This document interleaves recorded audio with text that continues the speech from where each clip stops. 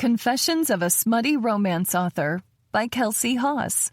Narrated by Allison Voller and Luke Welland. I love men. I love short facial hair, especially when it's artfully shaved and delightfully rough. And God, do I love a good dick. The soft skin, the ridges of veins, and how responsive they are to my touch. Men. They're great to look at, to write about, to talk to, sometimes. To fall in love with? Not so much. Mara Taylor. Chapter 1. Mara. Confession. I'm a romance writer, but I don't believe in love. I woke up to snoring. Not my own. The bed wasn't mine either. Hayden's arm rested over my middle, and I gently peeled it off of me, not disturbing his snoring even for a moment. I rolled out of the bed, landing on my knees, and peeked at him. The better half of his body covered in his mismatched bachelor sheets and blankets. He was good-looking, with his muscles visible, even in his relaxed state. And when I tell you he had a package that made up for the snoring... My phone vibrated from under my clothing, and I lifted up my dress from the night before to see a group call from my best friends, Bertie and Henrietta. "Hello?" I whispered. "Why are you whispering?" Bertie asked. "Do you have someone over?" "No, I'm leaving Hayden's." "Now?" Hen asked, stunned. "You have to get ready." I pulled the phone back, glancing at the time. "I have plenty of time. My girl at Sephora said she'd do my hair and makeup for the show." "Nice," Bertie said. "I take it Hayden won't be coming along to support you?" I slipped my dress over my head. Ha ha. I snagged my heels and tiptoed out of his room. As the snoring continued, I slipped on the heels and walked out the front door, locking the handle behind me. "So how are you feeling?" Henrietta asked. "Nervous?" "Not really." Warm summer wind wrapped around my body, lifting my hair and the edges of my dress. The sun was bright, and the whole world felt full of my energy. It feels like my whole life has been leading up to this moment. I could hear a smile in Henrietta's voice. "I love your confidence. I'm not so sure I'd be that brave on stage." "Well, I wouldn't be so brave working with a bunch of high schoolers or managing a bunch of crazy renters. We all have our talents." They laughed, and Bertie said, "True." "I wish I could be there," Henrietta said. "You're going to be amazing." "No big deal. You can always catch the replay online. They said they're streaming it live." I reached my pickup and opened the door to get in. The car salesman I bought it from had tried to sell me on something smaller and sleeker. "Perhaps something to fit car seats in later," he'd said. All I'd done was laugh. I loved sitting behind the wheel of my single-cab truck, feeling like I owned the road. Plus, between the bed and the long seat, I had plenty of room to do whatever and whomever I wanted. It easily fired up, and I asked Bertie, "How did Cohen feel about cutting the honeymoon short so you could make it back in time? You didn't have to do that, by the way." "Girl, please, we're going to be married forever. We'll have plenty of chances to take all-inclusive vacations in Cancun. My best friend only goes live on television to talk about her first movie deal once." "True," I admitted, driving down the now familiar roads of Brentwood, California, toward my favorite Sephora. I'd been so lucky to get this deal, and even luckier that the studio was already in talks for a sequel. I know it's crazy to say for someone who doesn't even have a GED, but I feel like I was made for this.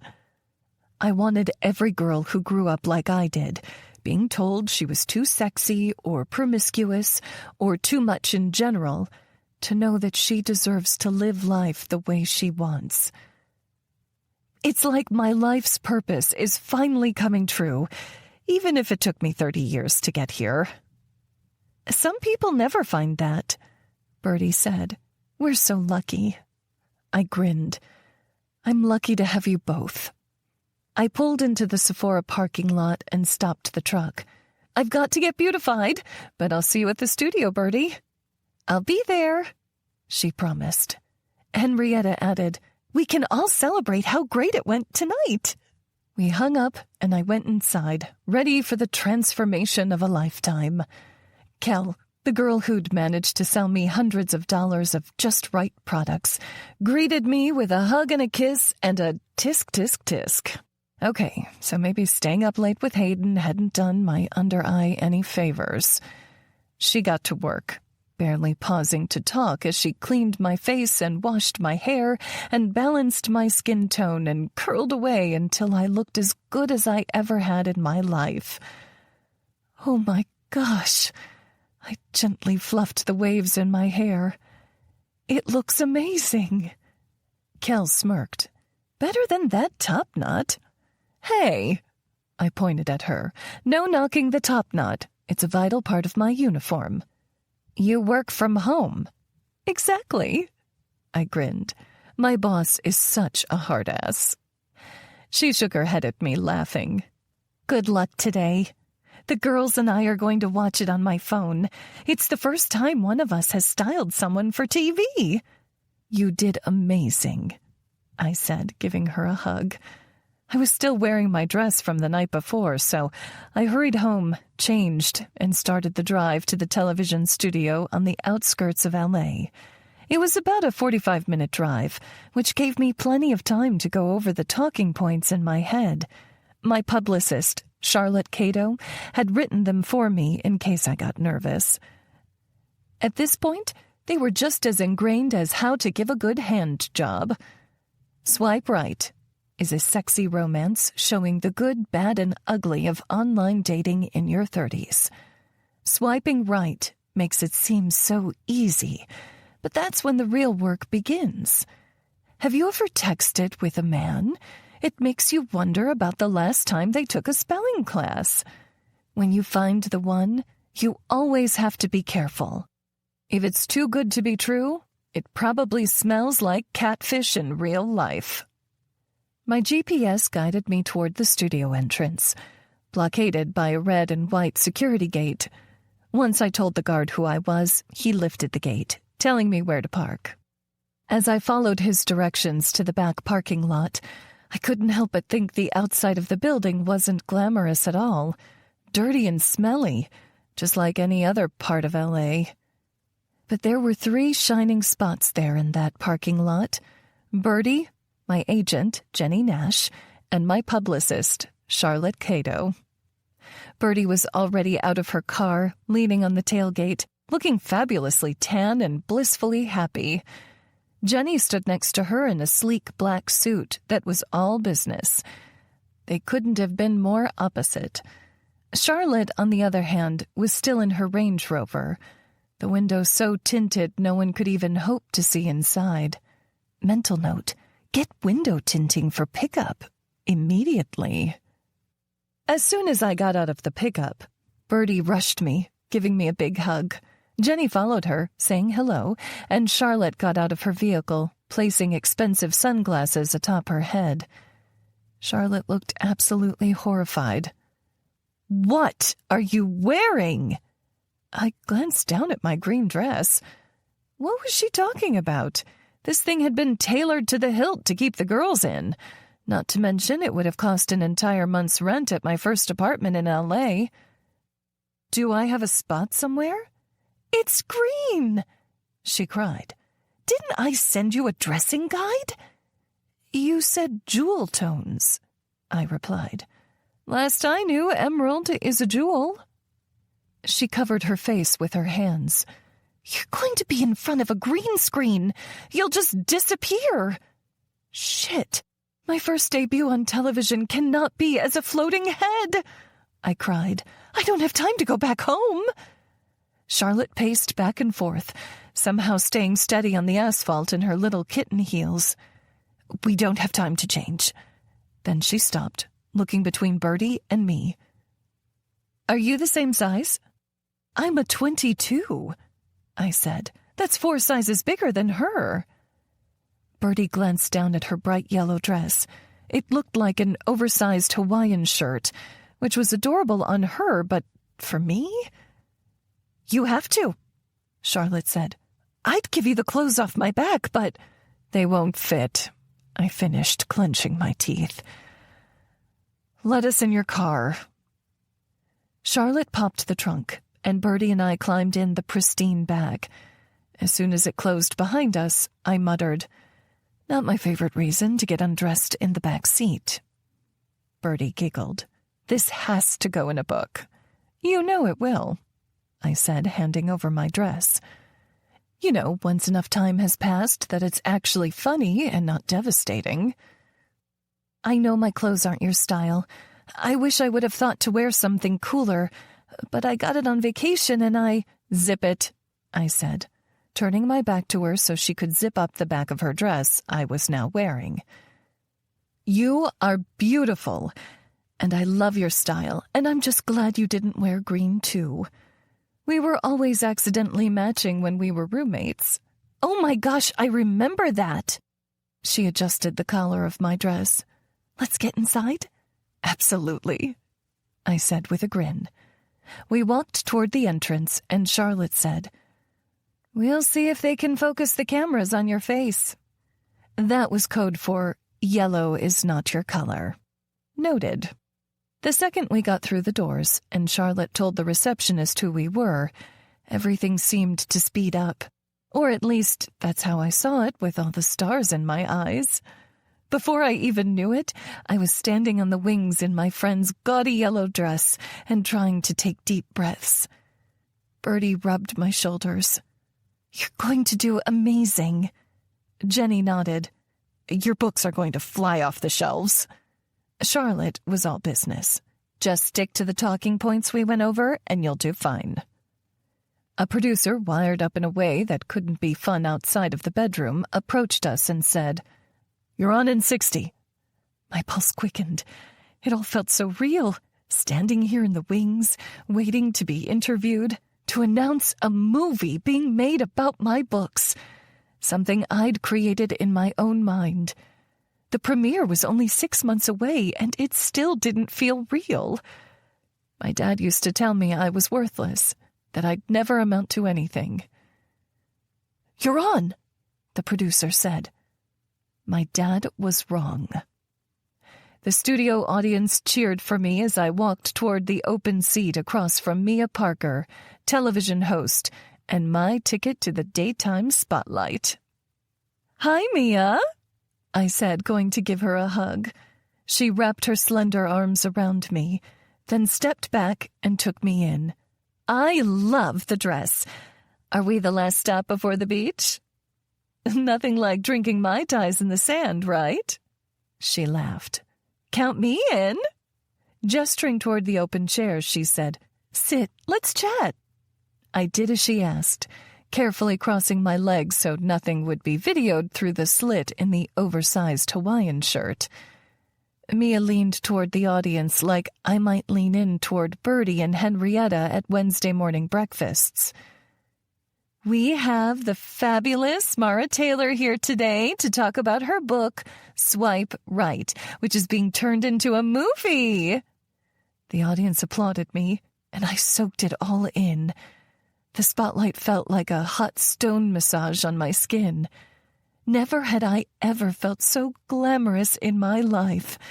And that included the girls' trip Bertie and I took to Tulum after my first 5-figure month as an author, where we had spa days and sat on the beach getting margaritas delivered every hour on the hour. "Tell us about the book, Mara," Mia said. I grinned into the camera, spouting a talking point I'd practiced on the way. Swipe Right is a sexy romance showing the good, bad, and ugly of online dating in your 30s. Lord help us. Mia said, doing the sign of the cross over her chest. Dating in your 30s is like a minefield, isn't it? I laughed. I haven't been 30 long, but so far there's been plenty to enjoy, if you know what I mean. Mia rocked back, clapping her hands together. So, that's what we can expect from your stories. Good sex and a happily ever after. And a few laughs in between, I added with a smile. How much of your fiction is inspired by your life? Mia asked. This was so fun, like talking to a friend, so I shared maybe a little more than I should have. The good sex part? Very similar. The happily ever afters? Not a chance. Mia's eyebrows rose. What? A romance writer who hasn't had her own happily ever after? My version of an HEA is walking out of a store with a pair of Jimmy Choos paid in full. The audience laughed, but Mia narrowed in. Now, Mara, how are we supposed to read about romance from a woman who doesn't believe in love? I didn't like that insinuation. That my fiction was somehow less valid because of my personal life. The book's fiction, Mia. It's not a memoir. But you must believe in love. I know you're single now, but hasn't there ever been anyone you could see yourself spending forever with? What I believe in, really believe in, is a woman's right to unapologetically chase after whatever she wants, whether it's sexual pleasure, or a career, or lifelong friendship. Love is a nice concept to think about and dream of, but the reality is it doesn't happen for everyone. Mia rocked back, then clapped her hands together and faced the audience. There you have it, folks. A romance author who doesn't believe in love cashing in on women's dreams. I'll see you after this commercial break.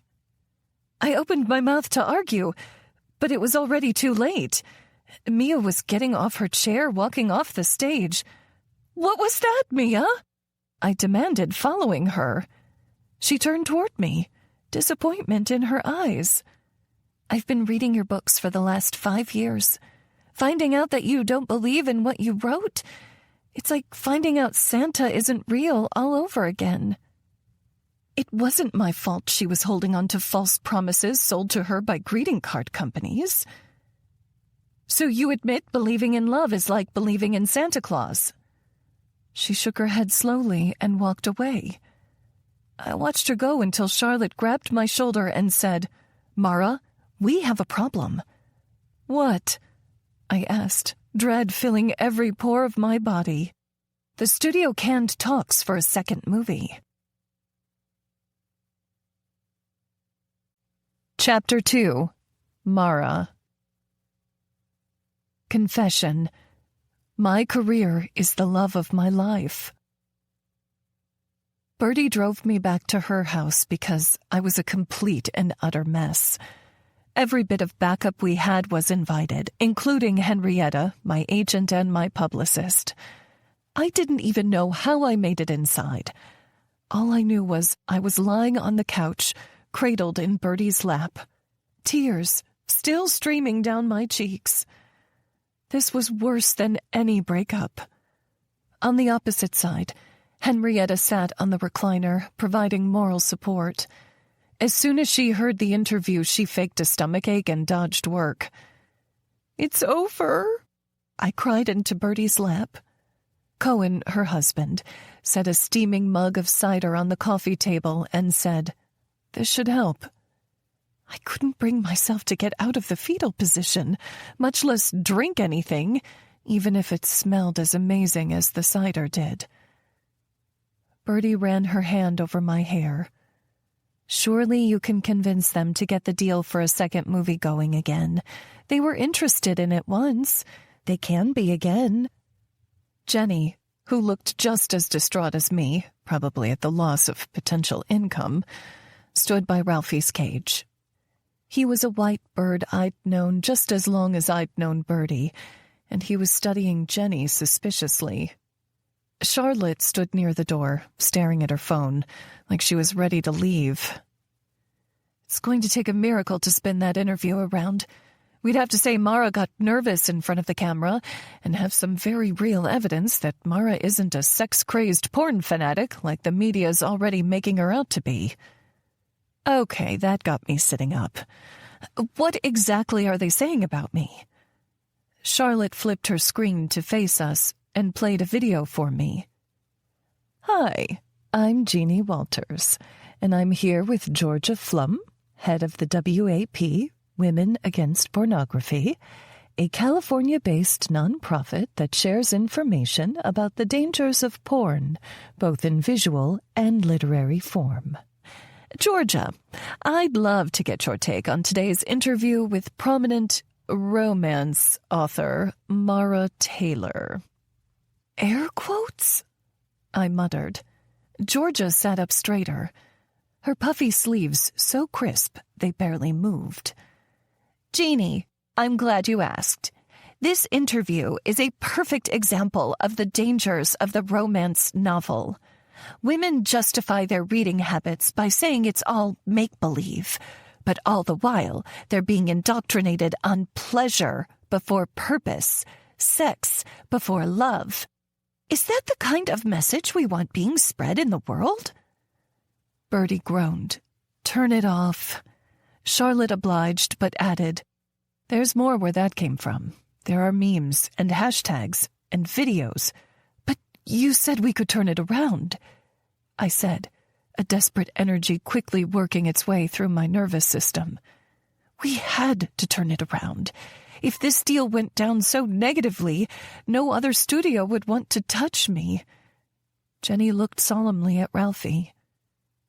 We'd have to prove that you were somehow in a serious relationship, and no one would buy that. Unless... Charlotte tapped her chin. We could say you were playing it cool on TV so he wouldn't think you were being too clingy. You would have to make a public appearance with him, whoever he is. And it couldn't be some rando either. It would have to be someone that your community could believe you've been dating in secret. And with your history as a...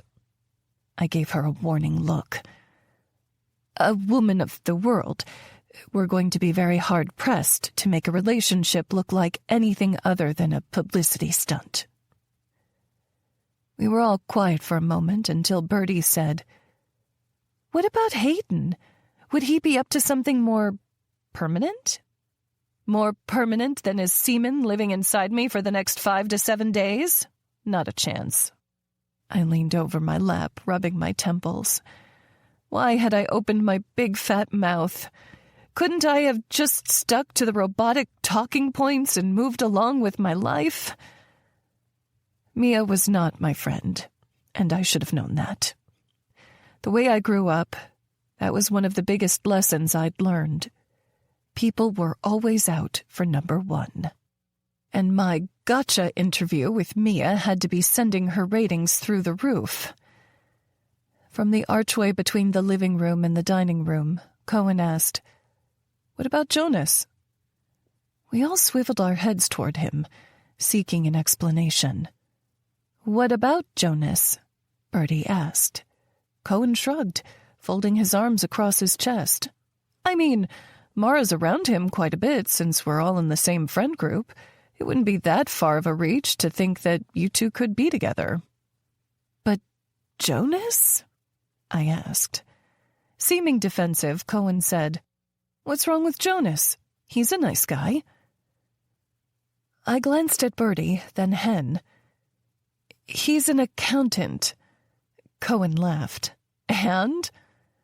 Who would buy that we were together? He's completely the opposite of my type. I bet he wears white socks with khakis. I bet he likes missionary position, and his favorite part of sex is cuddling. I bet he sleeps with a mouth guard in because he grinds his teeth. I bet he dreams about balance sheets. I bet he wakes up excited to go to the office and eats egg white omelets on wheat toast every day for breakfast. We get it, Cohen said. You think accountants are boring, but I don't see any other options here. Charlotte nodded.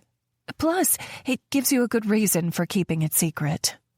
Henrietta set down her cup of cider and said, They make a good point. It would be super easy to fake a relationship with him, just until the movie premieres and the sequel gets rolling, so you wouldn't burn any bridges in Hollywood. Have they scheduled the premiere? 6 months from today, Charlotte answered, giving me a look. Half a year's a long time to fake a relationship with an accountant. Bertie nodded. And you wouldn't be able to see other guys during that time. 6 months without sex. That thought hadn't even struck me yet. But now that it was there, I'd do it if I had to, I decided out loud. I need to save my career. The wheels were clearly spinning in Jenny's head. I could call the studio owner. He's a bit of a hothead, but if he's had some time to cool down, maybe I could convince him this was just a little blip, and we'll do more practicing before the next interview, if there is one. Bertie put her hand on my leg. What do you think? It could be a good way to turn this around. Hen said, What's 6 months out of a lifetime of success? A little joie de vivre back in her features, Jenny said. I'll set a meeting with the studio owner in person. Bring him a box full of those chocolate-covered cherries he likes for God knows what reason. Wait, I said, making everyone turn and stare at me. What? Charlotte asked. This is the best-case scenario.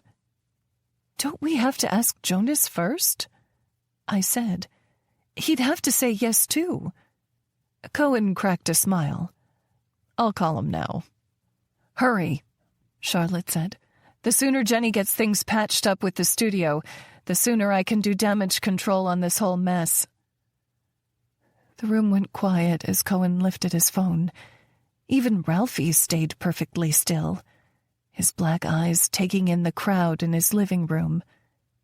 Put it on speaker, Bertie asked. Cohen obliged, and ringing emanated from his phone speaker. Hello, Jonas said. I cringed. Bertie hit my side and whispered, Beggars can't be choosers. True. Hey, Jonas, Cohen said. I'm in kind of a tight spot, and I was wondering if I could ask you a favor. Yeah, what's going on? Jonas asked. Bertie whispered, He really is a good guy. Cohen held his fingers to his lips and said, You know Mara, she got in a bit of trouble today and she's needing a boyfriend, a fake boyfriend, just to make appearances with her until her movie airs in 6 months. Cohen, don't make a decision yet. Go out to lunch with her, talk about the details. I'm sure there's a way you both can get some good out of the situation. Jonas was quiet for a long moment. It would be a real favor to me, Cohen said. The silence drew out until finally Jonas said, Just lunch. Great! She'll meet you at Waldo's diner. Say around 1? I nodded quickly. I'd take what I could get. Make it 1:30, Jonas replied. See you later. Cohen hung up and gave a hopeful shrug. That's good news, right? At least he'll meet with you about it. Now I have to convince an accountant to go out with me. Just when I thought I couldn't get any lower. I put my head in my hands and Bertie rubbed my back. He's going to love you, she said. Charlotte leveled her gaze at me. You better make sure he does, or your career's over before it even began. Chapter 3. Jonas. I didn't really have time to go to lunch, but for Cohen, I would. Mara was Bertie's friend, and from what I knew of her, my exact opposite. She was a writer, and she worked whatever hours she wanted whenever she wanted. She was always either drinking a cocktail or a coffee, and that was basically her two personalities, as far as I knew. But Cohen said she needed help, and for my friend, I'd at least hear the girl out. With tax season coming up soon, I had to make sure all my clients were caught up from the year before.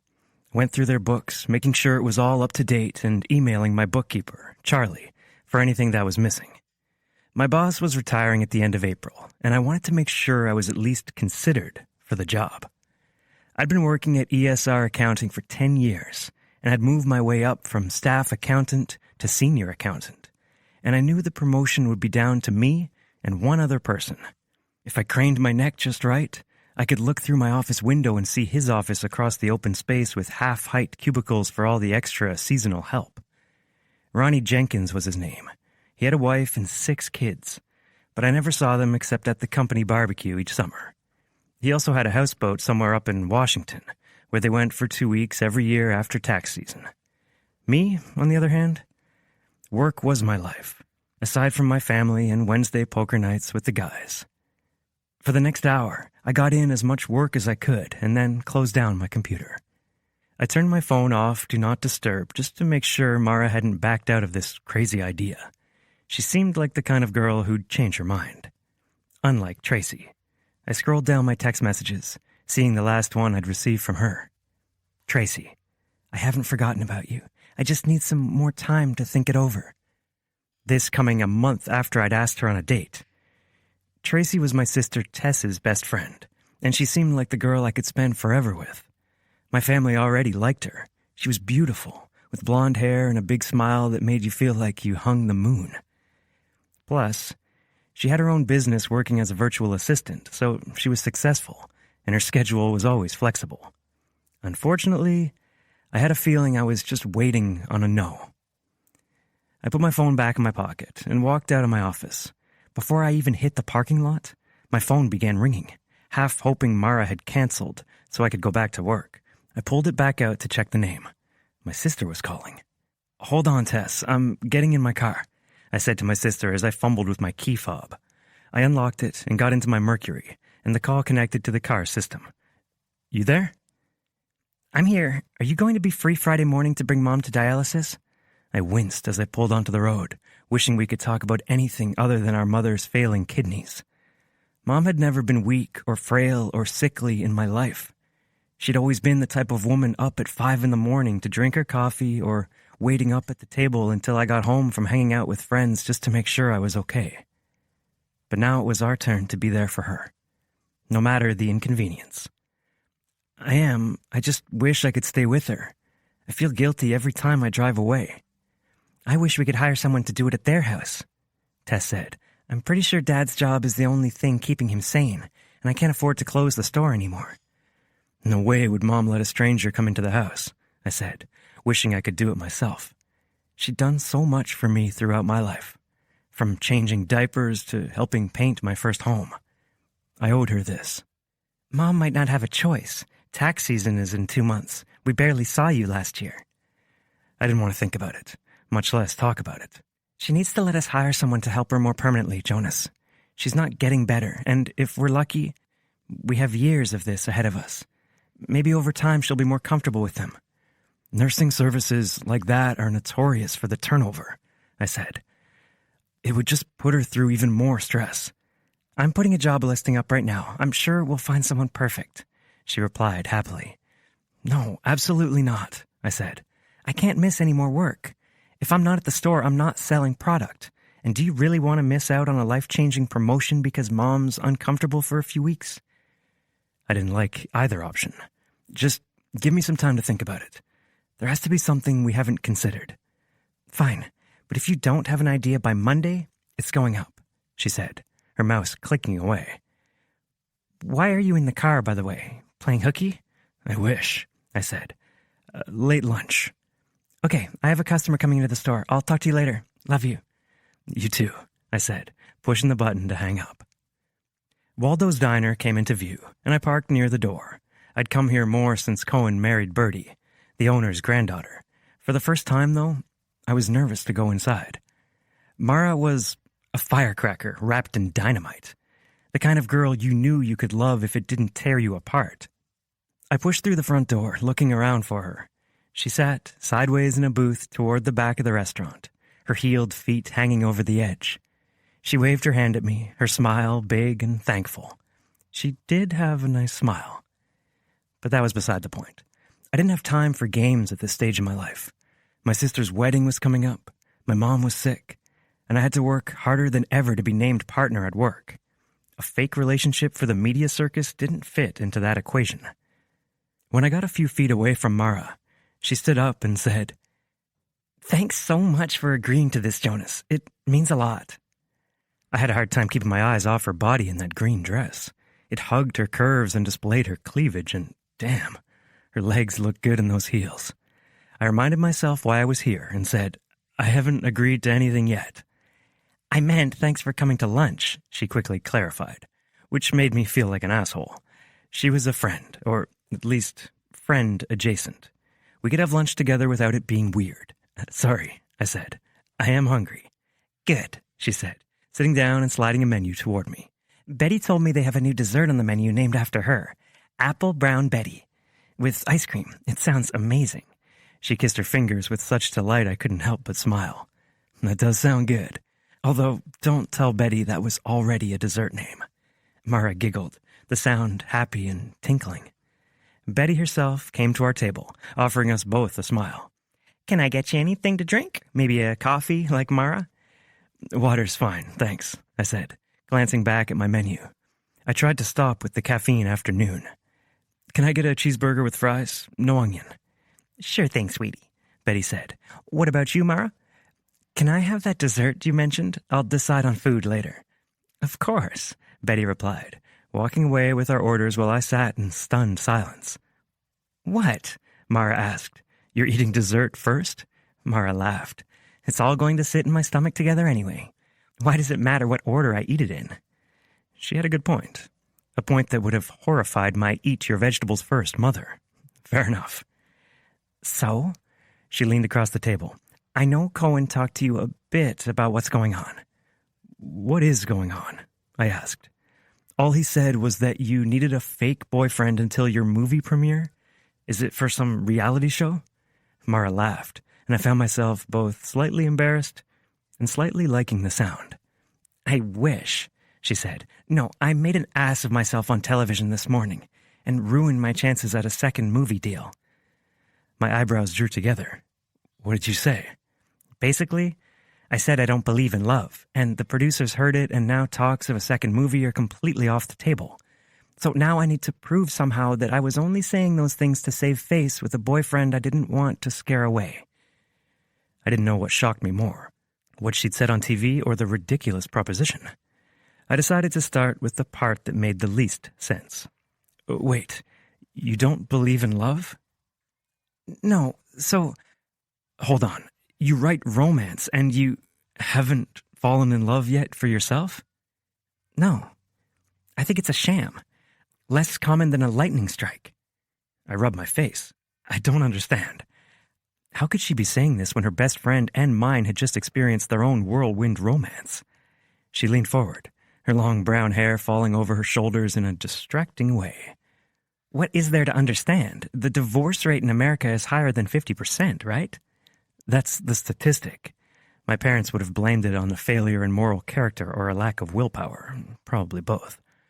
"And you acknowledge that sometimes marriage is advantageous for reasons other than love?"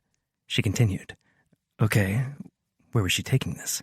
"So, some people stay together not because they love each other, but because they're benefiting in some way. Either in income, or status, or childcare, or..." "Okay, I get it," I said. "What's your point? That all marriages are a sham? Because I can't get behind that." She shrugged, sitting back in her seat. "If marriage fails 50% of the time, and plenty of people who stay together are miserable, it seems like an archaic, patriarchal, contractual obligation based on hormones, money, and a desire for disease-free sex. I'm not great at math, but that means the chance of a real, loving marriage that lasts till death do us part is pretty slim." If Betty had brought my water out any earlier, I would have been sputtering it all over the table. "Tell me again why you write romance novels?" "There's more than one kind of happily ever after," she replied with a wink. Betty brought my water, and I thanked her before taking a cautious sip. After I had safely swallowed, I said, "You're talking about sex?" "I'm talking about sex, yes, and a woman finding herself, finding friendships, finding pleasure, creating the kind of life she deserves. Of course, that can be with a partner, if she chooses, and I suppose part of me loves romance because it's the ultimate dig. Dig? At who? At men who think they should give a woman anything less than what she deserves. I sat back, laughing. A literal romance writer had taken something I'd been working toward my whole life and simplified it to a societal construct, and a bad one at that. And hell, half of me believed her. If only it weren't so ironic. "What's so funny?" she asked. I shook my head.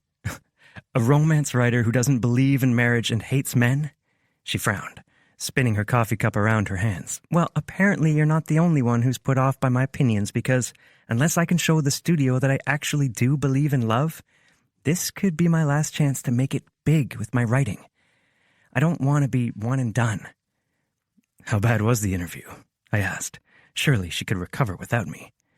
Pressing her lips together, she got out her phone, pressed play, and slid it across the table. I watched in horrifying detail as she confessed her feelings on national TV. "And there's more where that came from," she said. "Everyone's talking about it." "Can't you just say it was a misspeak?" I asked, knowing already that was impossible. Mara had been pretty blunt about her beliefs. "I know it's a lot to ask, but it would just be until the movie comes out in 6 months. So it doesn't look like I'm with you just to sign the deal for the sequel. Then you'd be in the clear." "I don't know, Mara," I said, shaking my head slowly.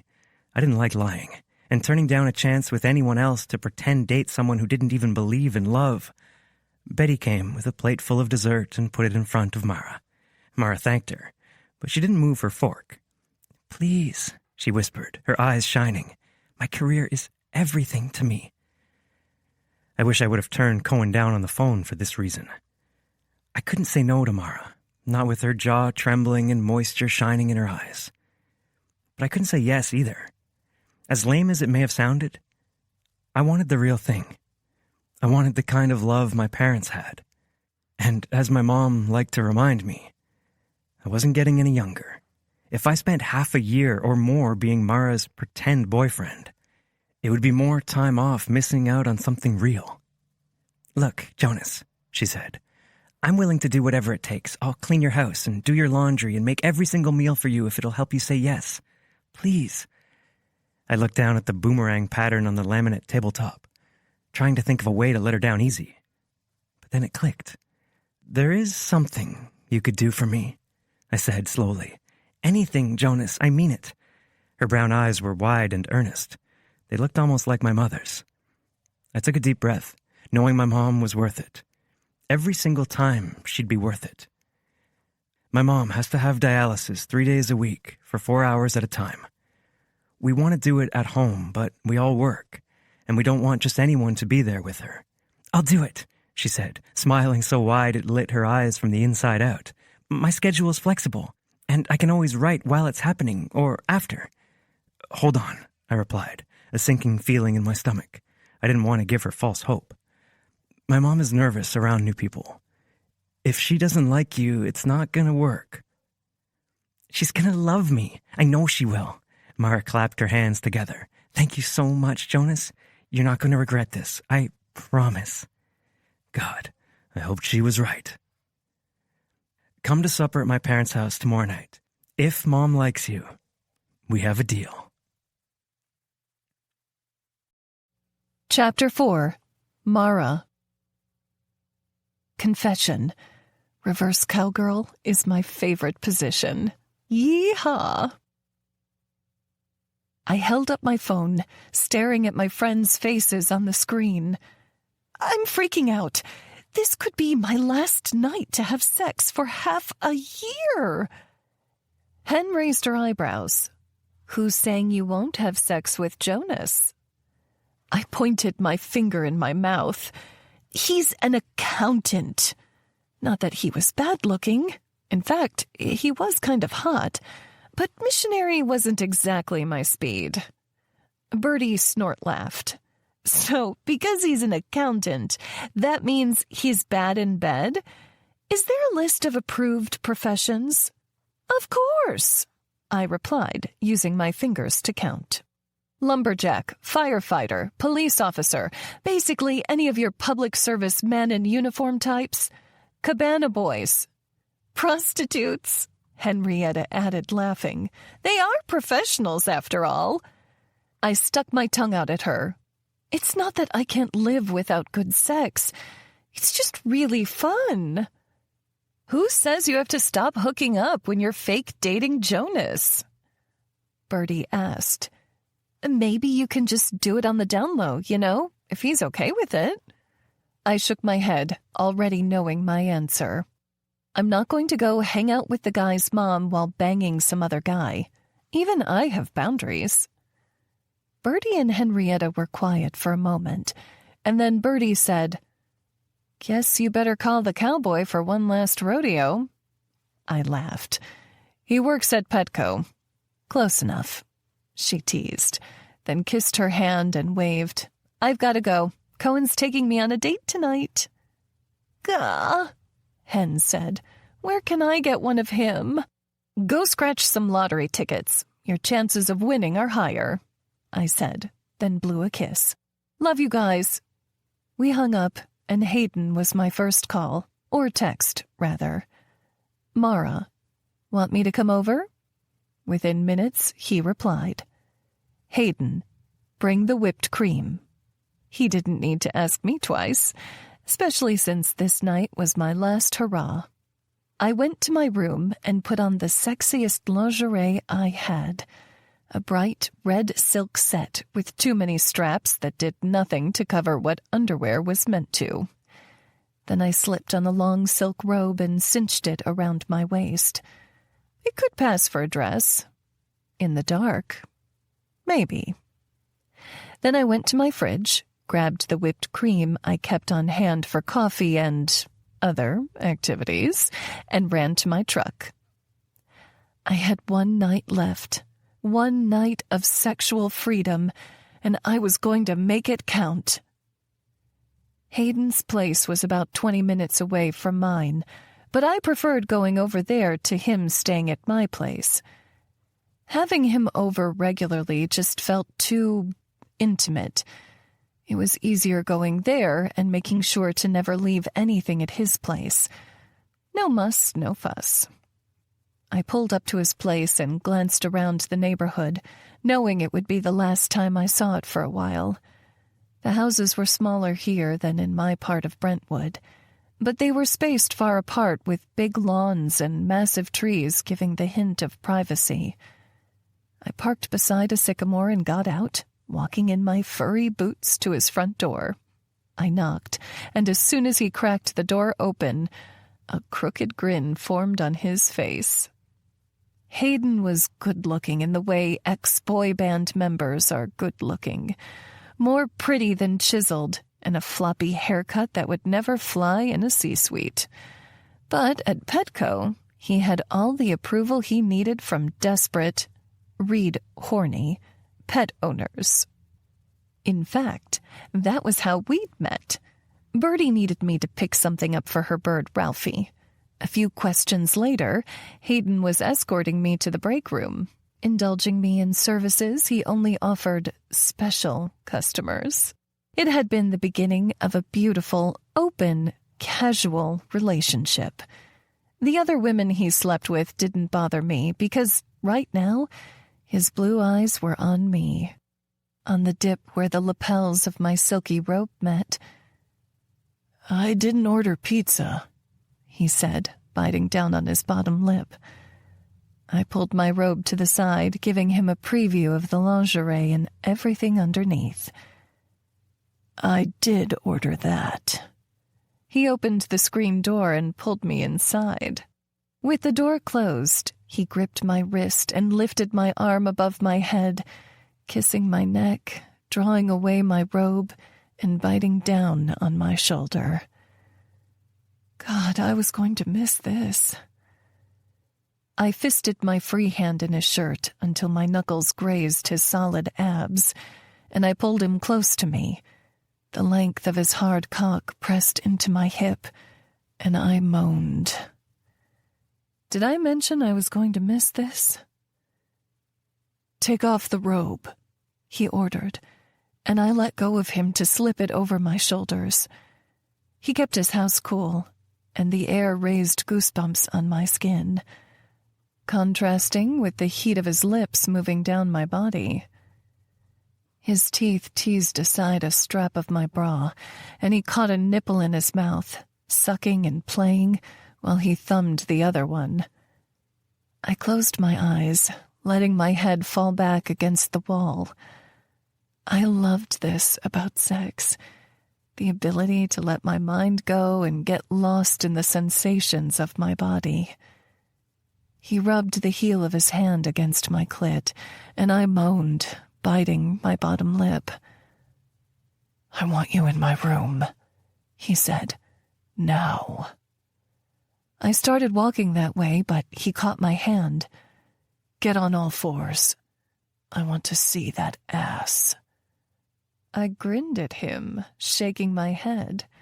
"You're a fucking freak." His eyes darkened. Hands and knees.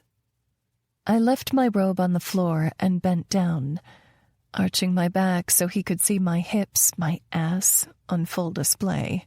Glancing over my shoulder, I asked, "Like this?" His eyes were hazy as he nodded.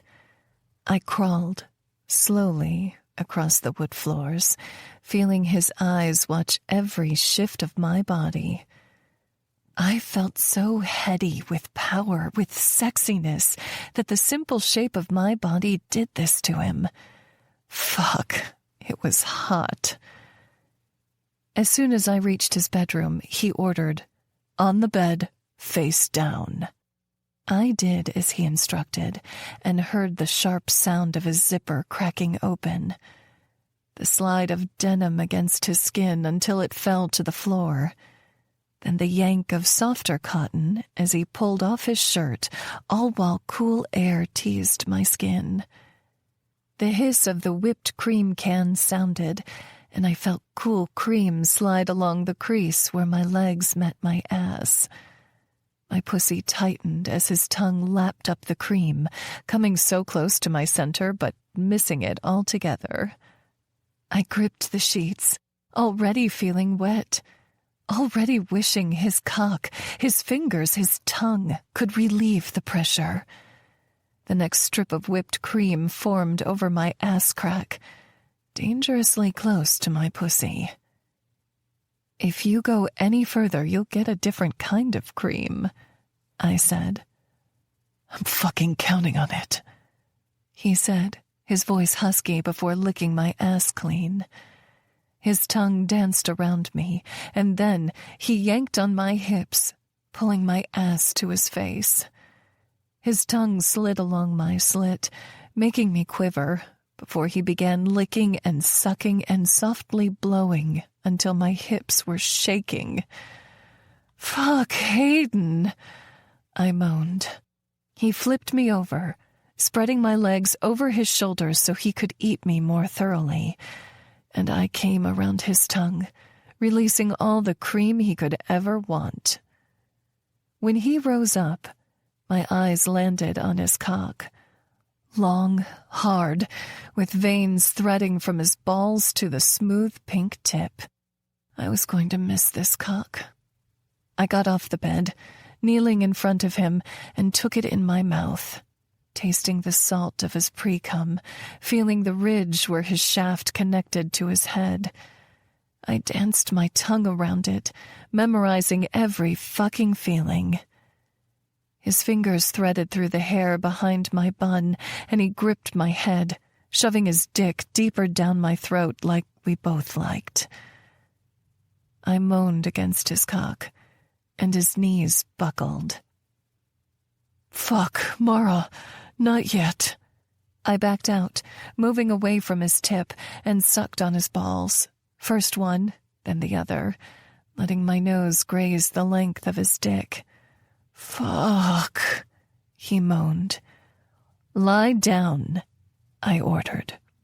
He followed my command, and I found the whipped cream can discarded on the floor, I put some whipped cream on the tip of my tongue before lifting his heavy sack and pressing the nozzle to lay a strip of cream along his seam.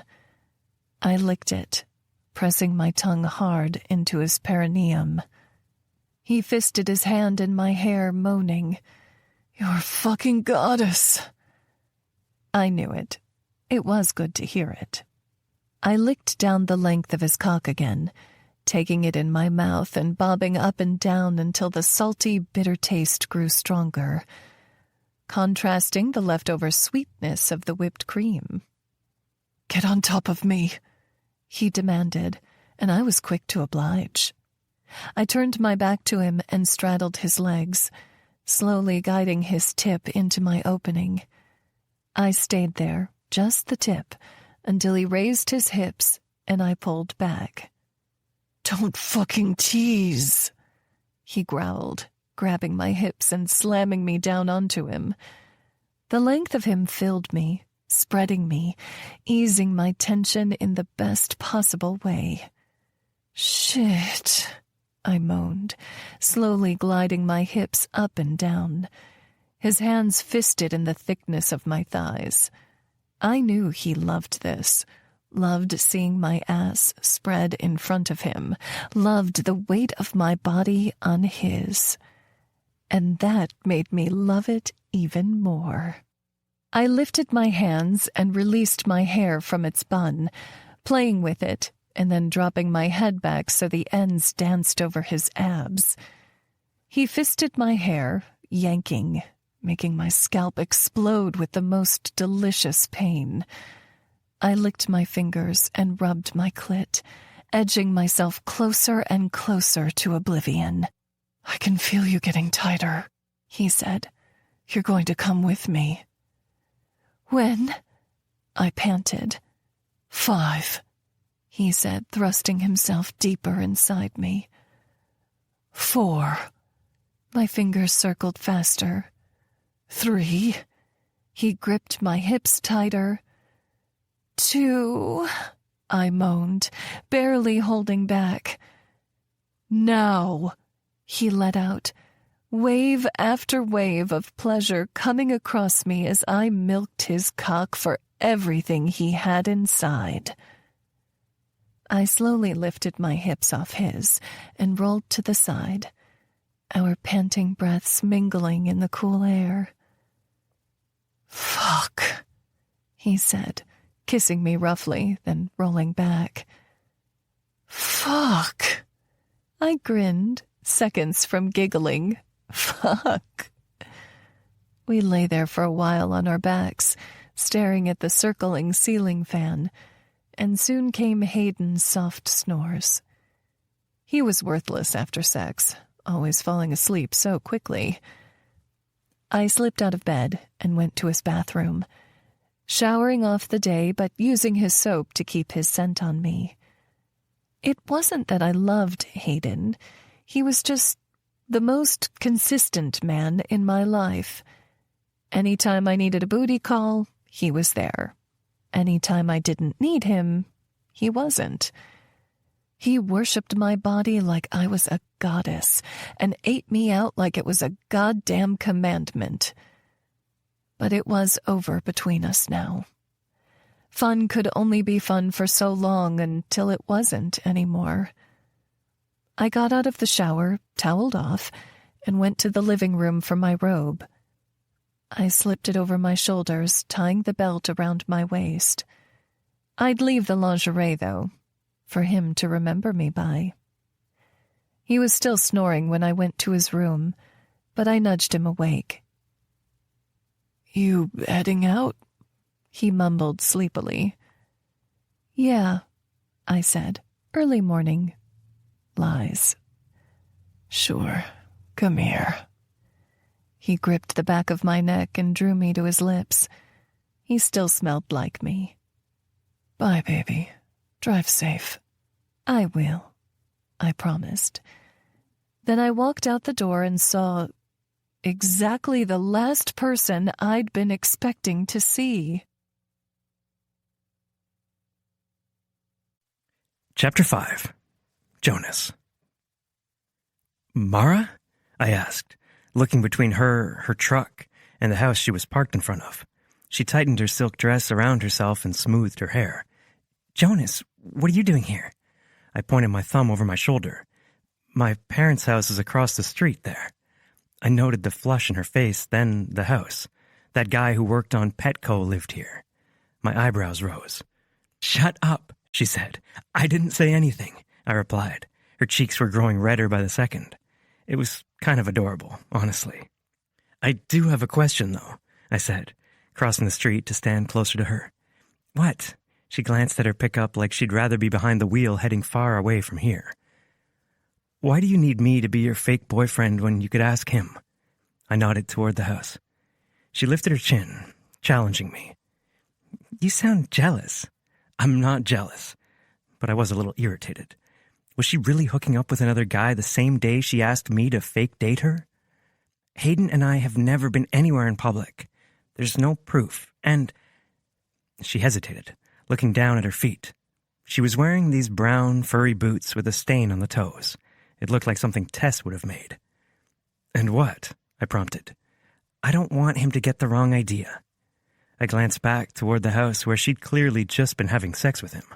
What wrong idea? That our relationship is anything more than physical. I don't do long-term commitments. I shook my head, as if that would help me understand. This woman was a fucking unicorn. I could think of so many guys who would have loved that arrangement, but I couldn't help thinking of the one she made between her and me. And our relationship? Mutually beneficial. All the best ones are. She glanced across the street from where I came. Do you live in this neighborhood, or were you having a last hurrah, too? No, I said. My parents do. I glanced back at the house directly across the street with a limestone rock out front that had Moore etched into the stone. Your last name is Moore? She asked. I scrubbed my face. Oh my gosh. This really was a bad idea. What? What? We've been friends for a year now and you don't know my last name? I mean, we're not exactly friends. I stared at her. Your name is Mara Taylor. You write romance for adult women. You live in a bungalow in Brentwood, less than 10 minutes from the beach because your favorite place to be is the water. You drink coffee all hours of the day, unless you're at a bar where you order mojitos or, on rare occasion, a dirty martini. You don't have any pets, but your favorite animal is a giraffe. Oh, and you eat dessert before regular food when the mood strikes. Does that about cover it? Her mouth gaped open and closed. What? How did you know that? Because I pay attention when you speak. I let out a breath. Why was she making me so crazy already? We've been in the same friend group for 2 years. And what do you know about me? She opened her mouth. Other than the fact I'm an accountant. She closed her mouth. I'm sorry, I'm not used to people staying in my life. The way she said it, the way she wouldn't quite meet my eyes, it made my chest ache. But I had more important things to worry about, especially now that I knew she'd been fucking my parents' neighbor. You know my parents have seen your truck in front of Hayden's house before. And? She asked. And? They might wonder why their son's theoretically serious girlfriend is at some other guy's house all the time. Shit, she mumbled. Shit, what am I supposed to do? I can't exactly get rid of my truck. You're gonna have to get to my parents' house somehow. If Mom agrees, and you can't bring that truck. She looked longingly at her pickup. Bertha's the first brand new vehicle I ever bought. I would have had a little more sympathy if I wasn't currently standing outside her booty call's house. There'll be more brand new vehicles if you get another movie deal. I knew I'd won the second that realization crossed her face. With that, I turned to walk back toward my car parked across the street. See you tomorrow for supper, I called over my shoulder. I hate you, she called back, but thank you, she added. I couldn't help but smile despite the feeling in my gut that this was a terrible, terrible idea. Chapter 6. Mara. Confession. Family isn't my thing. Henrietta took off work to go car shopping with me. I couldn't bring myself to get rid of Bertha, but I did have it in my budget for a payment on a decent used car. Bertie offered to ask Cohen to come along so we wouldn't get stiffed, but I had dealt with so many bullshitters over the years that used car salesmen were nothing new. We went to the lot near my house and parked up front. Pretty soon, a guy, maybe 5 years younger than us, walked up. My eyes immediately traveled to the tattoo of a phoenix decorating his muscular forearm. "Hi, ladies," he said, his voice as smooth as honey. "Looking for something particular today?" I nodded, drawing my eyes away from his muscles and back to his honey-brown eyes. "I want a 4-door sedan, less than 50,000 miles, and newer than 5 years old. Nissan's my preference, but I like Hyundai too." He nodded, his lips curling into a sultry smile. "I like a girl who knows what she wants. Let me go see what we have. You two can come in and grab some coffee while you wait."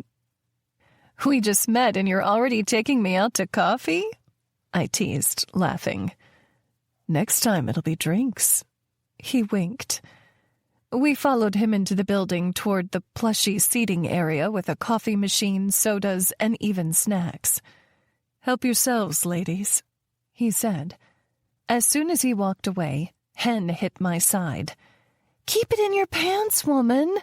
I bit my lip. "I can't help it." "Well, give some of that mojo to me," she said. I frowned. "Did that guy from the coffee shop not call you back?" "Nope." She grabbed a foam cup and pressed the button to dispense coffee. "I don't know what happened. I gave him my card, and he said he'd call me sometime. It's been a week, and nothing." "Ugh," I groaned. "That's the worst."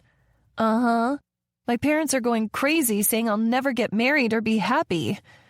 I wouldn't be surprised if they put up a countdown. Days left until Henrietta's eggs go bad." I snorted. "You could just tell them you don't need to worry about an expensive wedding or an even pricier divorce." "I'd rather get the divorce," she said. "Then at least they'd be off my back for a little while." I laughed, taking a sip of my coffee. I couldn't relate to Henrietta, but I felt for her. My mom had left when I was young, and I'd run away from home at 16, so I didn't exactly have blood relatives invested in me and my well-being. She and Bertie were as close as it got. "Great news," the haughty salesman said, coming back and jingling a few keys. "We have some good options to test drive."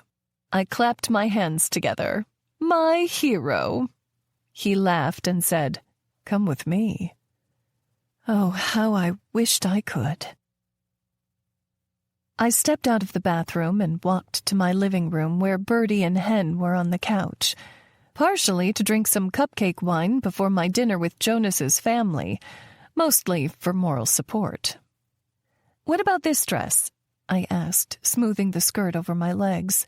"Does it scream, 'Let me clean your blood'?" Hen snorted, spitting her wine back in her glass.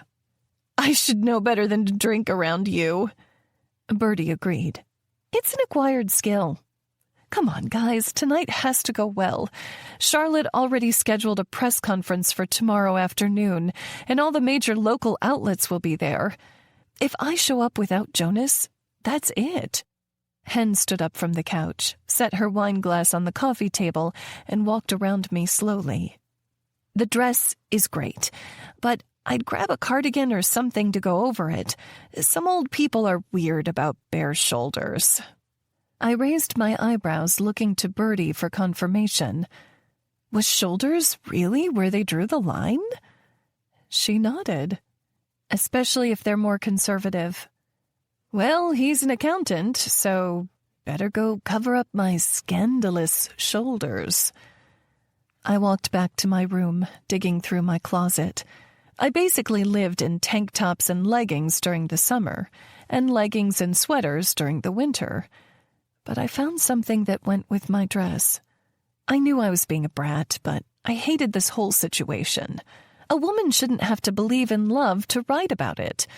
After all, men wrote about aliens shooting each other, and we all knew that wasn't real. I put the cardigan over my shoulders and walked back out to the living room. Bertie covered her chest with her hands and said, If my son wasn't gay and 17, I'd marry him off to you. I laughed out loud. Gee, thanks, Bird.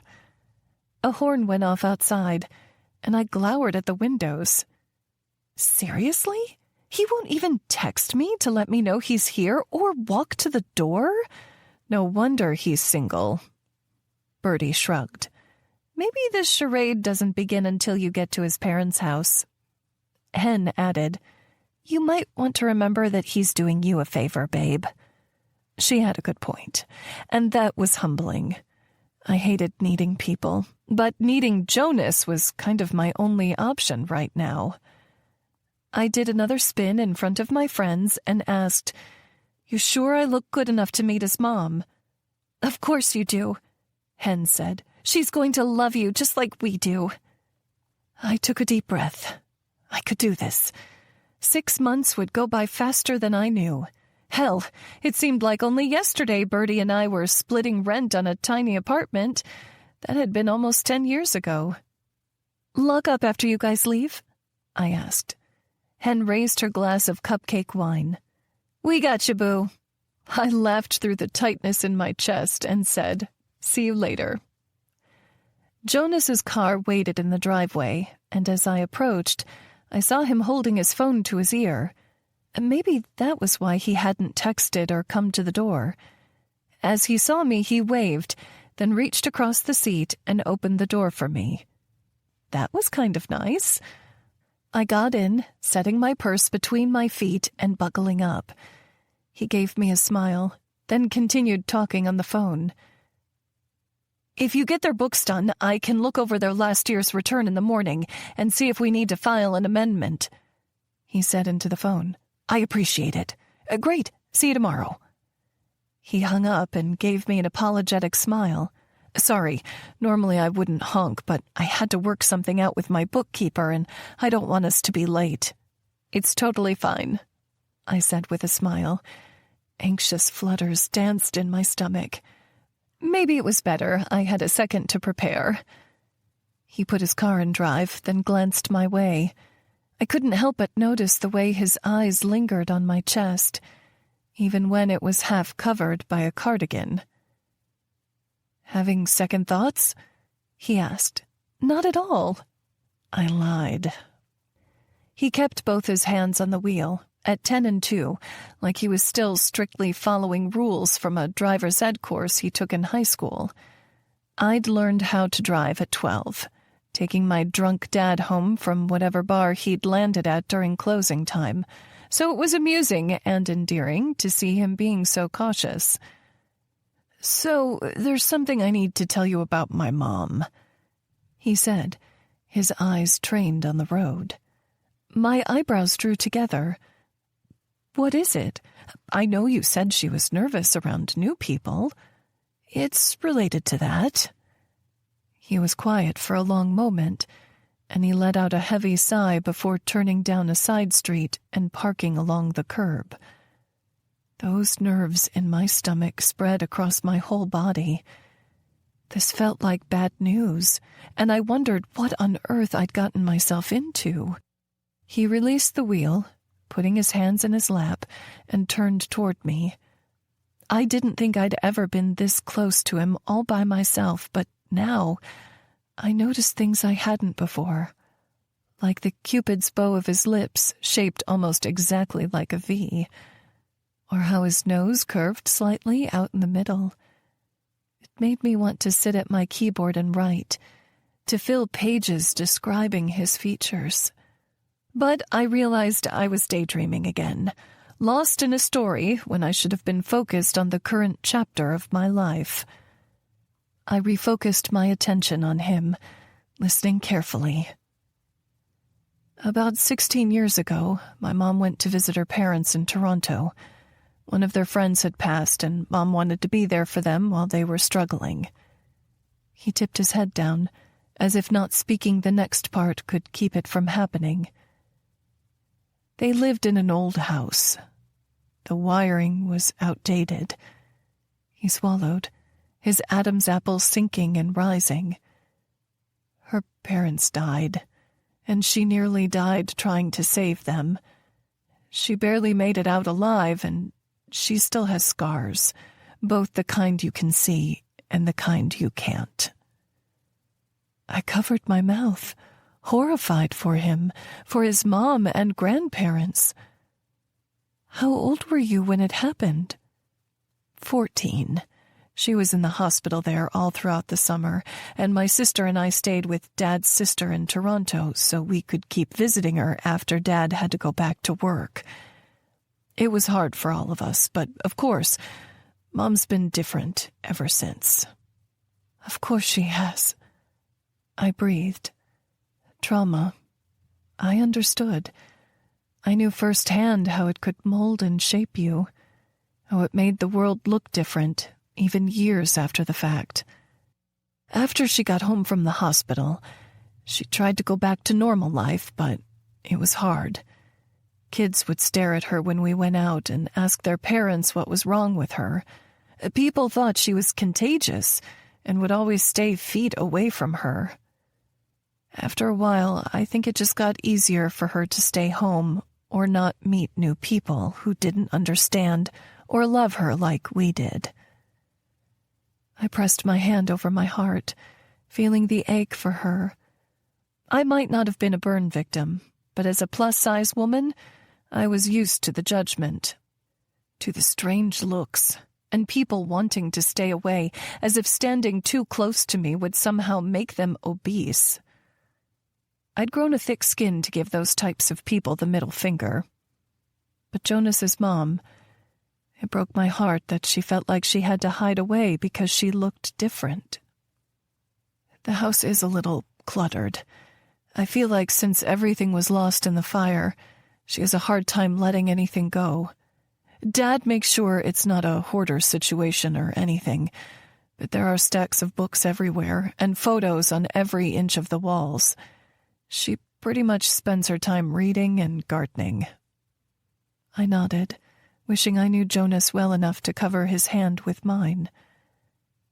I'm sorry that happened, and thank you for letting me know. She's excited to meet you, he said quickly. He shook his head with a pained smile.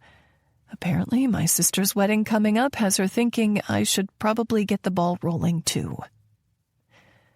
I smiled slightly, trying to hide my painful envy at this whole life he had. A mom who loved him despite her demons, a dad who stuck with her, a sister looking forward to her happily ever after.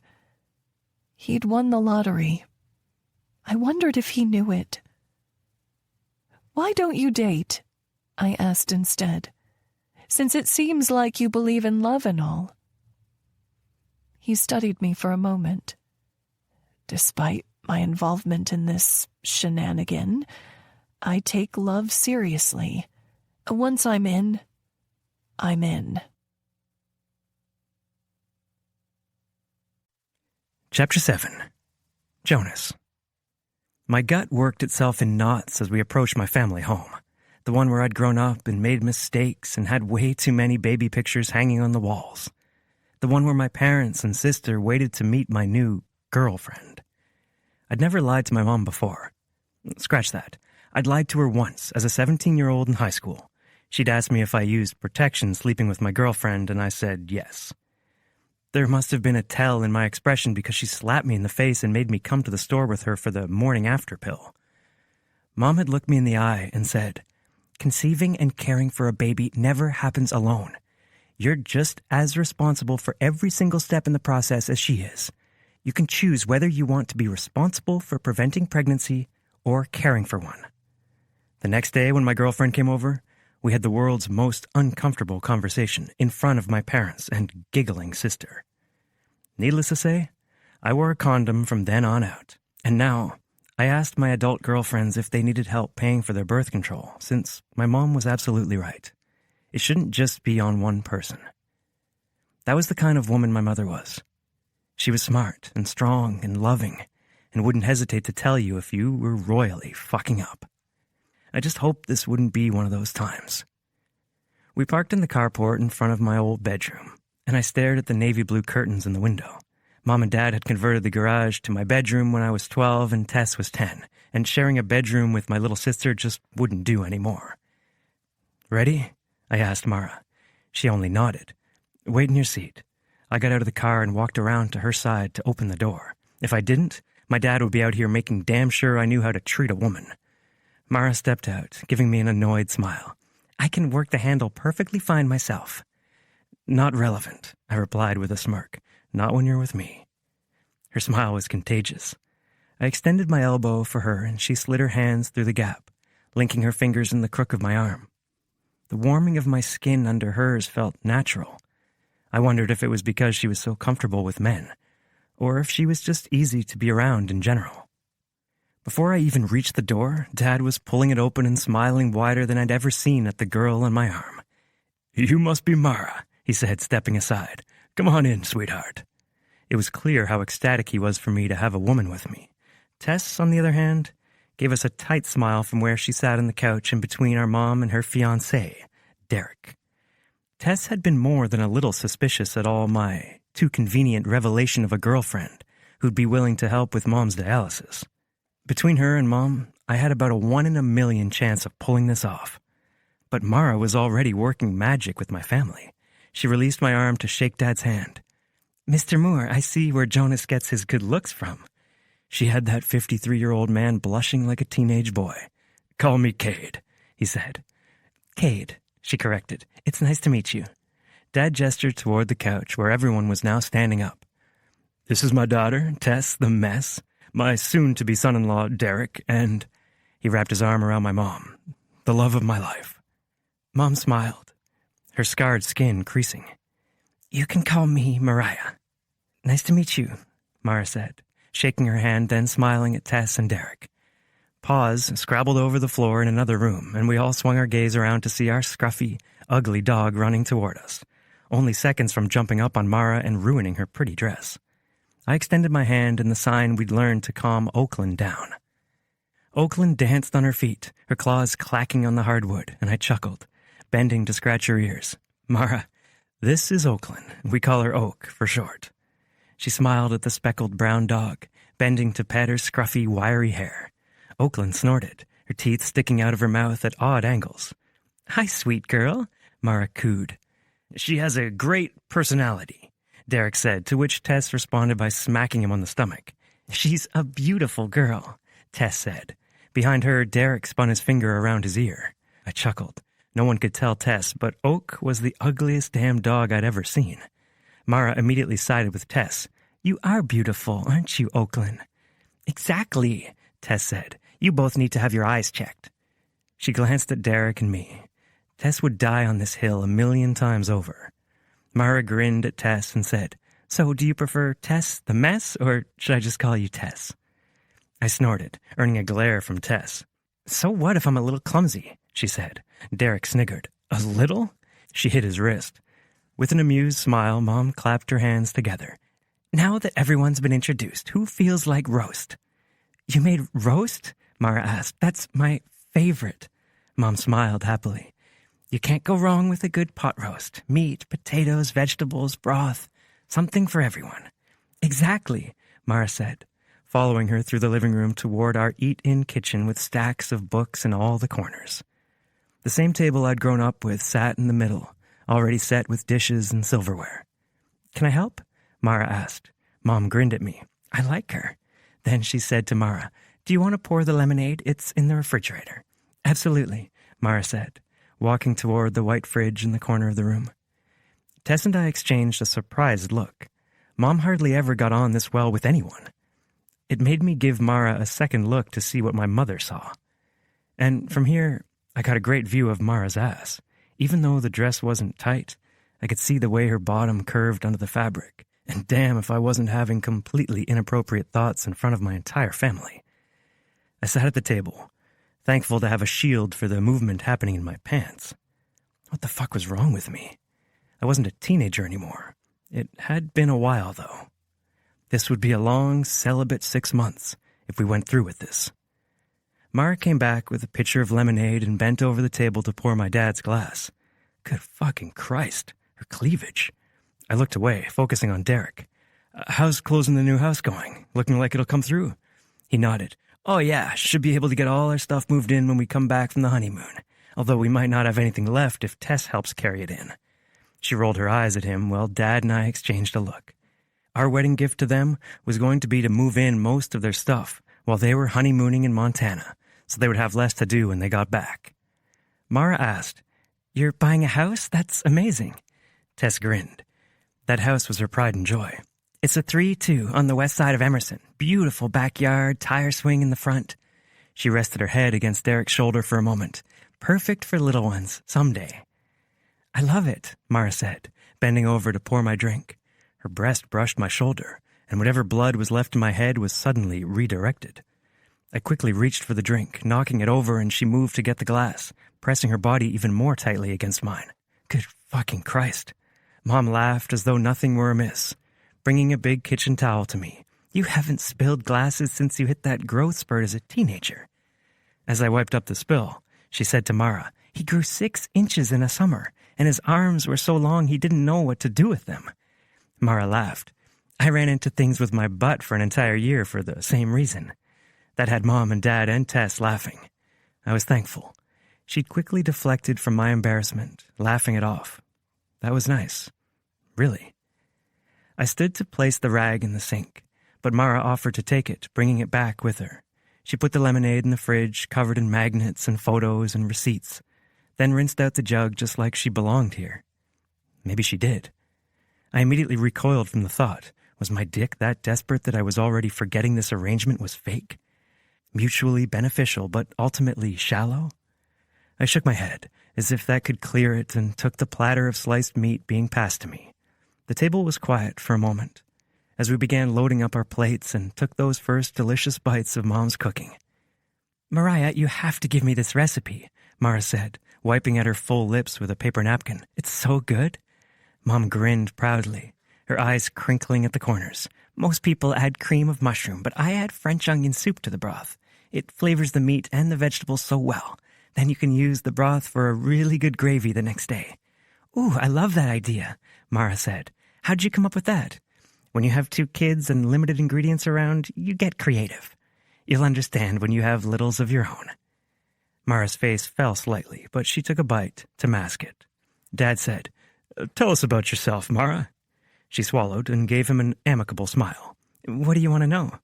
Dad shrugged. "Where do you come from? Any siblings? What do you do for a living?" Mara glanced down at the table, her brown eyes hidden by a thick fringe of lashes. "My family's from a small town outside of L.A., but we don't really keep in touch anymore." Dad frowned. "Oh, I'm sorry." "It's for the best, really," Mara said, flashing him a reassuring smile. "And I'm a romance author." My mom's mouth fell open. "No way. What's your last name?" "Taylor," Mara said. Mom's face split into a grin, and she pushed up from the table, hurrying to one of the stacks of books in the living room. She pulled off the top 10 or so, then grabbed a paperback that had been very well loved. "Swipe Right by Mara Taylor," Mom said, grabbing a pen from the coffee table. "You have to sign it for me." Mara smiled, her cheeks filling with color. "I can't believe you have one of my books." "I loved it," Mom said. "I'm so excited it's being made into a movie. Jonas, you didn't tell us you were dating someone famous." I shrugged. I like to keep her humble. Mara rolled her eyes at me, taking the pen and book and signing it on her lap. "Here you go." Mom held it to her chest. "My new favorite copy." She walked to the living room and set it atop the mantel, covering our latest family photo. Tess said, "I see how I rank." "Hush," Mom said, laughing. "Tell us, where do you get ideas for your books?" Mara smirked. "Be careful what you say. Everything is fodder for fiction." She laughed, and it was contagious, making everyone around the table crack a smile of their own. "If you want stories," Mom said, pointing a fork at me, "I have plenty about Jonas in his young and wild days." "That's hardly necessary," I grunted. The last thing I needed was to relive my stupid teenage years. No need to write about the young and dumb. Mara laughed. "I have plenty of material of my own to go off of in that category." We ate the rest of the meal, and then Mom got out her classic chocolate pudding dessert. It had a graham cracker layer on the bottom, chocolate pudding, a layer of crunched walnuts, then whipped cream and chocolate shavings on top. Before the fire, we used to go to a lot of potlucks, and everyone always requested the dessert from Mom. It was her specialty.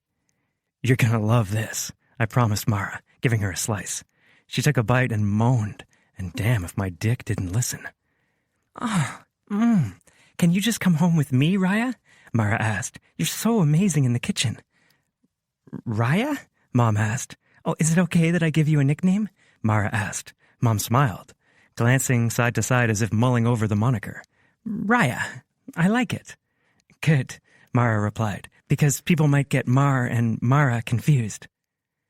They bantered back and forth until it was time to wash the dishes, and Mara insisted she help. She and Mom stood at the sink, washing and drying as if they'd been doing it for years. Mara must have really cared about her career to be trying this hard with my family. I tried not to think what it would do to Mom and Dad when we broke up. Dad pulled me aside in the living room, saying quietly, She's a good one, Jonas. I like her. Tess nodded. Me too. Why'd you keep her secret for so long? If it's because of her size, I'll... My God, Tess, I said. She's hot as hell. Why would I keep her hidden away? Tess flushed, and I shook my head, saying, I'm just glad Mom likes her. Me too, Tess whispered. When are we going to tell Mom about the dialysis? Surely she'd be happy to have Mara around. Dialysis? Dad said. I'm going to ask her tomorrow morning on the way to the appointment, if she'll be okay with Mara doing it here at the house, I said. Dad was being oddly quiet, so I turned to him and said, You think that's okay, right? I thought he would be overjoyed. He was still quiet. Dad? Tess admonished. You can keep a secret for one night, can't you?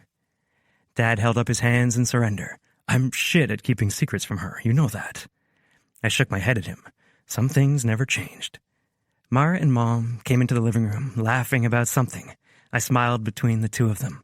The woman I looked up to and the woman who was quickly stealing my heart. Ready to go? I asked Mara. She nodded, coming and looping her arm through mine. It was great to meet you all. I'm so thankful you had me over. Come back any time, Mom said. I've never had someone so complimentary of my cooking. Dad chuckled. We're all used to the greatness. Uh-huh, Mom said. She came and gave both of us a hug. See you in the morning, sweetie. See you, I said. Then Mara and I walked out the door toward my car.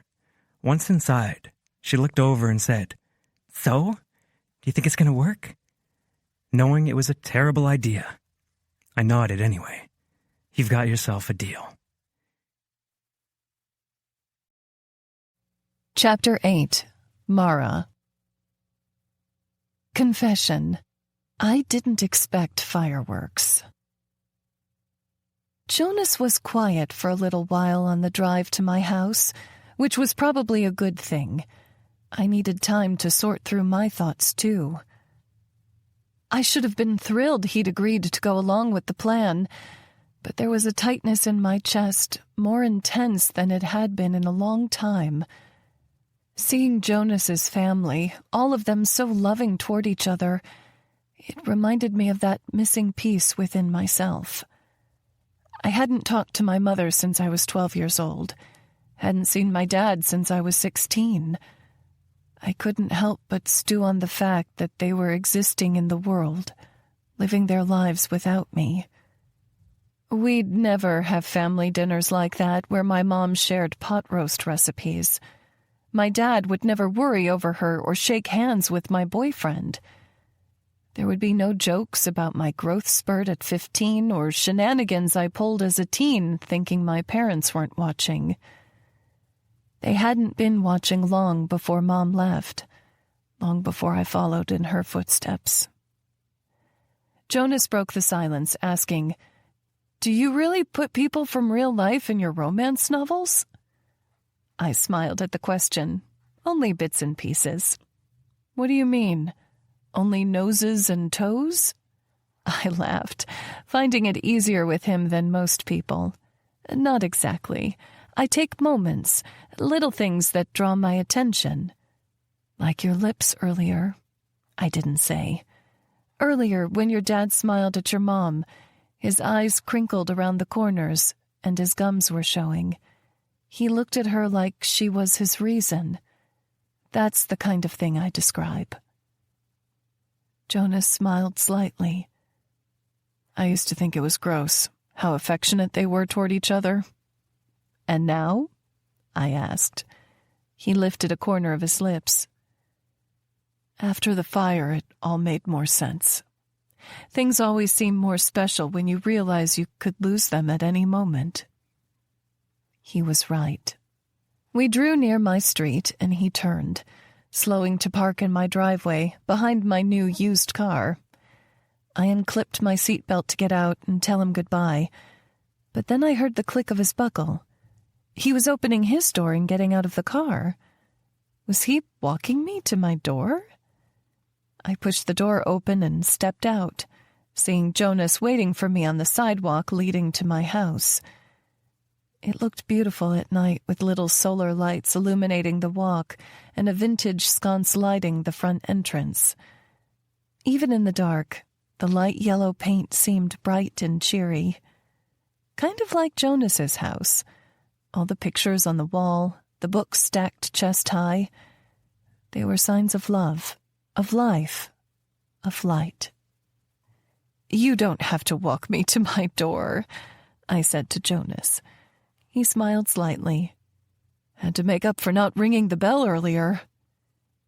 He paused on the elevated concrete pad of my front porch. "And I wanted to say thank you. Mom really loved you." Something in my heart twisted painfully. Like, how could this complete stranger come to like me when my own mother had been so eager to leave? "I liked her too," I admitted. "She's sweet, but—" Jonas seemed concerned. "But what?" "I feel a little guilty lying to her about us. More than I ever thought I would." His frown deepened, only emphasized by the shadows outside. Life is full of shades of gray. Our decision doesn't have to be all good for it to be the right thing in the moment. He made a good point. "You think it will help her to be able to do dialysis at home? You have no idea. She gets so tense every time we have to walk into that building. And Dad's been feeling so guilty he can't afford to stay home and do it with her before he can retire next year. You're really helping us out, Mara." That thought brought a smile to my lips. "I'm glad to do it, really. Thanks." He hooked his thumbs in his pockets.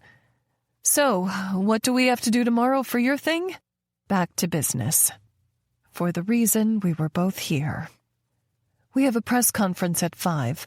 I'll be sending my publicist photos of us from Birdie and Cohen's wedding, things like that, to prove we've been together. But we'll have to act familiar with each other at the press conference." "What do you mean?" he asked, seeming skeptical. "Charlotte said some hand-holding, maybe a kiss or two should do it." I was almost worried about telling him, afraid of how he'd react, but Jonas didn't balk at all. "Do you think we should practice?" he asked. I laughed. "Practice holding hands? Or kissing?" he said, not a hint of humor or flirtation on his face, which, I supposed, I should have expected from an accountant. "I don't want to get there and mess it up for you, or my mom." That twisting sensation in my heart was back. He was willing to do anything for her, even kiss a person he clearly had no interest in at all. "Kissing is easy," I said. "Just press your lips together for a moment, and there you go." "I don't think so," Jonas said, his brown eyes even darker at night. "They're going to be scrutinizing you, looking for any hint that you're putting on an act." My eyes instantly traveled to his lips. I was going to kiss an accountant. "Are you sure?"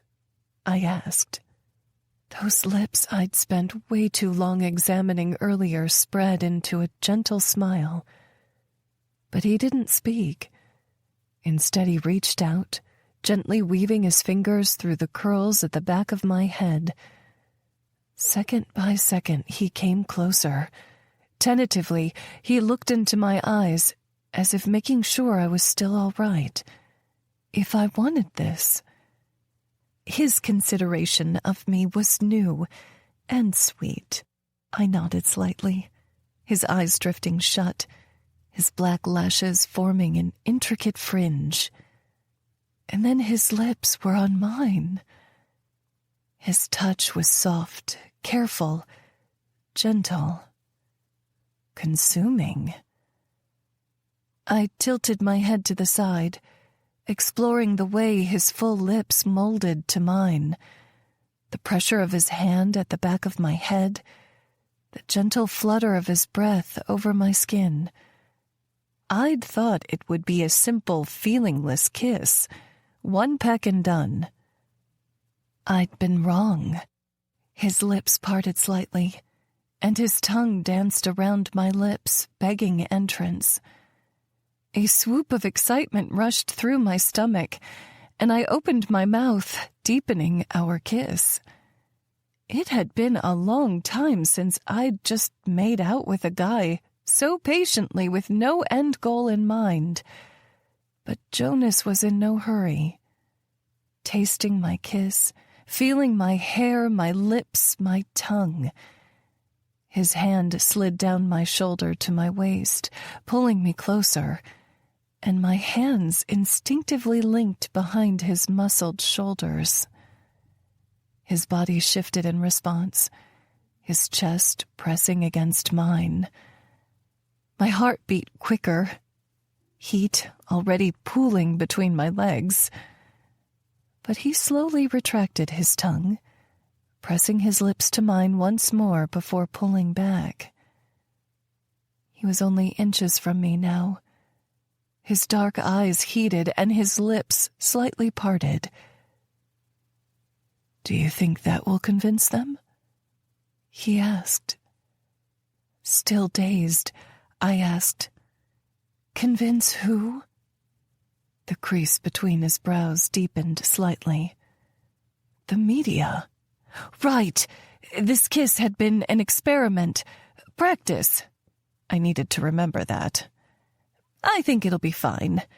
Thanks, Jonas." Before he could say anything more, I had my key in the door and said goodbye. Inside, I pressed my back to the door, closing my eyes. What had just happened?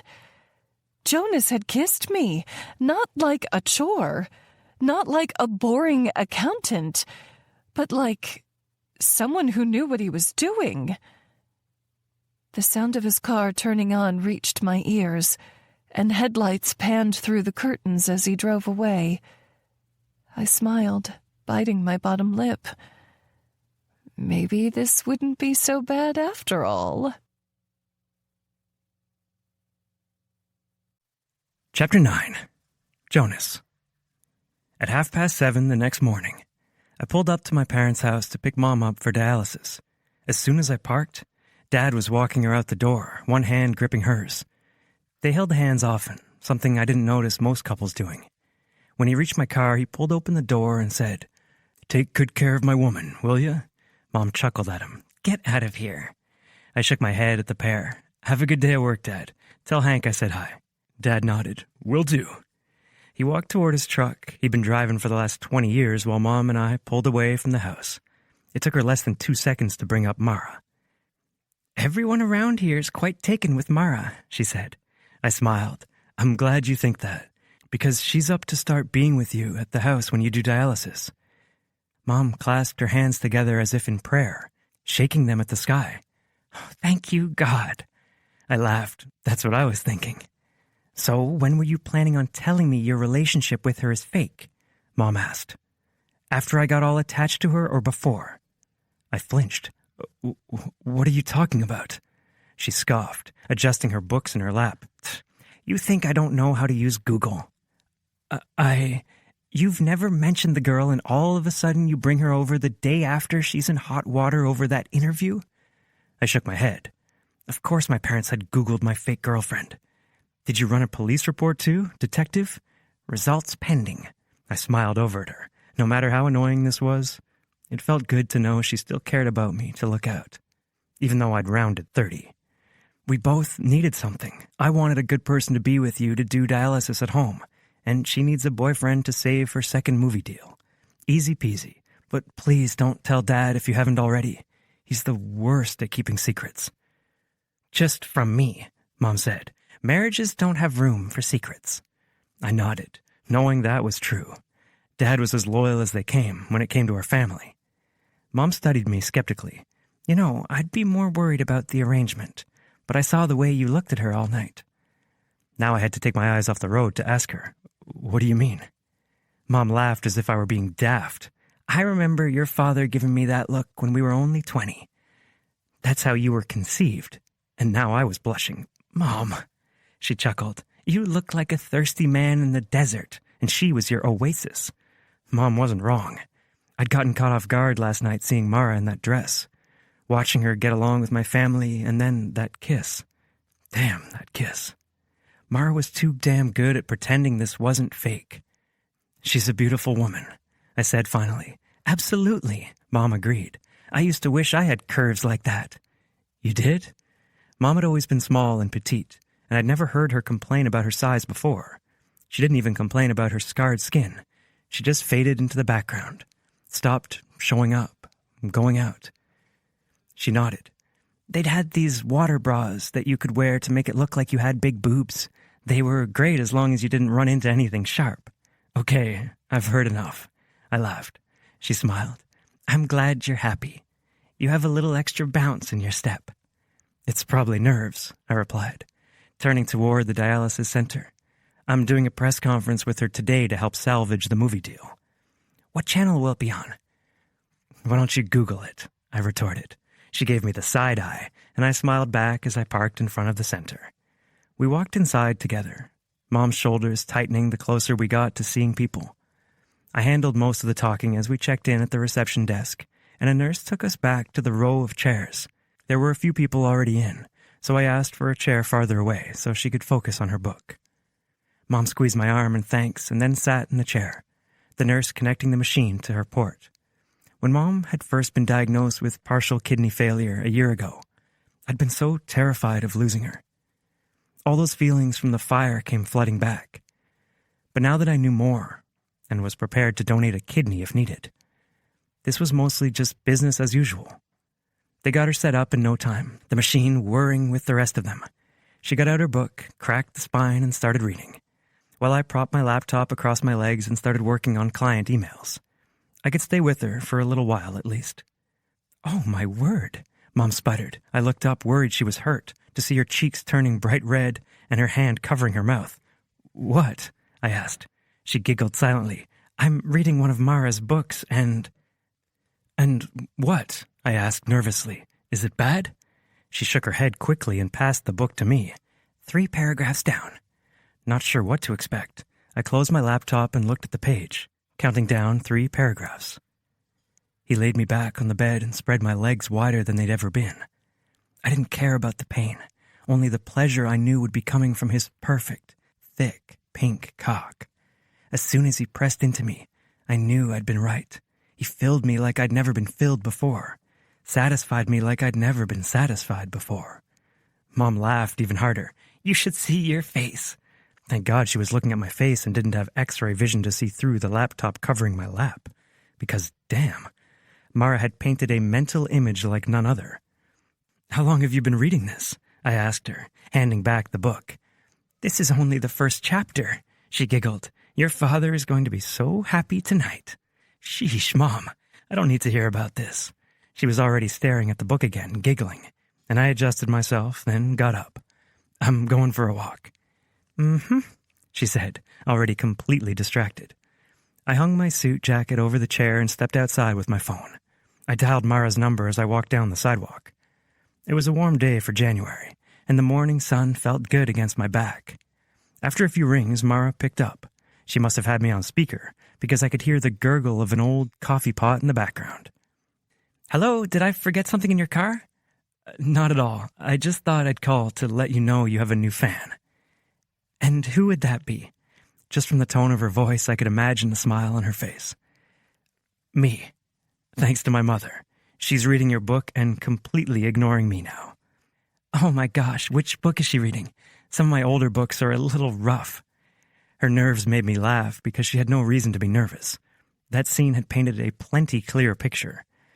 I didn't see the title, but she may have shown me a passage. "Oh no." "Oh yes," I said, chuckling. It was quite descriptive. Well, now I'm blushing. That must be a first, making you blush. I paused at the corner, waiting on a car so I could cross the road. It was hot.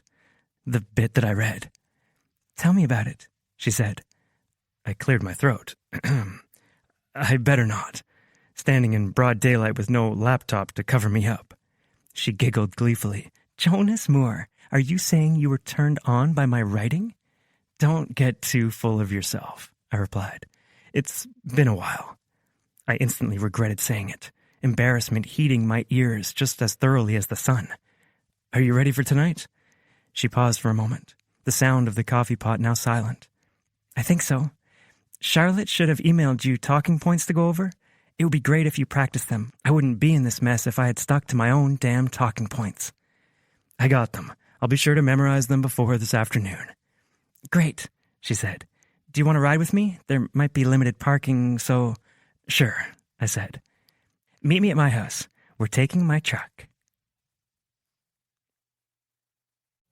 Chapter 10. Mara. Confession. The only person I'm afraid of is my father. I wished Bertie and Hen didn't have to work a regular 8-to-5 schedule, but they did. So I got ready for the press conference on my own, aside from the video call I made to Charlotte to confirm my blue dress was appropriate. She said it was. I had just finished curling my hair when the doorbell rang. That had to be Jonas. 15 minutes early. Nervous flutters kicked in, and I wished he wasn't so damn punctual, so I had more time to make my home, and myself, more presentable. Why did I feel nervous to have him see my home? See me? Probably just because this press conference was such a big deal. I was projecting on him for no reason. I hurriedly finished applying my mascara, then went to let him in. I swung open the door, and my jaw dropped. Jonas, you... He looked down at his suit, which fit him better than a suit should fit an accountant. It had to be expensive and tailored. Is it too flashy? I shook my head, stepping back so he could come inside. You look great. The dark blue material complemented his naturally tanned skin, and his chocolate brown eyes seemed to dance with mystery. Good. He smoothed his hands over the lapels. I know this is important to you and my mom. She's so excited to be doing dialysis at home. Right, this wasn't for me. It was for his mom. Get it through your stinking head, Mara. Do you want a cocktail? I asked. Maybe a martini to take the edge off? I'll have one after it all goes well, he said. A nightcap it is. I smiled. Let me grab my purse from my room and I'll be right back. I left him standing in my living room and walked down the hallway to my room. The blanket was messy on the bed, and I had to pull it aside to find my Chanel bag. It was one of the first splurges I'd made when I started doing well. When I came into the living room, I saw him looking at a photo I had framed on the wall over my plushy recliner, where I did a lot of my writing. Who is this? He asked, noticing me. My cheeks instantly warmed. Me. It was the only childhood photo I had of myself. My parents hadn't taken many, and I hadn't thought to grab the few there were before I left the house. This one had been tucked into my favorite book as a bookmark. My therapist said I should hang it there to talk to my inner child. I instantly knew I'd said too much at the confused look on his face. Of course, Jonas didn't know what inner child work was. He'd had a great childhood that didn't require hours that turned into years of therapy. My therapist says it's supposed to help heal things that happened to me when I was younger, I explained. And if I can reparent myself, I'll be able to accept what I deserve more easily. Jonas nodded, stepping back from the picture. I think I've heard of that. Ready to go? I asked, eager to have him away from the photo, away from the feelings that were still so raw and vulnerable. even a decade and a half later. I am. He followed me out of the house, waiting beside me as I locked the front door. He walked with me to Bertha, my pride and joy. Her white paint gleamed as if even she were showing off for the night. I hit the unlock button on my key fob, and we both climbed in. Jonas laughed as he looked over the dash through the windshield. "I feel like a big man in your truck." I laughed with him. "That or a golden retriever in the passenger seat." "Hey," he said, humor in his eyes. With a smile, I tapped directions to Charlotte's PR office into my phone, then turned on the vehicle and pulled out of my driveway. We had a 45-minute drive, and I couldn't help but wonder what the hell we would talk about for that long, not to mention the drive back. "How did Tess and Derek meet?" I decided to ask. At least then I could maybe pick up an idea or two for a story. "It's kind of cute, but super embarrassing," he said. "Perfectly describes Tess the mess." "Okay, I have to hear this," I said, already smiling. "Tess owns a boutique that sells baby clothes and furniture, and Derek came in looking for a gift for his brother and sister-in-law. He sat on one of the rockers, not realizing it was display only, and the whole thing kind of shattered." I laughed out loud. "No, that must have been so embarrassing." "Oh, it was, especially when one of the pieces went up his... Well, let's say Tess was closing down the store and taking him to the emergency room." I covered my mouth with my hand. "You were kidding." "Derek wishes I was," Jonas said. "So she locks up the store and takes him to the ER, but he can't sit down in her car, so she opens the trunk and has him lie inside face first. And it's not a big car, so the trunk's open and his feet dangle over the edge." I laughed so hard my stomach was shaking. "Oh, God, no!" "Yes, and Tess drives 2 miles an hour to the hospital with her window rolled down so she can hear him if he screams. It's only a mile away from her store." "Shut up," I laugh, picturing the whole thing in my head. "So when they get there, the nurses rush out with a gurney and take him back. This chair rod sticking out of his, well, you know, and Tess stays with him because that's just Tess." "Of course," I said, naturally. "She is in the waiting room for hours while they do all these tests to make sure he's okay. And then his mom and his brother and sister-in-law and their preacher come to the hospital. Poor Derek," I said, still shaking with laughter. "Poor Tess, because the second they figure out it was her store where he got injured, they start threatening to sue her and questioning her on why she would have a chair set up that you couldn't actually sit on, which, fair." "Right," I said. "She's in tears by the time the doctor comes out and says Derek's going to be completely fine. The tear was really small, and they were able to sew it together with an endoscope. The stitches will dissolve after a couple weeks, and he has to take antibiotics and stool softeners for a while to, you know, protect the area."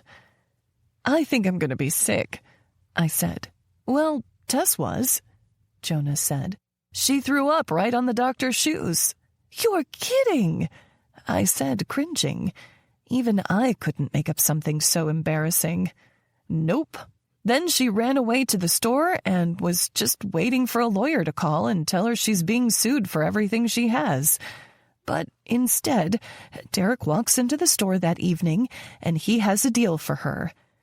She's so nervous, she apologizes over and over and says she'll do anything to make it up to him, as long as he doesn't try to destroy the store." "What did he say?" I asked, desperate to know. Jonas shook his head, smiling. He said his parents wanted to sue, but he'd drop the suit on 3 conditions. Which were, 1, she let him set up all furniture in the store. I laughed, naturally. And 2, she picked out a gift for his new nephew. He had no idea what to get them. Cute, I said. And 3, she let him take her out to dinner. Jonas smiled, the love and amusement clear in his eyes. She said yes to all his conditions, purchased liability insurance, and now we have the best story to tell during speeches at the wedding. That's the best-worst meet-cute I've ever heard. What's a meet-cute? He asked. It's the part in the story where a couple meets for the first time. Usually it's adorable, like a guy and a girl bumping into each other on a sidewalk and dropping all their books. I explained. They start picking up their things and slowly rise, looking into each other's eyes for the first time. He gave me a wry smile. So ours would be a girl begging a guy to be her fake boyfriend so she can keep her movie deal? I laughed. Something like that. I really am thankful you agreed to this. He smiled over at me, his teeth shining white in the afternoon sun pouring through the windshield. You don't get to fake date someone famous just any time. Famous, I said slowly. I used to dream of fame, of being someone big, changing lives, and it was happening, really happening. And Jonas was helping make sure it wouldn't slip through my fingertips. I could kiss him again just for that. My GPS directed me the rest of the way to Charlotte's office, and we parked in a garage. I hate these things, I muttered, walking away from my beloved truck. Why? He asked, keeping pace beside me. Maybe it's something about having 20,000 pounds of concrete and vehicles over my head. Have you ever heard of a parking garage collapsing? No, but that doesn't matter, I said, staring at the news vans parked near the elevators. This was real, and I was terrified of messing up again. Jonas followed my gaze and said, You're going to do great. How do you know? Because if my mom likes you, you can win anyone over. I looked up at him, searching for a lie in his eyes. When you grow up with an alcoholic for a parent, you learn to catch them in every word. But all I saw was the truth. I hope you're right. Jonas pushed the elevator button, and we rode up together in silence. Despite the nerves emanating from every single one of my pores, Jonas was calm amongst the eye of a hurricane. I'd never admit it to him, but having him here made me feel better. The door opened into the office space, and Charlotte's assistant met us by the doors. She had been waiting for us. I'm so glad you're here, she said, handing me a bottle of water. Take a sip so your throat's not dry. I did as she asked, and then Jonas did the same. She stopped outside of Charlotte's office, and through the open door, Charlotte asked, Are you ready? I have to be, I replied. She looked to Jonas, as if for confirmation, and he nodded. Great, she said. Jenny called me earlier. The studio is open to resuming production on the second movie, if today goes well. I let out a sigh of relief. That's amazing. Jonas nodded in agreement. I think so too, Charlotte said with a wink. Now, hold each other's hands. We're going in. We walked back with her down a hallway and through the door into a massive conference room. Chairs, 6 rows deep, were filled with reporters holding cameras and notepads, and there was a podium up front with at least 10 microphones attached. This was big. Charlotte gestured toward the chairs on stage, and Jonas and I sat next to each other. I squeezed onto his hand, and he gently squeezed mine back. I'm here for you, he whispered. My nerves stilled, if only for a moment. Charlotte cleared her throat and said, Welcome to our press conference about the Swipe Right series. I'm excited to have Mara here, the fabulous author of the story, and her boyfriend, Jonas. Muttering broke out around the room. Before you ask questions, Charlotte said, Mara would like to make a statement. I nodded and pulled the note cards out of my purse before getting up. My hand felt empty without Jonas's, but I knew what it was like to walk alone. I was enough, all by myself. I stepped up to the podium, took a deep breath, and began talking, reading directly from the cards Charlotte and I had worked on together. I've dreamed of becoming a writer since I was 5 years old. See, I didn't have the greatest home life, and a lot of times the only place I could escape to was my imagination. Over the years, writing has become so much more to me. It's sharing happy moments with friends, letting those closest to me know how much I love them, and showing women that they are worthy of everything they desire in life, regardless of what anyone thinks. Even me. I smiled slightly. The truth is, it's hard for me to believe in love because of how my parents lived their life, but I'm learning every day that real love, happy families heading toward happily ever after, exist. My boyfriend, Jonas, has been showing me just how true that is. I smiled toward him where he sat in the folding chair, and he gave me an encouraging nod. We met when our friends began dating, and the two of us have been together for just shy of 3 months. I didn't want to go on live television and act like he's my forever because, frankly, it scares the hell out of me. The audience chuckled politely. But Jonas is an incredible man. Kind, giving, selfless, and you should see the way he treats his mom. More laughter as I smiled back at Jonas. I'm lucky to have him by my side today. Now, if you have any questions, I'd be happy to answer them. A man I hadn't seen in 15 years stood up, his dull brown eyes boring into mine. Would you be willing to answer a question from your father? Chapter 11. Jonas. As soon as that man stood up, I knew I needed to be at Mara's side. Her shoulders tensed, her jaw shut tight, and she seemed to close in on herself, making herself as small as she could possibly get. It was horrifying, painful to watch, and completely wrong. I'd only ever been on the periphery of her life up until now, but I'd never seen Mara be anything but confident, funny, and kind. This man, who claimed to be her father, deserved nothing but the title of scum. Mara's silence did nothing to deter him. He stood there, waiting for her answer. Mara's breath was jagged, so I spoke for her. I assume you know there's a reason she hasn't spoke to you for more than a decade. His jaw clenched, and a ruddy red color filled his cheeks. Perhaps it's because you're abusive, I continued.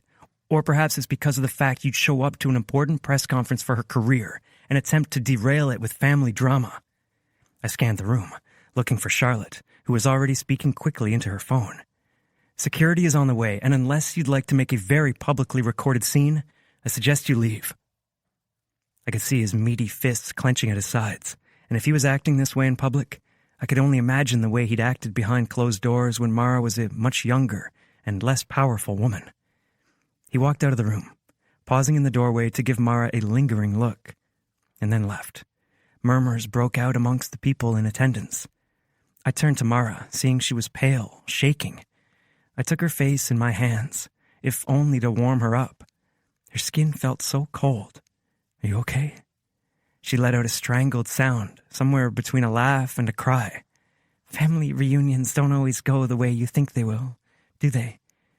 I shook my head and brushed my thumb over her cheek to clear away a tear. He showed his true colors and you showed yours. There's nothing to worry about. She nodded quickly, turning tearfully back to the audience. Sorry about that. Now you know where the inspiration for my villains comes from.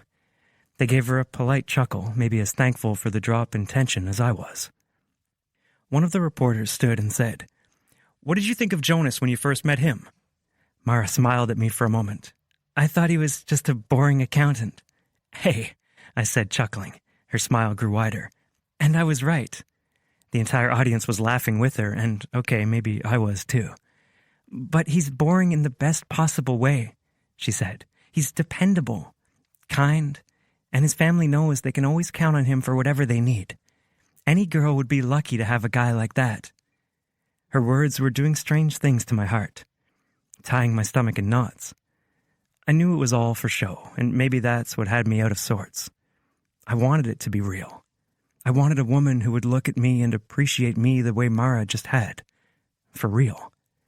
Another reporter stood and said, "This question is for Jonas. Do you ever help Mara with book research?" My neck got hot, and I quickly pulled out a line Charlotte had written in bold on my list of talking points. No comment. The group chuckled. Someone else stood and cheered. "Just kiss her already." I knew this moment was coming. That's why I kissed her the night before, partially. Partially because she looked so beautiful standing across from me on the porch and I wasn't ready to say goodbye. Partially because she'd gotten along so well with my mom, and I'd always dreamed of being with someone who would just become part of the family. Partially because I couldn't think of a reason not to kiss her. She looked up at me, her brown eyes wide and shining. This close, I could see the scar on the side of her jaw, the dimple on her left cheek, the sweep of her hair across her forehead, her full lips that so easily stretched into smiles that lit a room better than any bulb. I slid my hand over her cheek, weaving my fingers through her hair and drew her closer. She responded so easily to me, her head tilting back to meet my height, her lips parting slightly. I took a last breath, taking in the mix of her shampoo and whatever perfume she wore that smelled like a field of wildflowers, and pressed my lips to hers. My eyes closed, but I didn't need to do that because the whole room fell away the second her body was pressed to mine. Just like the night before, my pulse quickened, my brain slowed. Instinct took over as I slid my tongue against her lips, desperate to taste her sweet mouth, to feel the slide of her tongue against mine. This might have been fake for Mara, but the way my body responded to hers, it was real. All too soon, Mara pulled back, resting her forehead against mine for a moment, before stepping back completely. My body felt cool without hers, empty. But I shoved that feeling down, realizing just how publicly I'd let myself get carried away. The reporters were cheering, and Charlotte was stepping up to the podium, speaking into the microphones. "That is the end of our time. Thank you, everyone, for coming," she said. "Please feel free to grab a flash drive from the table by the door with our media kit. Have a great day." The reporters began shuffling out of the room, and I couldn't help the sigh of relief that escaped my chest. My mom was really going to be able to do her dialysis at home. Mara would get the movie deal back on track. Charlotte turned to us and said, "Hey, will you two head to my office? I'll be there when we get everyone out." "Sure thing," Mara said. She easily slipped her hand through mine and began leading me off the stage. As we walked toward the door, a few reporters tried asking her questions, but she simply smiled and said to speak with Charlotte. She had so much poise and grace it was almost impossible to believe that weathered old man calling himself her father had such a strong effect on her. We reached the office with Charlotte's nameplate on the door and let ourselves in. Mara locked the door, saying, "Just in case." "Do you think he actually left?" I asked. We both knew who I was talking about. She shook her head. "Dad doesn't give up that easily, and he definitely doesn't like being made a fool." Just the word "dad" coming out of her mouth seemed so wrong. When I thought of Dad, I pictured my own father, getting up at 6:30 in the morning to feed the dog and make coffee for Mom. He always added cream and sugar, then brought it to her in bed so she could wake up just right. I thought of Dad wearing his denim jeans and work shirt with his name tag stitched into the material. I thought of the special soap Mom kept by the sink so he could wash the oil off his hands when he walked through the door. The person making Mara scared enough to lock the door, even in my presence, didn't deserve that word. "What do you think he wanted?" I asked. "Money, probably?" She looked down at her lap, twisting her lips to the side. "We'll probably need to have security walk us to my truck." She let out a sigh. "And I need to get a security system installed at my house, just in case." My eyes widened. "Do you think he'd come to your house?" "It's not like it would be that hard. I bought it and he knows my legal name now." "Did you have it changed?" I asked. She nodded. "I thought it would be better when I became an author to go with a different name, and my financial planner helped me make it official. I never thought he would find my new name, but now could find me on the county register now that he knows who to search." I hated the idea of Mara going home to that house alone, even with a security system. A tight knot of worry was already forming in my gut. A knock sounded on the door, and Mara jerked, physically reacting to the adrenaline in her body. "It's Charlotte!" Her publicist called from outside the door. Mara got up, unlocking the door to let Charlotte in. She had a big smile on her face, oblivious to the turmoil stirring in the room. "You two did great. I just got off a call with Jenny and the producers, and the second movie is back on. They want you to sign papers next week." She clapped her hands together giddily, but Mara still seemed to be in shock. "Seriously?" Mara asked. Charlotte nodded. "They want to start casting next month, and they'll start promo at the Swipe Right premiere."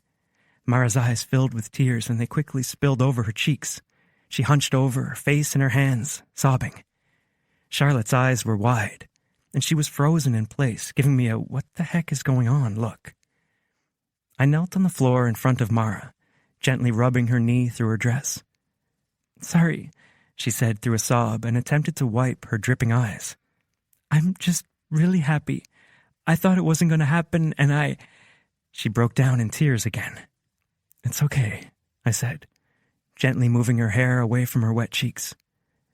"That would have been enough to stress out anyone, not to mention her estranged father showing up without warning." She nodded, sniffing. Charlotte found her voice, saying, "It's been a long day, honey. Why don't you head home and get some sleep?" Mara nodded again, and I stood up, putting my arm around her to help her stand. "Can you send security to walk us down?" I asked, just in case. Not that we needed it. If that man so much as said a word to Mara, I'd rip out his asshole and shove it down his throat. "Absolutely," Charlotte said. Within minutes, there were 2 burly men at the door who escorted us, incident-free, to the parking garage. At her pickup, I said, "I'll drive." Mara looked between me and the vehicle. "No one has ever driven Bertha except for me." "Bertha?" "Big Bertha, to be exact," Mara said. I couldn't help but smile. "Time to pop that cherry." She laughed out loud, the most beautiful sound, and passed me the keys. "Just once." I winked.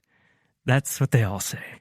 Shaking her head, she got into the passenger side, and I climbed into the driver's seat. I had a feeling Mara was used to taking care of herself. Tonight, that was going to change. Chapter 12. Mara. Confession. I don't have any guy friends. "Are you hungry?" Jonas asked me before we got to my house. I nodded. "Starving, actually." I'd been planning on ordering pizza and pouring myself a triple martini the second we got home. "Let's grab something." The way he said that was almost as sexy as the way he drove my truck. He was more relaxed now, with one hand on the steering wheel, the other elbow rested where the door met the window. His suit jacket was curled up in between us, and even though it had been several hours since he first arrived, I could still smell the faint hint of whatever intoxicating cologne he'd put on earlier in the day. Maybe I was so turned on because of the way he'd been there for me at the press conference, or maybe it was because he was offering me food, and that was definitely the way to my heart. I tried to breathe through this strange desire I was feeling, reminding myself that he was doing all of this to help his mom, but that only made me like him more. So I sat quietly, texting Bertie and Henrietta to let them know it had gone okay, that the second movie was back on. They were probably already asleep at this point, so I'd talk to them in the morning about my dad's surprise appearance and what that could mean. I was already going to call a lawyer to see how I could get my name off the house altogether, so he would have no way of surprising me when there weren't security guards and dozens of reporters there to protect me. Jonas steered Bertha into the parking lot of Waldo's Diner, and no place had ever seemed so close to home. I'd spent hours here with Bertie, and now Henrietta, whether it was Wednesday morning pancake breakfasts or Saturday night milkshakes. This place was a home away from home. We got out of the truck, and he held the door open for me. I half expected to see Chester sitting in one of the booths, giving Jonas the nod of approval, but it was late. He was probably already at home with his sweetheart, Karen. They were another one of those rare couples who won the love lottery. "Where do you want to sit?" Jonas asked. Still feeling a little jumpy, I picked an empty booth toward the back where I could see everyone coming in, and no one would be able to see us through the windows. A waitress I didn't recognize came and asked us what we wanted to eat, and I ordered without even looking at the menu. "Can I have a chicken bacon ranch sandwich with fries and a chocolate shake?" She nodded. "Absolutely, sweetheart. How about you?" she asked Jonas. "That sounds great," he said. "But can you make the shake strawberry for me?" I scrunched up my nose, and after the waitress walked away, he said, "What? Strawberry? It has to be the worst flavor of milkshake." He laughed. "You're judging my ice cream choices." "Of course. I happen to be an expert in this area." Shaking his head, he said, "Is that so?" I nodded. "I've tried every flavor here with Birdie, and I can say hands down that chocolate is the best." He chuckled. "I have been here way more often since she and Cohen got together." "Lucky you," I said. He looked me straight in the eyes. "I am lucky." My stomach did a swoop without consulting my brain. I hastily changed the subject. "I'm curious about something. How does one decide they want to be an accountant?" He laughed. "This again? I just don't understand. It seems so—" I cut myself off, realizing I was being rude.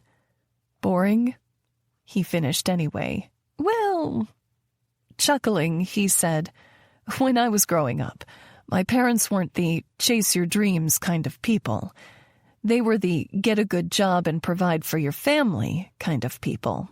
So when I was looking for jobs, I looked for something that paid well, had decent hours at least most of the year, and was fairly secure. So it was pretty much between being an accountant or a mortician. Death and taxes, huh?" He shrugged. "And it's really not that bad. I've been promoted several times in the last 10 years, and I get to help entrepreneurs like you save money on their taxes. I meet lots of different people and learn something new all the time." I smiled, shaking my head. "What?" he asked. I'm just trying to picture an 18-year-old Jonas planning how to support a family. "What were you doing at 18? He asked. "Writing raunchy romance and smoking cigarettes?" "You have half of it right," I replied. "The writing part?" I shook my head and scooted sideways on the booth so I could stick my legs out and lean my back against the wall. I was waiting tables and trying to keep myself off the streets. His dark eyebrows drew together, and when he did that, I couldn't help but notice how much he looked like his dad. "What do you mean?" he asked. "Weren't you busy with high school?" "I couldn't keep up with school when I ran away from home. My whole childhood was about survival, in one form or another." His brown eyes seemed to grow even darker, and I hated to admit it felt good that he cared enough to be even a little sad for me. People in my position were supposed to hate pity, but I could never find it in myself to push it away. Pity was the natural reaction. No one should have had to grow up the way I did. In a lot of ways, I pitied that ballsy, broken teenage girl just as much as I admired her for getting away. "How did you learn how to write, then?" he asked. "Did you go back to college?" I laughed. "College? I didn't even get my GED. I learned how to write by being really crappy at it and scrounging together tips to hire editors who could fix it." "That's amazing," he said. "Really?" "Thank you." I gave him a small smile. It almost seems like a different life looking back on it now. The waitress came back with our food, and I was way too hungry to keep talking. I pulled the milkshake toward me and started eating it with my French fries. And when I looked up, I saw Jonas doing the same thing. "You're eating your dessert first?" I asked, half stunned, half impressed. "I thought that went against your code of ethics." He gave me an exasperated smile. Someone told me it all goes to the same place. Laughing, I picked up the silver milkshake tin and held it out. To eating dessert first. Meeting my eyes, he lifted his cup too. And to strong girls who become daring women. If my heart didn't melt right along with the ice cream. Cheers. I told Jonas I could drive to my house, but he said it didn't count for Bertha if they didn't cross home plate with him behind the wheel. I rolled my eyes and let him drive. It was nice, actually, being able to relax while someone else took care of the road. I checked my phone for new messages. Bertie nor Hen had replied to my text, so it was safe to assume they both were asleep. Charlotte had texted me, though, and said the media was going wild about my dad's appearance at the press conference and the way Jonas had stepped in for me.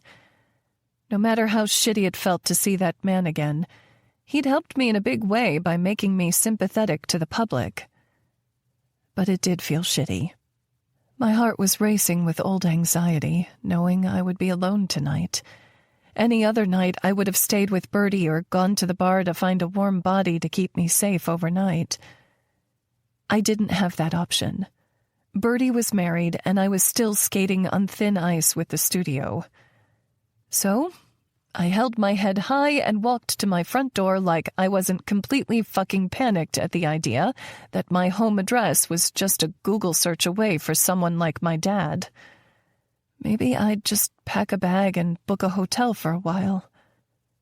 Jonas walked me to the door, and just like the night before, I turned on my doorstep to tell him good night. Was it bad that part of me wanted to practice kissing him some more? See if we could practice something else to draw my mind away from this building sense of panic? He didn't kiss me, though. Instead, he said, "I can wait out here while you pack a bag." My eyebrows came together, and I searched his face for some type of explanation. Finding none, I asked, "What are you talking about? You're not staying here until you have a security system in place." "But Bertie's asleep. I can't just show up at her place. You'll stay with me." He said it like it was the most obvious thing in the world, like I never should have thought of another option. My lips parted, but no words came out. The invite was a godsend. So why was something in my gut telling me it was a terrible idea to stay at his house? To need him, even if it was only for a night?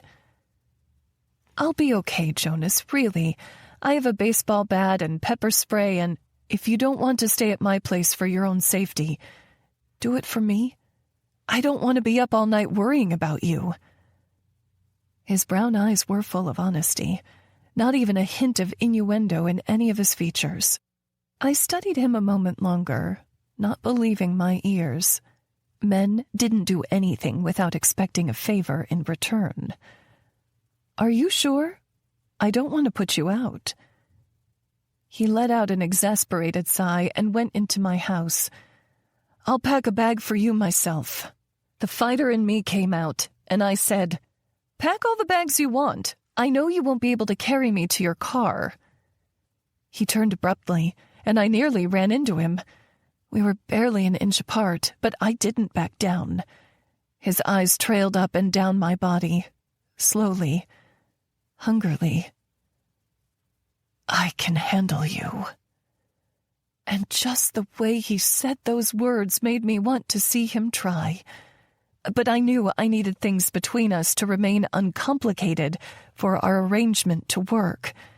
Jonas was the kind of guy who'd been preparing for a family since he was a child, and I was the kind of person who'd been running from family for just as long. He couldn't come anywhere near my bedroom.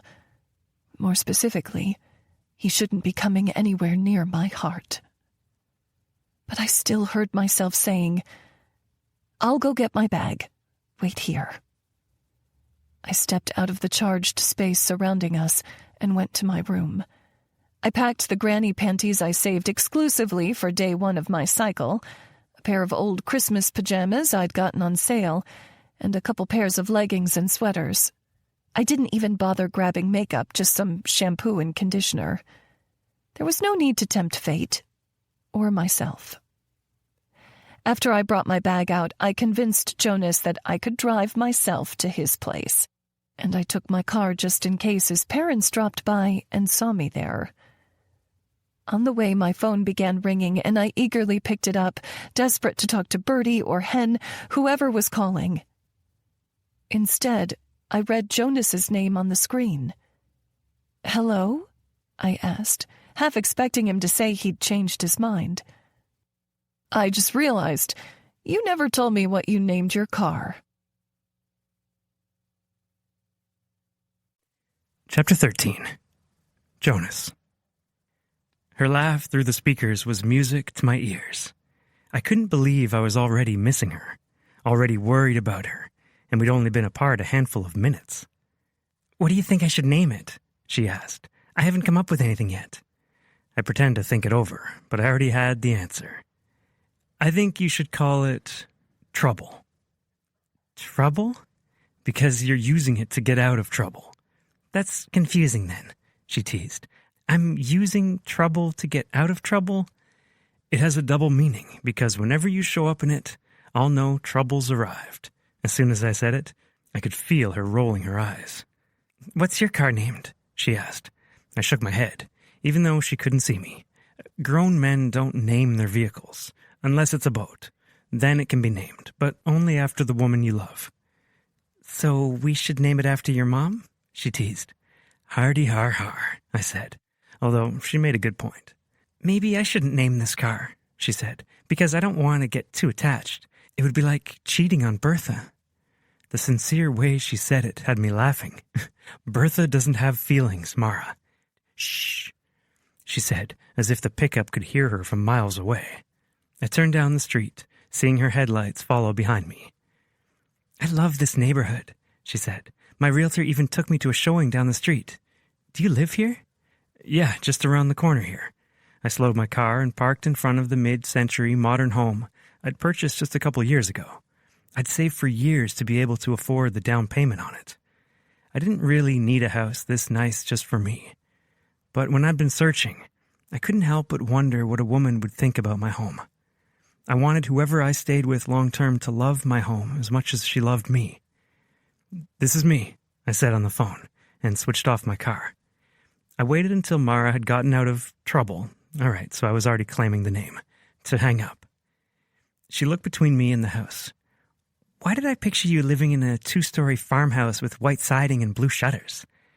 "Like in The Notebook?" I asked, instantly regretting it. Mara's smile was bigger than I'd seen it all night. "You've seen The Notebook?" Mom and Tess made me," I said quickly. "It wasn't my choice." "Uh-huh." She eyed me closely. "Look at me without smiling and tell me you didn't cry at the end." My goddamn lips flinched and she shouted, "Ha!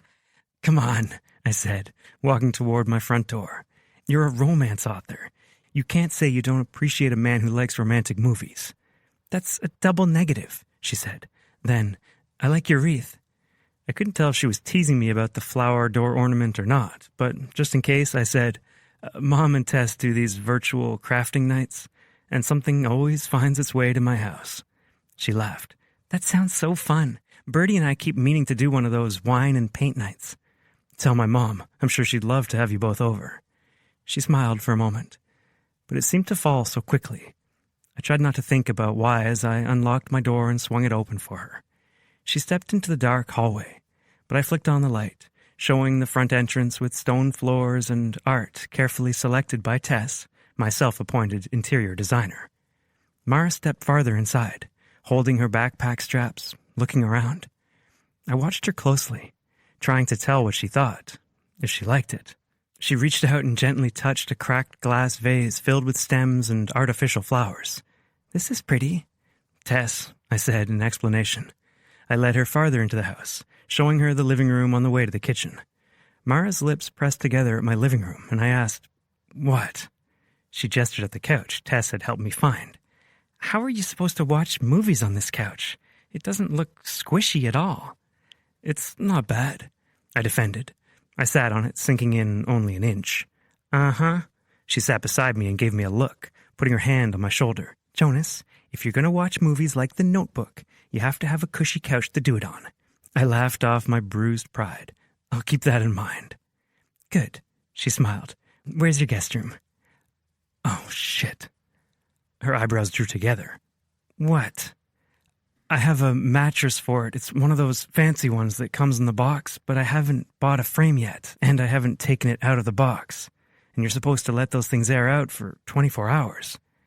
She gave me an amused smile. "And, of course, your couch isn't at all comfortable to sleep on." I pulled on my collar. It really was time to get out of these clothes and hide my embarrassment. "I mean, I can handle the couch for a night. My neck might not be okay, but..."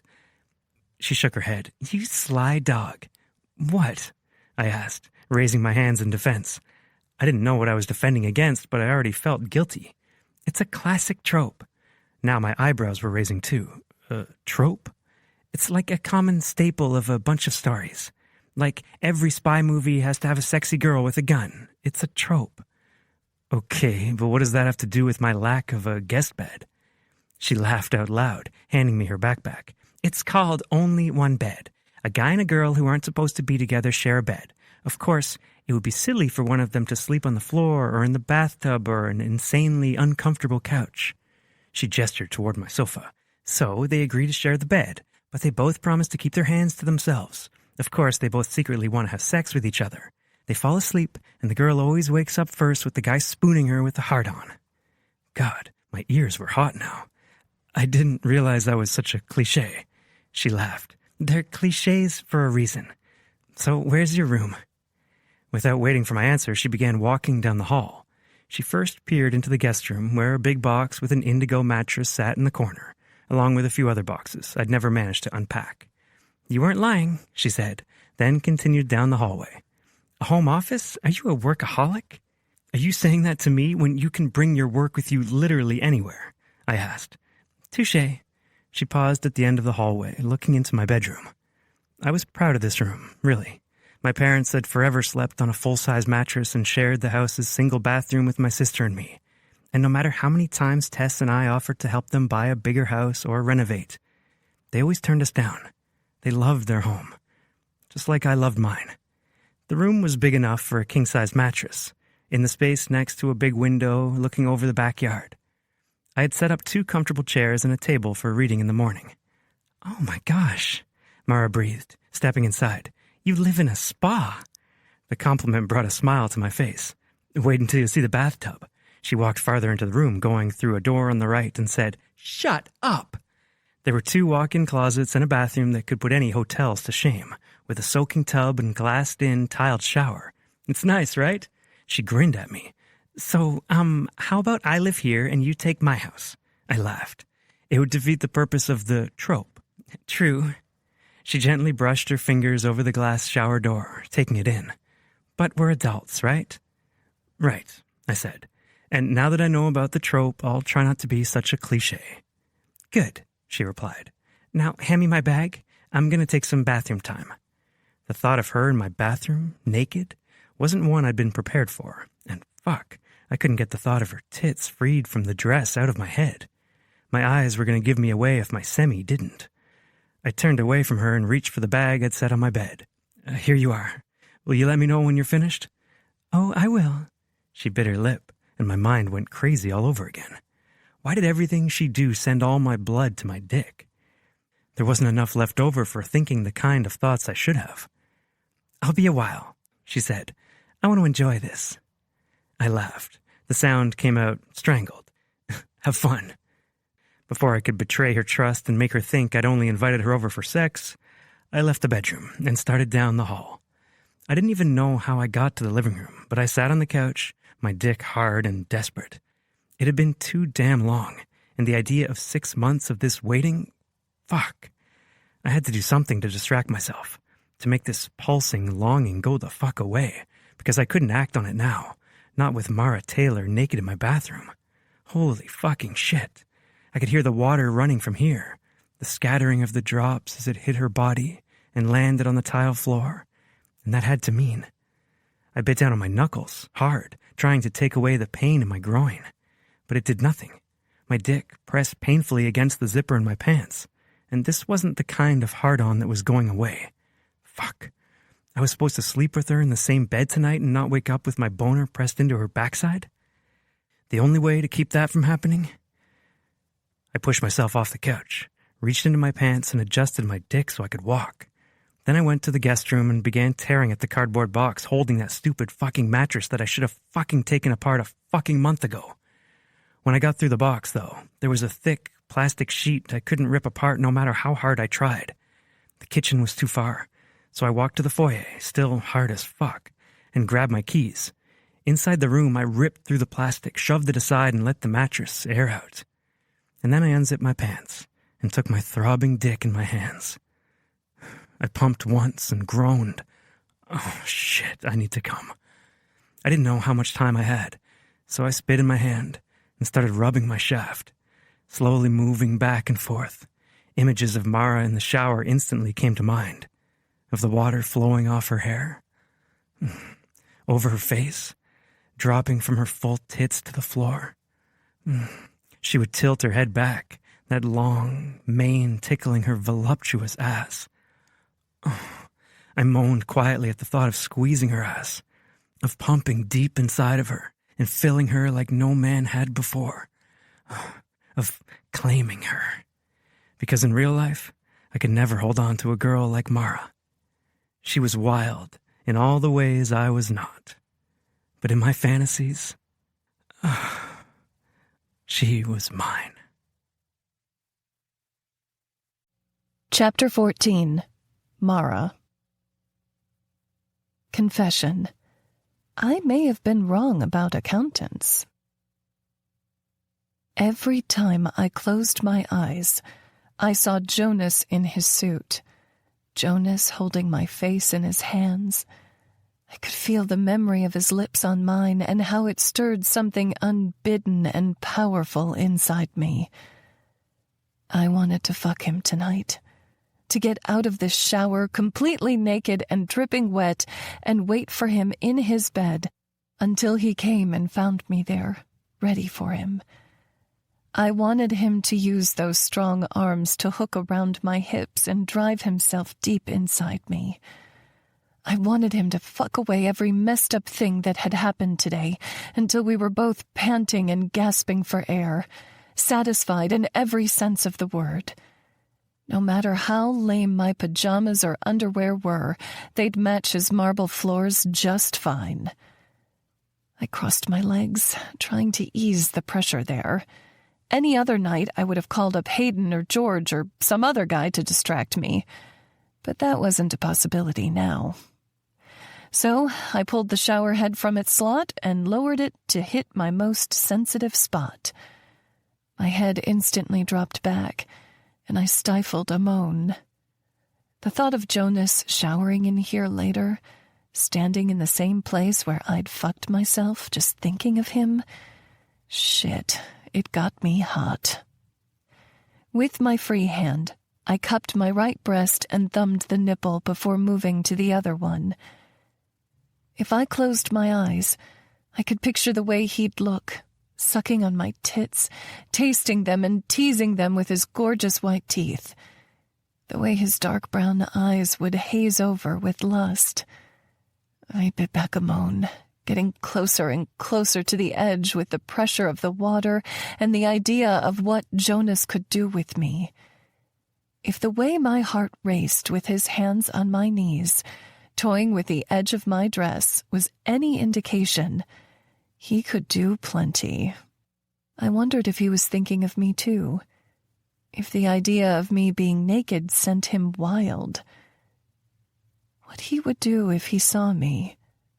How his touch would feel. I was fucking desperate for it.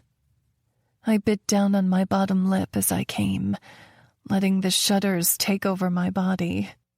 With weak hands, I put the shower head back in the rack and lowered myself to the floor, taking in every sensation. The aftershocks of my orgasm, the steam rising around me, the hardness of the floor and tile lines under my ass. Part of me wished I could act out those fantasies with Jonas, but I knew better. This was strictly business. Our hearts or bodies had no need getting involved past what was required to trick the media into thinking our relationship was legit. Besides, he was too nice for me. No guy I'd ever been with would have been so adamant about me staying at his house for my safety. His pleasure? Sure. But never when he wouldn't get anything out of the deal. Maybe Jonas could be a friend instead of simply an acquaintance I knew through my friend's husband. He would make a good friend with how loyal and thoughtful he clearly was. The thought should have brought a smile to my face. It didn't. The water was cooling, so I pushed myself up and turned off the shower. I pulled down the towel I'd hung over the glass shower door and wiped off my face, going to the mirror. After wiping off the steam, I took myself in. The ruddy color in my cheeks and chest. The way my hair looked nearly black when it was wet. My full lips, an even fuller stomach and hips. I tilted my head to the side, wondering what Jonas thought of me. I knew I was sexy, knew I could please a man. But did he know that? I let out a sigh. It was best not to worry about things that couldn't ever come true. I finished toweling off my body and hair, then applied my favorite apricot lotion to my body. It made my skin so soft, and the smell was heavenly. As soon as I was done, I twisted my wet hair into a bun and pulled on my Christmas pajamas. Now I was smiling in the mirror. The red shirt said, "Santa loves curvy girls," and the pants were red with white Santa hats printed on them. After putting the last of my things back in my bag, I stepped out of the shower, shivering as the air-conditioned air hit my still damp skin. I listened for the TV, but when I couldn't hear it, I walked down the hall calling, "Jonas?" There was a bumping sound from the guest room, and he called back, "In here!"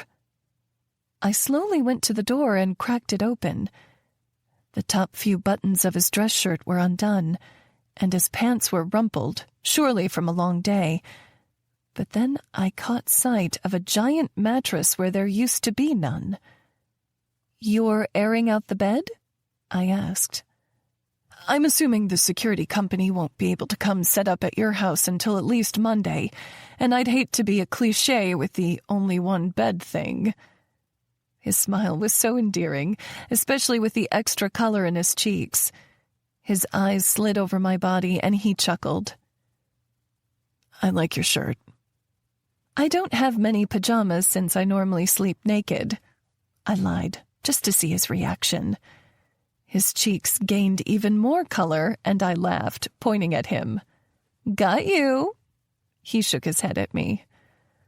"Ha ha. I'm going to shower. Feel free to help yourself to anything in the house. I had groceries delivered a couple days ago, so there should still be plenty in there." "Thanks," I said with a smile.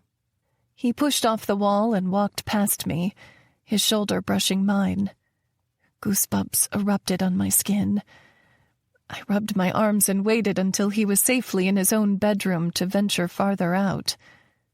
I heard the shower come on, and I was thankful I'd stifled my own sounds while I'd been in there. I felt a little embarrassed now. I'd been in there touching myself and thinking of him while he'd been doing what he could to get me out of his bed. I tried not to think about it as I went to his kitchen, to look around if nothing else. The cabinets were a sleek white, and when I looked inside, I was impressed to find he actually had matching sets of dishes, unlike me. I saved cups from every restaurant that would let me have them and bought most of my dishes secondhand. Even though I'd been supporting myself comfortably for years, I still had a hard time spending money on things like that. I'd rather see money sitting in my bank account than in my cabinets. I switched from his cabinets to the pantry and was even more impressed. Each of the boxes were lined up neatly, and there was some organization going on too with wire baskets. I wondered if that had been Tess's doing as well. And then I found the refrigerator with French doors. In the freezer side, there was a tub of ice cream, a brand I actually liked. Some meat and bags of vegetables, pretty standard. The refrigerator side didn't even look like a bachelor's fridge. Sure, there was beer and salsa, but he had bread stored, sandwich fixings, a few bagged salads, even a tub of hummus, which I got out to have with some of the pita chips I saw in his pantry. It was more than late, so I only ate a few before packing it back up and putting it away. As I walked back down the hallway toward Jonas's room, I saw him stepping out of the bedroom. I'd half expected him to wear an old man pajama set to bed, but his snug-fitting white t-shirt and gray sweatpants caught me more than a little off guard. And if he looked like that without a heart on? Fuck. My eyes had strayed down south for a little too long, so I quickly looked back up at him and said, "I'm tired." "Me too.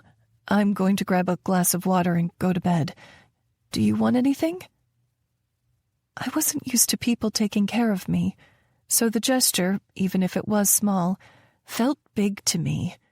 My therapist said I needed to get used to accepting help from others, so I nodded and said, "That would be nice, thank you." "Of course." He seemed genuinely pleased to be able to get me a glass of water. I tried to settle my nerves as I went to his bed. If growing up in my family home had taught me anything, it was that good things never came without strings attached. But that wasn't my life. Not anymore. I wasn't a little girl trying to navigate the world, taking on beliefs my parents had given me about myself. I got to choose. So, I chose to walk into Jonas's bedroom, set my phone on the bedside table, and get underneath the covers. They smelled like fresh laundry detergent. I pulled them up to my chin, taking in the softness and fresh scent, thinking Jonas really did live in a spa. "Here you go," he said, walking through the door, carrying 2 glasses of water. I shifted up, resting my back against the upholstered headboard, and took a glass from him. The cube inside was large, bigger than a golf ball. "You have fancy ice cubes, too?" I asked, staring at it. He laughed. "They keep the water colder longer, so if I wake up in the middle of the night wanting a drink, it's still cold." The untold brilliance of Jonas Moore. I took a sip, feeling the heavy ice cube, ice ball, against my lips. I set it on the table next to my phone and lay down again. Jonas did too, and we were quiet for a moment. I'd never slept next to a man without sleeping with him. I felt like Ricky Bobby in Talladega Nights. I didn't know what to do with my hands. "This is awkward, right?" I asked, turning on my side and resting my head in my hand. He laughed, doing the same. The room was dim, sans our bedside lamps, but his eyes seemed brighter than ever. "I'm glad it's not just me." "Can I ask you a question?" He nodded. "Why aren't you married yet?" He seemed like the dream guy for every girl who wanted to settle down with a house full of kids. He let out a humorless laugh and rolled to his back. Then, looking over at me, he asked, "Do you want the real story?" I nodded. I was married. My eyes nearly bugged out of my head. "What?" He nodded slowly. "I married my high school sweetheart a week after graduation, and we went to college together." "What happened?" I asked. I couldn't even imagine Jonas being divorced. That had to be a dirty word in the house he grew up in, even if he was still a child when he made that commitment. His eyes were trained on the ceiling as he spoke. "We were young and dumb. Being married wasn't as fun as we thought it would be, especially surrounded by eligible singles. We fought all the time. I nearly dropped out of college and came home to work at the shop with Dad. But after the last semester of college, she packed her bags and told me she was transferring to another college out of state, and that she never wanted to see me again. I covered my mouth with my hands. When I was 18, I was focusing on surviving, making my rent and utility payments. Jonas had another whole human, an entire marriage to worry about. That sounds awful. It was. But I learned a lot and focused on my studies. He kind of shrugged, as well as a person could shrug while lying down. "Do you ever think about getting married again?" I asked. "Yeah," he said without hesitation. "But this one is going to stick." I laughed slightly. "Flip a coin. You've got a 50-50 chance." "I forgot you don't believe in that kind of thing." "That's not it," I said.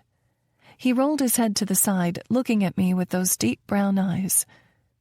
"What is it then?" "I just have no doubt you'll make it work with whoever she is, especially if your bathroom continues being that nice."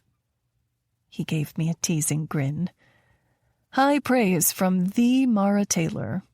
"It is," I agreed, letting out an involuntary yawn. The day had worn on me, and it was late, well past midnight at this point. "You've had a big day," Jonas said. "Why don't you get some rest?" I smiled sleepily, lying back down. "Sounds good." I tucked my arm under the pillow. "Just don't spoon me in the morning. The only one bed trope only works if you wake up spooning." "Got it." He smiled at me. "Good night, Mara." "Good night, Jonas." Chapter 15. Jonas. I didn't spoon Mara, no matter how much I wanted to feel her back pressed into my front, no matter how many hours I stayed awake listening to the sweet sounds of her gentle snoring, no matter how much the curve of her hips under my blanket turned me on. But when I woke up, she was spooning me, her arm draped over my middle, and her warm chest was pressed to my back. Her knees curled into the crook of my legs, and her breath softly played against the back of my neck. And shit if I didn't have morning wood. Every part of me wanted to roll over, kiss her awake, and then give her the morning sex of a lifetime. But I couldn't. So I lay there, reveling in the feeling of having someone close, of having her close. Mara's phone began vibrating on the bedside table, and I hurriedly untangled myself from her embrace, hoping I could silence it before she woke up. After the kind of day she had yesterday, she deserved every ounce of slumber she got. I pressed the lock button to silence the phone, then saw it was Bertie calling. I wasn't sure what Mara had told her yesterday, but I figured it would be best to fill her in so she could be gentle with Mara. I swiped to answer and quickly padded out of the room, glancing back once to make sure Mara's eyes were still closed. They were, so I shut the door and swiped the screen to answer, whispering, "Hey, Bertie, it's Jonas." "Jonas?" She seemed confused. "Where's Mara? Is she okay?" "She's sleeping," I said, feeling instantly guilty even though we hadn't done anything wrong. "I asked her to stay over after what happened yesterday." "I saw the news," Bertie said, concern plain in her voice. "How'd she handle it?" I reached the living room and dropped onto my couch. Mara was right. It was fucking unbearable. "She was like a different person, Bertie. The second she saw him, it was like she made herself as small as she possibly could." "Oh, gosh," Bertie breathed. "Poor Mara." "I know. Security took him out and we didn't see him in the parking lot or anything, but she's been worried that he's going to look up her address and find her in private this time. And I can't blame her. He was very agitated at the press conference, and he was surrounded by 50 people. I'm glad you had her over.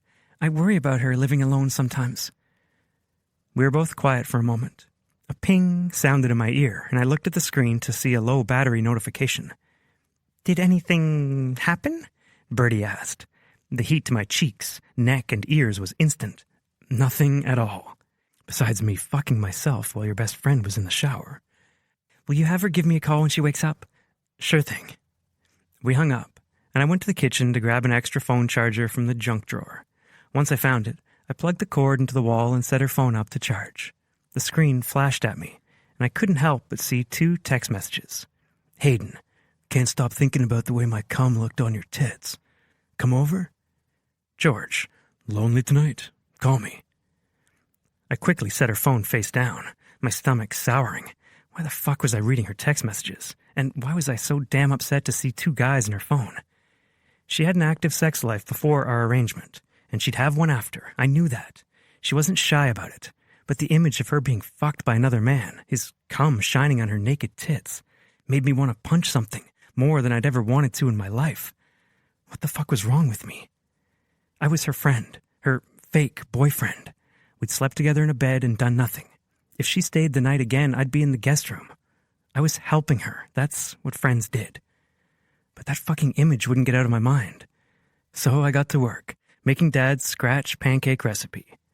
When I was younger, Mom always cooked throughout the week, but Dad went all out for breakfast on weekend mornings. He squeezed oranges for fresh juice, made scrambled eggs with extra cheese, and always had the best buttery toast to go with it. But my favorite was always the pancakes. I had the recipe memorized by now, so I got to work mixing together the flour, baking soda, and salt in one bowl before getting the wet ingredients together.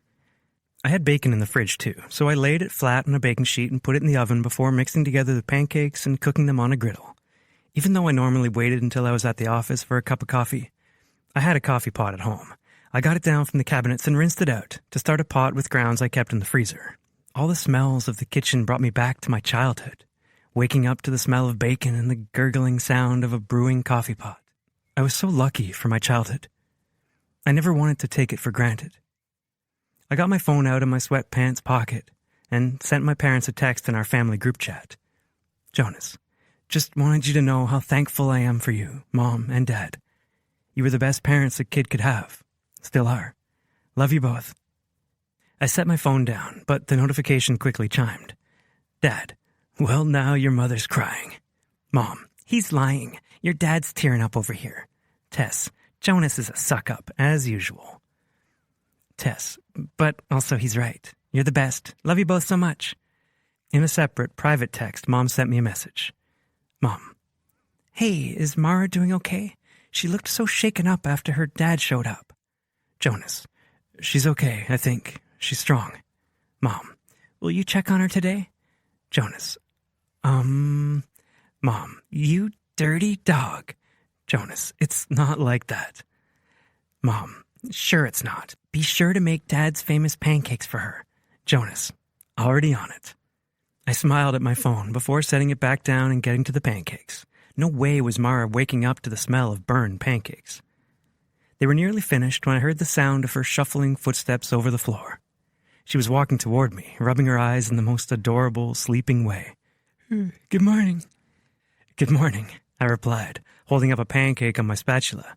I hope you like pancakes. Love them. Her eyes widened at the coffee pot. Coffee?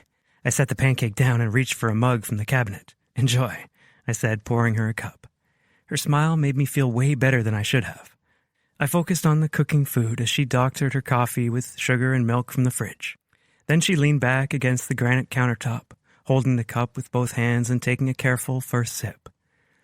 It was like she belonged here, the way she so naturally fit in my space. Can I help? She asked. Not at all. Why don't you sit at the table? I'll bring you a plate. She rewarded me with another one of those smiles. I feel like a queen. You are famous, I retorted, reaching for a plate from the cabinet. I set it on the counter, then pulled the bacon from the oven. I must be famous to get bacon and pancakes for breakfast, she replied, pulling a chair back across the stone floor. I used a few paper towels to get the grease off her strips and added them to her plate, along with pancakes and a cube of butter sliced off the stick. My parents never used margarine, so it sort of stuck. When I brought the plate to the table with a bottle of Canadian maple syrup, Mara said, This looks amazing, Jonas. You didn't have to do all this for me. I wanted to, I replied honestly. She took a bite of the food and moaned, sending a jolt of lightning straight to my dick. This was so not the way I wanted to make her moan. I wanted to make her scream.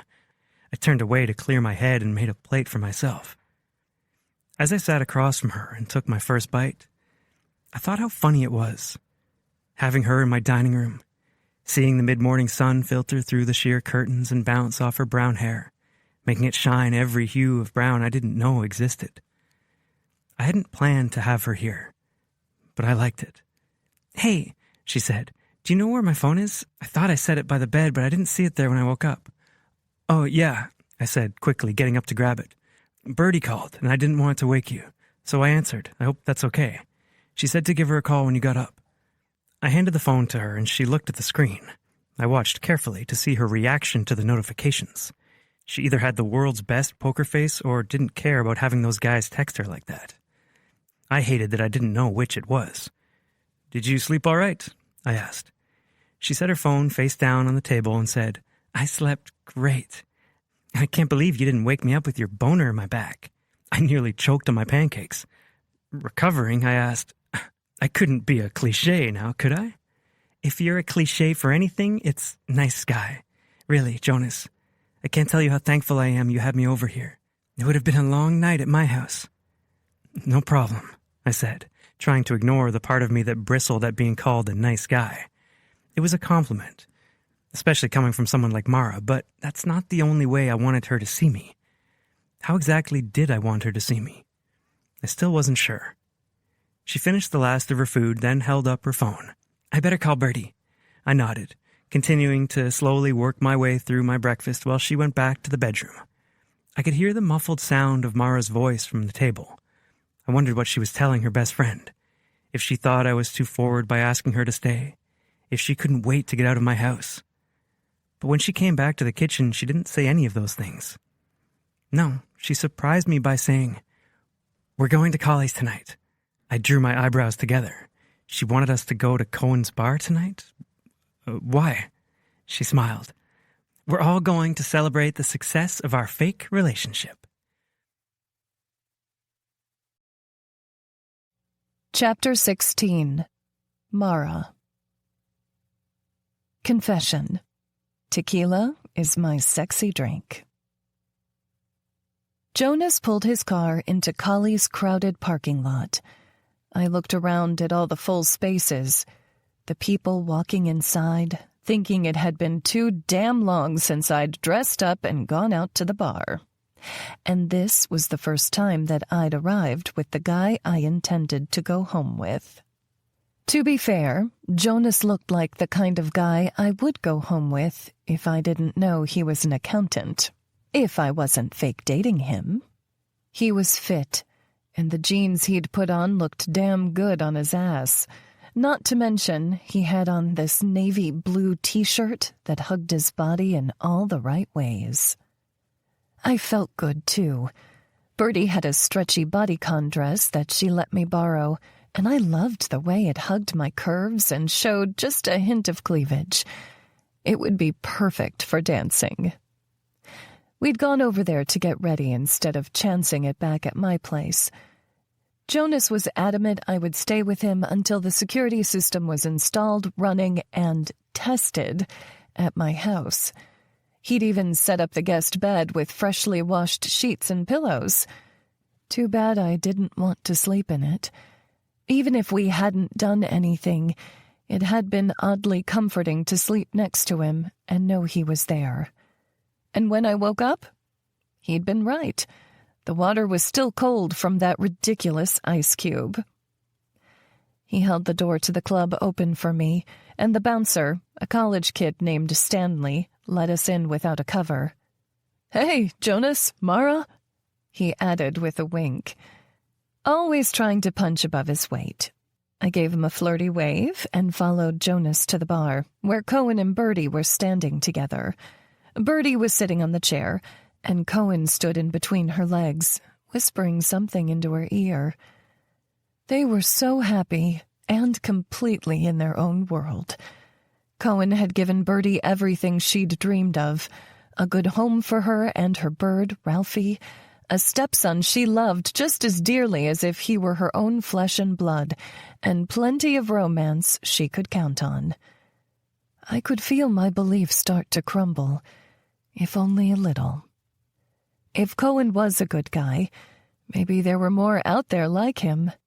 And yet again, he could be a unicorn, giving false hope to girls like me. I followed Jonas toward the two of them, and they smiled at us. Cohen already had a beer for Jonas and a mojito for me to match Birdie's signature happy drink. She'd been drinking less and less of her sad drinks ever since she met him. I took a sip, and my eyes widened. "Cohen, you have to keep the bartender. This drink is so good." "Right?" Bertie said excitedly. Cohen rolled his eyes and hit Jonas's chest. "They just want me to keep him because he's hot." I looked around to see what Cohen was talking about, and damn, this guy had to be newly 21 with that fresh face and biceps that showed his extra enthusiasm at the gym. Bertie giggled and said, "Mara didn't even know what he looked like." "Oh, so it's just you," Cohen said dryly. She smiled and kissed him. Jonas and I exchanged an awkward smile.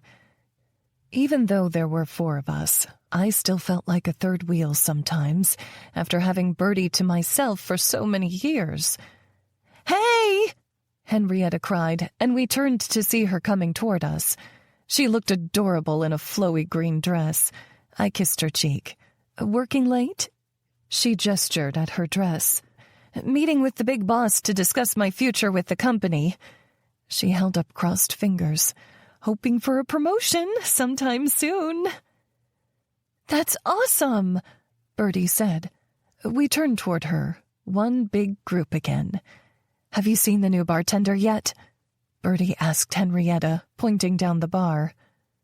"Damn," Henrietta said, fanning herself. "Is he available?" Steve, Cohen's bar manager, who was more like a best friend, came over and said, "What do you ladies think of the drinks? I'm trying to decide if Jackson's actually a good bartender or if all the girls are flocking to the bar because he's hot." I laughed. "Who cares if he's bringing in business?"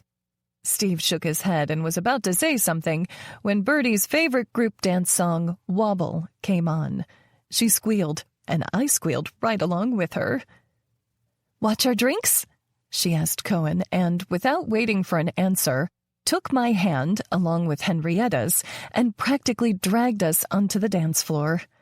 I laughed the entire way, loving this for us. No matter how old we got, I couldn't imagine not getting on the dance floor for Wobble with my best friends. People all around us were shimmying to the music, and I let the sound waves roll over my body, easily moving with them. Dancing was something that came naturally to me. I loved that I could let go of the day or my worries and get lost in rhythm. I loved the way guys responded when they saw my body move. It was freeing and empowering all at the same time. Bertie, on the other hand, was adorable when she danced. She was all big, toothy smiles and moves from awkward teenage dances. Going out with her had always been so much fun. Henrietta made it even better, the perfect mix between our 2 extremes. She was like a slow-moving river, constant and steady, and always there when you needed her, in good times and bad. We danced through the song, and when we hit the end, Bertie was grinning ear to ear. That song always made her day. The 3 of us stayed on the dance floor for the next song, rocking back and forth to the music. In our tight little dancing circle, Henrietta asked, "What's going on with you and Jonas? Is that chemistry I'm seeing?" "Only if you consider oil and water not mixing chemistry," I replied, dancing alongside her. Bertie moved her arm like a sprinkler and danced in a circle. "That's the literal definition of chemistry, but it looked like you 2 were mixing just fine." I shimmied to the right again. Okay, maybe there is something. But I don't think Jonas wants to be with a girl like me. He wants something serious, a family and marriage, and I just want to enjoy my life. Henrietta gave me a wry smile. "Who says you can't do both?" I shook my head. "I'm not that kind of girl." "Maybe you could be," Bertie said. "You just need the right guy." I gave a non-committal answer and focused on dancing. The truth was that I couldn't fall in love. Not with Jonas. Not with the first guy who seemed actually concerned with my well-being. Not with someone who was only doing this for his mom. Because happily ever afters didn't exist in real life. Not for girls like me. After a couple of songs, Bertie, Hen, and I went back to the bar where Cohen and Jonas were still talking. Cohen went back to make Henrietta a drink while I picked up my mojito from earlier, took a sip despite most of the ice being melted. I needed to find that pretty bartender again, but he was farther down the bar and completely swarmed by college girls. Jonas asked, "Want to dance?" The question caught me so off guard. I looked between Hen and Bertie just to confirm I'd heard him correctly. Bertie nodded back toward Jonas, and I realized he was still waiting for an answer. I nodded, and Jonas took my drink, handing it to Bertie. "Watch this, will you?" It was kind of sexy, the way he just handled it. "Of course," she smiled. Jonas clasped my hand in his, and I loved the way he took charge, leading me toward the dance floor. I tried to think back if I ever remembered Jonas dancing, but I couldn't. As he took me into the mesh of bodies and began moving, I couldn't believe I didn't remember. Damn, he had moves, and not just boring accountant rocking side-to-side moves. His hands were on my hips, swaying to the music, as the strobe lights reflected all hues in his brown eyes. Getting used to this side of Jonas, I danced with him, running my hands through my hair, letting the sound carry me away like it always did. By the end of the song, my breath was coming heavy, and I was warm, sweating along my hairline. And then a slow country song came on. I turned, ready to walk back to the bar with our friends, but he took my hand, spinning me to his chest. I looked up at him in surprise. "I didn't know you liked dancing so much." He smiled down at me. "It's fun with you. Besides, the bar photographer is going to have great photos for proof." "Proof?" I said. Then I instantly remembered. This was fake. At least to him. And it should have been to me. "Right, that's a great idea." He nodded, then spun me back and then to him again, taking my breath away. "Where did you learn to dance?" I asked. "I could ask the same of you. You've always drawn my eyes on the dance floor," he said. A flush formed on my cheeks. He'd been watching me. "I like to go out. I guess I've had a lot of practice." "My dad taught me. My parents thought a man should know how to dance." "They're right," I said. People always said you could tell how a man made love by the way he danced, and in my experience, that was 100% true. But I needed to stop thinking about Jonas that way, especially since I was staying the night at his house, especially since I'd be spending hours with his mom on Monday for her dialysis. "You know," he said, "it's been great getting to know you a little better." I looked into his eyes, searching for some hint of a lie, but all I found was the truth. "Me too," I said, and that surprised no one more than it did me. Another song started, and Bertie, Cohen, and Henrietta came to the edge of the dance floor. Henrietta held up 2 shot glasses filled with clear liquid and yelled, "Come here!" "What on earth?" I yelled, walking toward them with Jonas. I hadn't done shots in a long-ass time. We met them at the railing, and Hen handed me a shot glass while Cohen gave Jonas one. I sniffed the liquid, and my mouth fell open. "Tequila?" Bertie and Hen both knew this was my sexy drink. What the hell were they trying to do? "Drink up!" Hen yelled with a suggestive smile. I glared at her, but still took a drink. I could handle my liquor. Or at least I thought so. Chapter 17. Jonas. Somewhere between shots 2 and 4, Mara insisted we keep dancing, and fuck was she hot on the dance floor. The way her body rolled to the beat, the sultry look in her eyes, and how she looked as she ran her fingers through her long brown hair. Damn, I wanted to take her to the bathroom and fuck her right there. But that would have ended poorly for both of us. So instead, we danced, and we drank, and we danced some more, and then we drank some more. And I realized I was actually having fun, not worrying about Tess's wedding or Mom's dialysis or how this was all supposed to be fake. No, I was focused on Mara, our friends dancing with us. So much so that I didn't realize how late it was until the pretty boy bartender yelled, "Last call!" Mara and I looked at each other in shock, and I raised my voice over the music to ask, "How is it that late?" "I have no idea," she said back.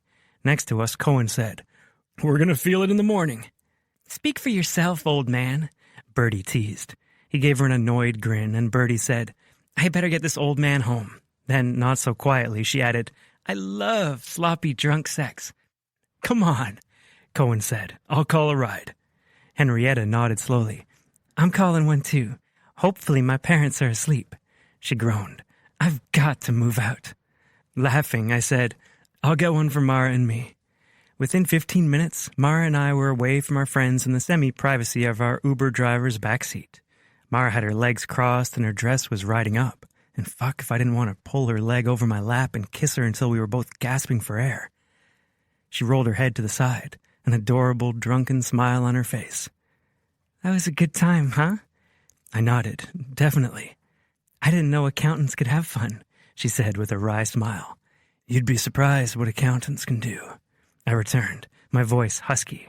I could smell her sweat mixed with apricot, and damn, I wanted to lick every sweet and salty inch of her. I looked out the window as if that would protect my thoughts. The second we got home, I was getting into the world's coldest shower. "What are you thinking about?" she asked. I looked away from the window and back toward her. "You don't want to know." I swear I saw her tits rise as her breath caught in her chest. "Why not?" "It wouldn't be appropriate." Her smile grew, and she licked her lips in the sexiest possible way. "Those are my favorite kinds of thoughts." "They're the kind of thoughts that would get us in trouble," I retorted. The car stopped, and I looked out the window to see my house, illuminated by the front porch light. Thank fuck I'd prepared that extra bed. If I was left alone with Mara tonight, there was no way her Christmas pajamas would make it through the night. I got out of the car and opened the door for her, then began walking up the sidewalk.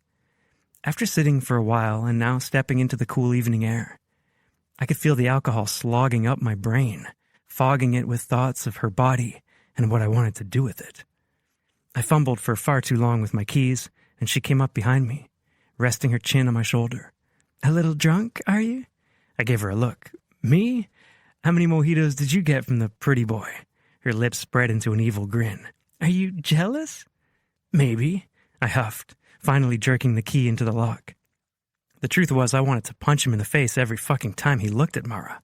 Not a thought I'd ever had before, several tequila shots deep or not. "What's it to you?" She stepped through the open door. "It's cute, you being jealous." "Cute?" I growled, shutting the door. I didn't want to be fucking cute. I wanted to be fucking her.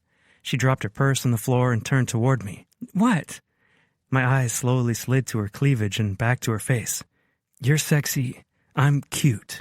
That's what." I was sober enough to know I shouldn't be admitting things like that to her or getting all fucking pouty, but drunk enough not to care. My dick hurt, and I liked her, and I just wanted the games to stop already so I could take her on a fucking date. Why was everything so complicated? "You're hard," she breathed, looking at my pants. She licked her lips again, and I groaned. "You've got to stop doing that." "What?" She was still looking at my dick. "Stop licking your lips." She stepped closer. She did it again. "Oh, fuck," I groaned. She stepped closer yet, lowering herself to her knees, and before I could even think to object, she had my zipper between her fingers, had my jeans open, giving her a better view of my cock straining against my gray boxers. Her face this close made my cock twitch, and she smiled up at me before peeling back my underwear and freeing my shaft. Her eyes went wide. "I knew you'd be big, but I waited for her to say, "But what?" But her lips were on the tip of my dick, and my nerves were going crazy. I moaned hard, my attempt at begging for more. I wanted to feel the back of her throat, the swirl of her tongue, the tightness of her soft lips over my shaft. But there was something else in my mind. A small, fucking annoying voice that told me if we continued, I'd regret it. She opened her lips farther, taking me deeper in her mouth, and I groaned, hitting the wall before stepping back and buttoning up my pants, angling my cock so the blue balls of the century wouldn't eat me alive. "What?" She looked upset, confused. "We can't do this," I said, despite the fact that my dick was protesting otherwise. "We're drunk." "And?" Mara replied, standing up. "Didn't you hear Bertie say that sloppy drunk sex is fun?" "I don't want to have fun," I said, walking past her. "Not with you." Before I reached the guest room, I said, "You take the main bedroom. I'll see you in the morning." I locked myself in the guest room. Literally, I locked the door. Not because I didn't trust her, but because I didn't trust myself. I'd been staring at her all night, not just thinking about her body, but about her. Mara was already so much more than I imagined her to be, and we'd barely started getting closer. I'd admitted to Cohen I wanted to date her while she and Bertie were dancing. No matter how impossible it seemed that someone like her, so sexually free and fun and uninhibited, could be interested in someone like me. He'd put his hand on my shoulder and said, "Mara's been hurt. It's going to take a lot to show her that it's safe to give more than just her body to you." And those words had been going through my mind all night, especially when I pulled away from her.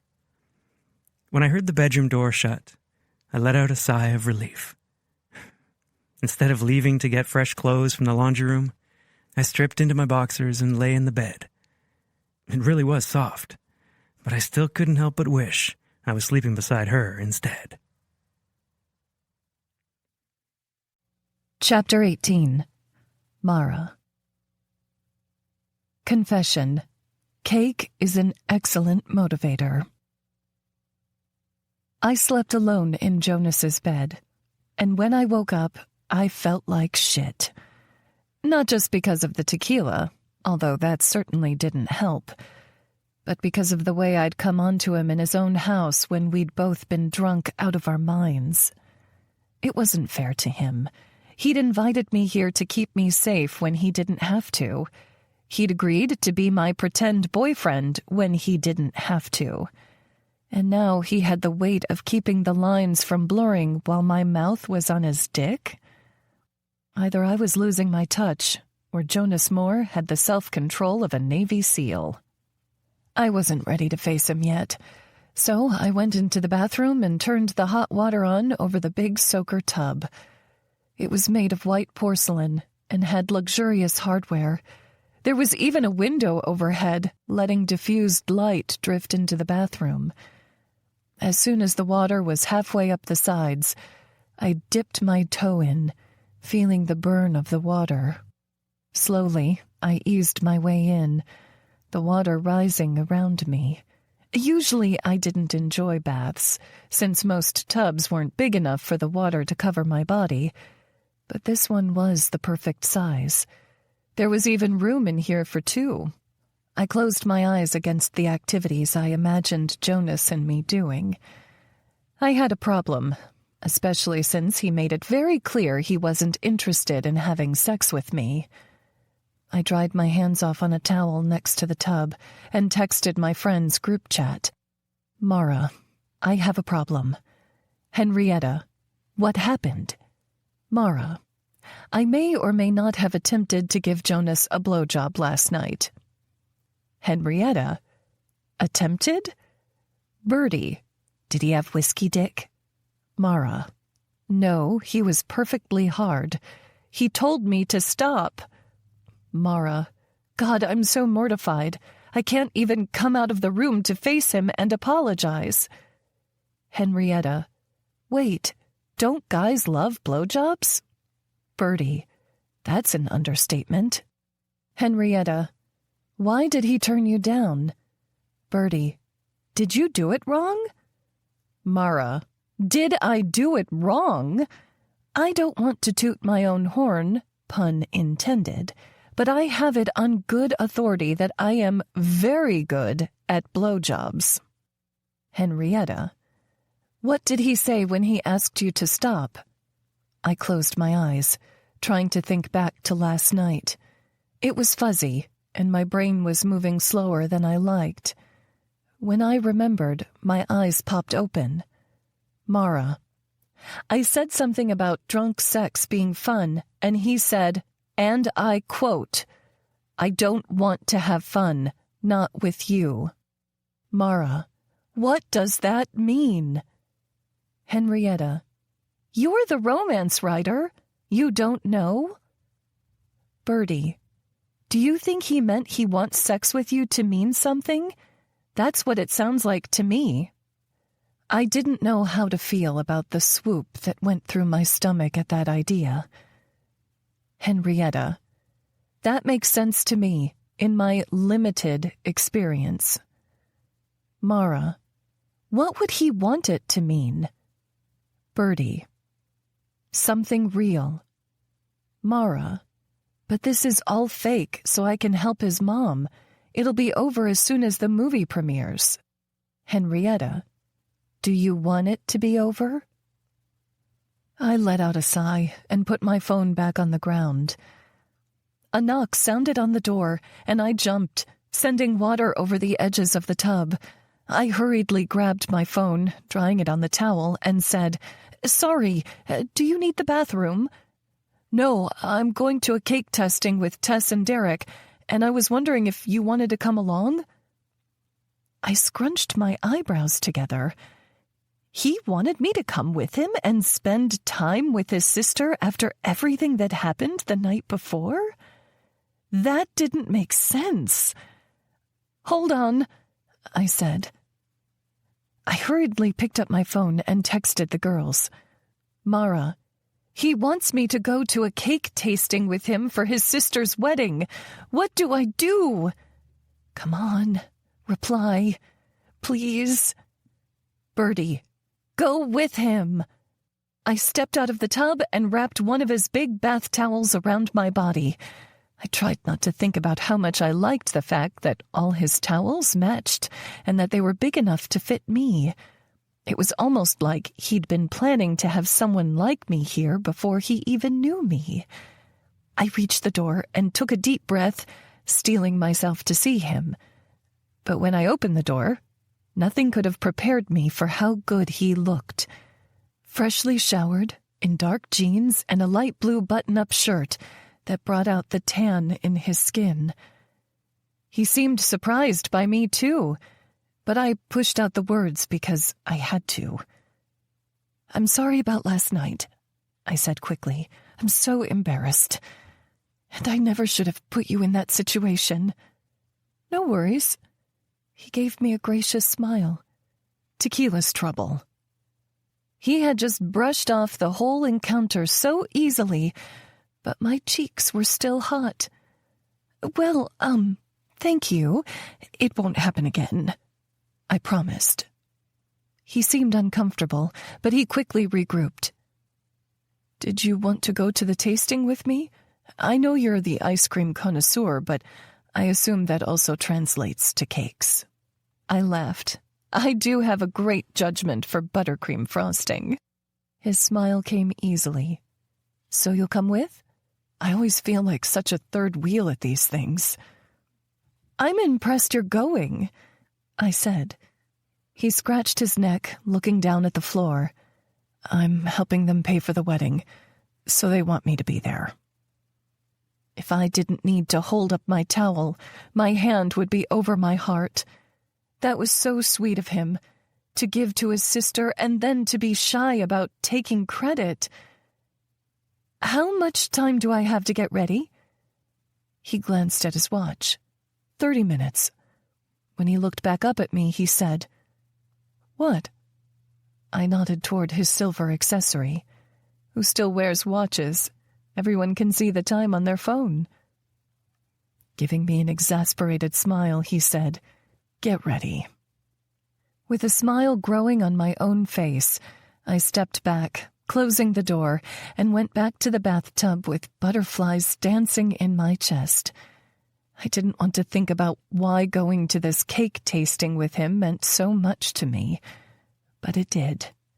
Maybe just because things wouldn't be awkward between us forever, even if I'd never forget a cock like his.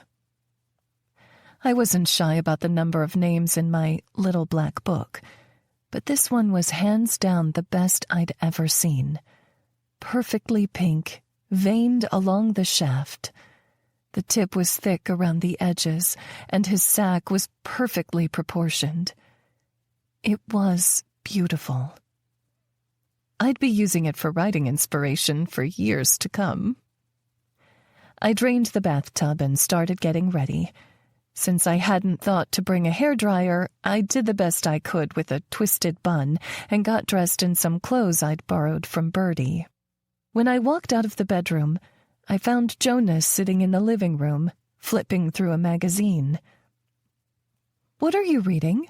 I asked. He flipped it over, showing The Economist on the cover. "Lame," I said. He rolled his eyes. "Let's get out of here." We walked down the sidewalk together and got into my car, since his was still at the club. "Where are we going?" I asked after we had buckled up. "Seton Bakery. Do you know where it is?" My eyes widened with glee. "Birdie and I go there all the time. I adore Chris and Gail. Are they making Tess and Derek's cake?" He nodded, a smile in his eyes. "I think Chris does most of the baking, though, and he has a few flavors he wants us to try out." "Well, that's easy," I said, putting my car into gear. "All three. We don't even need to taste them." Jonas chuckled. "Try telling Tess that. She's loving all the wedding planning stuff." "And Derek?" "Somehow enjoying it even more than Tess," he said. I laughed. "Is that so?" "Don't be sexist," he teased. "Guys can enjoy wedding planning too. Especially when they get a babe like your sister," I said. "She's so pretty." A look of pride crossed his face. I recognized it from all the other times he spoke of his family. "She's a great girl, especially now that she's grown into her teeth." I laughed out loud. "I'm telling her you said that." "You wouldn't dare." I glanced over to him, raising an eyebrow. "Try me." He shook his head. "You, Mara Taylor, will be the death of me." I couldn't help but think it was the other way around. Chapter 19. Jonas. After the way things got off track with Mara last night, I had to find a way to make it right, and maybe, selfishly, I wanted to spend a little extra time with Mara too. Sitting next to her in her car, I couldn't help but take her in. She was so adorable in her shirt, and her hair in a pile atop her head. Her nose was especially cute from this angle. "Is there something on my face?" she asked me, wiping at her cheek. I laughed. "No, I was just admiring you from over here." She gave me an exasperating look. "You're still drunk." "It's possible." I laughed again. It seemed like with Mara I laughed more than I ever had with another woman. Hell, I couldn't remember the last time I'd laughed so much at work or playing poker with the guys. I was glad she'd agreed to come along with me today. Wedding prep would be so much more bearable with her at my side.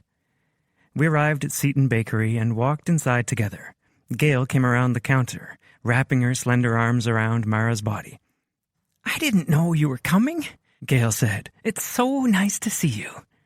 We've been following all the news and we're so excited for your movie to come out," she yelled over her shoulder. "Aren't we, Chris?" A tall, thin man with a receding hairline and a big smile came out of the kitchen, wiping his hands on an old white apron.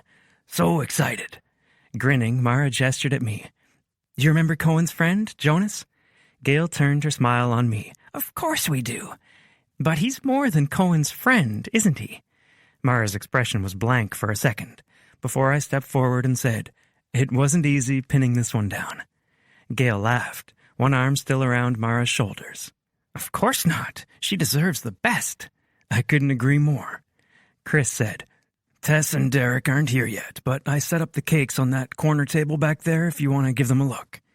I followed his thumb to see 3 single-tiered cakes, beautifully frosted, sitting on the table.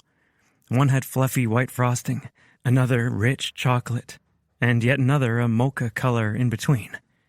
These are beautiful, and I know they're going to be delicious, I said. Tess is going to have a hard time deciding. Gail said, his head just grew 3 sizes.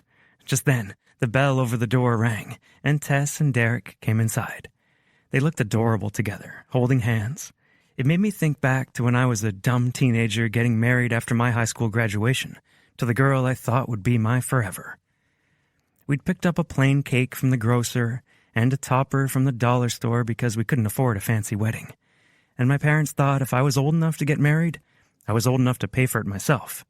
It had been a hard lesson to learn, because I hadn't been ready. Not even close.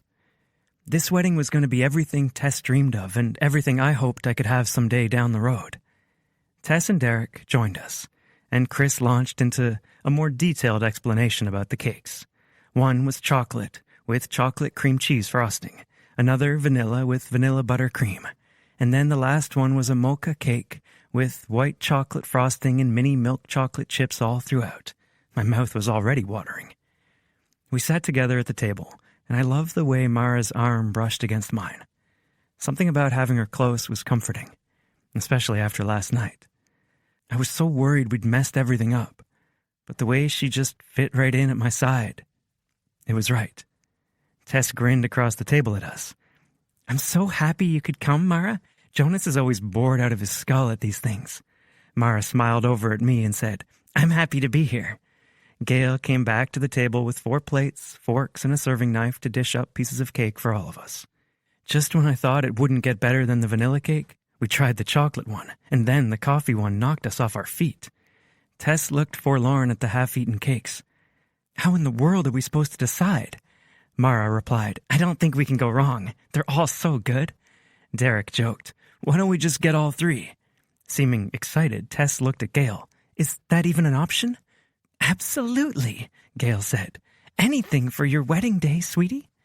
Sold, Tess said. Then she glanced at me. Sold, right? Absolutely, I replied. Gail laughed. That's the easiest cake sale I've ever had in my life. Tess and Derek went to the front of the store with Gail, setting up the details for their wedding date just a month after Mara's movie premiere. It made me sad to think that Mara would be here for all the preparations, but she wouldn't be at the wedding. Not as a friend, and not as my date. Mom would be heartbroken, so would Tess, and maybe I would be too. I stifled a sigh. I was definitely reaching. Once all their arrangements were made, Mara asked, Do you guys want to go to the beach? There's a great corn dog stand there. Sorry, Derek said. We already promised my mom we would come over for lunch. She was horrified we missed church this morning. Tess shot me a frown behind his back. Even though Tess had forgiven his family for the whole trying to sue her and destroy her store thing, relations were still a little tense with the in-laws. I have time, I offered. Mara smiled and said, Sounds great. We got back in her car and drove the few minutes towards Seton Pier, listening to music on the radio. It was one of those beautiful early February days that almost felt like spring, but still had the briskness of winter. Wind fluttered through the open window, releasing small strands from Mara's bun. She looked perfectly at home behind the wheel. Beautiful, really. We got out of the car and walked toward the corn dog stand I'd been to a half-dozen times with Cohen. The owner's name was Carl, and every time I came, the corn dogs were just as good as Carl's personality. He welcomed us with a toothy smile, complimented Mara, and handed us 4 corn dogs. We each held 2 as we walked down the wooden pier farther out over the ocean waves. Thanks for coming out here with me, Mara said. I haven't been to the beach as much as I'd like lately. I smiled over at her. Of course. Mara said, So what do you think about the cakes? Did they make the right decision? Absolutely. There was an awkward silence between us as we reached the end and looked out over the ocean. I rested my elbows on the railing, wondering what the hell to say. So much had changed in such a short period of time, but we still had to carry on with this agreement for a fake relationship. The dialysis machine had already been delivered to Mom and Dad's house. The dialysis technician would be there tomorrow morning to show Mara how to use the machine. Mom was excited to be at home, even if Mara wasn't my real girlfriend. I glanced at Mara, and the sight of her eating a corn dog nearly had me doubled over, especially after the night before. Damn, I really was a fucking teenager right now. Deciding to change the subject to something less sexy, I asked, "Are you ready for tomorrow?" She swallowed her bite and said, "I'm more worried about waking up early than I am about helping with dialysis." She let out a little laugh.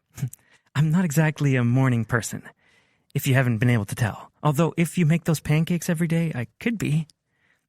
If Mara stuck with me, I'd make pancakes every damn day of the year. But I couldn't say that out loud.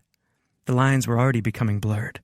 And even though I liked her, I didn't want her to feel like I was just using her since I couldn't have sex with anyone else. "What about you?" she asked. "What? Are you excited to have me out of your hair?"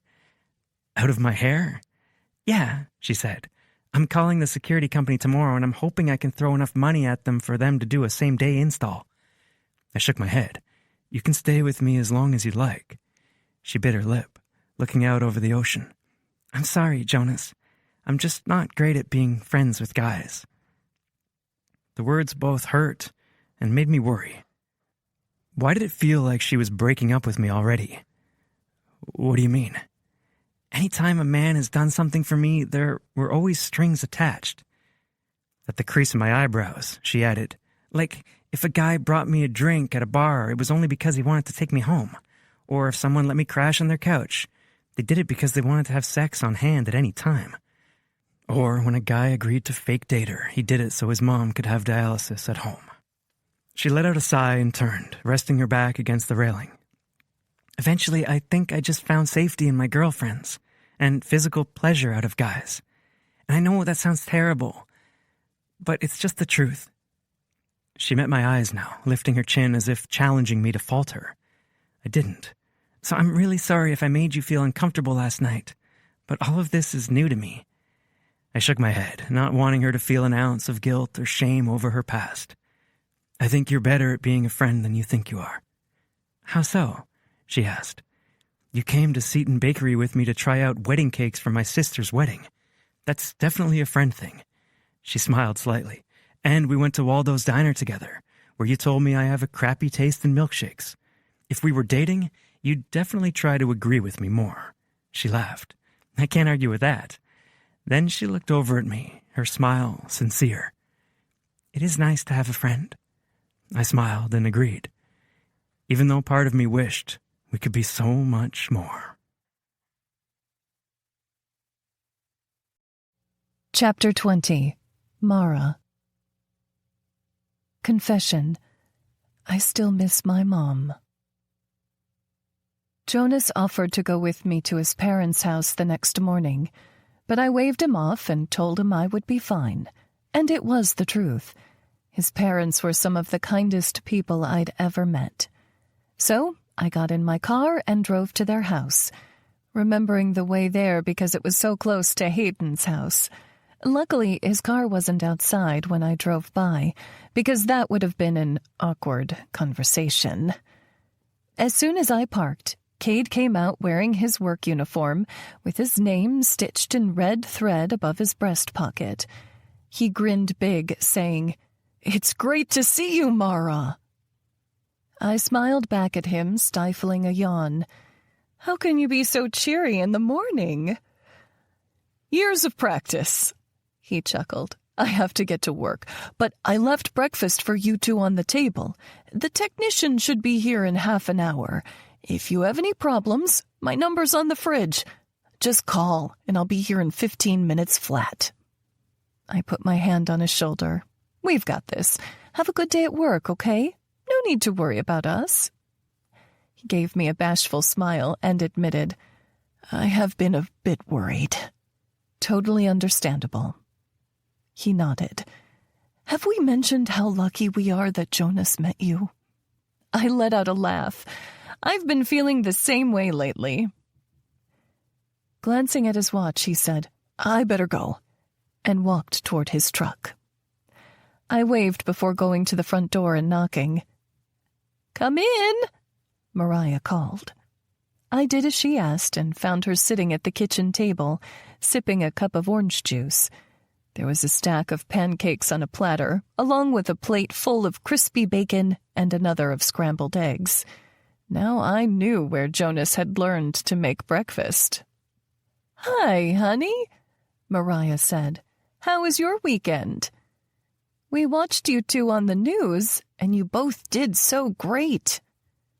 My cheeks warmed at the thought of her seeing me kiss her son. I wasn't a prude by any stretch, but there was a time and place for everything. "Thank you." She passed me an empty plate and said, "Eat up. Cade will be heartbroken if he sees too many leftovers in the fridge." "You don't have to tell me twice." I poured myself a cup of coffee from the pot and then walked back to the table, filling my plate with food. "How was your weekend? Did you do anything fun?" Unless giving Oakland a bath counts as fun, it was same old, same old. I chewed over my food, thinking, what do you typically do in a day? She shrugged. I like to read, so I do that quite a bit now that the kids are gone. Sometimes I take Oakland to the beach in the morning and go on walks. I like to cook meals and drop them off at the local foster care agency for new foster parents. Nothing big. And a lot of my time has been sucked up by dialysis now. 12 hours a week might not seem like much, but it sure does feel like a lot. I totally get it, I said. I don't have kids or family, and I still feel like I'm always behind with work. A knock sounded on the door, and she set her silverware down. That must be the tech. She left me at the table, eating the last of my food, and returned with an adorable guy in scrubs. He must have been a year or two younger than me, but he had tattoos all up and down his arms, and I was trying to keep from drooling. I couldn't help but feel like Mariah was getting the short end of the stick by having me and not him. "This is Mara," Mariah said. "She'll be here helping me out." The guy grinned at me, and despite myself, I melted, just a little bit. "I'm Jake. Looks like your day's off to a good start." "It definitely is," I said. Then I realized I needed to turn the flirt dial way down. Mariah was my boyfriend's mom, after all. "My boyfriend's dad made this amazing breakfast, and now I get to spend time with this dime piece." Raya chuckled, waving her hand at me. "She is full of it." Smiling, Jake said, "If you two are ready, we can get to it." We both nodded and went to the sunroom off the kitchen. I'd never been back here before, but it was a cute room with green carpet, mismatched chairs, and a wall full of windows. In one corner, there was a coat tree with their jackets hanging, and a shoe rack rested against the wall. "I thought it would be nice to get some sun while I do this," Mariah said. "Great idea," I agreed. Jake walked to the machine and began programming it, then walked me through each step to get her set up. Soon the machine was running, and Mariah was settled in her own chair with her Kindle in her lap. I walked with Jake toward the front door to let him out, while he walked me through last-minute information. "If you have any issues at all, our company has a nurse on-call line, so you can always get through no matter the time of day. But," he stopped by the door, getting a pen out of his pocket, "if you want to reach me personally, I live about 20 minutes from here, and I can make time for you." He winked, then handed me the paper with his phone number on it. "I'll keep that in mind," I said, glancing toward the floor and trying not to pay too much attention to his tattoos or wonder how much of his body they covered. As soon as he was out the door, I walked back to the sunroom with my laptop bag and sat in the chair next to Mariah's. "How's it going?" I asked her. "Is it better being here for dialysis?" She rolled her head toward me. "You have no idea. I hated going to that place. It was so sterile, and I felt like everyone was staring at me." "I get it," I said. "I know it's not the same, but When you're a big girl, especially at the beach in a swimsuit, people like to stare. Stupid. Agreed. I got out my laptop and opened it on my lap. "What are you working on?" Mariah asked. "Please tell me it's Liza and Reed's story." I grinned. "You read Janika and Martin's book, didn't you?" "Jonas said you were reading one, but I couldn't really tell from what he gave me." Mariah laughed. "I think I scarred him for life with that sex scene." I chuckled, remembering his phone call. I feel like every guy should read a romance at some point. Especially Janika's. She let out a happy sigh. Seeing her overcome her eating disorder and make love to Martin with whipped cream, oh my God, I didn't think anything could be so sweet and meaningful and hot, all at the same time. Now my cheeks were getting warm. I didn't usually get a chance to talk to readers like this. Thank you. That means a lot. So, what about Liza and Reed? How did they get together? "It's a marriage of convenience," I said. "Reed needs to be married as a term of his trust fund, and Liza's willing to marry him if he'll help her buy back her family's dairy farm. They're total opposites, of course.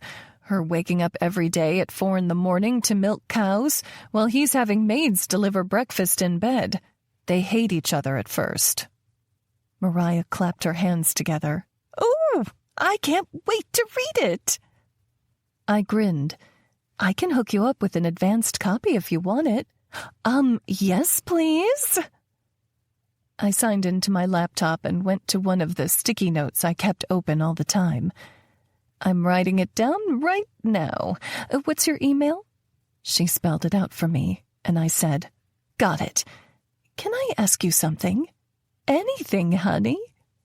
The way she called me honey, it melted my heart.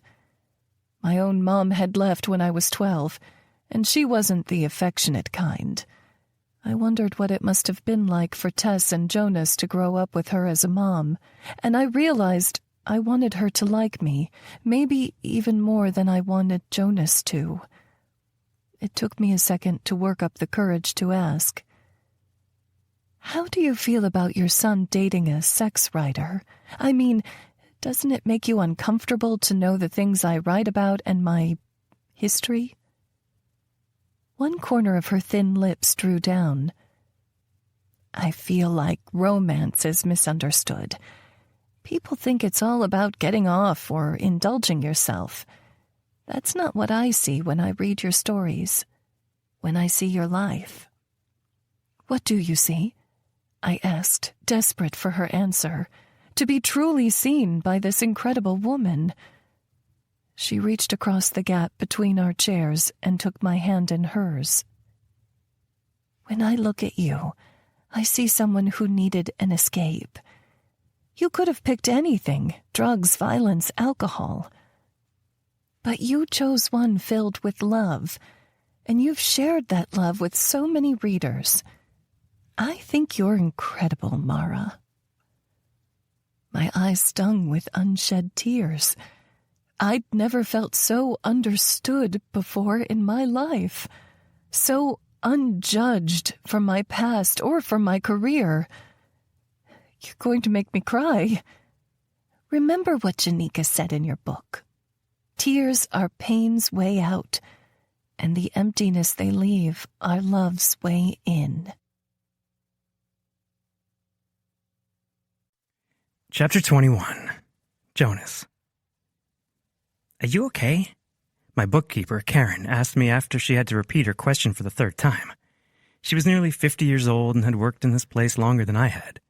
She had the same big blonde hair, rosy cheeks, and penciled-in eyebrows that she'd had when I met her on my first day at ESR accounting.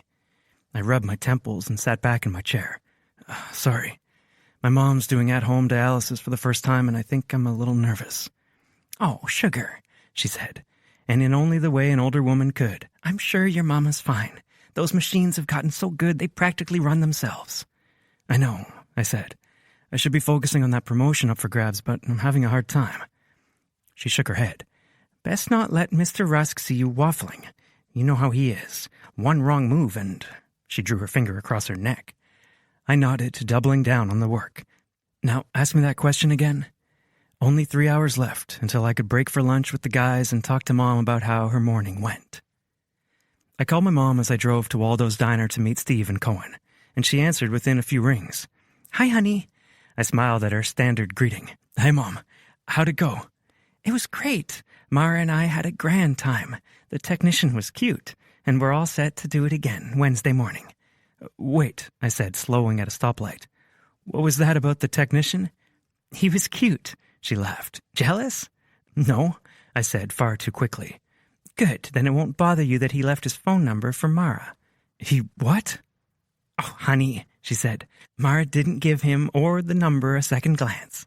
My chest puffed just enough to completely embarrass me. Was I really going to walk around jealous of every guy who found Mara attractive? I'd be jealous all the damn time. Do you want to come by for lunch on Wednesday? Mom asked. I could put something in the slow cooker and the three of us can have a meal together. Sure, I said, not thinking twice. I just pulled into Waldo, so I should probably let you go. Love you, she said. I said it back and then hung up, going into the diner. Cohen and Steve were already sitting in a booth with Chester, Bertie's grandpa, who owned the diner. I slid into the seat next to Chester and Cohen gave me a curious look. How'd it go with Mara this weekend? Did you... Steve raised and lowered his eyebrows. Chester only chuckled like an old man amused by the immaturity of the boys around him. We almost... I raised and lowered my eyebrows, but I couldn't go through with it. What? Steve asked. Why not? You couldn't get your eyes off of her at Collie's. If I didn't know you two were together, I'd be worried about you murdering her. Cohen laughed so hard he nearly choked on his coffee, and Chester's shoulders shook with mirth. Meanwhile, my cheeks were just as hot as the steam rising from Cohen's mug. I can't do that with her when she thinks we're just together so I can get my mom to Alice's. Chester's thick eyebrows drew together. You made a deal with Mara? I nodded.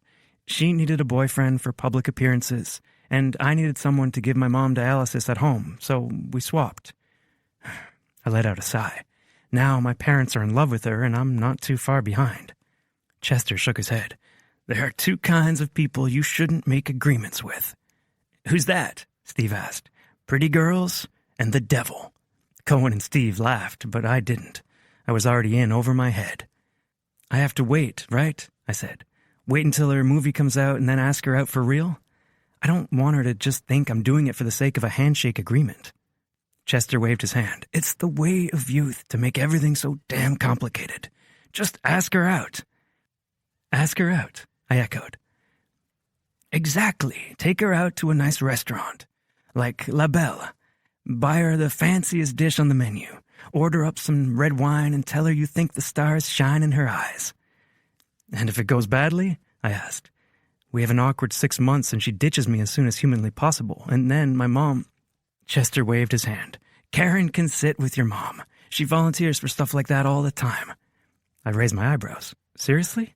He nodded. You have nothing to lose. Exactly, Steve agreed. The only thing you'll be losing is our next poker game. Now that Cohen and I both had homes, we alternated between our two places for a weekly poker game. We never played with money and spent more time drinking beer than actually playing, but it was a ritual I never wanted to end. We sat and bullshitted for the remainder of my lunch break, but even when our lunch was done, I couldn't get the idea of taking Mara on a date out of my head. Would it be a terrible mistake or the best decision of my life? I wouldn't know unless I tried. On my way back to the office, I called Mara, and she answered within a few rings. Hello. Hey, I said, already smiling at the sound of her voice. How did today go? It was great. Your mom and I talked about books, and she even helped me get through a plot hole I'd been worrying about. The fact that she didn't bring up the technician made me far too happy. Time to bring myself down to earth. Did you get in touch with the security company? About that, she let out a sigh. No amount of sweet-talking or bribery will get them to my house until the end of next week, which means I either need to buy a gun or ask Bertie and Cohen if I can stay with them. Or maybe I could ask Henrietta. She lives with her parents, but maybe she wouldn't mind sharing a bed for a little while. Why would you stay with them? You're more than welcome to stay with me. Jonas, seriously, I don't mind having you at all. Really? She said. You've already done so much for me. My chest felt tight at the thought of losing her already. I knew I would miss her the second I couldn't smell her on my sheets. I haven't done nearly as much as what you've done for me and my family. You should have heard Mom when I called her earlier. She was so happy and said she had a great time with you. That may have something to do with the hot technician, Mara said. We were both a little smitten. My laugh came out strangled. Is that so? He was a little forward, leaving me his number even though we clearly said I was Raya's son's girlfriend. She made a tisking sound. He obviously didn't know I'm a committed woman. She was joking, but I wished it were true. I just needed to come out and say it. Stop making things complicated, like Chester had advised. Stay with me. She was quiet for a moment. Okay, but can you come by my house with me to get my things? Of course, I can come by after work and then let's go out to eat. Like at Waldo's? I adjusted my grip on the steering wheel. I was thinking La Belle. I've been missing their tiramisu. Well, she wasn't exactly saying yes to me as much as dessert, but I'd take it. Meet you at my house at 6? It's a date. Chapter 22. Mara. Confession. Sometimes I like a man to take control. I'd been having such a good day until the security company told me they wouldn't be able to come until late the following week.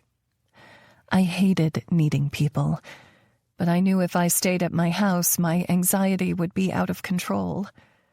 The thought of my dad just showing up unannounced in the middle of the night made me want to run away from here and start a new life somewhere he could never find me. I used to think he didn't care enough to ever come after me, but clearly I had been wrong. No matter how hard it was to admit, I felt better being at Jonas's house, under his wing, with his front door video camera and the sign in the yard that said, "Protected by Stonewall." But it wasn't just that. Jonas had such a calming presence. When I was around him, everything felt easier, even if it was so much more complicated. Since I didn't have anywhere to go until our date, I went to Halfway Cafe in downtown Emerson and sat with my laptop by a window. I'd been so busy, I hadn't gotten a chance to check in with my virtual assistant, so I dialed her number. "Hey, girl, hey," Rebecca said with a smile in her voice. "What's the 411? I loved working with her. She was so bubbly and fun. "So stinking much. Charlotte's been sending you updated statements, right?" "Yes, they've changed like 3 times over the weekend." I laughed because she was right. It's been a wild few days. "And Jonas?" she asked. "Please tell me it's real. I mean, the statement says it is, but it looks fake," I said. "Actually, it looked convincing on the news." "That's good." I chewed the inside of my cheek for a moment. "TBD." She squealed. "I wanted to check in and see if you've gotten any strange emails or want to go over anything before I get logged in?" I asked. I could chat for hours with Rebecca, but I really needed to get some words in. "There was an email from Duncan Schwartz. Is that my dad?" I finished. I couldn't deal with this right now. Not that I had a choice. "Was it threatening?" No, I don't think so." "Then file it," I said. "I don't want to deal with it." Even if my curiosity would eventually get the best of me. "Absolutely. Anything else?" she asked. "Nope. Just keep replying to emails and stay on top of social. I want some good focus on Liza and Reed." "Swoon. Talk soon, Mar." "Talk soon," I replied. I set my phone down and took a few deep breaths. My dad had found my website, was using my assistant's time for whatever he wanted. She said it wasn't threatening, and I didn't have the headspace to deal with it. So I did what I did best. I opened my computer, and I got to work.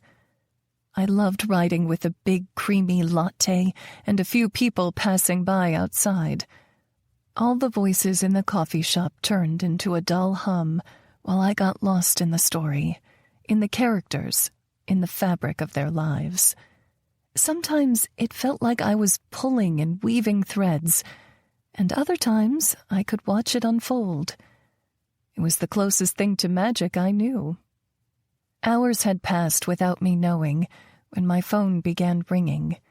I had expected to see Birdie or Hen's name on the screen. Instead, I saw Jonas. "Hello?"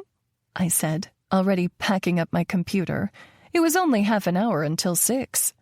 "Hey, I was on my way home from work and I saw your car outside Halfway Cafe. At least, I think it's your car. And if you were there, I thought maybe we could ride to the restaurant together." I laughed, looking out the window for Jonas. His car was parked just in view from where I sat. "Stalker much?" "My mom calls me observant." "Uh-huh." I lifted my laptop bag and put it over my shoulder. "I don't mind riding with you." I actually liked not having to be behind the wheel, but I didn't tell him that. Instead, I walked outside to find him leaning against the hood of his car waiting for me. With his sleeves rolled up and his tie hanging loosely around his neck, he didn't just look good. He looked hot. My watering mouth had nothing to do with the food we were about to consume. "Hey," he said, getting up. "Have a good day?" "It got a little off track in the middle, but overall really good," I replied. I didn't typically spend my day around people. That was just the nature of my career. But hanging out with his mom had been great. Is it bad that I'm already looking forward to Wednesday? The brightness of his smile rivaled the sun. Not at all. He opened the door for me, and I got in. It was nice being treated like this. But when he got in the car, I said, "You don't have to open doors for me. I don't think anyone's watching." "I am," he replied. And that was that. He rolled down his sleeves and tightened his tie and began driving. LaBelle wasn't too far away, and soon we were leaving his car with the valet driver and walking through the heavy glass doors. He put his hand low on my back as we walked in, sending shivers up my spine. Jonas greeted the hostess and said, "I have a reservation for 6 o'clock under Moore." She smiled warmly at him and scratched her pen across a page. "I have you down. Please follow me." She led us to a private table in the back corner of the restaurant, and I had to wonder whether it was coincidence or if Jonas had specifically requested privacy. How would I feel either way? Jonas held my chair out for me, the perfect gentleman, and then walked to his side of the table. "It's been forever since I've eaten here." "Me too. I'm excited." Our waiter came to the table, and I did a double take. My jaw dropped flat on the floor. Hayden was our waiter? I knew he worked at the pet store, but he must have picked up another job. And while I stared in shock at him in his waiter's uniform, he was looking equally stunned between Jonas and me. "So, I guess this is why I haven't heard from you," he said, setting our menus in front of us. I hadn't replied to any of his messages in the last several days, partially because we wouldn't be seeing each other anymore, and also because we weren't a couple. I didn't owe him a response, just like he didn't owe me one. But mostly, I hadn't texted him back because of the man sitting across from me, the one who was looking more and more uncomfortable by the second. Hayden," I said, "this is Jonas, my boyfriend." Jonas stood and extended his hand. "Nice to meet you."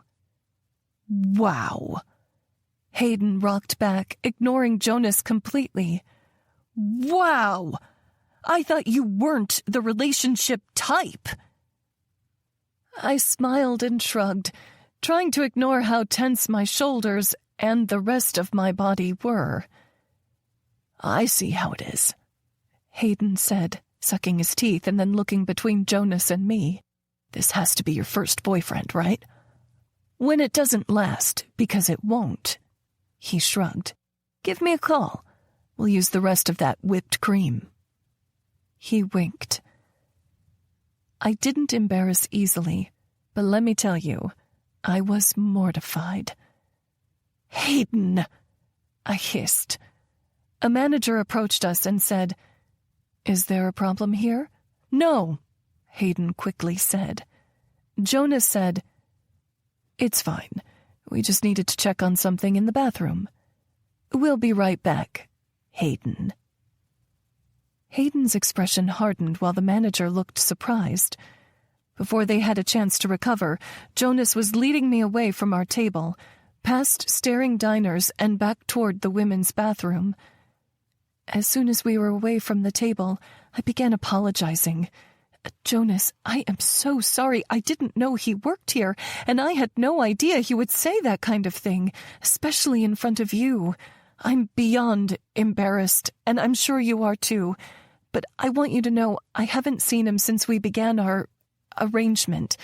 No way would I disrespect you like that." But he didn't speak.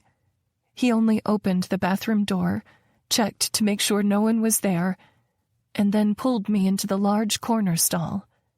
"Jonas, what are you—" I asked, but he silenced me with a kiss. It was fucking sexy, him taking control like this. And his kiss. It sent heat pooling between my legs. He moved from my lips to my neck, trailing rough kisses along my sensitive skin. "Jonas," I gasped. "What is this?" He rose from my collarbone, looking me straight in the eyes. "I hated the thought of that fucker being the last person to touch you." He did more than kiss me. I breathed. I knew I was playing with fire, but Jonas was hot, and damn was I horny. He continued kissing down my neck, into my cleavage, and worked his hand into my pants. He rubbed a slow circle around my clit that made me moan. His fingers slid along my slit, and then he plunged one in, two. The door to the bathroom opened, and someone walked in, but he didn't stop. He covered my mouth with his free hand. My eyes rolled back in my head. God, had I wanted this. He rubbed the heel of his hand against my clit, and my pussy tightened around his fingers. But instead of pushing me over the edge, he drew his fingers out and slowly put them in his mouth, licking me off of him. I closed my eyes, shuddering from my want, from my need. The toilet next to us flushed, breaking the spell, but only for a bit. We were silent until the door shut behind whoever she was, and Jonas said, "Dessert first, right?" I couldn't help the smile that came to my lips. He opened the stall, put his hand on my lower back, and said, "Let's go eat." We walked back to our table and sat down again. When Hayden came back, I knew my face was flushed from what had happened. He didn't make eye contact with us at all as we ordered our drinks. But throughout the whole meal, I couldn't help thinking about the dessert that would come after. Chapter 23. Jonas. What the fuck had come over me? I'd gone fucking feral, hearing that guy talk about Mara and realizing he was the last one to touch her in all the ways I wanted to. I spent the rest of dinner thinking about how fucking good she tasted on my fingers, and how I should apologize to her for practically assaulting her in the bathroom. Unfortunately, by the time we got to my house, I still hadn't come up with any apology ideas. We hardly spoke on the ride home, and once we got inside, Mara said, "So, about earlier, I'm so sorry," I began. "I should have asked your permission, and I didn't." I met her beautiful brown eyes, hoping she could see how apologetic I was. But instead of saying something like, "It's okay," or punching me in my junk like I deserved, she said, "Don't apologize. I wanted you to." "You wanted me to?" She nodded, biting her bottom lip, and then there was no more holding myself back. I pulled her jacket the rest of the way off and kissed her, hard. I didn't want this to be over fast, but damn, I was already hard for her. We walked, stumbled, fell into my bed. She looked perfect there, her dark locks splayed around her on the white comforter. Before I could tell her how hot she was pulling me down, kissing me with her soft lips and reaching for my dick with her fingertips. She undid my pants and then reached into my underwear, taking my cock in her hand. She knew what she was doing, that much was clear. I slid my hand under her shirt. Feeling underneath her bra, I ran the pad of my thumb over her hardened nipple, desperate for her to take her shirt off, to see her in all her glory. So I did just that, began pulling up on her shirt. She took her hand out of my pants, lifting herself up to help me. As soon as her shirt was off, she unclipped her bra. My imagination hadn't even come close to the perfect tits splayed before me. They were full, round, heavy, and so fucking sexy. I pushed her back down, parting her legs with my knee, and taking one hard nipple in my mouth, teasing it with my tongue. Her back arched underneath my weight, and I moaned against her breast before moving to the next one. "Fuck, Jonas," she said. "You have no idea how long I've been imagining this." I pulled back, looking into her hazy eyes. "You have?" "That first night I took a shower," she reached for my cock again, stroking it. "I got myself off thinking about you fucking me against the shower wall." Her words sent a fresh rush of desire straight to my dick in her capable hands. "You weren't the only one." "What?" "I didn't want to set up that fucking bed. I needed to go somewhere else and beat myself off so I wouldn't have a fucking wet dream with you in bed." The sound of her laughter was music to my ears. "Maybe we shouldn't have waited this long then." She pushed me back, trading positions with me so I was lying down and she was on top. Taking her time, she pulled my pants and underwear down, and when they were off, I quickly took off my shirt. When I fucked her, I wanted to feel every inch of her soft skin against mine. But Mara had other things in mind. She looked at my cock like it was the most amazing thing she'd ever seen and said, "I'm going to finish what I started the other night." I closed my eyes, thinking about how hard it had been to walk away from her that night, how I'd fucked myself raw and still ached for her mouth, her pussy.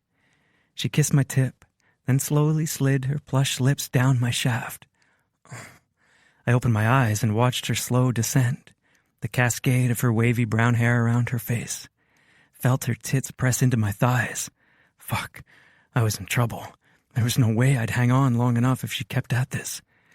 But I allowed myself the indulgence, moaning as she cut my balls, as her tongue swirled around my shaft. As she took me deeper and deeper until my tip hit the back of her throat and she moaned, making the sexiest fucking sound.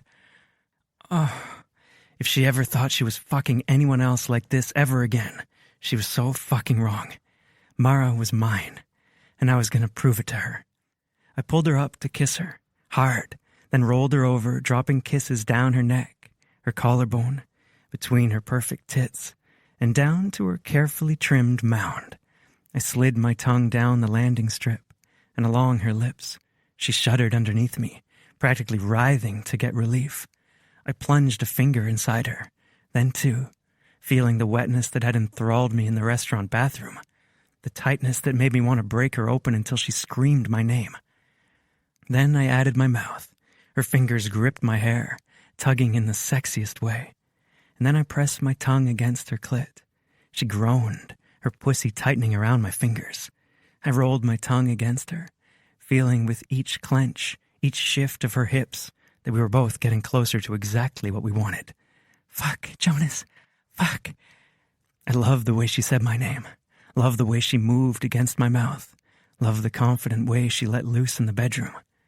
Loved her scream as she came. Fuck, she panted as I slid my fingers out of her. Now it's your turn. I wiped my face against the blanket before moving up to kiss her again. She bit my lip, growing more and more forceful with each moment. Roll over, she ordered, and who was I to deny her everything she wanted? I rolled on my back, my dick hard and throbbing, desperate for more of her. I reached for my bedside table, but she put her mouth on my dick, stopping me in my tracks. I'm good, she breathed, kissing up my shaft. I have an IUD, and my tests are clear. The second she said she was okay with it, I couldn't get the thought of her pussy against my raw dick out of my head. But instead of getting on, riding me with her tits over my mouth, she turned around and, fuck, I wasn't ready for the sight of her full ass, her hips as she lowered herself and sheathed her tight pussy over my cock. She started slow, letting us both savor the feeling of our bodies coming together for the very first time. Her hair cascaded down her back in messy waves, and I wrapped my fist around it, pulling her head back. She moaned, and her back arched, and she sped her pace. I moved my hands from her hair to her hips, helping her move faster and faster over my cock. "Touch yourself," I said, and she did as I asked. One hand went to her hair, raising it off her back and drawing my eyes to her curves, her folds, the stretch marks along her sides. Everything about her was sexy. Her moans grew louder, and her pussy tightened around my cock. "Come with me," she said. "Come with me." It was the easiest command of my life to follow. I lifted my hips, pumping into her as she screamed and clenched around my cock, milking me for everything I had. Oh. Mara was mine, and I was hers. Chapter 24. Mara. Confession. I had good sex with an accountant. The aftershocks of my orgasm were still shaking my body as I lifted myself off Jonas and rolled to the bed beside him. He handed me his white undershirt and said, "If you want to clean up." The gesture was so matter-of-fact yet thoughtful, I almost melted. Or maybe that was all the dopamine running through my body at the hot-as-fire sex I just had with the accountant. I took the shirt and wiped myself off. Then he took it back and flung it toward the hamper in front of his closet. He missed completely, and it landed on the floor. I giggled. "What?" he asked. "I think this might be the first time your room has been messy." He rolled to his side and propped his head in his hand. My eyes drifted to his arm muscles. I'd been so fascinated with them, but never able to touch until now. I ran my fingertips over the ridges of his skin, curved and shaped by the muscles underneath, and then back to his eyes. They were dancing with his smile. That was amazing. I couldn't help but agree. Who would have thought you'd be so good in bed? I grinned evilly. Maybe it was beginner's luck. He rolled his eyes at me. "I'll take you in the shower right now and prove it wasn't." I raised my eyebrows and pretended to think it over. I do need to clean up. He grabbed my hand and pulled me toward the bathroom, and I followed him, laughing as I went. He pressed me against the glass shower wall, silencing my laugh with his kiss. It was playful, sexy, and I loved that I could feel him smiling through it all. Jonas deserved to be happy. We both did. He flipped the head and water cascaded to the floor, sending droplets bouncing back up over our feet. As soon as the water warmed, he led me in, letting me stand underneath the stream while he reached for his loofah and soap. I dipped my head back under the stream, letting the water wash through my hair, not worried about what it had done to my makeup. I watched Jonas's eyes trail the beads of water down my breasts, over my stomach, and down my thighs to the floor. It was hot, the way he watched me without reserve. I'd been with guys before who tried to look away from my body. They wanted me to fuck them, but acted like they could ignore the extra weight I carried. Jonas didn't even try. He took me in, every single inch of me, and worshipped me with his eyes. I drew my fingers from my hairline, down my neck to the space between my breasts, and his lips parted. "You have such a beautiful body," he almost whispered. I took in his form, the ridges of his stomach muscles, not quite a six-pack, but clearly strong and firm. And then his dick.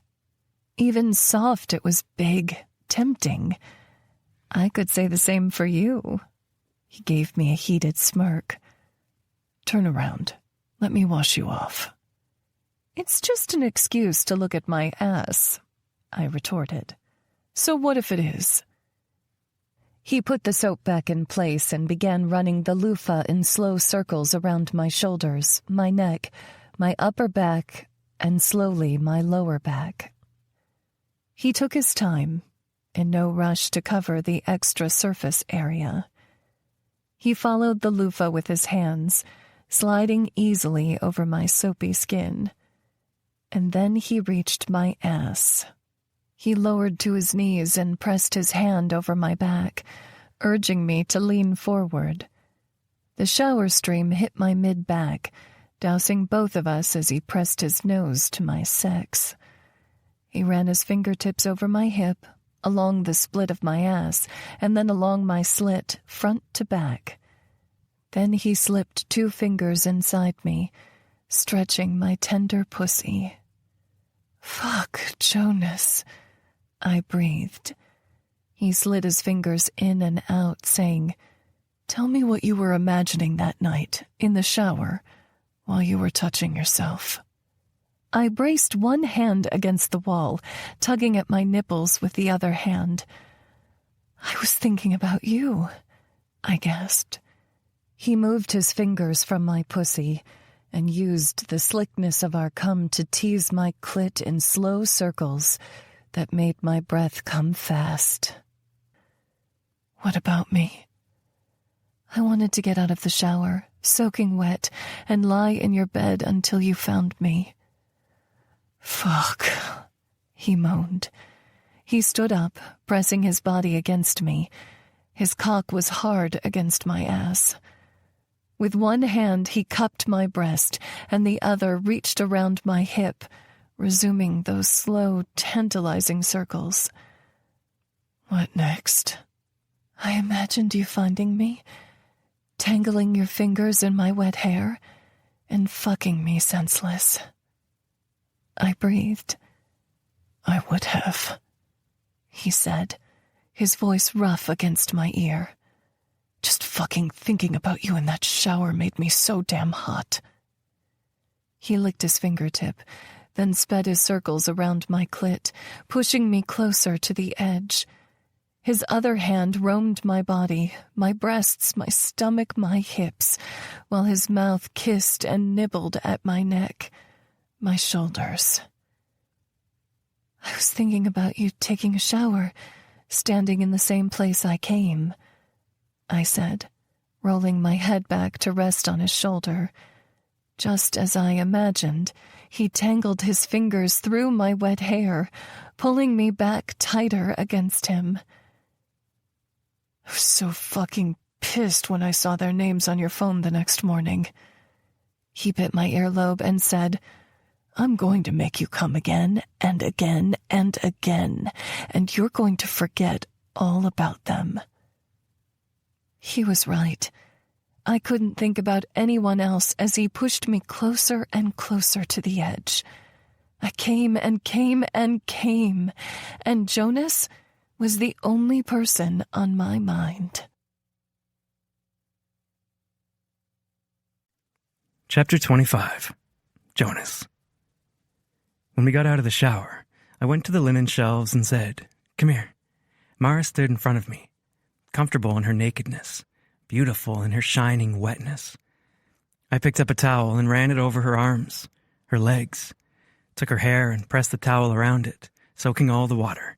And when I was done, I handed her a new one so it would be perfectly dry and warm. She took it, pressing the water away from her flushed cheeks. She looked beautiful. And part of me still couldn't believe what we'd just done, that I'd been the one to do it with her. I got a towel for myself and dried off before walking to the bedroom with her and slipping on some sweatpants. "You know what sounds amazing?" she said. I finished pulling up my pants and turned toward her. "What's that?" "Ice cream," she finished, "and a soapy romance movie. It's my favorite way to end the day." "Soapy?" I asked, not familiar with the term. "You know, like soap opera-esque?" "Let's do it," I said with a chuckle. I couldn't think of anything I'd rather be doing than hanging out with Mara, doing whatever she wanted to do. Usually in the evenings I just watched TV, since I went to the gym in the mornings. During tax season especially, I didn't have time for much else. You pick a show and I'll dish us up some bowls? Sounds great. She lifted a pillow off my bed and held it up. For your uncomfy couch. I rolled my eyes and let her walk first down the hallway. She was wearing just a long t-shirt and underwear, and damn, that I liked the way her hips swayed, the way her shirt showed just the faintest hint of the underside of her ass. She settled herself on my couch, lying back on the pillow, and grabbed the remote off the coffee table. I gave a last look at her, memorizing what she looked like so comfortable in my home, before going to the kitchen. I got 2 bowls out of the cupboard instead of 1, 2 spoons from the drawer instead of 1. After getting the tub of ice cream out, I scooped twice as much, and felt like breathing a sigh of relief, doing this for 2 people. It felt right.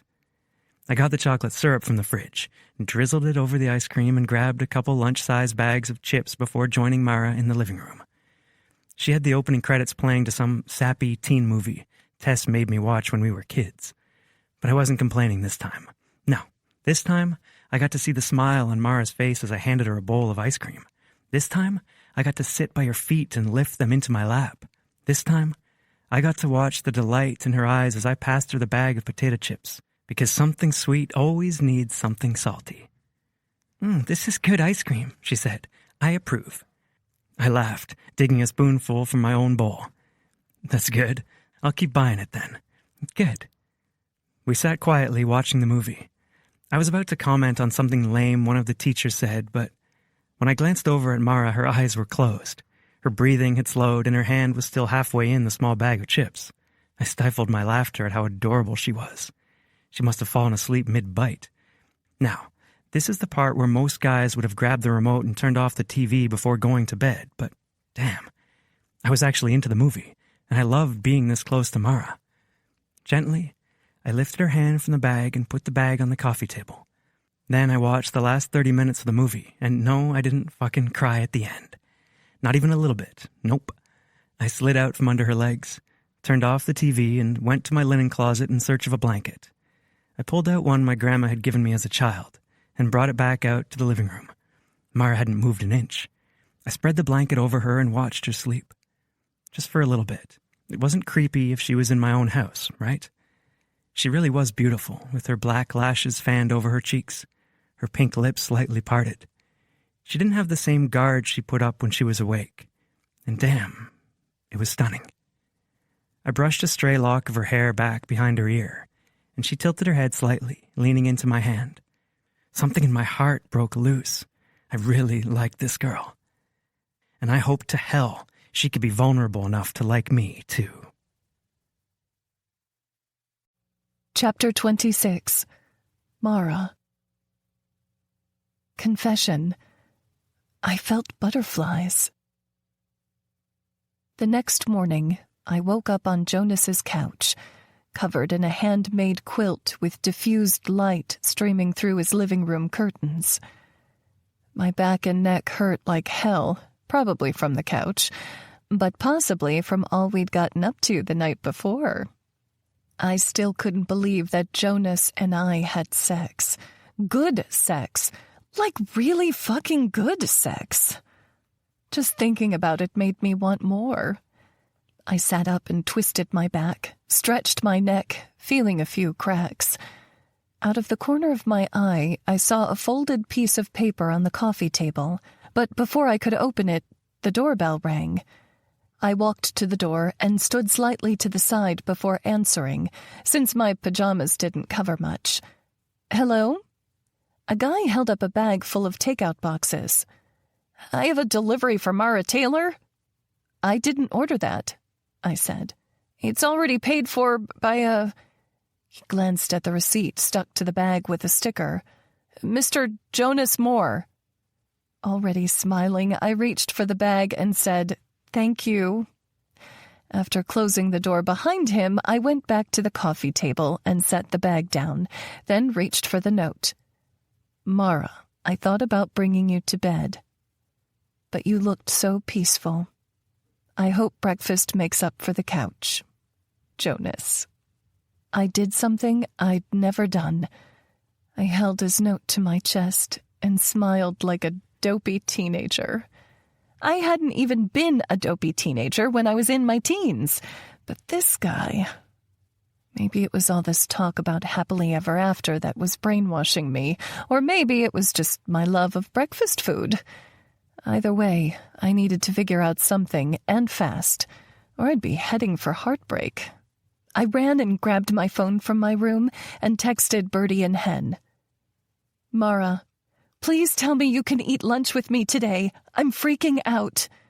Hen, "You know I'm there. Where should we go?" Bertie, "I can't leave my office today, but you can come to me. I have a free slot at 1. Mara, "Only if you let me raid the condom jar." Bertie, "You're the worst." Hen, "Want me to grab something on my way? I can pick up something from Seton Bakery or Waldo's. What are we feeling today?" Mara, "This requires sugar, and plenty of it." Hen, "Cupcakes it is." Bertie, "See you at 1. I sat down at the coffee table and opened the meal. It was full of the things he had made me that first night that I stayed over at his house. There were pancakes and syrup and fresh scrambled eggs and bacon. But the best thing of all was that he had sent it right to me, thought of me, for even a little while. I picked up my phone again and called his number. He answered within a few rings and said, "Good morning, beautiful." It brought a smile to my lips. Most guys didn't say, "Good morning, beautiful." They said, "Want to go again?" "Good morning," I replied, trying to catch my bearings, "and thank you for the breakfast. That was very sweet of you." "Of course," he said like there was no other way. "I didn't want to wake you up by banging pans around, so I figured this would be better." "Did the doorbell wake you?" "No, I was already awake when it rang." "Perfect. So hey, don't make any plans for after work tonight." "Why is that?" I asked. "You'll see," he replied. "I'll talk to you later." I shook my head, smiling to myself. I'll talk to you later. Between waking up for breakfast and going to lunch with my friends, I tried to get in as much writing as possible. If I focused for half an hour at a time and pushed myself, I could get some words in and make good progress. I also checked social media, and it seemed like almost every comment about me or my beliefs, or lack thereof, about marriage were gone. I was old news, just the way I liked it. Around noon, I got in my car, Trouble, and drove to the fancy pants school where Bertie worked. I felt so out of place when I stepped onto the campus full of the children of rich people who thought to get anywhere in life you needed to have an amazing education and an even better wardrobe. When I was growing up, I went to a really crappy public school with more students than lockers, and I hadn't even lasted there. But that probably had more to do with my family than the school.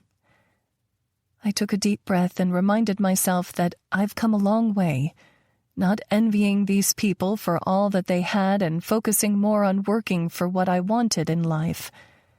Then I continued walking toward the big brick building, looking around for Henrietta's car, but I didn't see it. So instead I walked up the stairs and through the entry with Ad Meliora engraved in the stone archway. I pushed through the heavy double doors and turned right at the principal's office. A woman up front named Marjorie gave me a skeptical look. She probably didn't like the fact that I was wearing leggings at all, much less in this building. "May I help you?" she said. "Yes, I've a meeting with Bertie Bardot." She winced. "Do you know where her office is?" "I can get there," I replied. I took the visitor name tag, applied it above my chest, and walked down the tiled hallway, looking around. I wondered what it would have been like to be a real kid in this high school, enjoying myself and worrying more about how I looked in my uniform than how I was going to be treated at home. The truth was, I was never really a kid, even when I was living with my parents. I had too much responsibility and not enough time to be who I really wanted to be. I was lucky to be able to make up for lost time now, as an adult with no supervision and plenty of resources. I stopped in front of Bertie's door with her new name tag that said Bertie Bardot and smiled. This was just one of the signs of her happily ever after. As I reached my hand up to knock, I had to wonder why I had spent so long thinking that a lifetime love was out of reach for me. Why had I spent so long shoving everyone away, when clearly there were guys like Jonas and Cohen out there who wanted more than just sex? God, those were exactly the kind of thoughts I needed help with. I knocked on her door, and Bertie sang, "Come in!" I turned the handle and walked inside, looking between her and her white bird, Ralphie. "Hi there," I said to both of them. Then I went to his cage and wiggled my finger at him. He gently touched his beak to my finger, and I smiled. "How are you doing?" "Good," Bertie said, coming to stand beside me. "A little nervous because this will be my first year helping Ollie plan his birthday party, but I want to know about you. What's going on? Why are you freaking out?" I closed my eyes and shook my head. "It's probably better if we wait until Hen gets here." "I'm here." Hen's voice came from the hallway. She walked into Bertie's office carrying multiple bags stamped with the Seton Bakery logo. "Girl, you delivered," I said. She grinned. "A freak out from Miss Calm and Collected called for it." I laughed, helping her with the bags while Bertie cleared a space on her extra table for us to eat. I could only imagine how many uncomfortable conversations had been had around this table. Mine would not be the first or the last. We spread out sandwiches from the bakery, along with lemonade and, of course, their famous cupcakes. Skipping the sandwich altogether, I went for my cupcake, licking some of the frosting. The sugar instantly soothed me. "What's going on?" Henrietta asked. I looked down at my cupcake, wishing I could just eat it instead of talking at all, instead of facing what I'd done the night before. But I gazed up and looked them in the eyes. I had sex with Jonas. I was expecting them to freak out like I was internally, but Bertie clapped her hands together and said, "Yay!" I laughed. "Yay? That's it?" I turned to Henrietta, looking for the more appropriate response, but she was smiling big.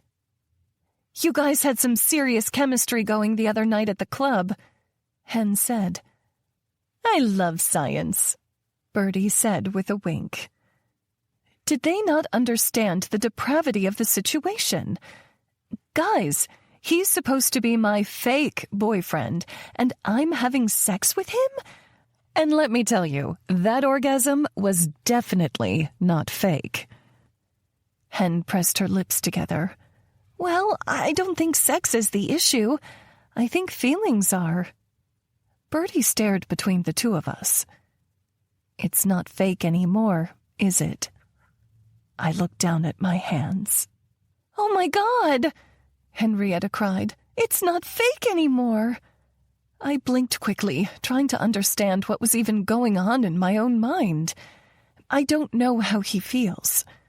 "But," Bertie said, "but this is the first time that I've actually felt butterflies." I covered my face because I felt so lame even as I said it.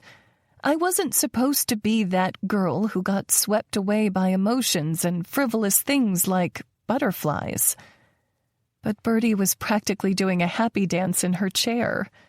Hen held up her cupcake. "This is celebratory sugar." I shook my head. "This is bad." Bertie and Henrietta exchanged a glance. Bertie asked, "How could this possibly be bad? Jonas is nice, and you deserve to be treated nicely. I never liked how Hayden just called you over when he wanted your body, and that was it." "I didn't mind Hayden calling me over," I said. What I mind is the fact that my heart's involved with someone who only wants me around to help his mom with dialysis. Henrietta gave me a look this time. Do you really think that's the only reason he wants you around? My cheeks warmed. Well, judging by what we did last night. Both the girls cheered in delight. I could only imagine what Marjorie would think of the conversation being had in this office. I shook my head, still in disbelief. It was crazy. We were out at La Belle to eat, and I thought it was just because he wanted to grab something after work or maybe talk about, cleaning his house in exchange for me staying, or when he wanted me to leave or something. And then Hayden was our waiter. What? Bertie cried. I know, I said. He was totally inappropriate, and you know what Jonas did? He brought me back to the bathroom and said he didn't want Hayden to be the last person who touched me. Henrietta fanned herself. Who knew he had that in him? I didn't, I said, but I did not mind one bit. Bertie furrowed her eyebrows. I still don't understand what's wrong. What's wrong, I said, is that I'm becoming one of those girls. One of what girls? Henrietta asked. One of those girls who meets a guy and completely loses herself. I've spent my entire life, 30 years, believing that love wasn't real, watching dysfunctional relationships, thinking that marriages only lasted because two people settled or won some cosmic lottery. And now I'm here thinking about a guy, talking about a guy, wondering if he'll break my heart, wondering if it's for real. I shook my head at myself. I've never been this girl. Henrietta said, People change, Mara. We're not all the same from the day we're born to the day we die. No, I agreed. But I've been the same on this for a long time. One guy's going to change that? They were both quiet for a moment. Then Bertie reached across the table, putting her hand on top of mine. You love me, right? I nodded. You're going to be my friend forever, no matter how many stupid things I do? Of course. There wasn't a doubt in my mind. So you do believe that lasting love and partnerships exist? She said. Maybe you were just protecting yourself from falling in love with a man like your father, and Jonas is showing you that you don't have to work so hard to keep yourself safe. I thought about her words for a minute. My therapist always said, every behavior meets a need. And maybe my behavior, my beliefs, weren't about a need for fun, but a need for caution. And here Jonas was tearing down all my walls, not with sledgehammers, but with pancakes and kind words. What if it's not real for him? I asked, my chest feeling tight. Just the thought of believing something else, risking my heart for him, it was fucking terrifying.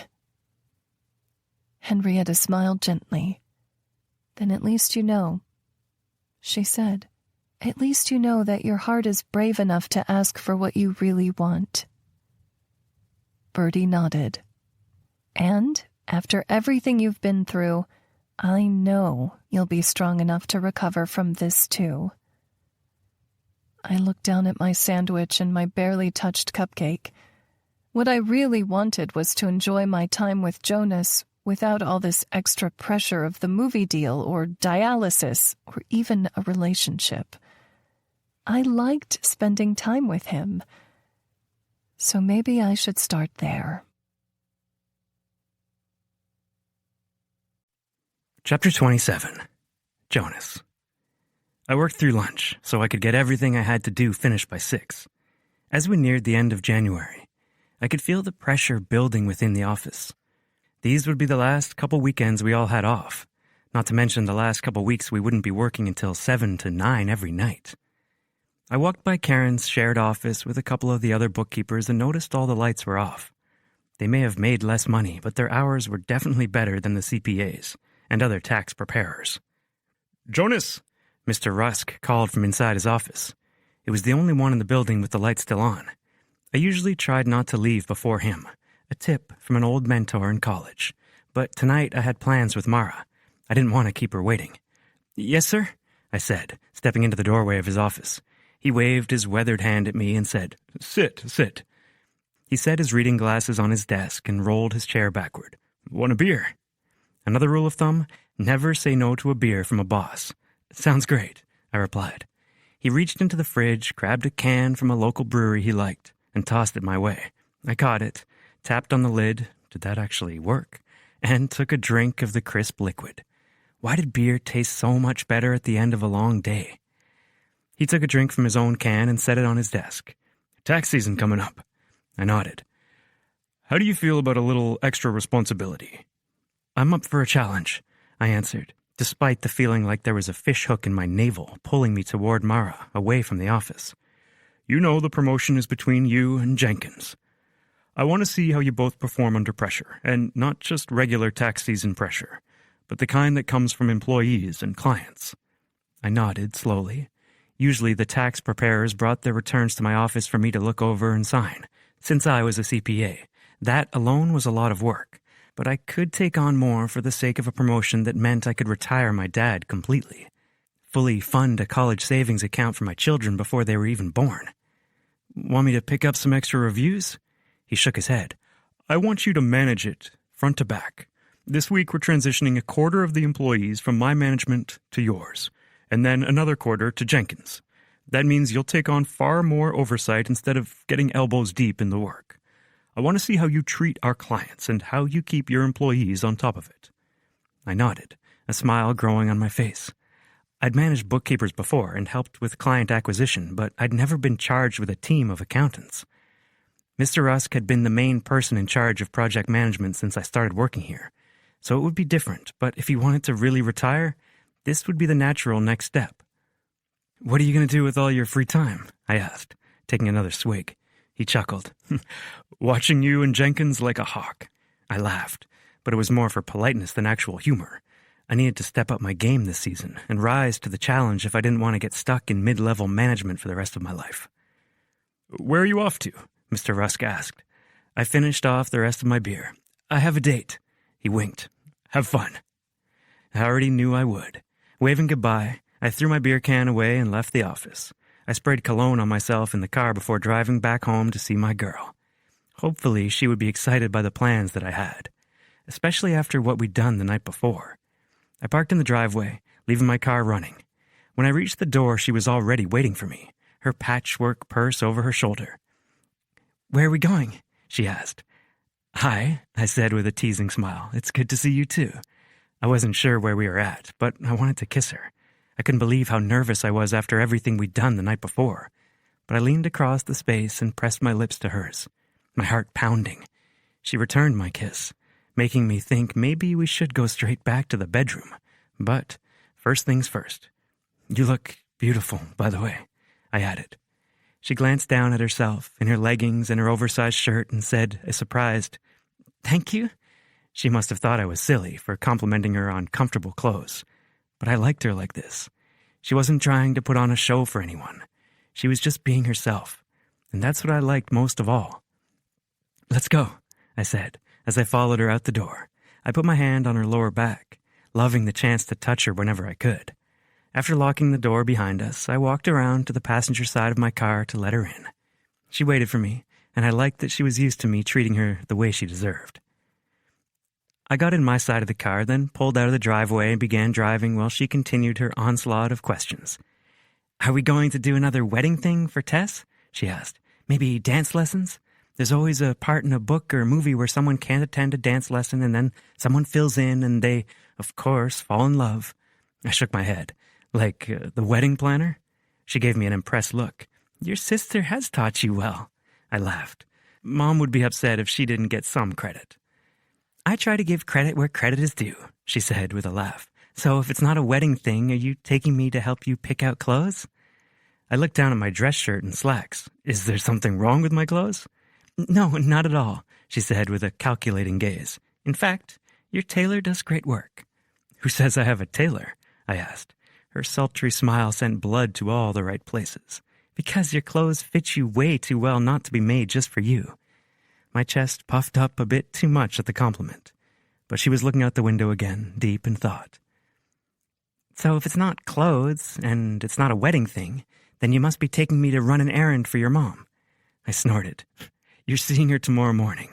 If she needed something from the store, I'd have Dad pick it up after work, or you could grab it on the way there. Well, she dropped her hands on her lap. I really have no idea then.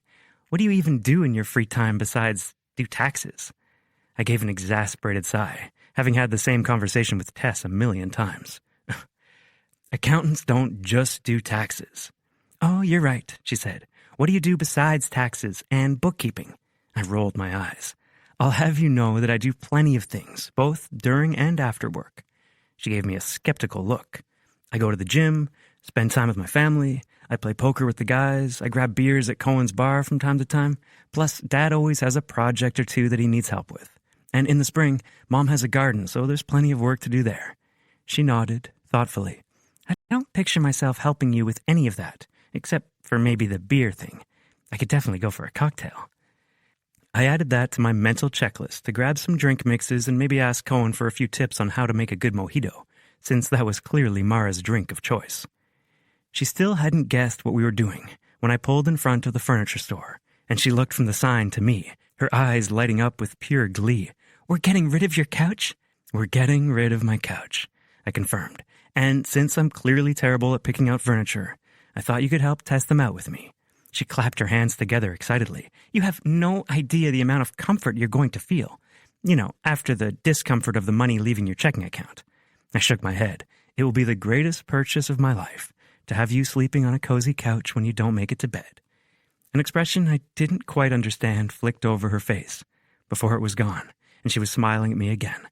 Let's go inside, she said. I can't wait to see what they have. We got out of the car and walked through the glass doors of the furniture store. The showroom was completely massive, with tall ceilings and chandeliers and way too many couches. Most of them that looked just the same to me. A sales associate came over and asked us if we needed help, and Mara said, I think we're good for now. As she walked down the aisle, I didn't doubt her one bit. She looked like a little kid in a candy store having so many options and not knowing which to pick. She was so adorable. I reached for her fingers and held her hand, half expecting her to stop me. Instead, she squeezed back, rewarding me with another one of those smiles. I smiled back before looking around the store again. In the distance, I could hear a child wailing and the dull chatter of shoppers, but mostly I just focused on Mara. So, what are we looking for? I asked. I know you said something comfy, but does that mean we have to sit on every chair in here? Well, she said, since you clearly like leather, I thought maybe we could start in that section and just stay away from that mid-century modern nonsense. There's never enough cushion on that stuff. What people in the 70s had against lumbar support, I'll never understand. I shook my head, chuckling quietly at her hatred for that style. Whatever you say. We reached a part of the store with a sign that said leather overhead. There was a pretty decent selection in almost every color from light gray to white, rich mahogany brown, and the deepest of espressos. I'm staying away from the ones with square arms, Mara explained. Rounded arms are much more comfortable to sleep on. So there's a whole strategy to this, I said. She nodded emphatically. It can't be too shallow either. There has to be plenty of room to spread out. Her eyes lit up and she ran to a wide sitting chair. Oh my gosh, I love this. I stared at it for a moment. This isn't even a sofa. If you wanted to sleep on it, your legs would be dangling off the end. No, she said, letting go of my hand to sit in the chair. This would be the perfect reading chair. Can you imagine? She tucked her legs underneath her and sat comfortably. You could have a little fluffy pillow here to go under your arm, drape a throw blanket over yourself, and have a completely cozy day reading. It would be the best way to spend a rainy day. I smiled at the picture she painted in my head. I wanted nothing more than to see her do that in my home. Let's get it, I said. She stared at me, eyes wide. That's it? That's all I had to do to sell you? Maybe I should go into furniture sales. I laughed. You have no idea how convincing you can be, Mara Taylor. She smiled at me and then looked at the couch next to the armchair. If you're going to buy the set, you should at least sit in it. But I want to try it with you. I reached for her hand and pulled her with me onto the couch. She settled into my lap, and the weight of her on top of me was the most comfortable thing I'd ever felt. Screw what was underneath me. All I needed was her to feel right at home. "I like it," I said. She smiled down at me. "Really?" "Absolutely." I reached up, gently pulling her toward me for a kiss.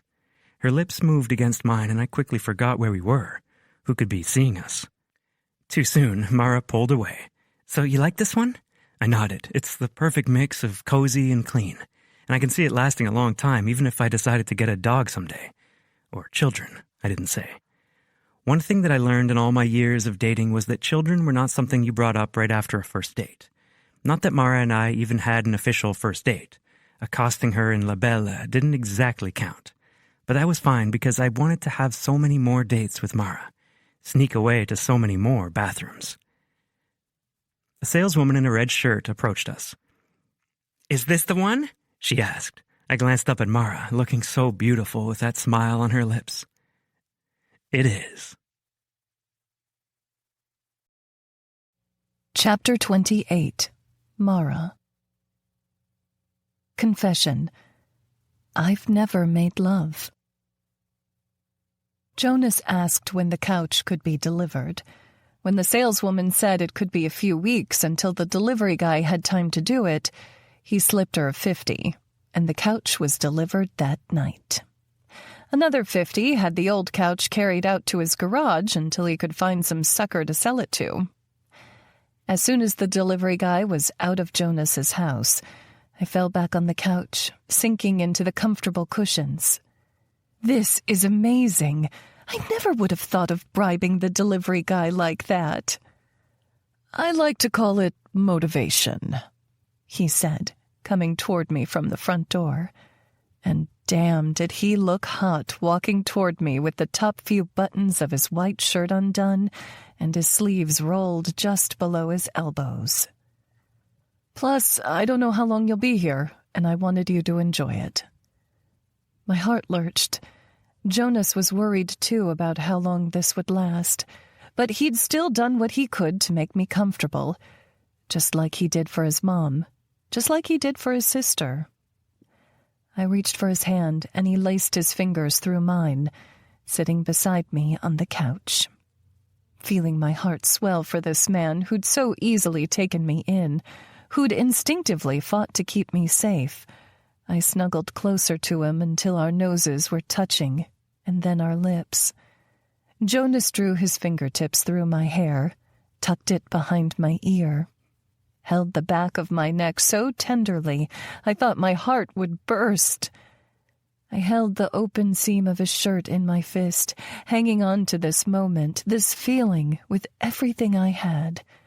He teased the edges of my lips with his tongue, deepening our kiss until I could taste him, feel him, and I let myself feel him, this incredible man. I ran my fingers over his pecs, his shoulders, held his face in both of my hands, the beginnings of his evening stubble rough against my palms. Slowly he pushed me onto my back, kissing down my jaw, my neck.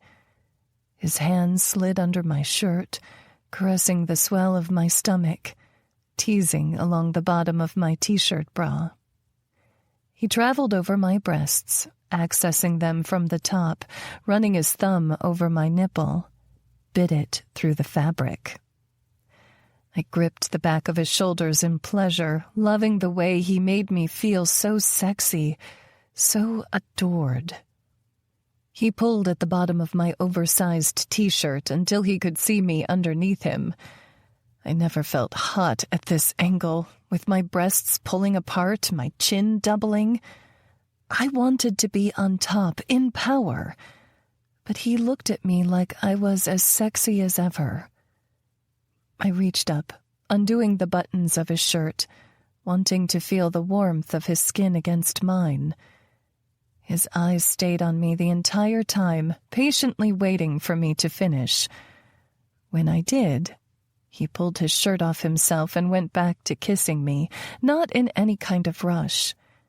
He nipped at my lips, kissed my neck, slid his tongue along my cleavage, I could feel the pressure building between my legs, the growing desire I had for him to be even closer.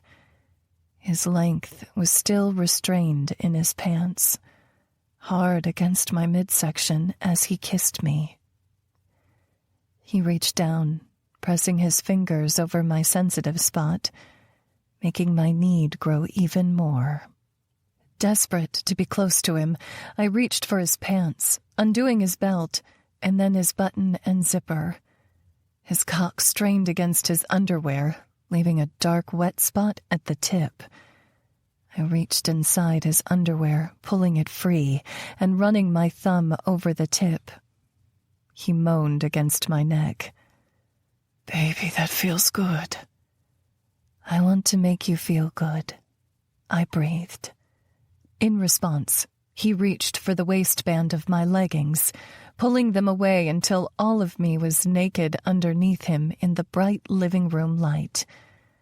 There was no hiding, no covering up with his eyes on me like this. Fear ripped through my chest. He was so close, seeing more of me than anyone ever had. Not just of my body, but of my soul. I could feel it in the way his brown eyes captured mine. "Do you want to do it from behind?" I asked, my last attempt to protect myself from the edge I was about to fall over into unknown depths below. "No," Jonas said. He pressed into me, and I moaned at the fullness of it, the way he stretched and filled me. He slowly pulled back before thrusting into me again, his eyes on mine the entire time. I closed my eyes, trying to get lost in it all, but he said, "Open your eyes, baby. I want to see you, all of you." I opened my eyes, afraid of what I'd see, scared of what Jonas would see in me. But his brown eyes were warm as melted chocolate, his touch as gentle as if he held a precious stone. And there was a smile on his lips, a slight one, as if he saw everything he wanted in me. And I fell, deep down into everything Jonas had to offer, without me ever asking at all. I clenched around him, getting closer and closer to the edge. "Jonas," I breathed. His name a question, an answer, everything in between. "Jonas." "Mara," he thrust again, coming with me as he said my name. As he rested atop me, tears streamed from my eyes. We'd done something I'd never done before. Made love. Chapter 29. Jonas. While Mara slept on the couch, naked and covered only by my blanket, I sat on the chair and watched her. Empty bowls of ice cream rested on the table, and a soapy teen movie played on the TV. I was coming to find she could never stay awake through an entire film at night. It was adorable. Her dark brown hair was messy and splayed against the cognac leather. Her lips were deep pink from all the kissing we'd done earlier, and parted slightly to accommodate her gentle snores. She was the most beautiful thing I'd ever seen. Something had changed tonight in her. In us. She'd faced me as we made love, looked me in the eyes, and when it was over, she cried into my chest. I didn't say anything because I knew how she felt. What we'd shared was powerful, more intense than anything I'd experienced before with her or anyone else. And fuck, was I scared to lose it. Because I knew deep down I could. She didn't need me to be her fake boyfriend anymore. Jenny had said the studio would have papers for her to sign, sealing the deal for her second movie. The media wasn't following her around to make sure she didn't sleep with someone else. I knew Mara had a roster of other guys waiting for her. Hell, she could probably get out her phone right now and have someone ready within the hour. But she was here, with me. My phone began ringing, and I carried it away from the living room as to not wake Mara. I answered the call and said, "Hello." "Jonas, Cohen said. "Bertie told me the good news." "She did?" I grinned because I knew what he had to be talking about, and that meant Mara had talked about me to all her friends. That had to mean something. "Didn't take you long to follow our advice," he replied. "How does it feel?" I glanced back down the hallway toward the room where I knew Mara was sleeping. "Like I'm on top of the fucking world?" Cohen chuckled. "I'm happy for you." "I am too." But I was still scared as shit. How long would it be before the deal was over and Mara didn't need me anymore? How long until she decided she could do better? That our happily ever after would be a happy for now? "What's going on?" Cohen asked. "I don't know how to make it last," I admitted. "I get it." Cohen let out a sigh. "You know, Mara and me, we grew up kind of the same way. Part of me thinks that's why Bertie likes me so much. She married her best friend." I chuckled because I hadn't realized it before. But he was right. Guys didn't really sit around and talk about their feelings very often. But he told me enough for me to know that his mom was a user, and his dad wasn't in the picture. It couldn't have been great for him growing up. "So what do I do?" I asked, walking into my room and sitting on the bed. "What did Bertie do?" "Well, she had tits and a vagina, so she has a leg up on you." I snorted. "Jackass. You ever heard about those frogs in the boiling water?" he said. "What?" I asked, wondering where the hell this conversation was going. "So, there's this parable, and I don't know what twisted motherfucker figured this out, but if you put a frog in boiling water, it'll jump out. But if you put a frog in warm water and slowly turn it up until it's boiling, it'll sit there and overheat to death." I leaned forward, resting my elbows on my knees. "What does that mean?" "For people like Mara and me, feeling good is the boiling water. After a lifetime of feeling like shit, anything different scares the crap out of you." I scrubbed my hand over my face, pissed all over again at her dad, at the person who made her feel like it wasn't safe to be loved. "So take it slow," Cohen said. "Don't spook her with the boiling water. Just let her get used to the temperature and hope to hell she doesn't jump out." "Thanks, man," I said. "Anytime," he replied. "I'll see you at poker tomorrow night." "Absolutely." We hung up and I tossed my phone aside on the bed. The last thing I wanted was to take it slow with Mara. But if time was what she needed to feel safe with me, I'd give that to her. I'd give whatever she wanted to hear her say my name again like she had. Chapter 30. Mara. Confession.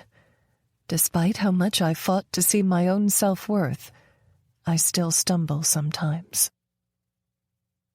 The next morning, I told Mariah all about couch shopping with Jonas while we sat in the sunroom doing her dialysis. I didn't tell her about the sex part, but the twinkle in her eye made me feel like she knew. It was only the second day, but it was already much easier to set up. And sitting, drinking coffee with Mariah was like hanging out with an old friend.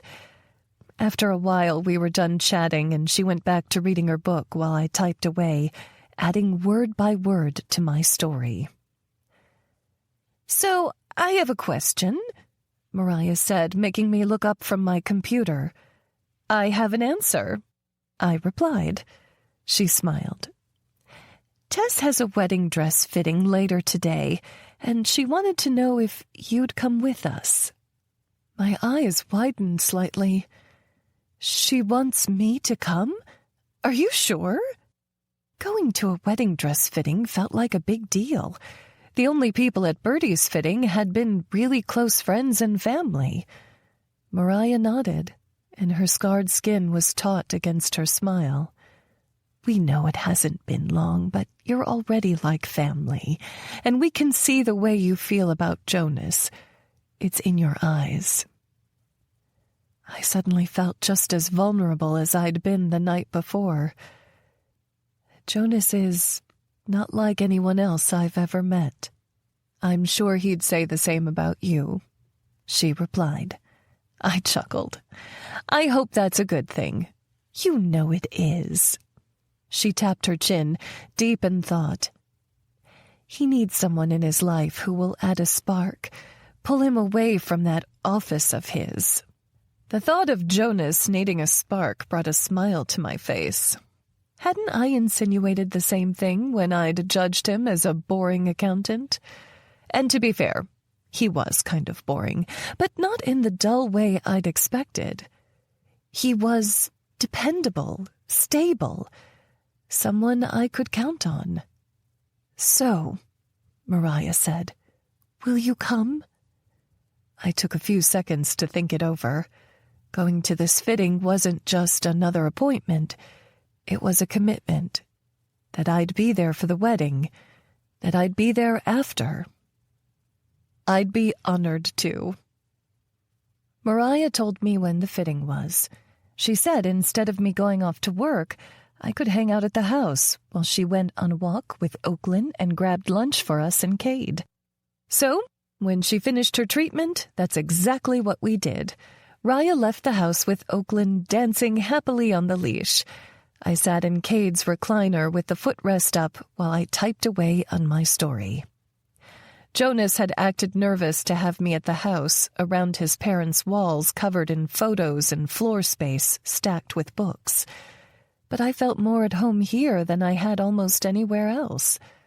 I loved that Mariah's fingers had touched the pages on each of the books. Loved that Cade's hard-earned money had gone to filling their home with photos of their life together. It was beautiful in the subtlest of ways.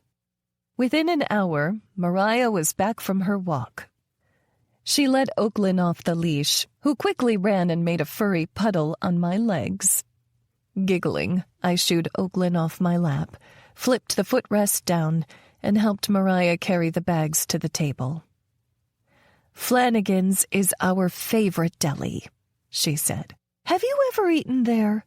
"Not yet," I said. "You're in for a treat."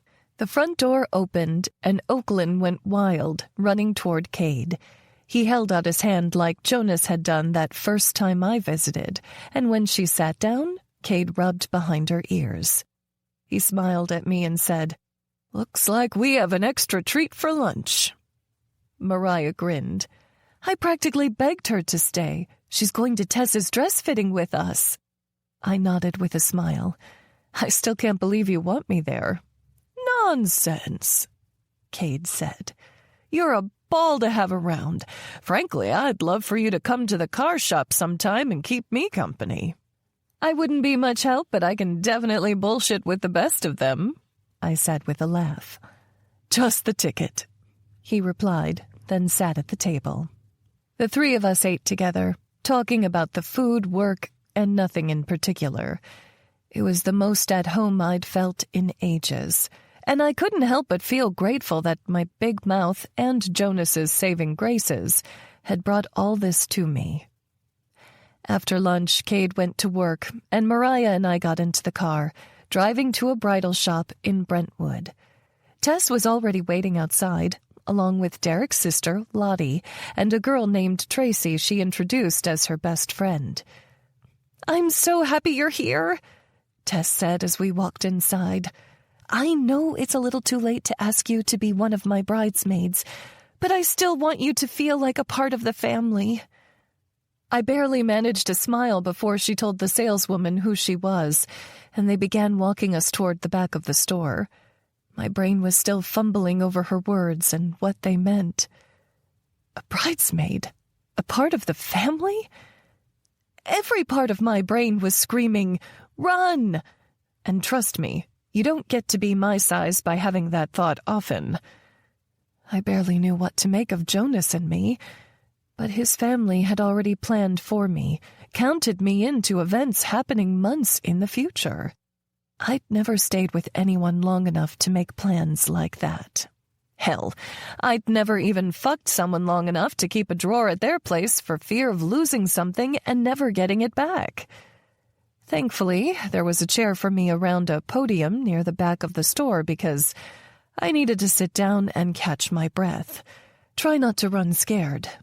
Because what Jonas and I had shared the night before, it was beautiful, life-changing, and I didn't want to run away before I had a chance to see what could come.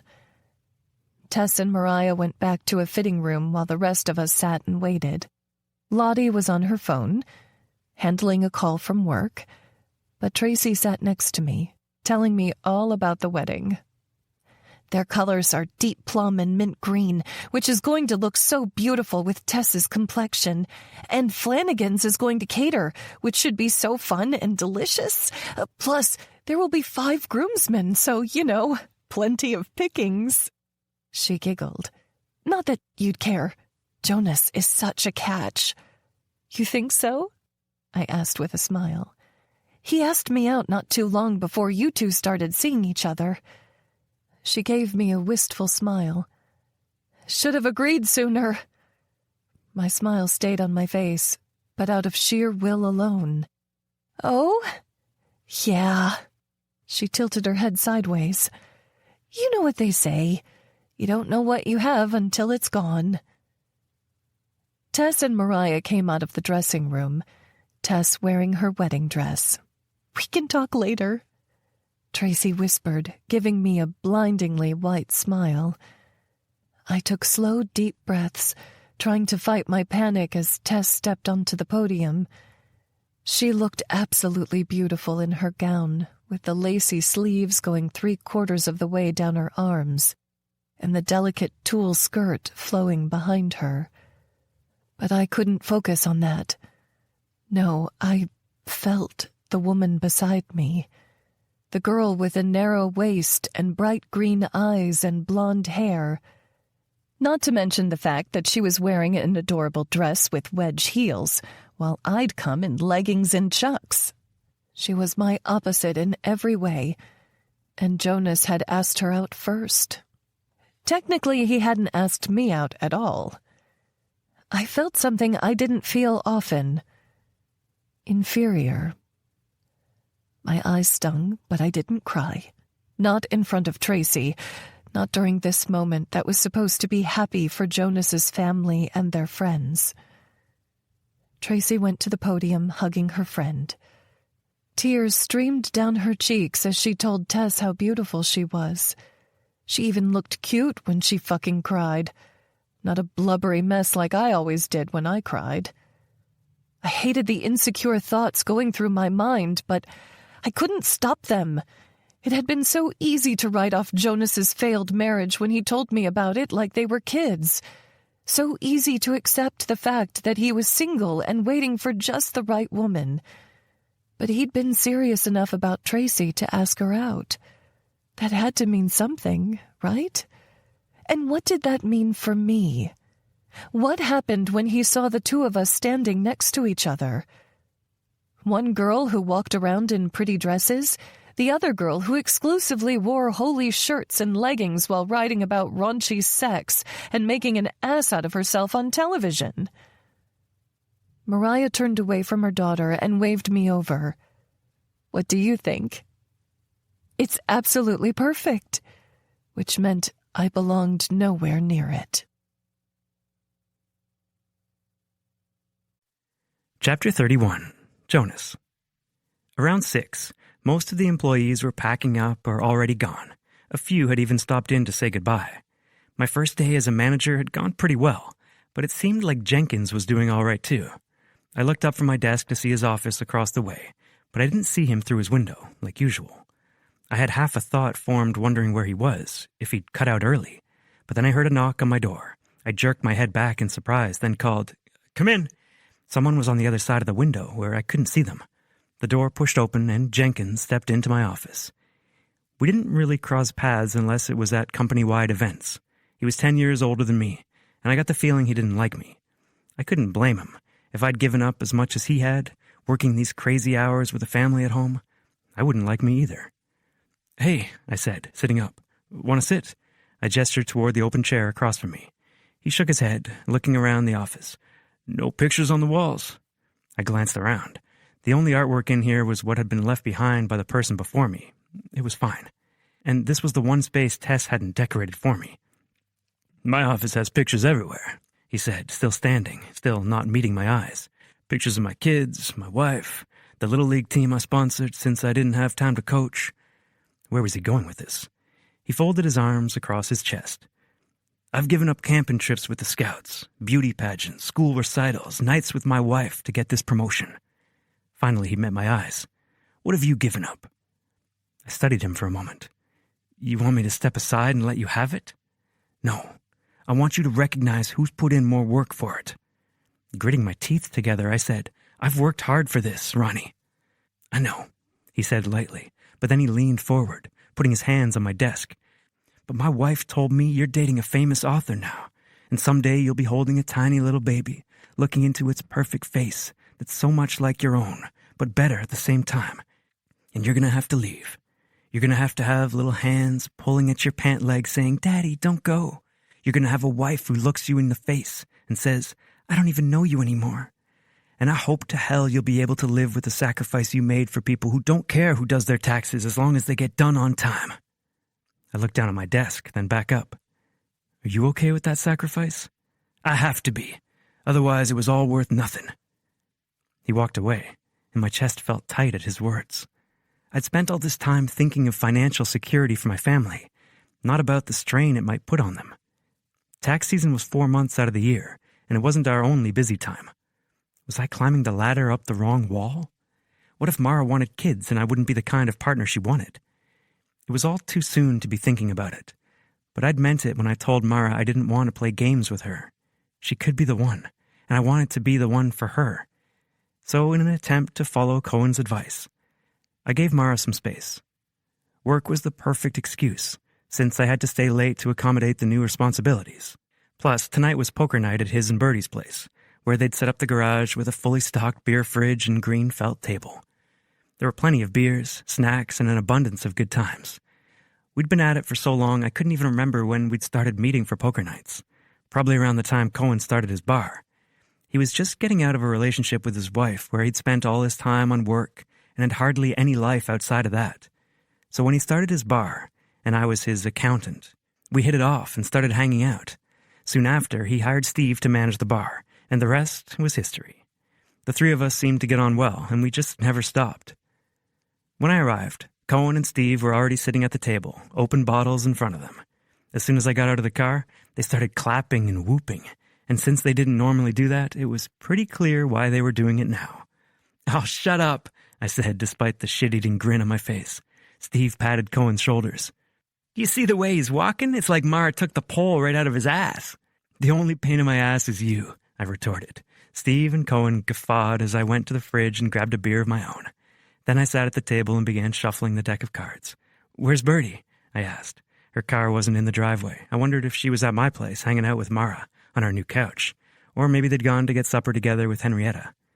Part of me wished I could have gone with them, or at least been a fly on the wall to hear what they were saying about me. About us. God, I sounded pathetic, even in my head. As if he could hear my thoughts, Cohen said, Sounds like you're doing well with the space thing. I mean, why do you say that?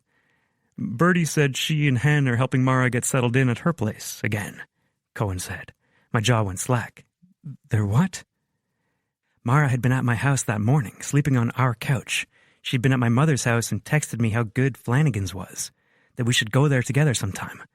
What had happened between then and now? I got out my phone to see what was going on.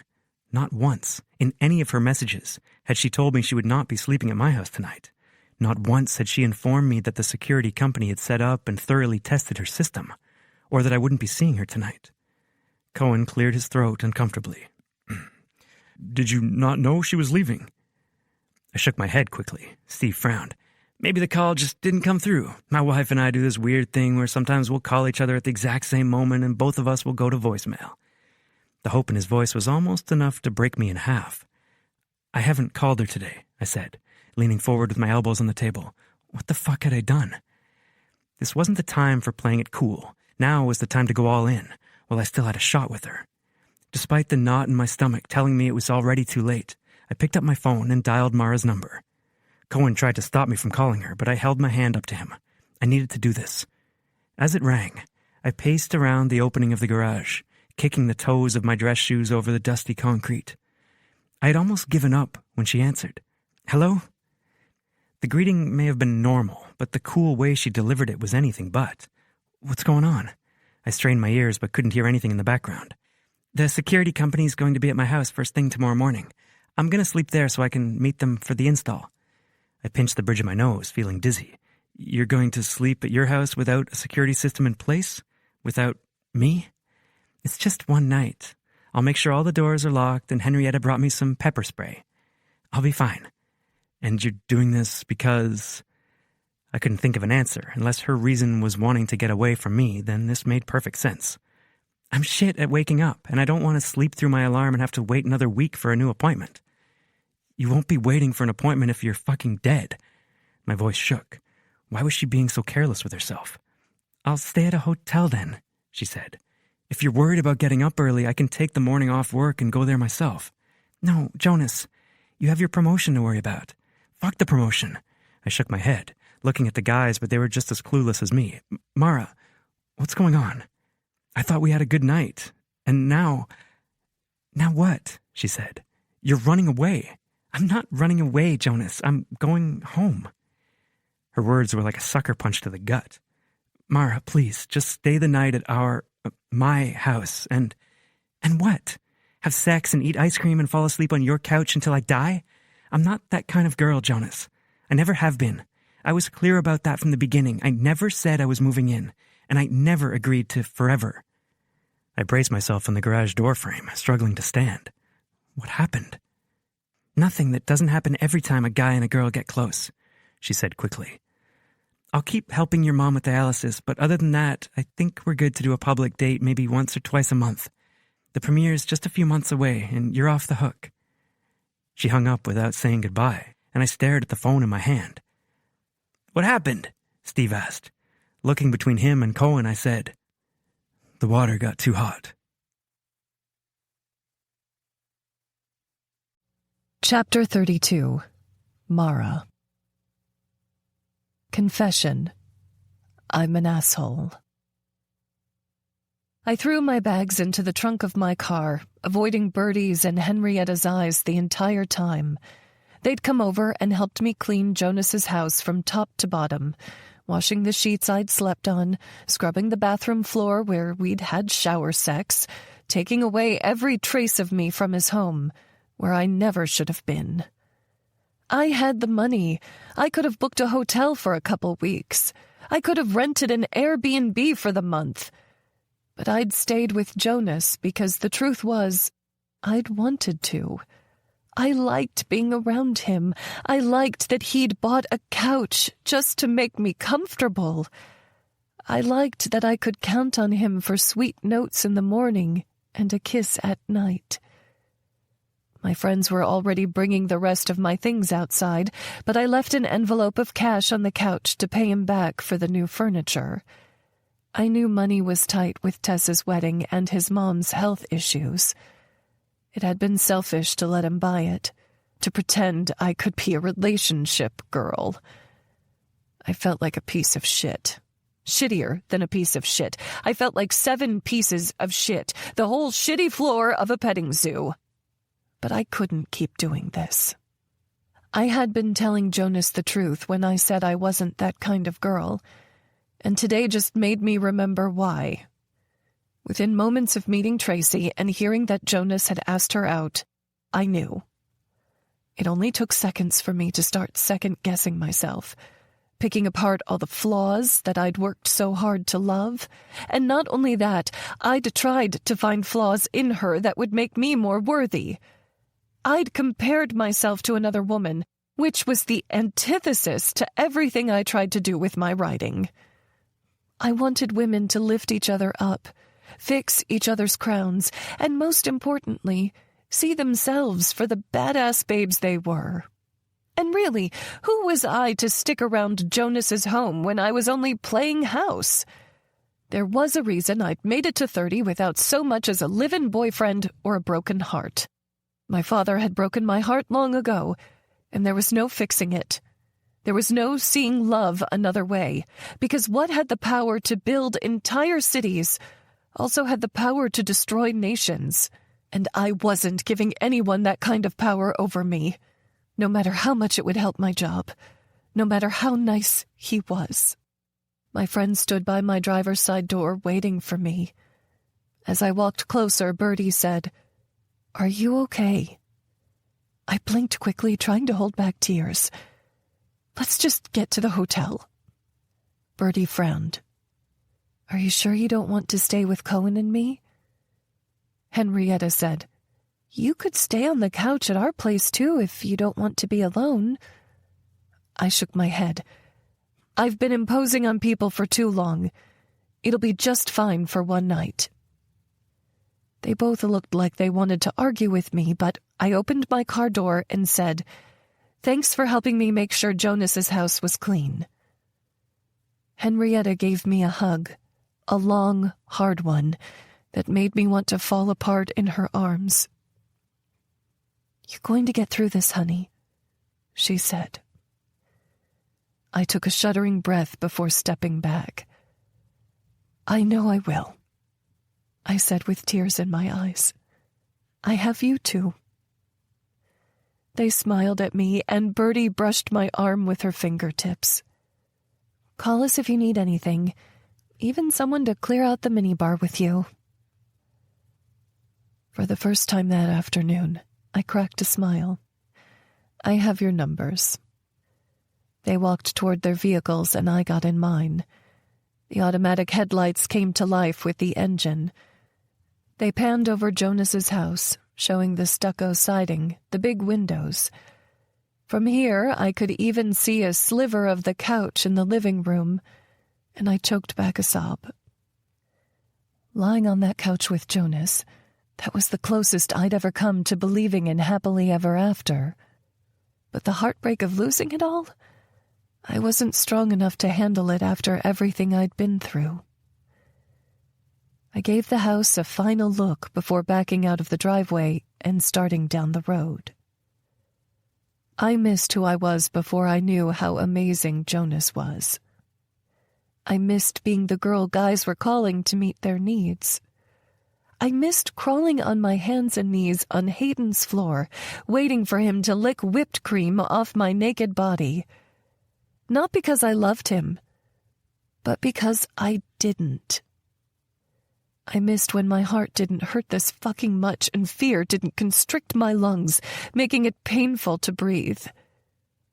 The last person who'd touched me was Jonas. He'd looked me in the eyes as he made love to me and whispered my name. He couldn't be the last one to touch me.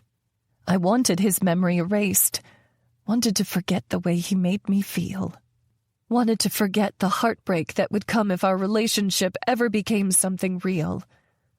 So I did what I did best. I got out my phone and dialed Hayden's number. Within 15 minutes, he was at my hotel room. His lips were on mine, his hands covered my body, and we had sex from behind.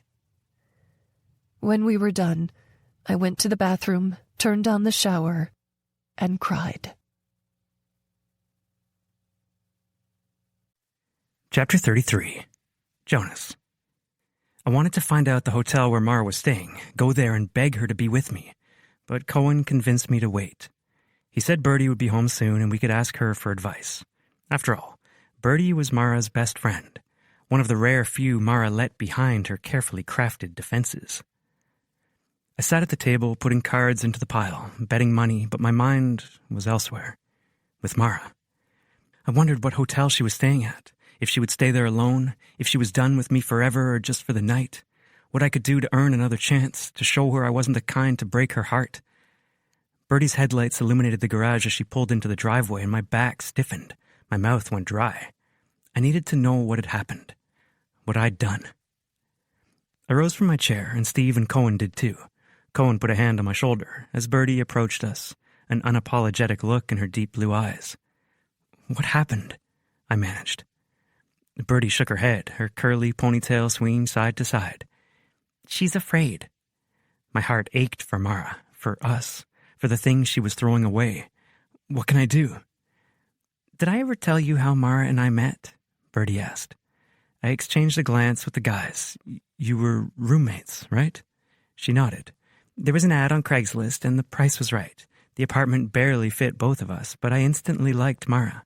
She was so fun and brave and always getting me out of my comfort zone. But when we got too close, when things got too real, she'd run. She'd spend a few days with a guy, take extra shifts at the restaurant, and we wouldn't talk for days or even weeks at a time." My eyebrows drew together. It didn't seem like their friendship at all. Anywhere I saw Birdie, Mara was almost always there too. What changed? I was desperate for advice, anything that would help me get to a point where Mara would trust me too. Time, Birdie said simply. After a while, she realized I wasn't going to leave, wasn't going to hurt her, and things weren't so hard anymore. She looked down at the gray, epoxied garage floor with the white and black speckles. But you don't have to give that to her, Jonas, if it's not right for you. It's hard to stay with someone who's always running, especially if she decides not to be lonely tonight.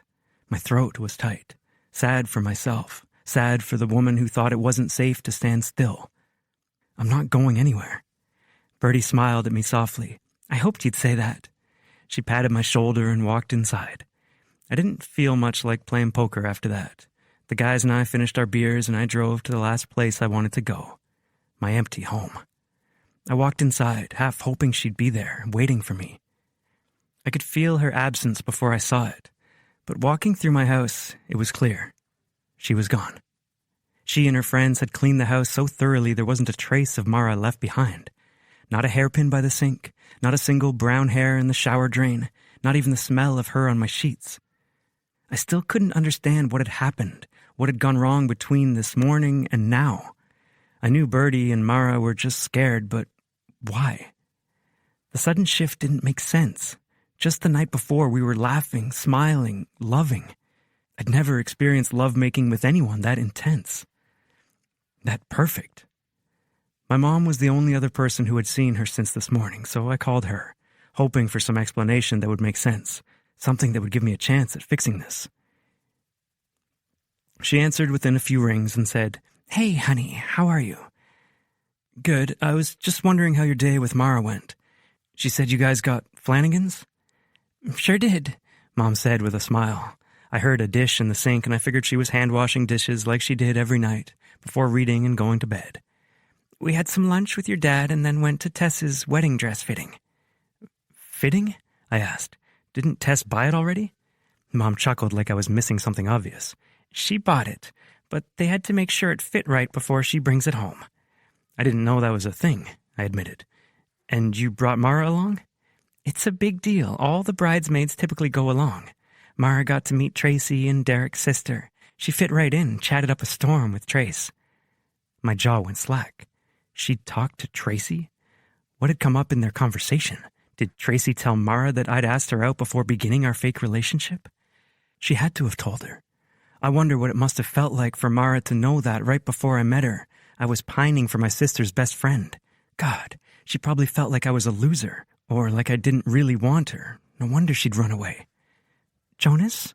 Mom said. I cleared my throat. Yeah. I really like Mara. She fits in with us so well, don't you think? My smile lasted only a second before faltering. She does. I didn't want to break Mom's heart, but I had to be honest. Mom, I don't know how long it's going to last. Mara, she's skittish when it comes to relationships. Mom was quiet for a moment. You've told her it's not fake anymore, right? That your feelings are real? Not out loud. But a relationship goes two ways. It doesn't matter how much I like her if she doesn't want to be with me. What makes you think she doesn't want to be with you? Mom asked. That girl is crazy about you, even if she's afraid to admit it. I was 32 years old, and I still didn't understand how Mom knew all the things she did. I just hoped she was right this time. Don't give up on her, Mom said. What if she's given up on me? I asked, my throat tight. She doesn't even believe love can last. Mom paused. It's hard to believe in something you've never seen. But you can be the one to show her. One day, one breakfast, one kiss goodnight at a time.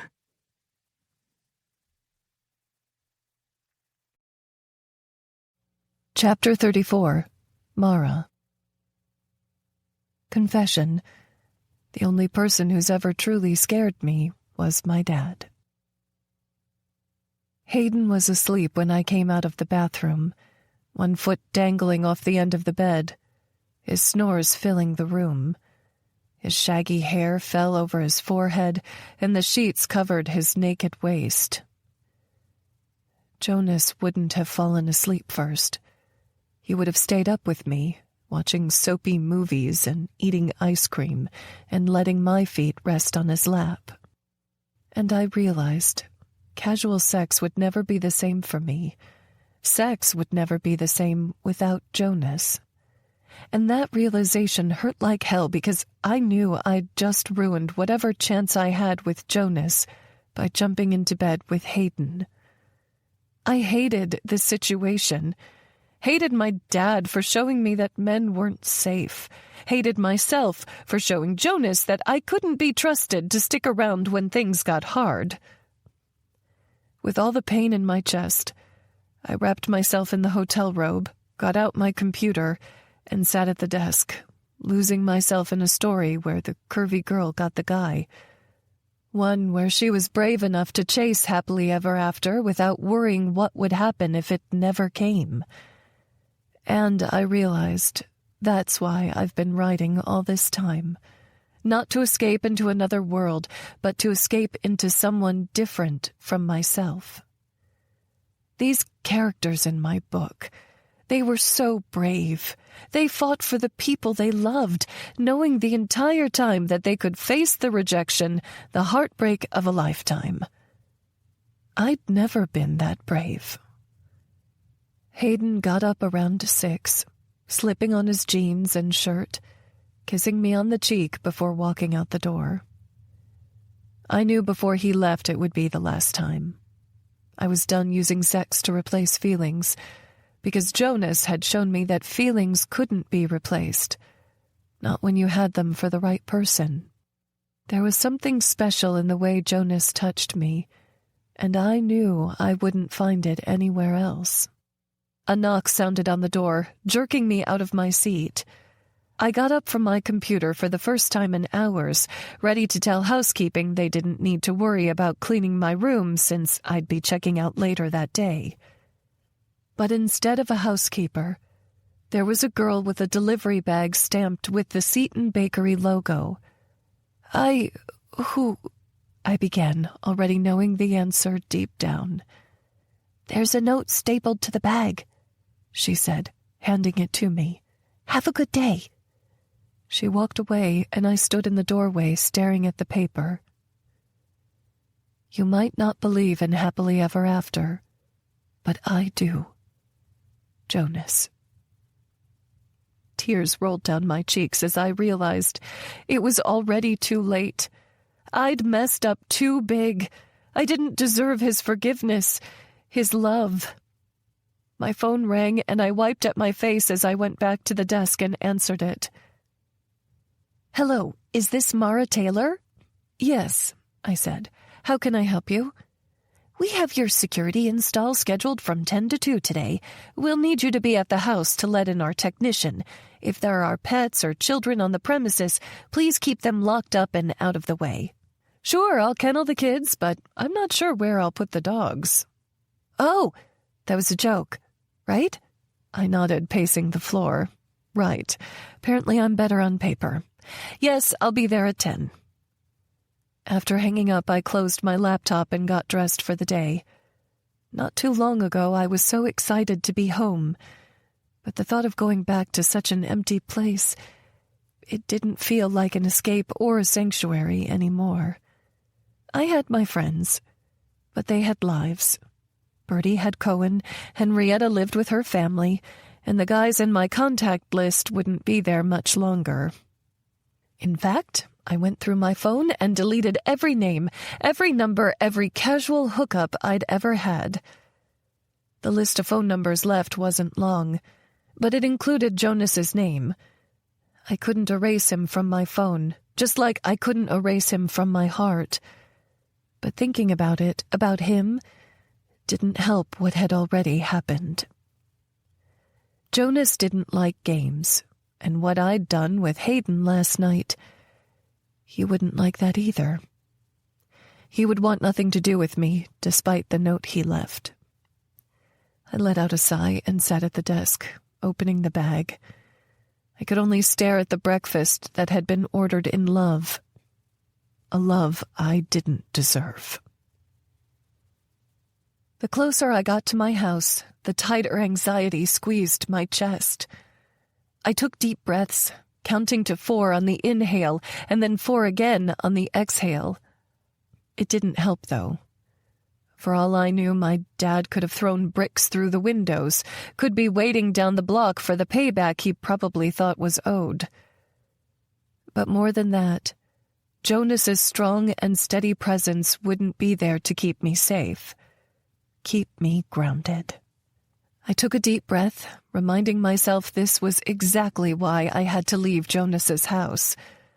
What happened if I went all in with him?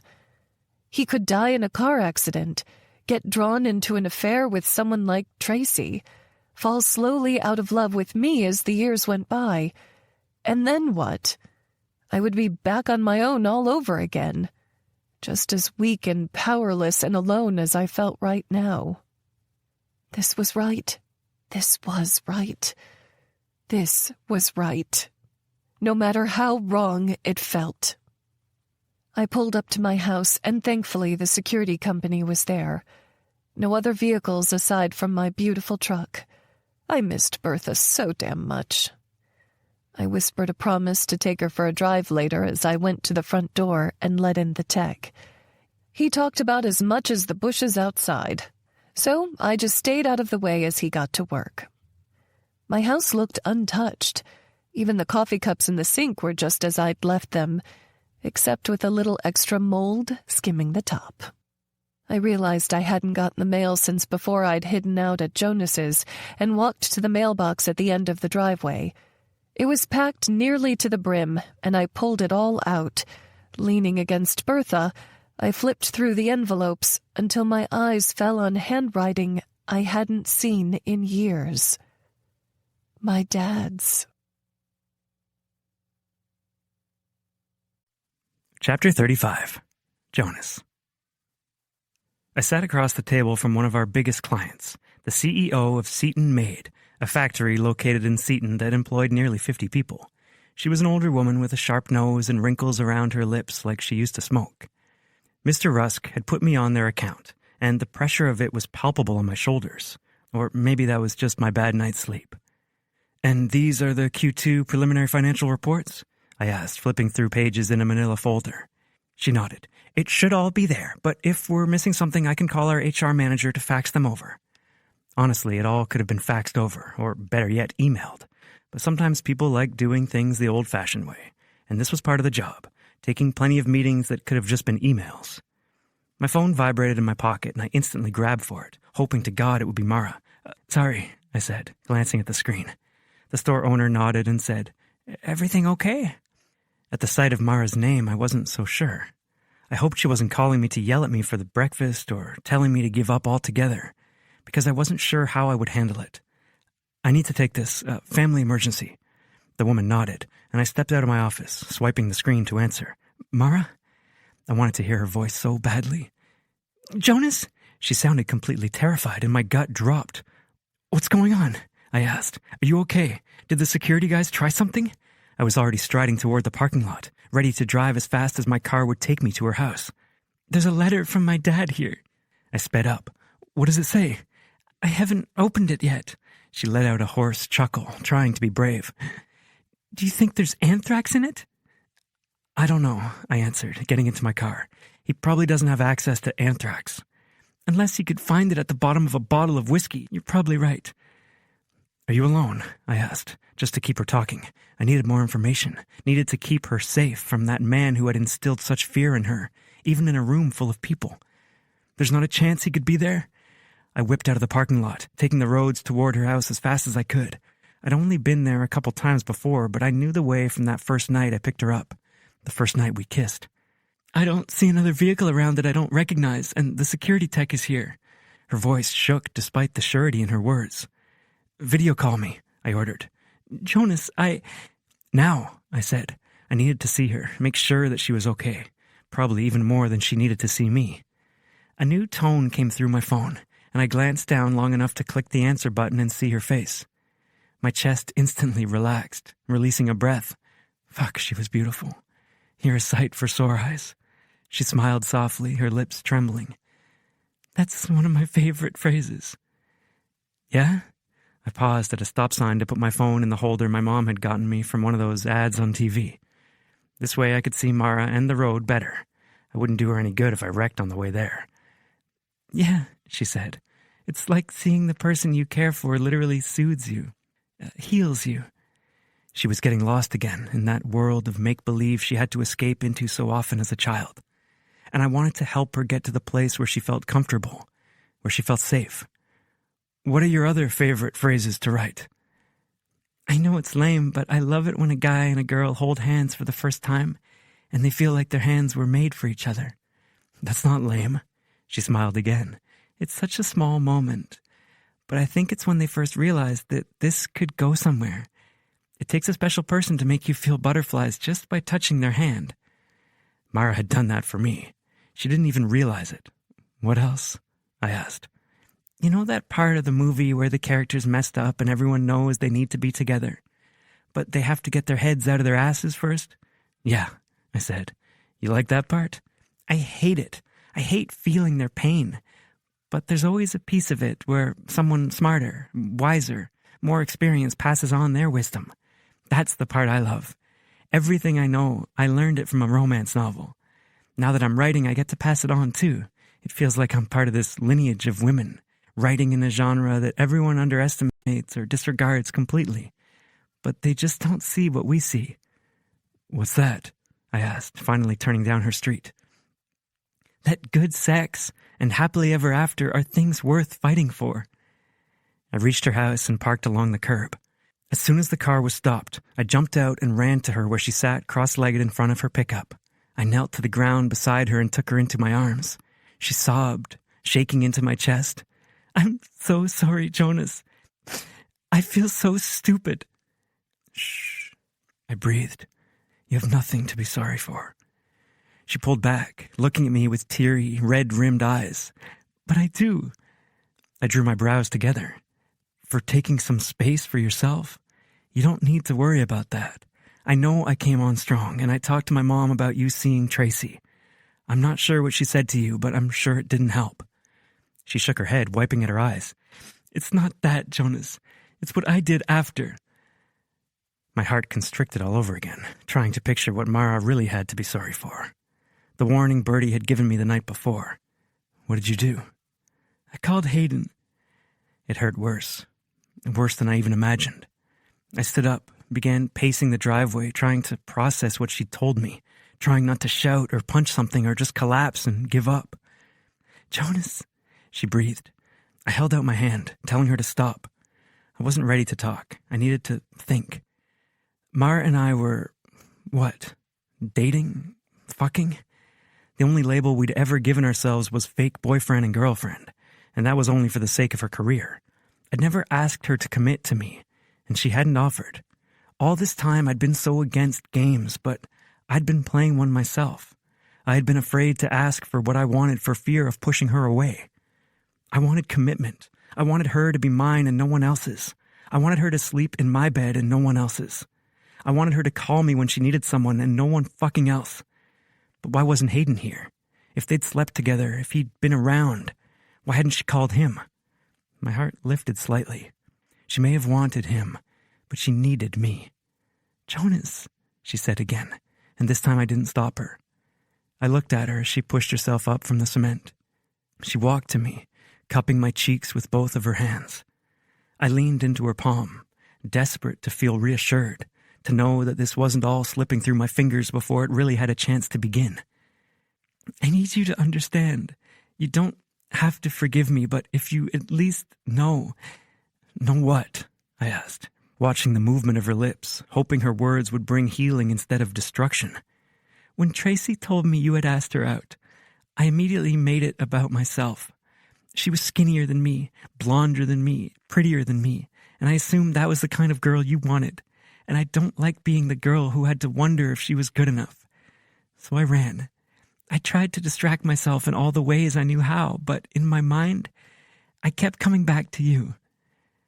I knew there were other guys out there, better looking than me, stronger than me, more exciting and interesting and artistic too. That was okay, as long as I was the one she wanted. the one she came home to. Mara. She shook her head and continued, I'm shitty at the relationship thing. I've never done it. Never tried. But I want to do it with you. I want to have a chance with you for real this time. And I'll understand if you just want to give me the middle finger and tell me to fuck off. I deserve it. God knows I deserve it. But if you give me a chance, if you'd let me be the kind of person I know I could be with you and only you. Her voice broke off in sobs. I thumbed away her tears, holding her close and kissing her forehead. Of course I want to be with you, I said. Of course I do. She laughed through her tears. I have no idea why. I'm a mess. I kissed the top of her head again, just so thankful to have her in my arms. I know you said this is your favorite part of the story.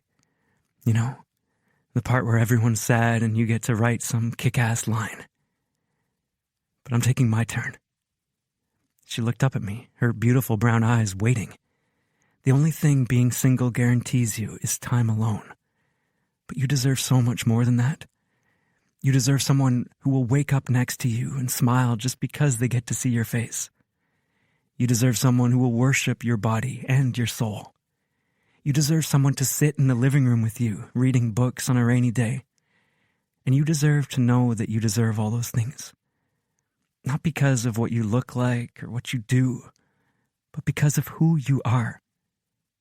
And who you are is pretty damn incredible to me. She smiled and hugged me tight, resting her cheek against my chest. That was pretty kick-ass. I laughed, finally relaxing enough to breathe in deep. I'm here for you, Mara. I want you to be mine. Only mine. She looked up at me, resting her chin on my chest. I'm yours. Chapter 36. Mara. Confession. I want happily ever after with Jonas Moore. We held each other until the security technician came out and told us the install was complete. I'd almost forgotten about the letter completely until I bent to pick up the mail. My dad's handwriting was staring at me, his letter right on top. Jonas looked over my shoulder and asked, "Do you want to read it inside?" I slowly nodded. He held my hand tightly as we walked into the house. I'd never noticed before how perfectly our hands fit together. I set the mail on my table and began brewing a pot of coffee. At this point in the day, it was more for comfort than anything else. Jonas waited silently while the pot began gurgling. I might need something stronger than this, I said, still looking at the coffee pot. Agreed, he replied. I got out a bottle of spiced rum and eyeballed a shot into my coffee cup. I drank it. Then I took another, savoring the burn in my throat, the warming of my insides. Then I filled the cup with coffee and splashed in just a little bit more. I need to read the letter, I decided out loud, sitting next to Jonas. If I don't, I'll be wondering what it says until it eats me alive. He nodded. I'm here for you. I set my cup down with shaky hands and took an even shakier breath. I picked up the envelope, and it felt flimsy in my hands. There was nothing inside except a piece of paper, that much I could tell. My name was written on the front, Mara Taylor. But that was it, no address, because he'd placed the envelope here himself. He knew where I lived. I slowly ripped up the flap until I could reach the paper inside. Jonas looked over my shoulder as I read the words. Mara, I'd like to speak with you. I know I don't have a right, but if there's any way you can come to 4582 Willow Lane in L.A. between 1 and 3 on Friday the 24th, I'd appreciate it. There was no signature to the letter, almost like he couldn't quite decide what to call himself. Dad felt wrong. His first name, too familiar. He was a stranger, a villain in a past I tried so hard to forget. I read it over again, and Jonas spoke my thoughts out loud. "That's today." I nodded, typing the address into my phone. LA was an hour away from my house, and it was nearly 1:30.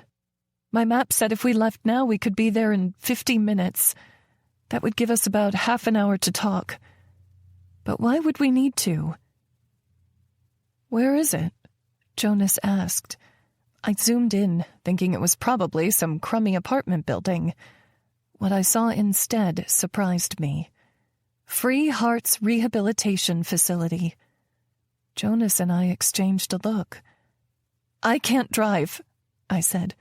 "I've already had 3 shots." "I can drive you." "But your work, the promotion." I covered my face with my hands. "I'm so sorry I called you in the middle of the day." He put his hands on either side of my face, looking into my eyes. "You call me any time you need me. I can always make up the hours later." "And the house? I haven't tested the system yet." "Fuck the system. You're staying with me. And—" Jonas looked at me. "If you want an excuse not to go see your dad, there will always be one ready." "You don't owe him anything, Mara. The only question is, do you want to talk to him?" For some crazy reason, I said yes. In a matter of minutes, we were out the door, getting into Jonas's car and driving toward LA. In moments like these, I appreciated his dependability, the fact that he never let the gas gauge get below 1/4 of a tank because time was of the essence. We held hands as he followed the directions, not talking. Now it was me who needed to think. I needed to think about what to say to the man who drank away every dime my family had. The man who beat my mom until she left and then turned his anger on me. The man who tore apart a family for a liquid that would never love him back. Was it crazy to hope for an apology? Illogical to wish he could become that dad I'd always dreamed I could have? Even if I was 30, I still wanted a father, someone to love and care for me as he should have. And what would happen if he didn't apologize? If he called me in to blame me for his alcohol addiction and failed marriage and everything else that went wrong in his life? Because he laid plenty of blame on me when I was only a child. Would the little girl in me survive one more attack? I'd worked so hard in therapy to reparent and heal my inner child. I didn't want that work to go to waste. Jonas squeezed my hand, as if to remind me that I wasn't alone.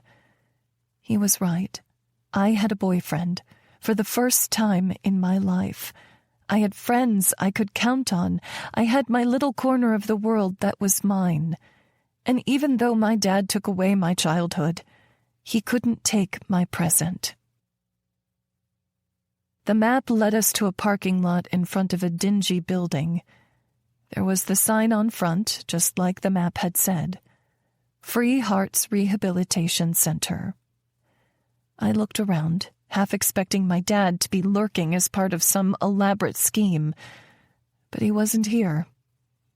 People were walking in and out of the building, women my age, older couples, parents with small children trailing along. Then it hit me. Today was Visitor's Day, and I was here to see my dad. "Are you sure you want to go in?" Jonas asked, eyeing all the people. I nodded and unbuckled before I could change my mind. There was only half an hour left, and depending on how this went, it could be too long or barely enough time to say what we needed to say. We walked into the building, his hand protectively on my lower back, and he led me through the door. There was a short line at the reception desk that moved quickly. When I told the woman behind the glass wall that we were there to see Duncan Taylor, she seemed stunned, but quickly recovered. She lifted her phone, pressed a button, and said, "Visitors for Duncan Taylor." "You can go back to the family room," she said, pointing to the right. There was a heavy metal door that said the opposite of family. Family didn't need to be kept behind locked doors. Family didn't need to leave letters because they didn't have phone numbers. We walked into the room, and it was a family room of sorts. There were mismatched couches, tables with weathered board game boxes, a TV playing cartoons. Several children looked up at the screens, and I wondered if they knew how lucky they were that their loved ones were getting help now. I said a quick prayer to whoever was listening, that their parents would be healed, that they'd get the childhood I didn't have. And then my eyes landed on him. My dad. Up close, he was shorter than I remembered him, thinner. There was gray in his beard to match the steel in his eyes. But something was different, too. The lines around his face weren't so deep. His shoulders not so broad and scary. "Mara," he said. "Hi." I gripped Jonas's hand even tighter.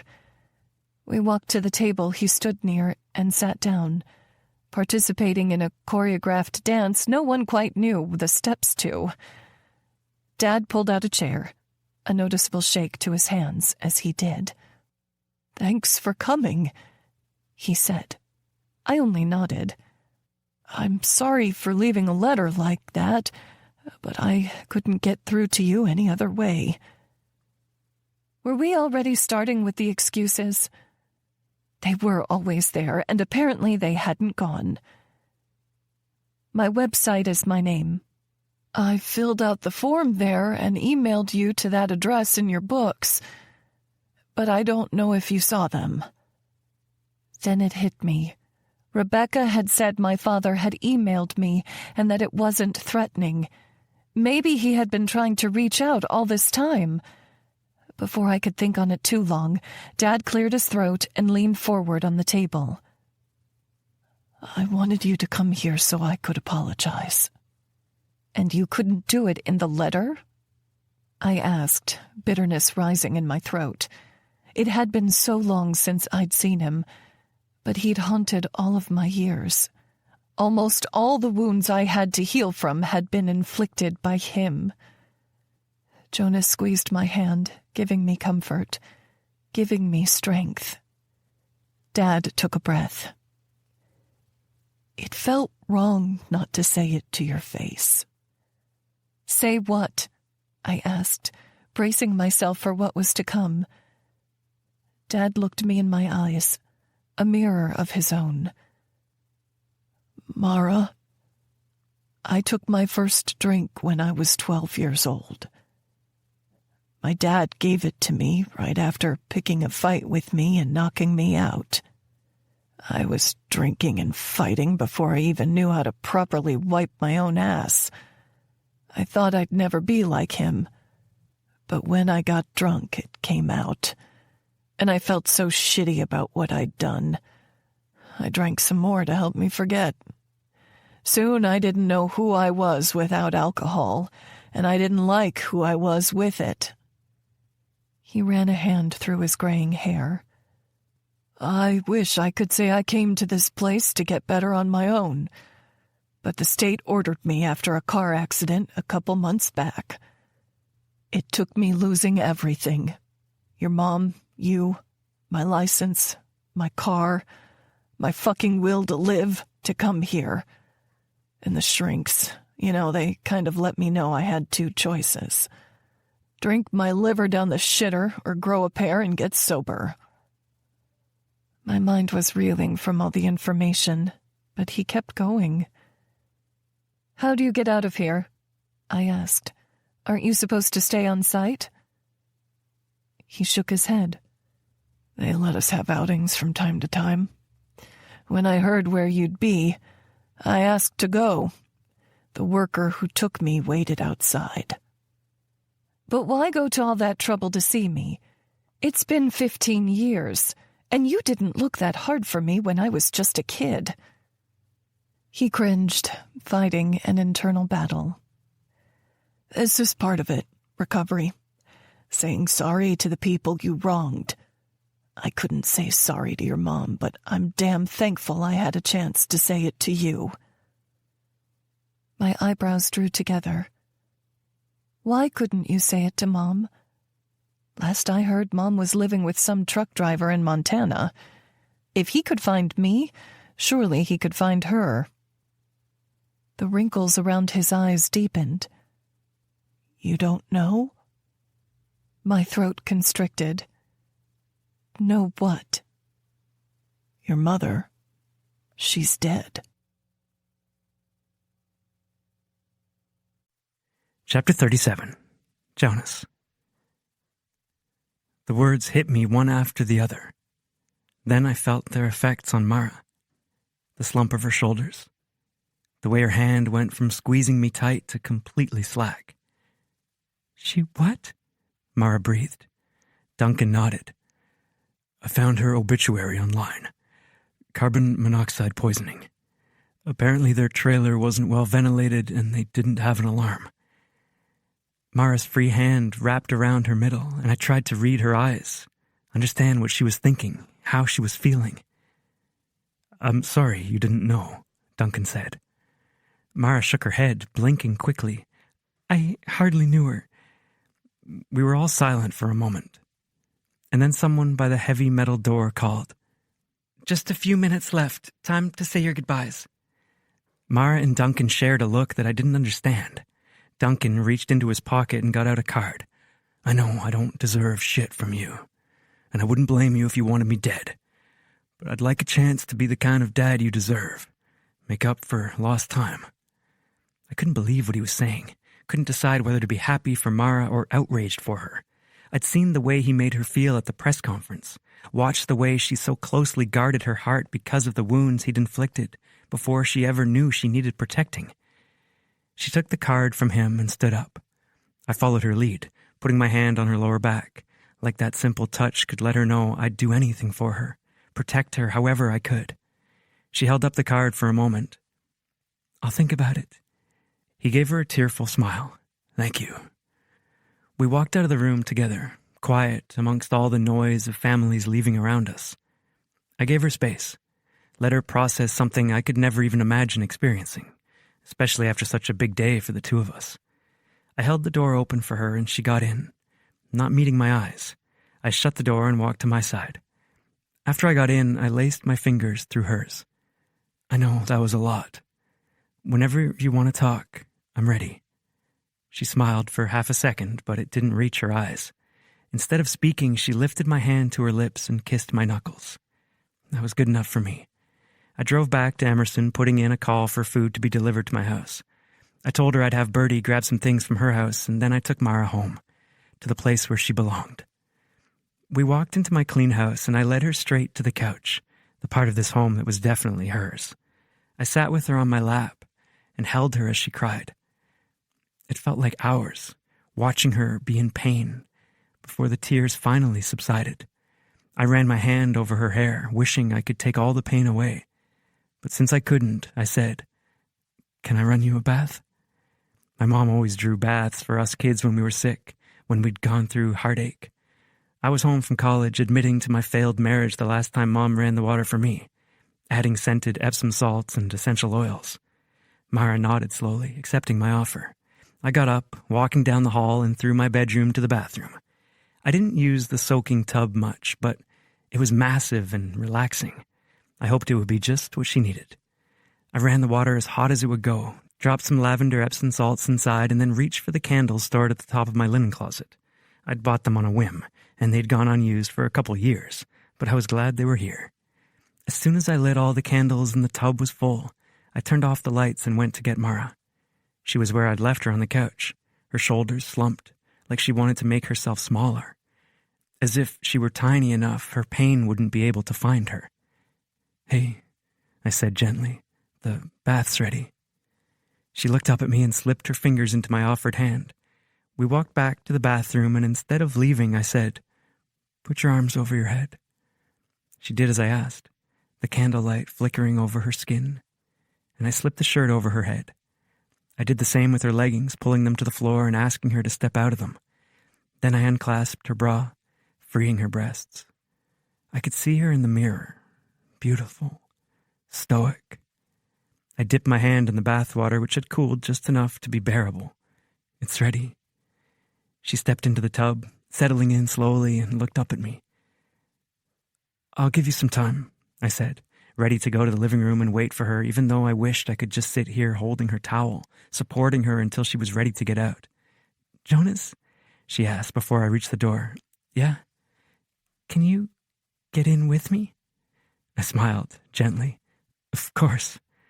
She watched as I undressed myself, and then I went to the back side of the tub and said, Scoot forward. She did as I asked, and the water rose around us as I sat behind her. The tub was so deep that water came to my chest, still several inches from spilling, and I held her to me, hoping the steady pace of my breath would soothe her.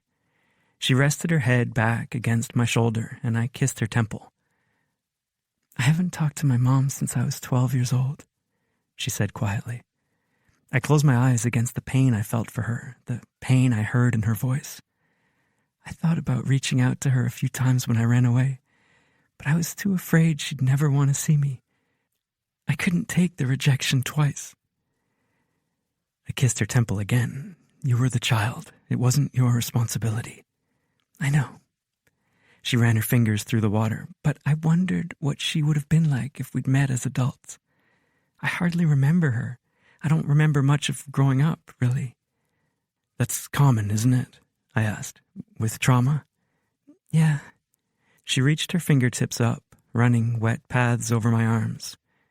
Do you think it was real? Real? I asked. The apology from my dad. Did he mean it? I leaned my head forward, resting my lips against her shoulder as I thought.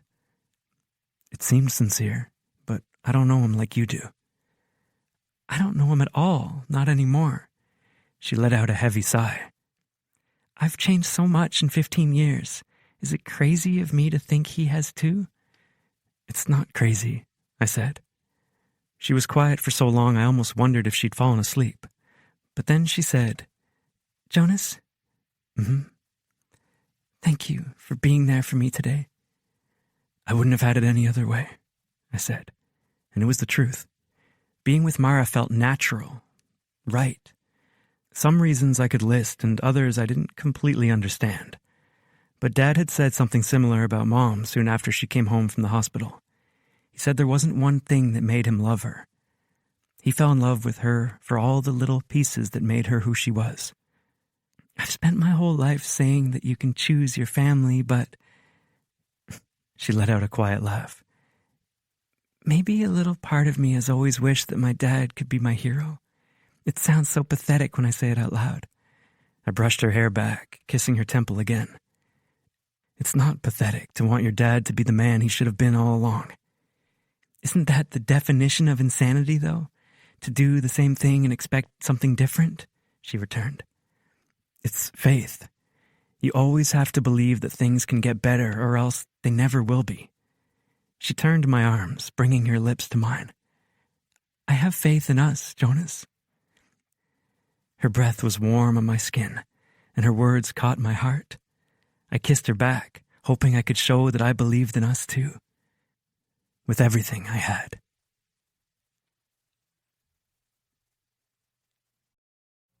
Chapter 38. Mara.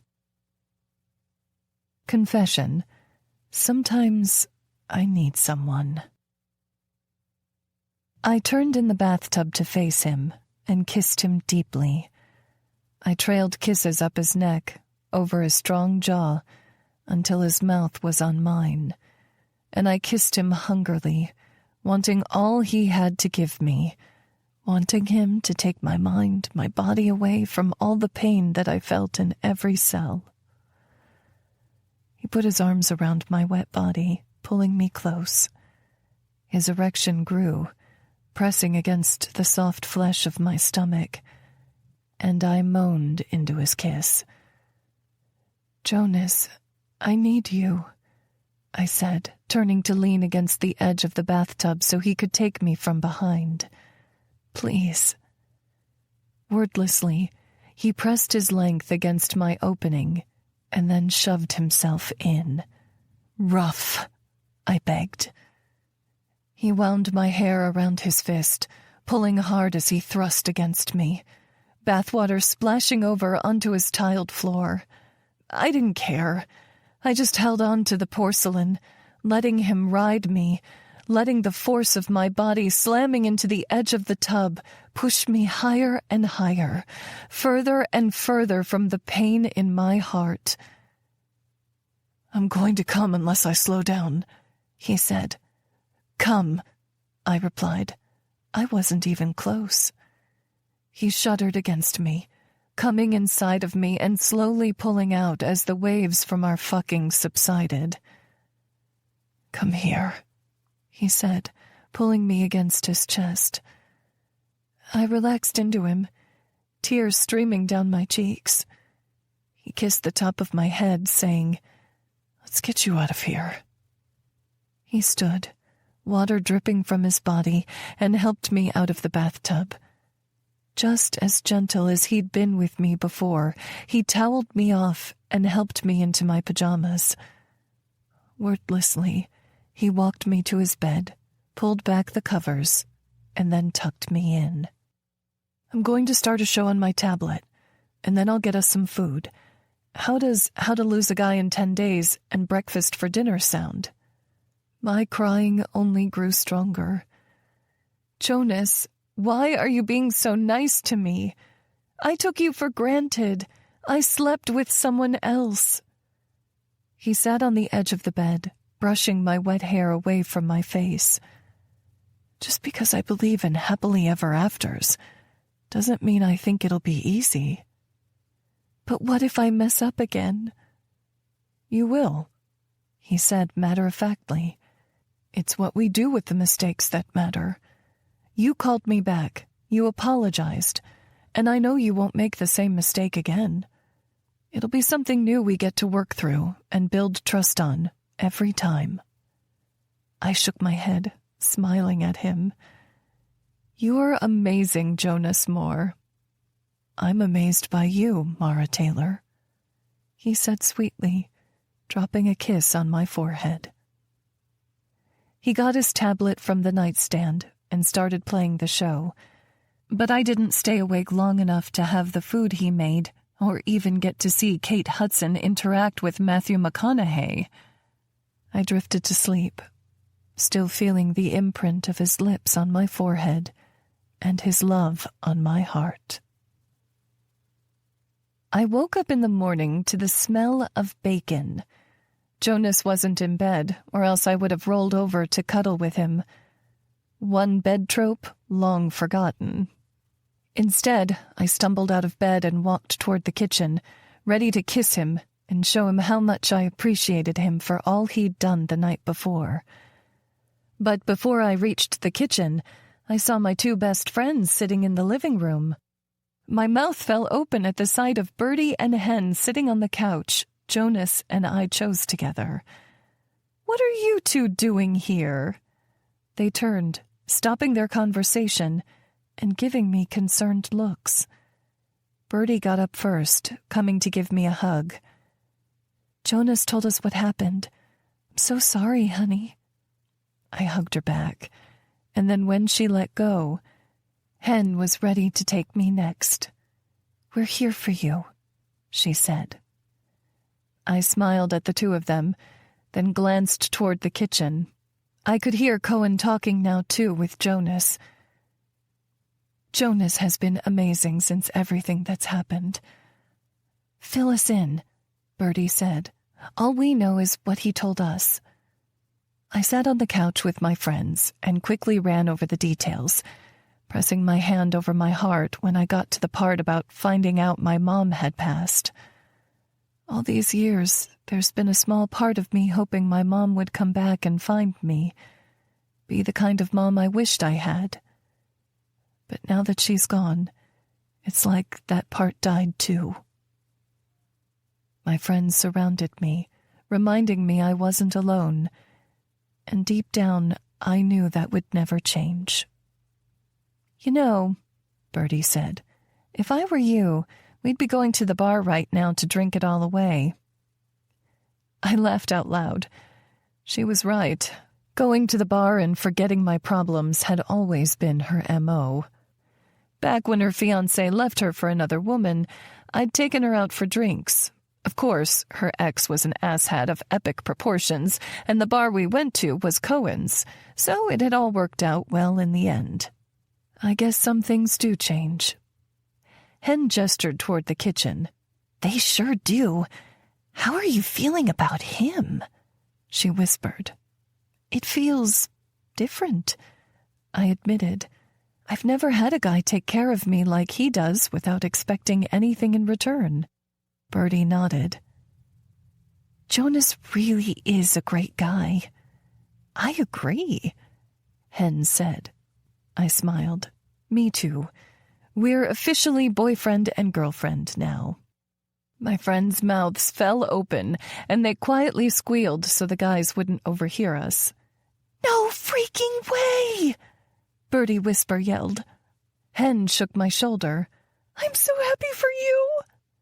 Jonas and Cohen came out of the kitchen carrying plates full of breakfast food, from chocolate chip pancakes to eggs, bacon, and buttery slices of toast.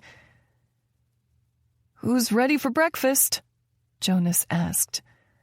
My friends piped up their agreement, but I went to Jonas, hugging him tight as soon as he set the plates on the table. Thank you, I said into his ear, for thinking to invite them over. He held me back, his strong arms wrapping around my waist. I thought you might want some friends around. I pulled back, smiling at him before kissing him on the lips. I forgot my friends were around as I said, I love you, Jonas. He grinned back and said, I love you too. We celebrated my first I love you with all of our friends and way too much breakfast food. It might not have been happily ever after, but it felt damn close. Chapter 39. Jonas.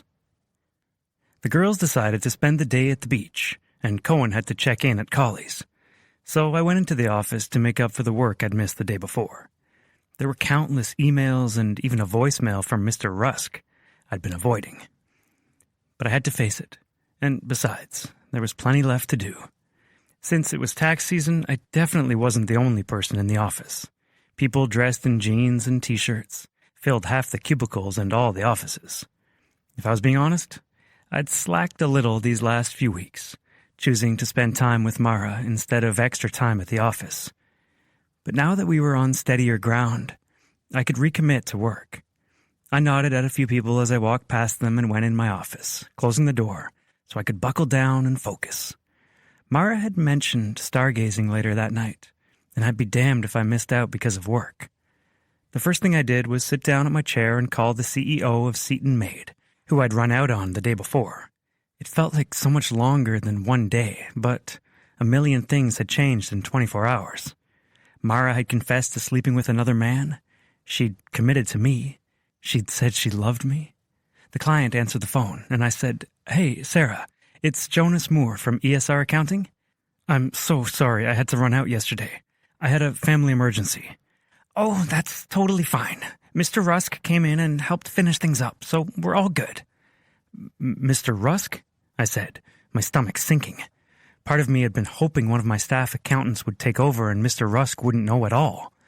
Yes, he was fabulous, but I do hope everything is okay on your end. It is now, I said. Good deal. See you again next tax season. I smiled. See you again next year. Almost as soon as I hung up the phone, a knock sounded on the door. Through the rectangular window, I saw Ernest Stanford Rusk, the man who single-handedly grew this practice to what it was. I quickly got up, wishing I'd worn more formal clothing, and answered the door. Mr. Rusk, great to see you. Thanks for handling that client yesterday, by the way. I really appreciate it. He was all business, not a hint of a smile on his face. Can I speak with you? My spine straightened, and I tried not to clench my jaw too hard. Those words were just as bad as, we need to talk, coming from a girlfriend. Of course, come in. I stepped back, letting him walk past me. Mr. Rusk wasn't a big man, but he commanded a presence. In fact, my office felt too small to hold him. He took a seat at my desk, his tailored pants raising just enough to show plain black dress socks. "Have a seat," he said. He'd offered me a seat in my own office, although I suppose technically it was his. I sat down across from him, waiting for him to speak. "What happened yesterday?" he asked. "My girlfriend's been getting stalked by her abusive father," I said. "Things sort of came to a head yesterday." "In the middle of a client meeting?" His eyes were calculating, curious, but not at all concerned. I sat up straighter, bristling at his dismissal of Mara and her predicament. "Yes, that's when she called me. I was worried for her life, Mr. Rusk." He cleared his throat. "She called you. Shouldn't she have called 911 if her life was in danger?" I blinked, not sure where he was going with this. Was he seriously suggesting my loved ones shouldn't call me in the event of an emergency? "How long have you been at this, Jonas? 8 years?" He knew damn well how long I'd been working here. 10, I answered anyway. "I opened this firm 30 years ago. Had worked in public accounting for 7 years before that. I've had employees go on to work in C-suite level positions at the Big Four. I've had people move across the country and start firms of their own. And I've seen people crash and burn and lose everything they worked for." I nodded, still watching him, wondering where this was going, wondering if he was threatening me. He spun the thick gold ring on his finger. "The successful people? Some of them were smart as a whip. Others, I had to wonder how they got their shoes tied every day. You know, being an accountant isn't all that difficult. You just have to show up. 8 to 8 on weekdays, maybe fill in a few hours on the weekends, for a few months out of the year." I nodded. Anyone who worked in public accounting understood the rigorous schedule. But the benefits were great too. A secure job, good pay, plenty of benefits, especially during tax season, and connections with amazing people. "The ones who failed?" Ernie said. "They had something in common. They quit showing up like they were supposed to." I held my breath. He let out a sigh. "It's easier to show up to work when you're single, which you've been for as long as I've known you. It's harder when you have a girl. Even harder when you're married with children." Without giving me a chance to respond, he stood up and walked toward the door. With his hand on the knob, he said, "I'd hate to see you fail when you're so close to getting what you say you want." Ernie shut the door behind him, but I stared at it, stunned. Was he really threatening my promotion because of one day? I've been working at this very firm for years. I never called in sick, never took an early afternoon, certainly never walked out on a client. Even when my mom was starting dialysis, I worked remotely from my laptop. I got up and paced my office, trying to work off some of the indignant anger pumping through all of my veins. Fuck being chained to my desk. If Mara needed me, she needed me, and that was that. Accounting wasn't fucking brain surgery. No one's life depended on me sitting in my office day in and day out. I'd always done my best to stay out of office politics, and like Mr. Rusk said, people had come and gone over the years, leaving when the job was hard on their family. But I never imagined me being one of those people to leave. Not even close. I knew my mom and sister would help out my future wife with our children if I needed late hours, and I was willing to get up early or stay up late to put in some extra time working from home if need be. But here I was, feeling like my job was on faltering ground. My pacing wasn't helping, so I got out my phone and called Cohen. "What's up?" he said, playing music in the background. "Can we talk?" "Sure, what's going on?" I told him about my encounter with my boss, and when I was finished, he let out a big sigh. "You know those old guys," he said. "They think things are still in the good old days, where they could go off to work and come home with the kids in bed and a hot meal on the table. It's not like that anymore. He's retiring soon, right? As soon as he promotes someone to run the place. I was hoping it'd be me, but I don't know if I can do business like that. So hang in there and run it different," Cohen said. "He'll be in Cabo, raking in a paycheck, and won't give two shits if his employees are being treated like actual human beings." I nodded. I could do that. Hang in there for just a couple more months until he left, and I could run things my own way. "Thanks, Cohen. Sure thing." I was about to hang up when he said, "And hey, for what it's worth, I think you did the right thing by being there for Mara. It's how you showed her she could trust you. And you both seem happier than you've ever been." I smiled for the first time since getting off the phone with my client. "I am," I said. I just hoped it could stay that way. Chapter 40. Mara. Confession. I write about badass women, but sometimes I'm worried I'm not one of them. Jonas stayed at work until it was almost dark, so I went by the grocery store and picked up a fruit and vegetable tray and then a meat and cheese tray to take with us to the beach. By the water was my favorite place to be, and I couldn't wait to share it with him. In fact, I almost couldn't believe we hadn't spent time on the sand already. But I was excited for tonight, mostly just to spend some time with him and show him how incredibly thankful I was for him and all he'd done for me the last couple days. I went by his office to pick him up and looked around the parking lot. I'd figured his car would be the lone one there, but it was almost completely full of vehicles. Were all these people seriously working this late on a Saturday night? I called his number and said, "Hey, I'm out here." "Out where?" "In the parking lot," I said cheerfully, standing by my pickup like some teenage boy in an 80s romance movie. He chuckled, but it sounded strained. "I need to wrap some things up, but I'll be out there in 15? I frowned over at the trays of food in my center console, but forced a smile on my face so I'd sound happy on the phone. "Sure thing. I'll see you in a bit." I got on social media, commenting on as many posts from my readers as I could, before Jonas came out. But when I glanced at my clock again, it had already been 20 minutes. I didn't want to be needy, since he was only 5 minutes late, but it bugged me. It was past 7 on a Saturday night. Was he really that tied to work that he couldn't come to the beach with his new girlfriend? I took a deep breath, remembering all he'd done for me, telling myself that I wasn't pathetic to sit here and wait for him. Relationships required compromise, and I'd certainly gotten so much more from him than I could ever give. I got back to my phone, focusing on social media again. I was so engrossed in it that when a knock sounded on the passenger door, I jumped. Jonas smiled at me, and I glanced from him to the clock on my phone. It had been more than 30 minutes. As soon as I unlocked the door and he got in, he said, "I'm so sorry. I was finishing a return and lost track of time." He leaned across and kissed me. "Lost track of time?" I said. "How could he do that?" "Yeah, don't you ever do that when you're working on a book?" "I mean, not when my brand new girlfriend is waiting on me." He frowned and took my hands. "I'm really sorry." He kissed my cheek, then moved his lips to my ear. "I can think of a way to make it up to you." He flicked his tongue over my earlobe to prove it. The tickle of his tongue mixed with that sexy promise sent heat to my center. "Fuck, Jonas. No fair." He chuckled, pulling back, then looked at the grocery bag in the center console. "What's this?" "Supper," I said, backing out of the parking lot. "I'm not as great of a cook as you, but I'm an excellent shopper." He laughed. "Anything involving meat and cheese and I'm in." I drove away from ESR accounting, my annoyance quickly melting away.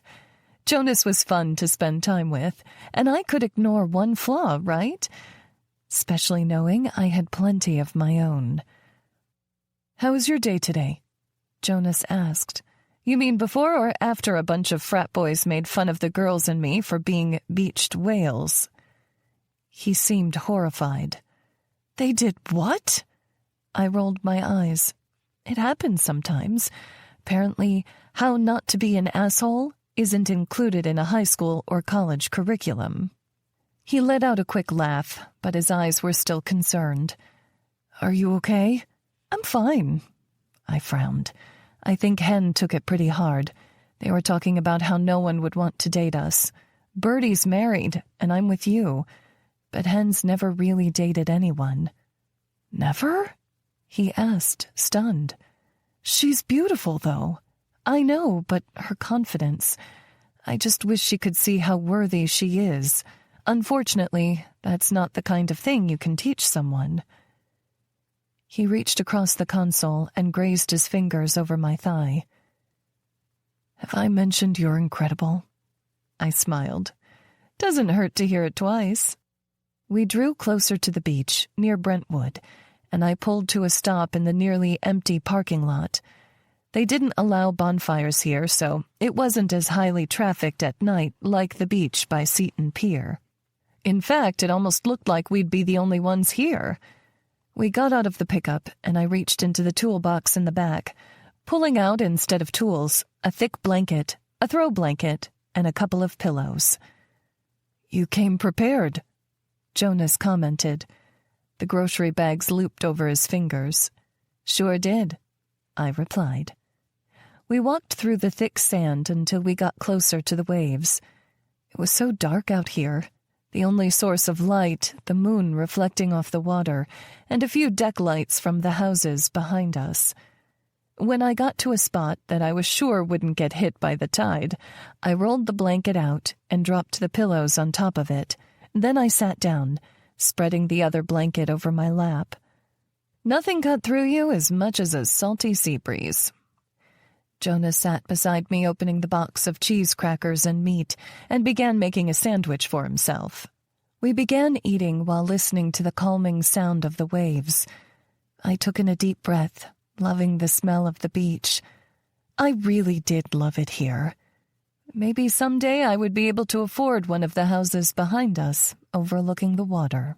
But for now, I was in the present, sitting next to a man who'd been so solidly there for me, the last few days especially. I wanted to connect with him, and not just sexually. "So, tell me about work," I said. "What did you do today? Taxes?" He continued chewing, giving me an annoyed smile. "I know it sounds bad, but I still don't really understand what accountants do all day," I admitted. "I just give mine my bank statements and let him run with it." Jonas laughed this time. "You and 99% of the population. That's why we get to charge so much." "So that's the secret," I said. He nodded. Work was okay. A little annoyed with my boss, but it's not a big deal. A guilty feeling spread in my stomach. "Was he mad at you for leaving early?" "Don't worry about it," he said. Which definitely meant yes, his boss was mad. "Are you having a good time?" I nodded. Despite the guilty feeling, I was loving being out here with him. It's different for me, dating someone who I can actually see a future with. "What kind of future?" he asked, the limited light dancing in his eyes. My cheeks grew hot. I so wasn't used to discussing this kind of thing. You know, the mushy-gushy kind. He laughed. "Have you named our future children yet?" I shook my head. "I don't really see myself as a mom," I admitted. His eyebrows drew together. "What do you mean? You don't think about the future like that?" I shivered, pulling the blanket more tightly around me. I mean, being a kid wasn't exactly easy for me, and I wouldn't want to screw up another human being. He gave me a confused look. "Why would you screw them up?" I raised my eyebrows in return. Was he being serious? It's not like I have a million great examples to look to. "You can always learn, though," he said, with all the confidence in the world. "There are classes and podcasts, and you know my parents are great. I'm supposed to learn how to be my best self with the crying baby on my hip. Can you really picture me with child listening to podcasts about how to not be a fucked up human being? It was laughable if it wasn't so damn sad." "You're not giving yourself enough credit." I let out a sigh, sandwiching together more crackers and cheese and meat. "Maybe not, but I've had a lot of time to think about whether I want to be a parent, and I like my life. I like working when I feel like it, and going out with friends when I feel like it. I like being able to focus on me, and becoming the kind of person I could have been if I hadn't grown up the way that I did. But what about later? He asked. What about when you're older? What about it? It's not fair to put the weight of your retirement on children who didn't ask to be here, and I'm sure there will be friends to make in the nursing home. He shook his head slowly. I always pictured myself being a father. He said it so quietly I almost didn't hear him, but the second his words registered, my chest constricted. This was the deal-breaker, the thing that wasn't good enough about me for him, and it made me want to get up and run as far away as I could, even though the last time I ran was probably in an elementary school gym class. I didn't want to take away from him what he so desperately desired, but I also had to wonder, why wasn't I enough? Why weren't we enough? Wasn't love supposed to conquer all? Hey, he said gently, lowering his head to meet my eyes. What are you thinking in there? I quickly looked away, bracing myself for the worst. I'm not going to change my mind about this, Jonas. But you changed your mind about relationships. You're dating me, he said. You told me you loved me. I can't imagine changing my mind about putting a whole extra person in my control, or even just putting my body through childbirth. I already have mental health issues. What happens when I have PPD so bad I can't get out of bed? And what happens if we are one of those 50% of people who divorce? We'll be shuttling a child back and forth who never asked to be here. Your parents would hate me, and I'd really be on my own on top of learning how to be a good parent. It doesn't make sense to me. It's not what I want, even under the best of circumstances. That's why I got an IUD that lasts 7 years, and when the 7 years is over, I'm probably just going to go with an even more permanent option. More permanent than 7 years? I want to get my tubes tied, I said. He blinked, stunned. I hated that he looked that way, like he couldn't see where I was coming from. All he said was, "You're right. It's probably too soon to talk about this." He put the lid back on the meat and cheese tray and scooted closer to me. But I scooted away. I could feel our relationship slipping away before it even began. "Mara," he said, looking hurt, "I didn't mean to upset you." "You did," I replied. "Can't we move past it? We've only been official for a day." "It doesn't matter. I now know that for us to continue our relationship, one of us isn't getting what we want." We were quiet for a long moment as the waves continued lapping over the shore, oblivious to the nerves and the pain racing through my heart. "Maybe it's for the best," he said. I turned to him. "For the best?" "Well, part of my conversation with my boss today was him telling me that if I'm going to become partner, I need to stay dedicated to the firm. If I had a family, I couldn't do that." Why would he say something like that? Indignation spread through me for him. Why would an employer say something like that to Jonas? It should be illegal. "Because I left yesterday. I put you first and he didn't like that." Guilt rocked through me. I had threatened Jonas's promotion and upset his future in a matter of minutes. "I'm having a hard time right now," I admitted. He shook his head. "You didn't do anything wrong." "No, I am," I said. "I don't want to be the person who takes you away from your dreams." His eyes connected with mine, taking me in. "What if you are my dream?" Chapter 41. Jonas.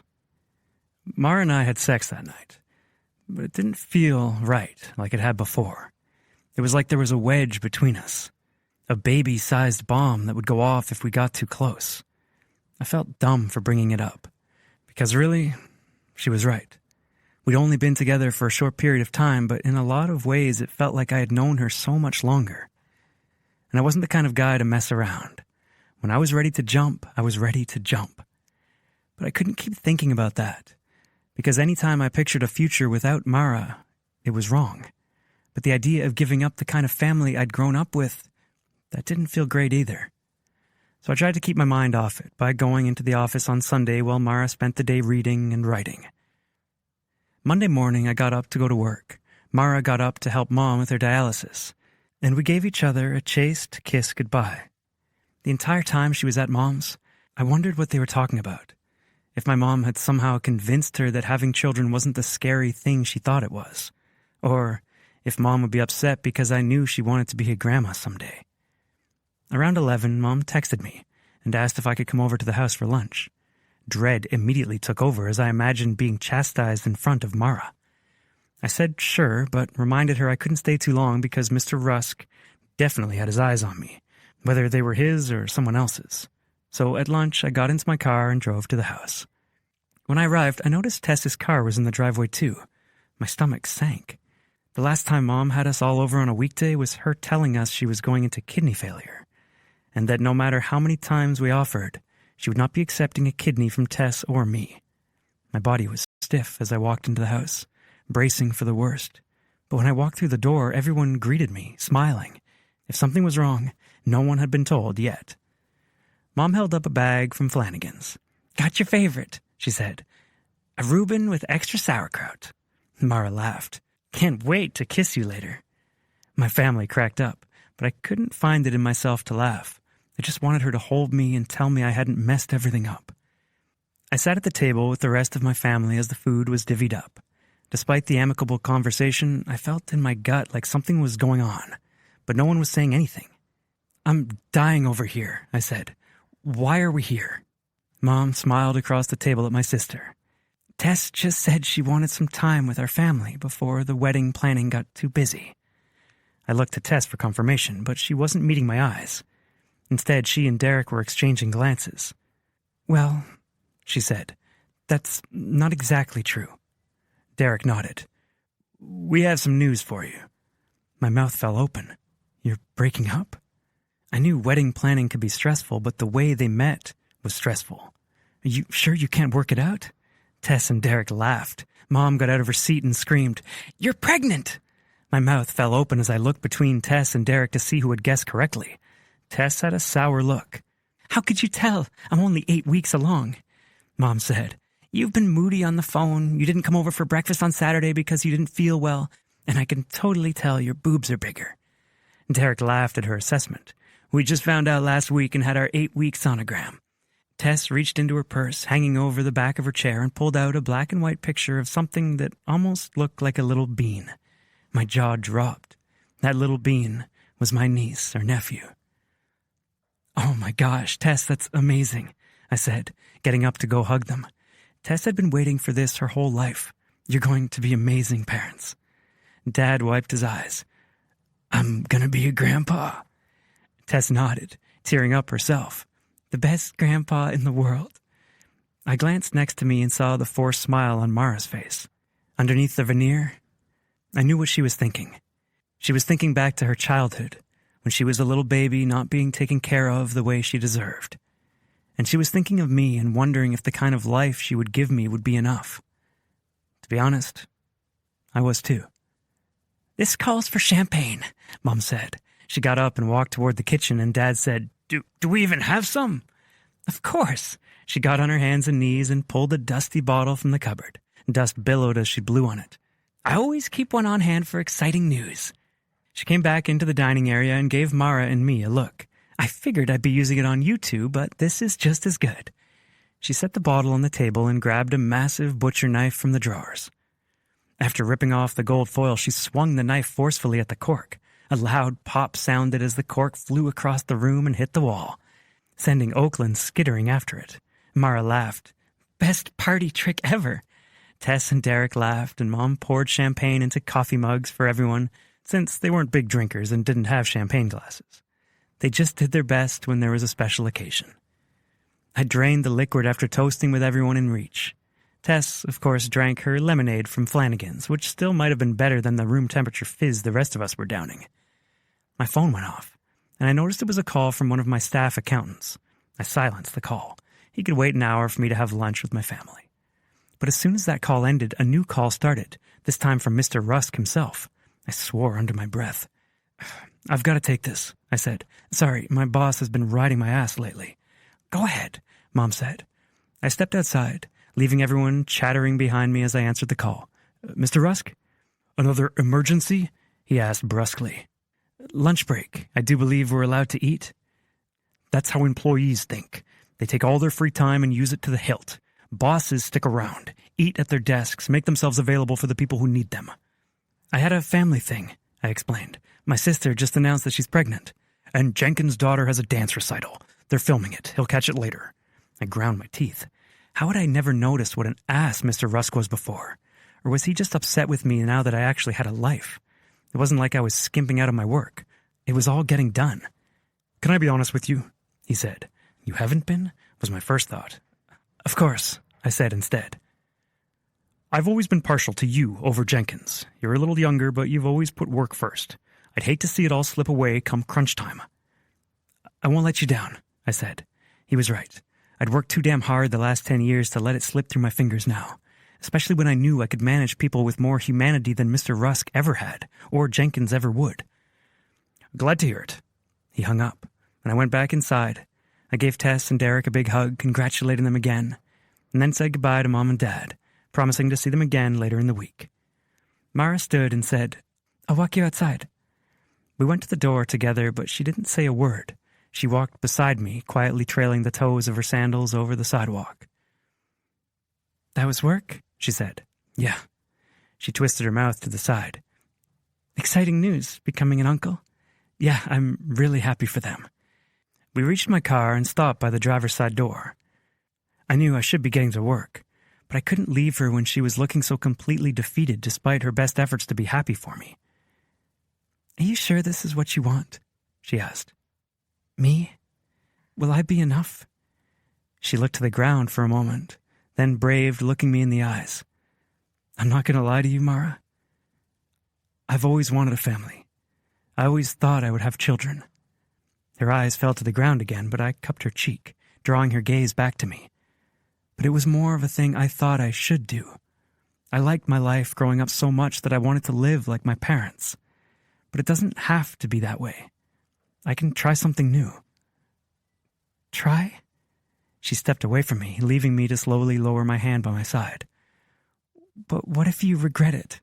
I don't want to get 10, 20 years down the road and have you resent me because you didn't get what you wanted out of life." I stepped forward again, put my hands on each side of her face, looking into her deep brown eyes. "I'm 32 years old, Mara. If I wanted a family as much as I thought I did, I probably would have done it by now. What if—" She bit her lip, her eyes glazing with tears. "What if you haven't met the right person yet?" The way she said it fucking tore me in two. "Mara, you are the right person. You're kind and funny, and you go after what you want, and you hold boundaries like no one else I've ever met. But you also forgive. I admire the hell out of you, and I know you make me a better person. But a child, I can't give up on an incredible woman, on an incredible relationship for a child I've never met. What if it's an asshole?" She finally cracked a smile. "You know it won't be. Any child of yours would be amazing." I brushed her hair back behind her ear, hoping she would see that I thought she was incredible. Sometimes we don't get what we want. We get what we need. And I needed you before I ever knew it. Her lips trembled. "I needed you, Jonas. I never wanted to rely on anyone, but fuck, the thought of losing you, it's eating me alive. Don't let it." I kissed her deeply. "I love you, and I'm not going anywhere."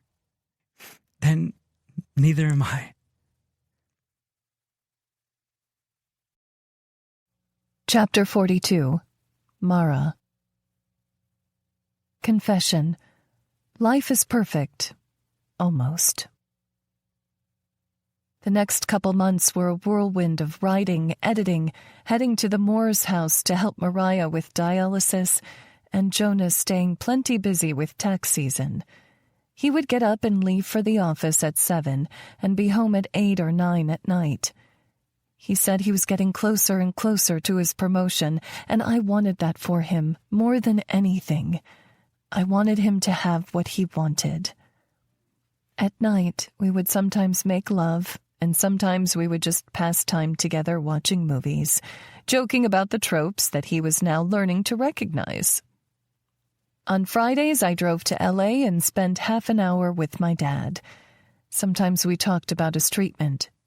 He asked me about my career, and I asked him what he was planning to do when he was released from rehab in another month's time. We weren't close, would never be, but my anger was subsiding.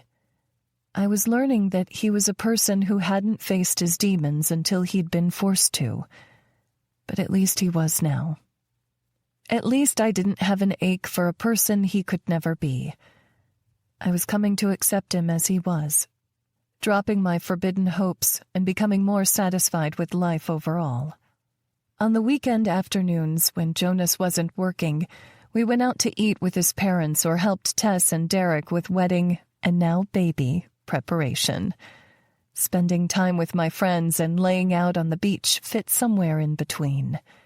Charlotte was having me go on more and more podcasts, plenty of talking points in hand to make sure I didn't have another fiasco like the one before, and I was getting better and better all the time. It was all going great, really, which surprised no one more than me. To top it off, my movie was less than a month away, and I could not wait to sit in those velvety red chairs and see my name come on the screen with the line, "Based on a book by Mara Taylor."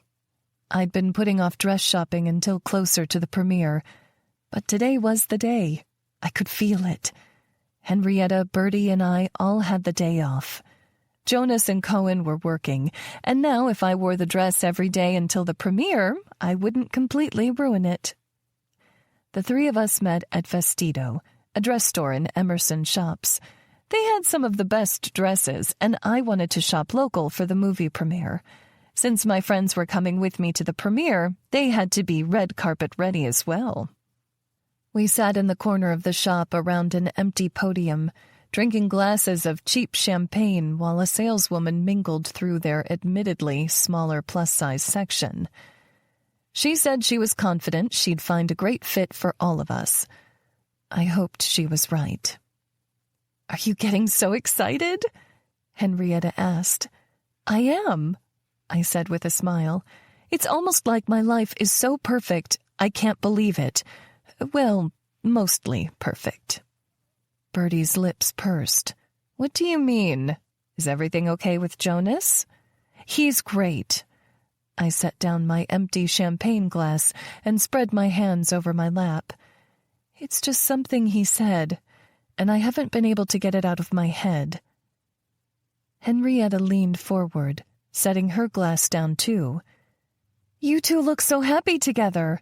What's going on?" I let out a sigh. "He mentioned a while back that he's always seen himself as becoming a father someday, and I told him I'm not going to give him that. He says he's okay with it now, and that he's happy with it just being the two of us. But I keep worrying that it won't be enough." I turned to Bertie. "How did you and Cohen come to the decision not to have children?" She tilted her head to the side, studying me for a moment. "It was a little easier for us since Cohen already had Ollie. So we do have a child. Technically, I know he is not mine. I have to share him. But I also feel like my calling in life is to be a guidance counselor and to work with those kids. And sometimes when you have children of your own, it's hard to give them everything they need while working in a service role.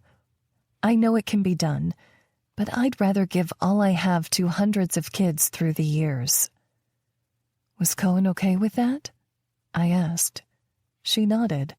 He was open to having another baby with me, but starting over after 16 years wasn't exactly something that was calling his name. I nodded slowly. Bertie said, "It's probably different for Jonas since he's a good 10 years younger than Cohen, and he hasn't had that fatherhood experience yet." I hadn't meant for this day to be all about me and my worries, but now I felt like I was about to cry. So much of my life is perfect, but how can I accept my happiness when it came at the cost of someone I loved? Henrietta drew her eyebrows together. Am I missing something? Did he say that being child-free was a deal-breaker? No, he said that he couldn't give me up for a child he didn't know. But I don't want him to resent me down the road, you know? Bertie nodded. I could see why you'd be afraid of that. But that's his decision. If he decides to stay with you, he knows what the cost is going to be. But why does it have to be his cost? I asked. Why does he have to be the one to sacrifice all the time? I feel like I'm taking so much away from him. He could have had this perfect girl like Tracy, who has nice parents and is best friends with his sister and probably wants to have a dozen kids.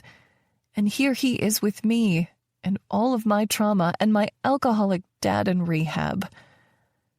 I let out a mix between a sob and laugh, because if I didn't laugh, I would break down at the unfairness of it all. I loved Jonas, but all I had to give him was me. I want better for him. But he gets to choose that, Henrietta said. He gets to choose what he wants for himself, and it sounds like he's choosing you. The saleswoman came back with armfuls of gowns made from all different materials. I have a few for you gals to try on. I can't wait to see how you look in them. I stood up, ready to move on from this conversation. Let's go try them on, I said with a smile. Bertie gave me a concerned look, but I shook my head. This is a happy time, I said. The first and last time we'll ever be able to shop for my first movie deal. Henrietta put an arm around me. Well then, we better enjoy it. Chapter 43. Jonas. I shut my computer down at 8 and cleaned off my desk. It was a habit I learned from a mentor back in my first internship. Clearing your desk was like clearing away all the problems from your day and giving yourself a fresh start. I shrugged on my suit jacket, turned off the light, and locked my office door before nearly walking into Mr. Rusk. Sorry about that, I said, straightening my lapels. How are you doing? Great. Mind if I walk you out? He said. Not at all. My nerves were already on edge. We hadn't spoken much since Tess announced her pregnancy, so I assumed that meant I hadn't fucked anything up in his eyes, but I already felt guilty. The office was nearly empty as we made our way past the cubicles and toward the front entrance.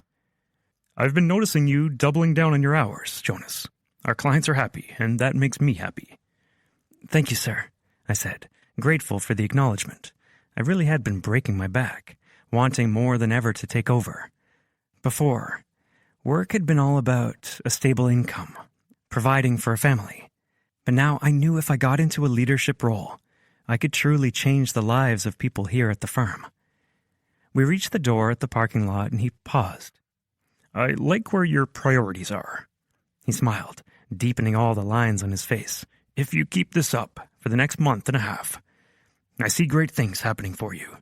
Better wear your best to our end-of-season party. People are going to be looking at you. He held the door open, and I walked into the darkening parking lot, grinning. I was so close to this promotion, I could taste it. I waved goodbye and got into my car to meet Cohen and Dad at a tux fitting for Mara's movie premiere. This was a big deal for her, and it was exciting to know we'd be spending the night with her, watching alongside the dozens of people who'd worked on the film. A quick drive later, and I pulled into the parking lot and parked next to Dad's old truck.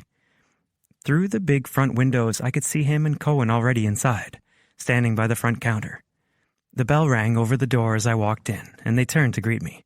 Dad put his hand on my shoulder. "I never thought I'd be fitted for so many suits in such a short amount of time," he said. "First Tessa's wedding and then this premiere. I didn't even wear a tux to my own wedding." I chuckled. Dad was definitely a jeans and work shirt kind of guy, not into anything fancy.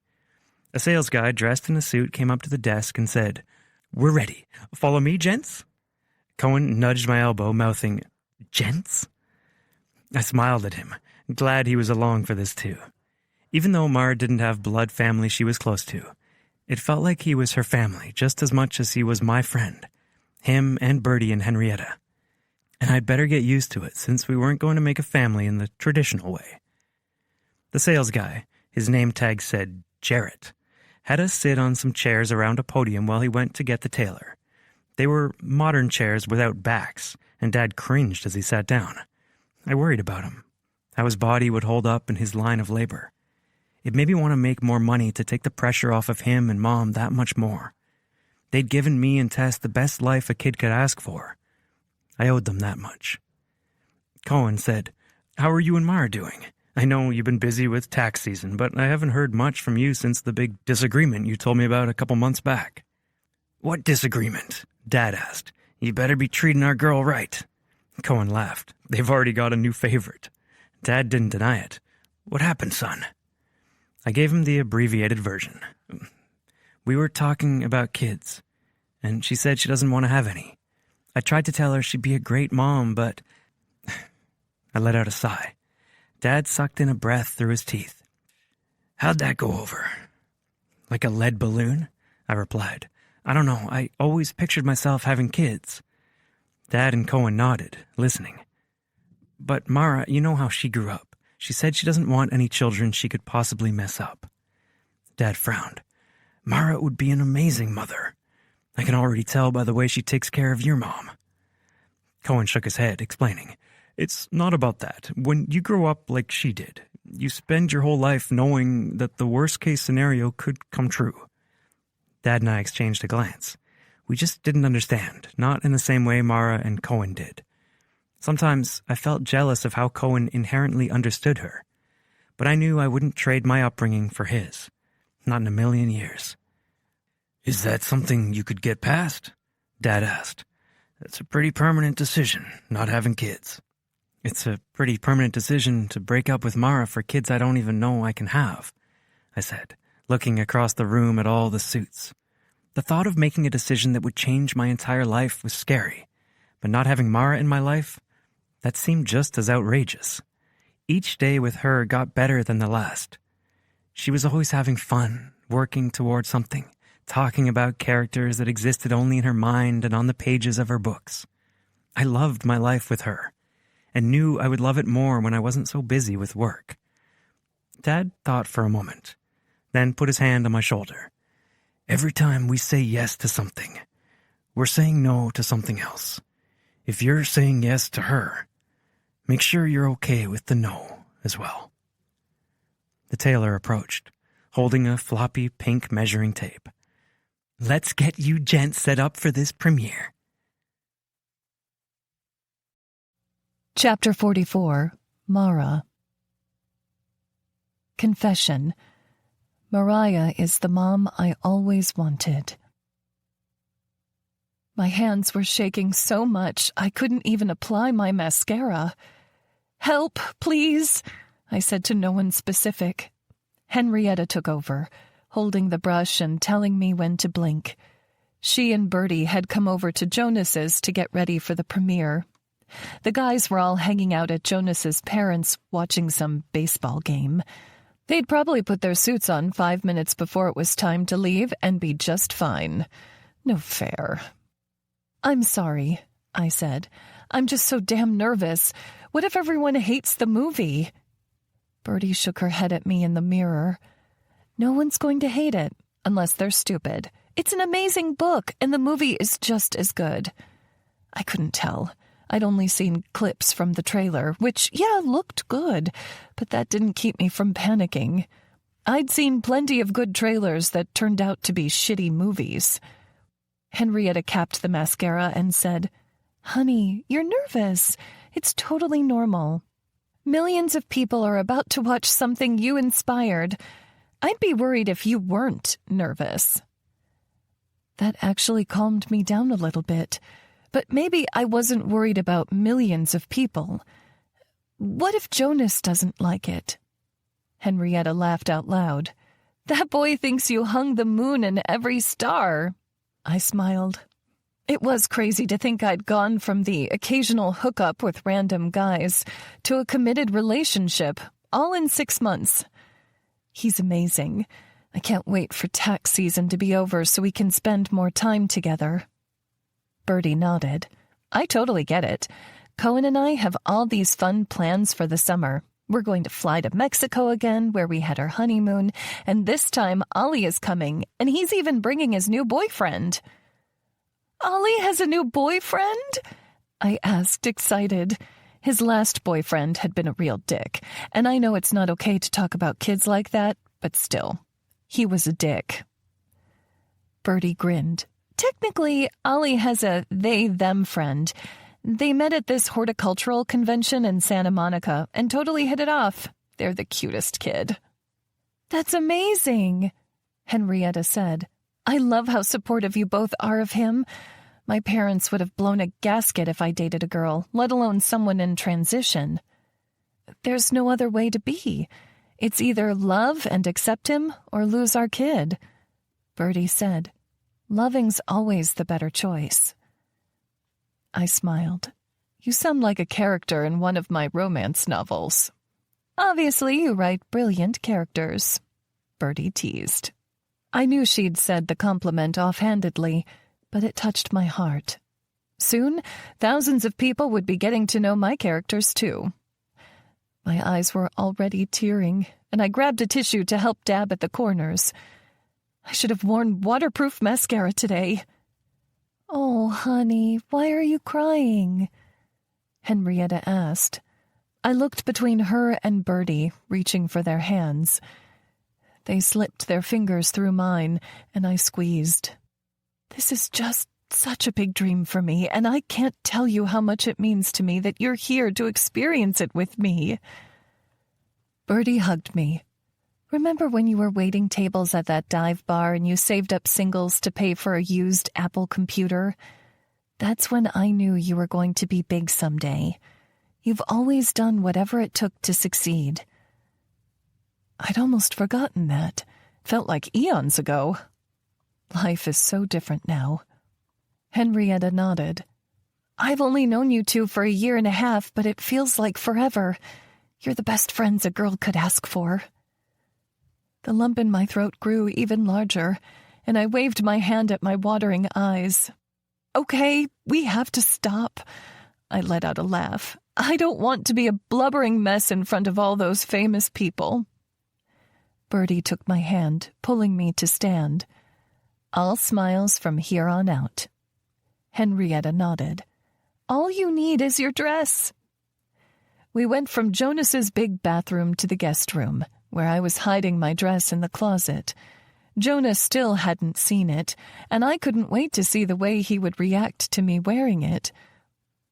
I pulled it from the tan garment bag and stared at the shimmery fabric. I could already picture the way the gold sequins would catch the lights of the paparazzi, and how chic I'd look next to Jonas in his neat black tux. The girls got their own garment bags from the closet, and we all began slipping into our gowns, helping each other zip the backs and tuck the hanger straps in. Soon, we were all in our red carpet attire, staring at each other. I covered my mouth with my hands. I know I said no more crying, but this is a whole damn moment, Henrietta said, staring at herself in the full-length mirror affixed to the back of the door. She drew her thick bronze leg out the slit of her aqua-green dress, obviously admiring the look. That dress was made for you, I said. Bertie hugged her from behind, her own bright yellow dress with a poofy skirt flaring around Henrietta. You're gorgeous, Hen. I nodded in agreement. We all are.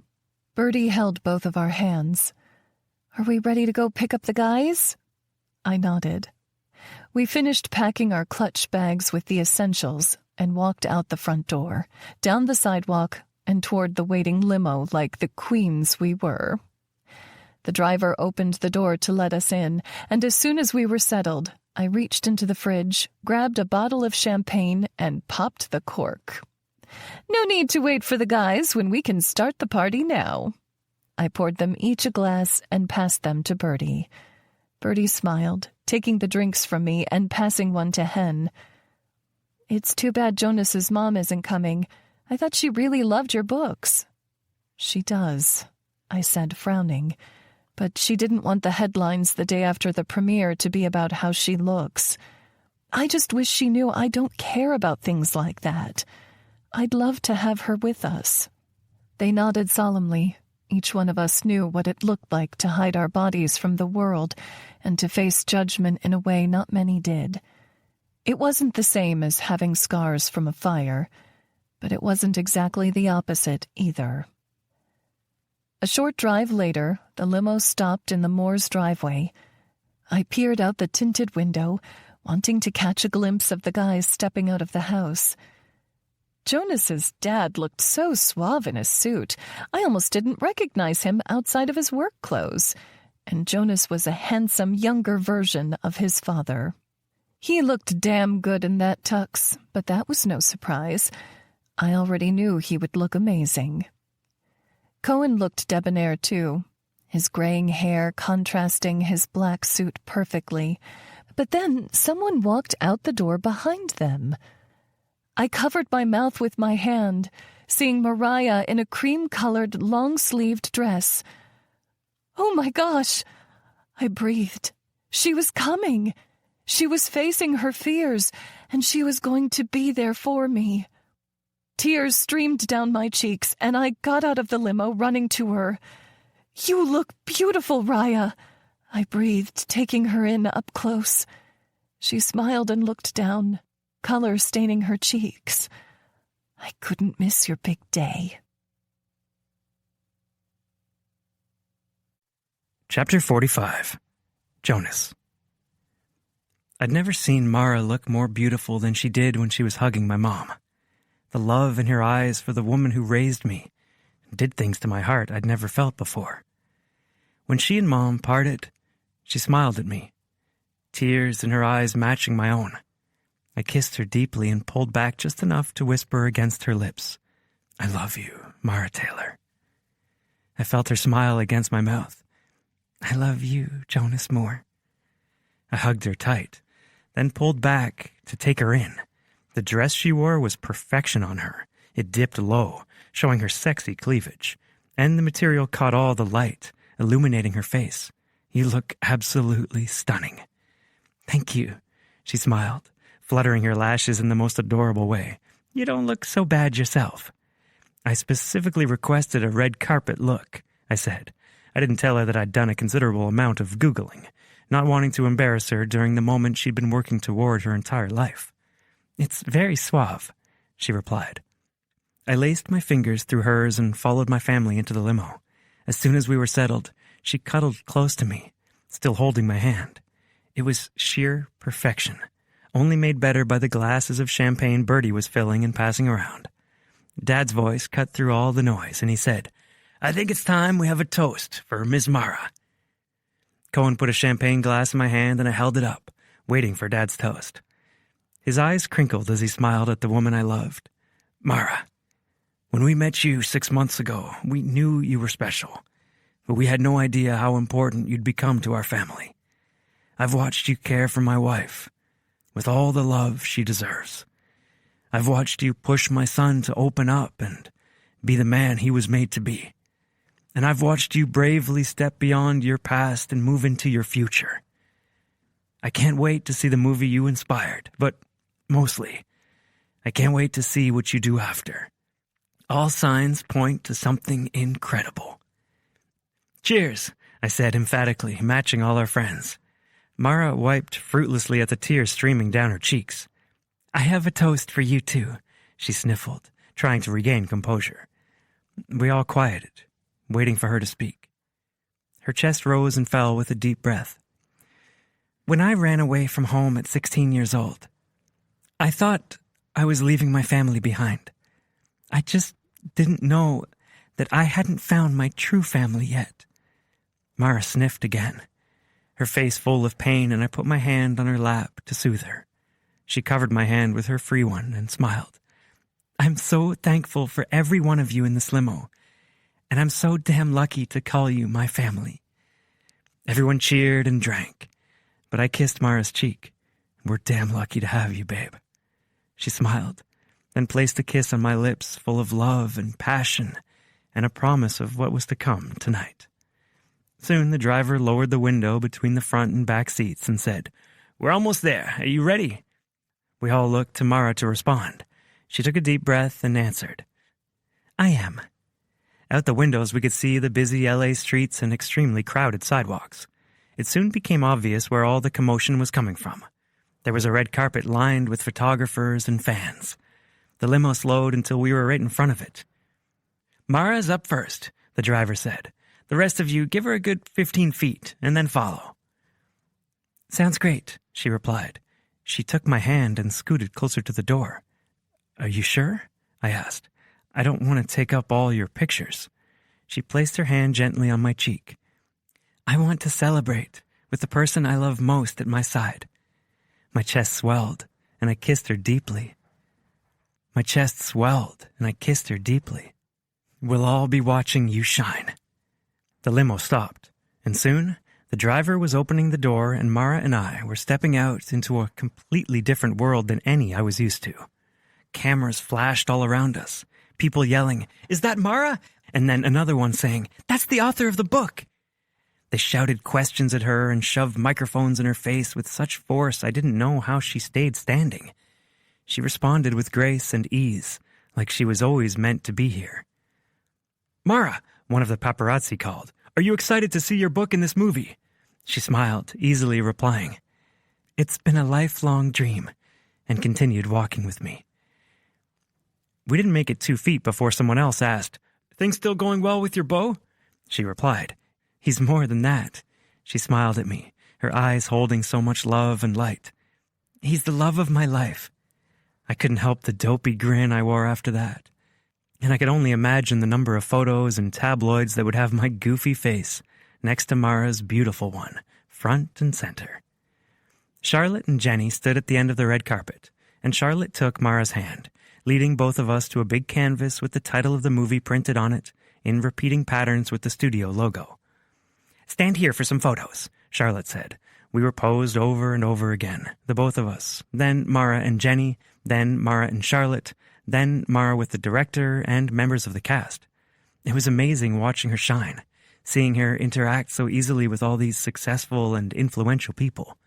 She was in her element and having the time of her life, and I was just lucky to be along for the ride. I glanced around, wondering where our friends and family had gone. We hadn't really discussed our game plan or meeting place, so I got out my phone and saw a text from Bertie. Bertie, we're waiting inside. Jonas, perfect. We'll come in when Mara's done with pictures. A few minutes later, my eyes were stinging from all the camera flashes, but Mara took my arm. How was that? I asked. She shook her head, still grinning. My cheeks hurt from smiling so much. I laughed. Better get used to it. I'm pretty sure you're going to have the most ripped cheeks by the end of the night. She laughed. Well, at least one part of me will be ripped. We walked inside through the revolving doors, and there was a line of concessions being paraded up an escalator to a movie theater. There were signs everywhere for the premiere, posters with the actors' pictures or shots of the book cover.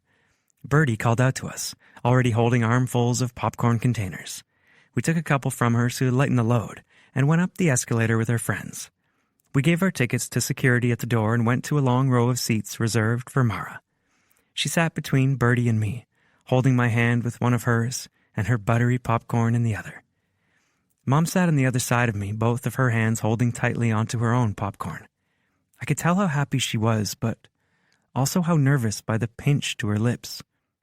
Being here was a huge deal for my mom, for Mara and me. Not only had she gone out in public, but to be around so many people and so many cameras. My mom really thought Mara was special, and so did I. I leaned over to Mara and whispered in her ear, Am I going to have to do the whole yawn and stretch thing? Or will you let me put my arm around you?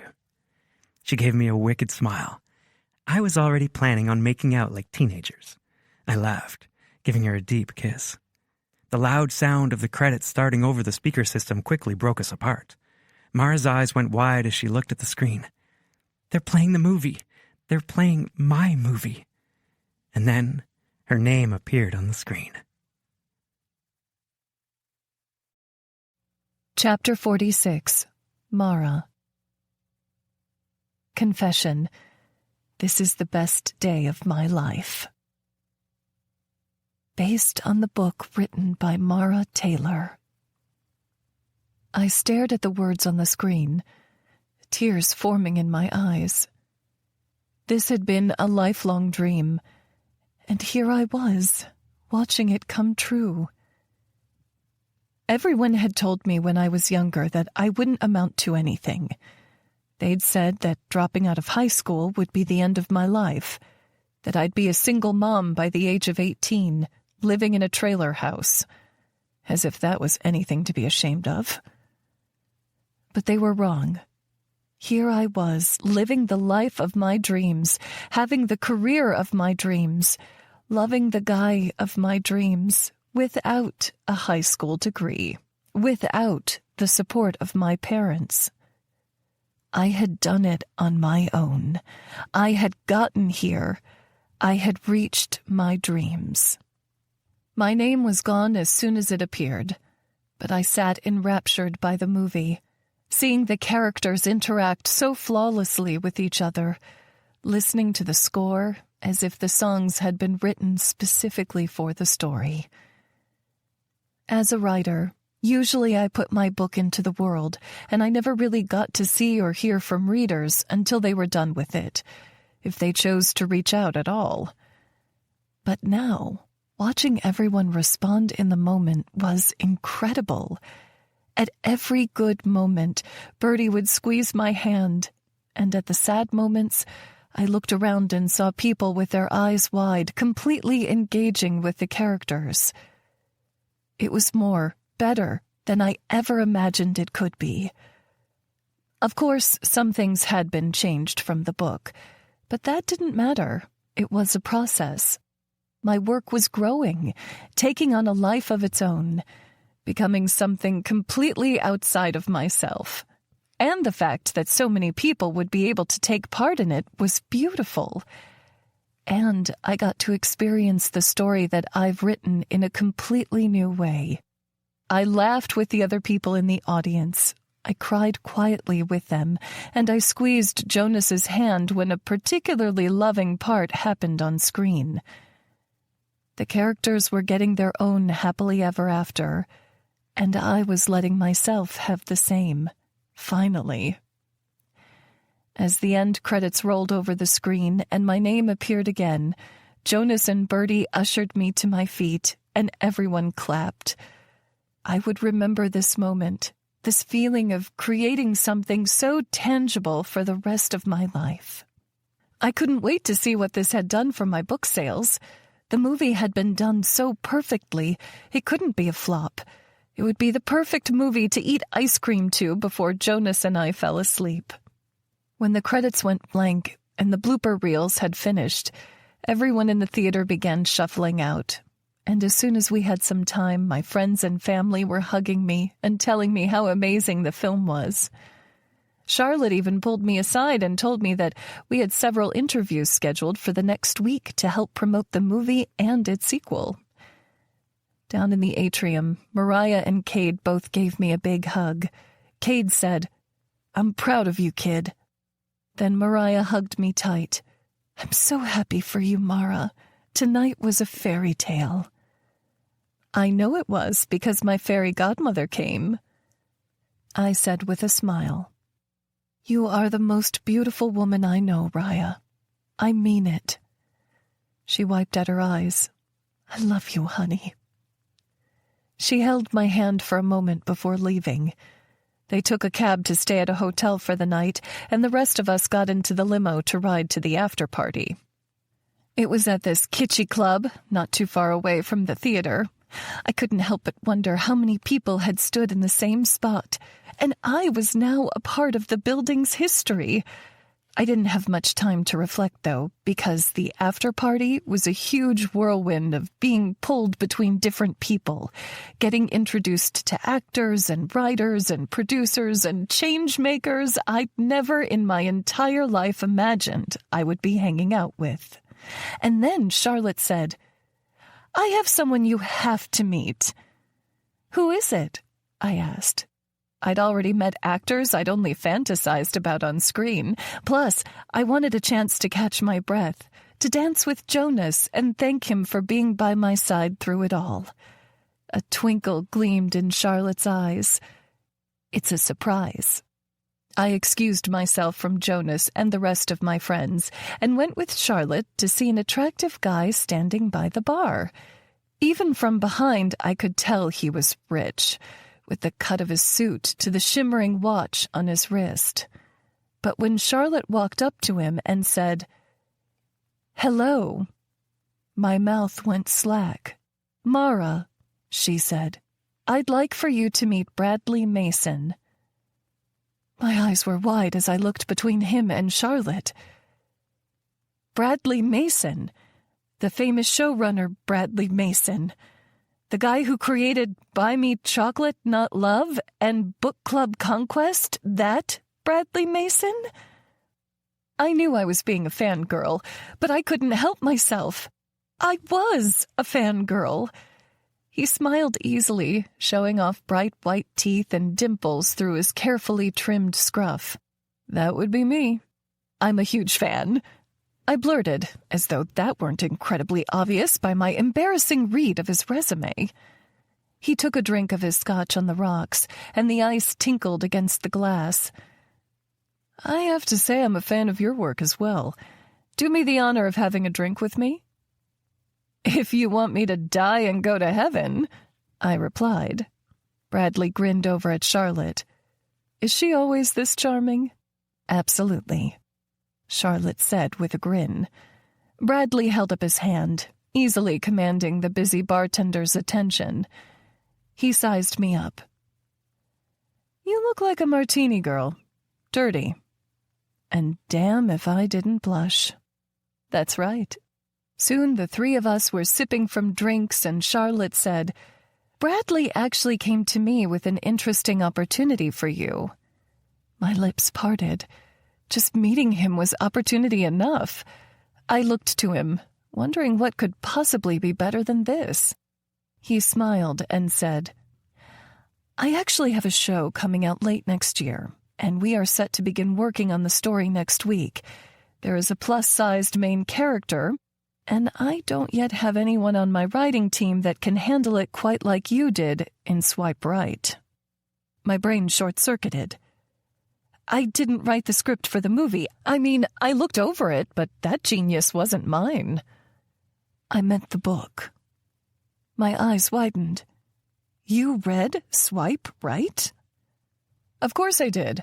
It was sexy and funny and incredibly powerful, just like what I'm trying to accomplish with this show. "How strong was that vodka?" I asked, staring at my drink. "You really want me to help you write your TV show?" He nodded. "Me, with no GED and raunchy sex in my books?" He chuckled again, saying to Charlotte, "She's adorable." "Absolutely," Charlotte said. He continued, taking my hands in his. "I think you'd be an excellent fit." I nodded enthusiastically. "Yes." "You haven't heard the terms yet," he replied. "Yes." He laughed. "We can go over numbers more formally on Monday, but it looks something like $30K an episode. We have 12 episodes planned for the first season, and hopefully plenty more after that." Dollar signs flashed in my eyes. "Now, it is being filmed in Atlanta, but I can arrange a temporary apartment for you each season." My mouth was completely on the floor. "Yes, I accept. Yes." He smiled. "You're in? Just like that?" I said, "Absolutely. Writing TV has been a dream of mine forever." "And there's no one for you to talk it over with? A boyfriend, perhaps?" I could see the flirtatious smile on his lips. "This is not an opportunity I'm going to miss," I said. "Jonas would understand. In fact, I couldn't wait to tell him and see how happy he was for me." "Great," he said. "Charlotte gave me your contact information. We'll be in touch." He took a sip of his scotch. "If you'll excuse me, I see someone I need to make an appearance with." I nodded and said goodbye, and then I made sure I was out of earshot before I started screaming. Chapter 47. Jonas. Mara and Charlotte ran up to us, squealing with excitement. I laughed. "What happened? Did you meet Channing Tatum? I think I saw him around here somewhere." "Better," she cried, hugging me and then reaching for Bertie's hand. "I got invited to write for a TV show with Bradley Mason." Bertie squealed just like Mara was. "What?" Who was Bradley Mason? I wondered. Clearly Bertie knew, though, and it was a big deal. Mara nodded, bouncing up and down on her feet. "Storyboarding starts next week in Atlanta. He said he'd have an apartment for me and everything, and they're paying me $30,000 an episode. Can you believe that? I made less than that a year when I was a waitress." My heart had stopped working. Mara was moving to Atlanta in a week? "I'm going to miss you, but that's incredible," Bertie said. "Yeah," Cohen agreed. "Congratulations. Just don't forget about the little people when you go." I had a feeling she already had.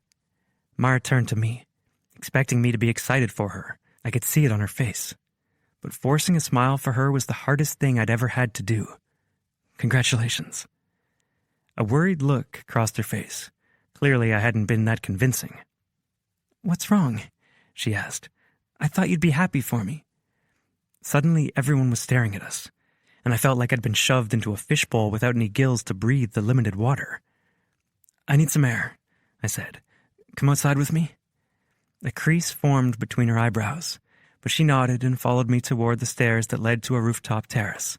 It was full of people, but we found a spot at a standing table near the corner. From here, we could see glittering city lights and a 20-foot drop to the dirty streets below.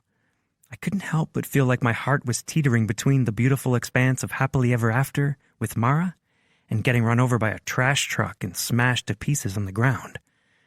"What's going on?" Mara asked. "I thought you'd be happy for me." "I didn't even know that there was anything to be happy for aside from the movie until 2 minutes ago," I said. "I think I'm a little caught off guard. What's going on?" She shook her head as if annoyed. "Charlotte just took me aside and introduced me to Bradley Mason, as in the showrunner for half of the shows that we watch before bed, and he invited me to write on a new TV show that he's doing. They haven't even named it yet, but if it's Bradley Mason, I know it's going to be amazing." "And you've committed to it?" I asked. How had she made such a life-altering plan in a matter of minutes without even consulting me? "Of course I did. Why would I want to turn that down?" I shook my head, trying not to feel betrayed or left behind. I just figured that it would at least be a conversation between the two of us before you decided to up and move across the country for 9 months. "A conversation about what?" Mara asked. "About me doing something completely incredible and amazing? Tonight, seeing my book turned into a movie, it was better than anything I've experienced in my life. Why wouldn't I want to chase that feeling with a television show?" Pain edged its way through my chest, making it hard to breathe. "You didn't think about us?" I asked. I knew it sounded needy and whiny and pathetic, but I couldn't help asking the question. I almost blew a promotion I'd worked toward for years to support her in her time of need. And now she was going to move across the country without so much as a second thought of how it would affect me? Mara shook her head. "Jonas, if I'm making that kind of money, I can fly back every weekend if I want to. I can fly you to come and visit me, and it's not like I'll be in Atlanta full-time for the rest of my life. Honestly, I don't see why this is such a big deal." "A big deal?" I asked. "We fall asleep together every night, and now you're telling me that I'm supposed to maybe see you on the weekends? And what about Tess's wedding coming up? Are you going to miss that?" All her features were pinched, as if she thought I was being insane, which only made me more frustrated. "You know I wouldn't miss that," she said, "but I don't know why you're trying to guilt me about this. You've been working insane hours lately. I hardly ever see you at night before you go to bed. And then when you do, you're obviously tired from the day, so all we do is watch a little TV and go to bed. Are you saying it's okay for you to do and not for me? I shook my head. She wasn't understanding this at all. Tax season is temporary, Mara. It's a few months out of the year. You're talking about a television series where you're going to be gone for 9 months at a time. The show could go on for years if it does well. A few people were looking at us now. Mara kept her voice low, talking just loud enough for me to hear her over the music. Jonas, it's just 9 months. You're borrowing trouble. If Bradley Mason is as amazing as you say he is, you know damn well anything he touches is going to be out for at least 6 seasons. Okay, so we make it work. We can do video calls and phone calls and letters like old times. I shook my head.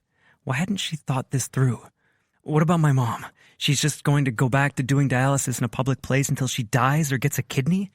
Jonas, she said harshly, don't even talk about me like I would just write her off. I'll be making $30,000 an episode. I think I can afford to have someone come and give your mom dialysis. But it won't be you. You know how she is about strangers. I was grasping at straws, but I knew Mom would miss her just as much as I would. Strangers only stay strangers for so long, she said. Is there a contract? I asked. Anything other than just some rich guy talking to you in a club? She raised her eyebrows. So you're jealous? No, that's not it, I said, flustered, frustrated, everything in between. Then what is it? She snapped. Because honestly, Jonas, I got the best news from my career that I've gotten since finding out I had a movie deal, and you've said nothing positive about it. I would expect more from someone who says he loves me. I took a deep breath, closing my eyes. Mara, of course I'm happy for you. She shook her head, tears sliding down her cheeks. It doesn't feel like it. What am I supposed to do? I asked. Jump up and down? That you're going to be away from me for the unforeseeable future? I had to practically beg you to commit to me, even as a girlfriend. And now you're just going to run off for some show in a new town with a new guy? Are you that eager to be away from me? It's not about you, she yelled, now ignoring the people staring. Why are you making it about you? No, it's about us, I said. It's about you finding any chance you can to run away from something real. If we mattered so much, if an us mattered, you would have thought about it. You would have hesitated for a second at least. But you just came over so thrilled at the chance of leaving me. God, I felt like shit now. The best thing in my life was leaving, and I didn't know what it would mean long term. It's not at the chance of leaving you. It's a chance of chasing a dream. A dream I didn't even know you had, I said.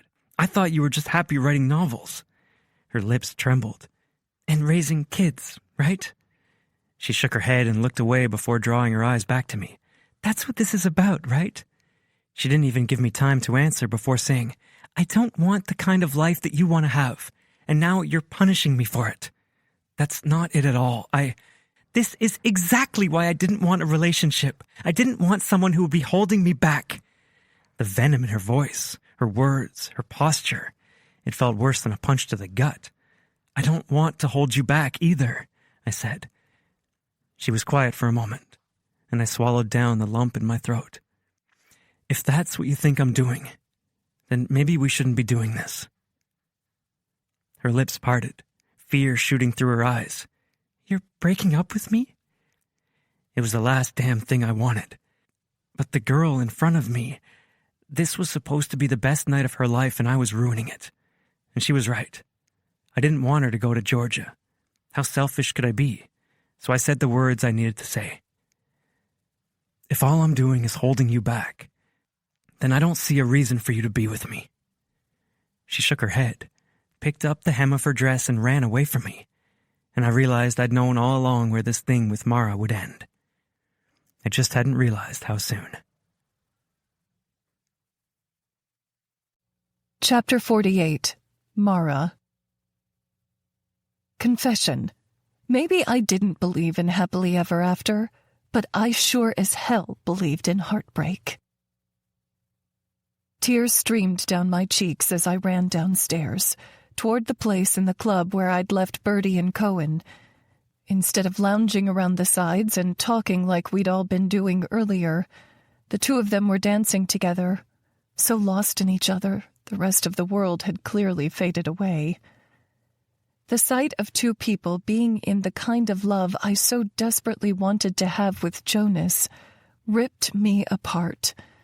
I couldn't interrupt them, couldn't add more drama, so I left. I walked out the front doors to the curb where several cabs were waiting and got in one. "Can you take me to Emerson?" I asked the driver. "That's an hour away," he replied, looking at me like I was insane. "It'd be hundreds of dollars." "I know," I said. "I don't care how much it is." He nodded, pushing the button to start the meter, and then drove away from the club. I looked out the window at the rooftop terrace. I could see people dancing, talking, so small from down here. But I couldn't see Jonas. I couldn't see the man who'd promised me a future I could never take part in. Tears streamed down my cheeks as we drove away from L.A., away from what should have been the best night of my life, away from the man I loved. The truth was, I hadn't hesitated when I'd made the decision to go to Atlanta. I'd been so confident in us, no matter how far apart we were, that I thought it would be okay. I'd expected him to pick me up and spin me around and brag to have a girlfriend who was writing for a TV show with Bradley Mason. I'd had more faith in our relationship than he had. Instead of celebrating with me, he'd been disappointed. Upset, even, that I hadn't talked to him before accepting something I should obviously say yes to. And maybe he was right. Maybe I should have consulted with him, but to what end? I was taking this job opportunity no matter what anyone said. Did that make me selfish? Did that make me unfit for a relationship? Probably. I'd lived so much of my life alone that I didn't even know how to factor people in when it came to big things like this. And if I'd had kids in school, what would I do? Pull them so I could write for TV? Drag a baby along with me to the writer's room? This was exactly why I hadn't wanted a serious relationship, exactly why I didn't want children. It'd been so wrong to think I could have been anyone different than this exact version of myself. And now it wasn't just me who would be getting hurt. Jonas was hurt. His parents would be hurt. Mariah. I nearly choked on a sob. I promised myself I'd find the perfect person to do dialysis with her. I wanted her to feel comfortable and loved by anyone who walked into their home, especially with all she'd done for me. Mariah had been more of a mom to me in the last several months than my own mom had in years. She'd healed me in ways she'd never understand. And Tess and Derek. A fresh wave of tears came at the realization that I'd missed their wedding. She was going to be such a beautiful bride. But that was the life I was made for. The life I'd inherited from my parents and generational cycles of trauma and abuse. People didn't stay in my world. They left, which was exactly what I was doing. The sun was beginning to rise out the window, and I said, "Take me to the beach?" "Sure," he said. He pulled over to adjust his map and then started again. Within minutes, we were pulling up to the parking lot at the beach near Brentwood Marina.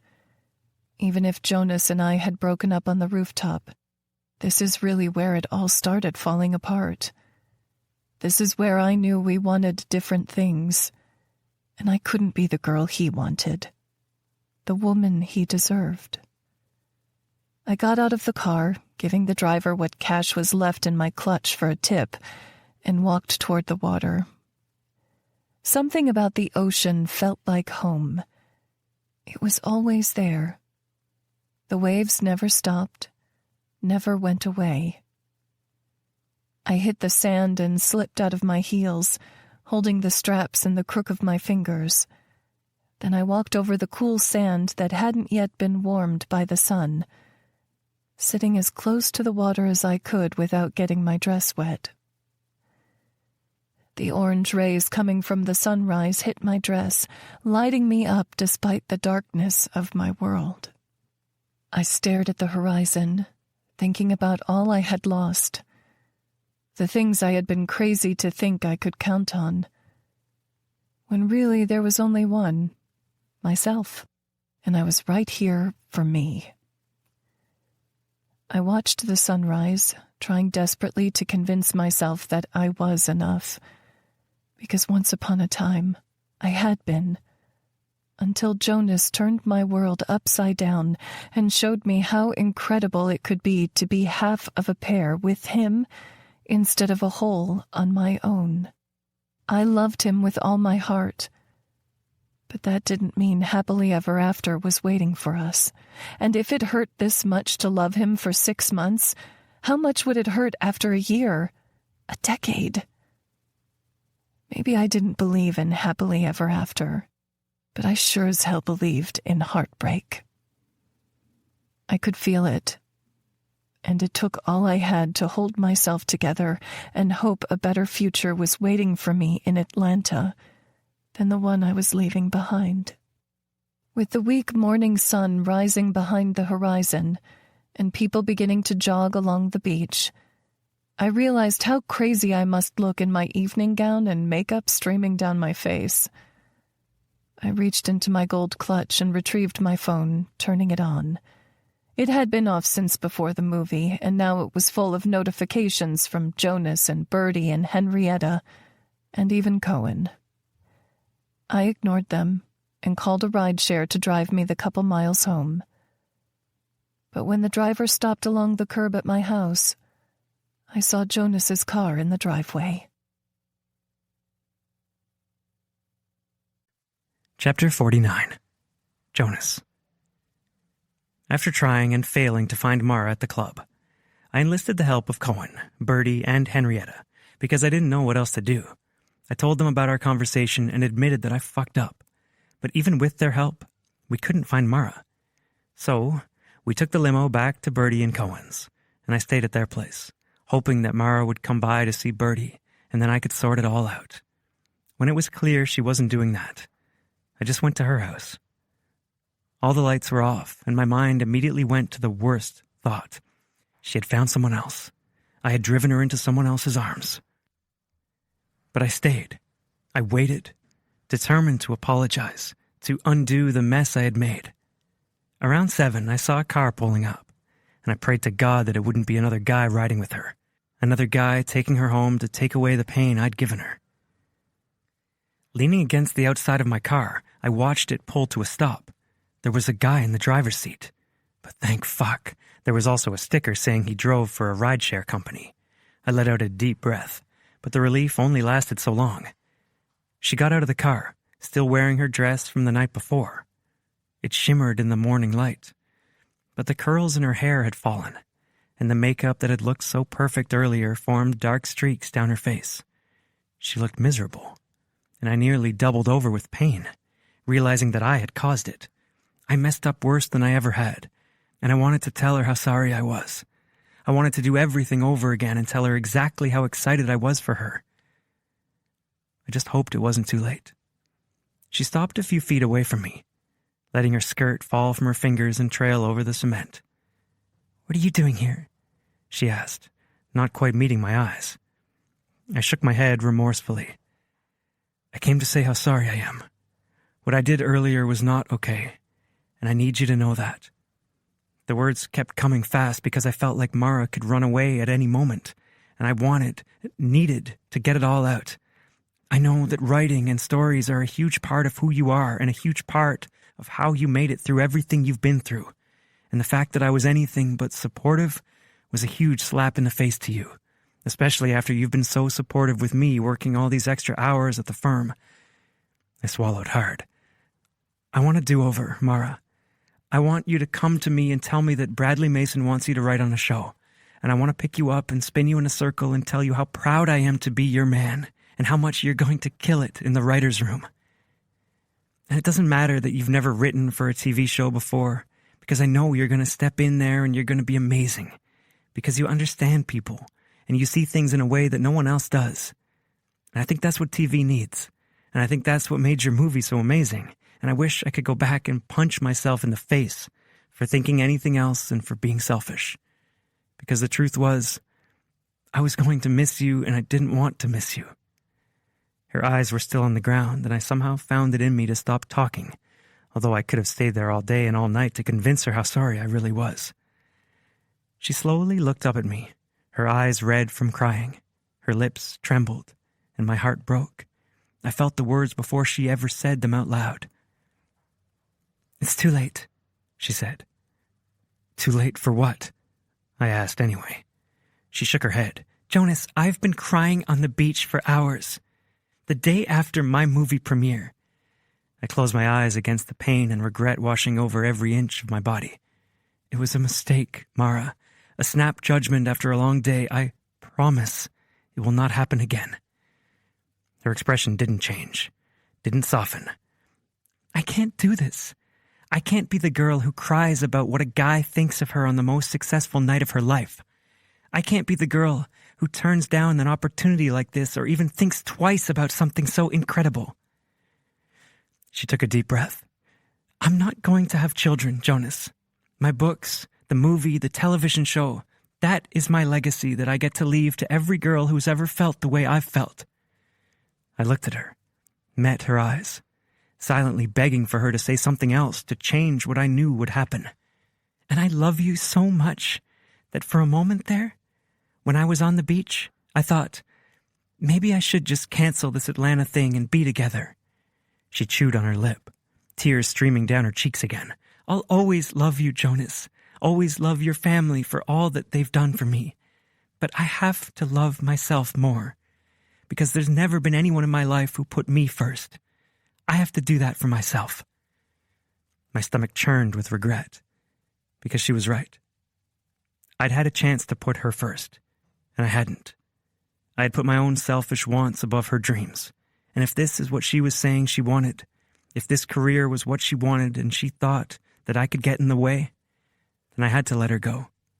I had to respect what she wanted, what she told me from the very beginning. I had been selfish, arrogant to think that she could want anything else than what she told me right up front. "I'm so sorry," I said, my voice shaking. "I'll never be able to tell you how much." She looked me in the eyes, breaking down every last part of me, and said, "Me too."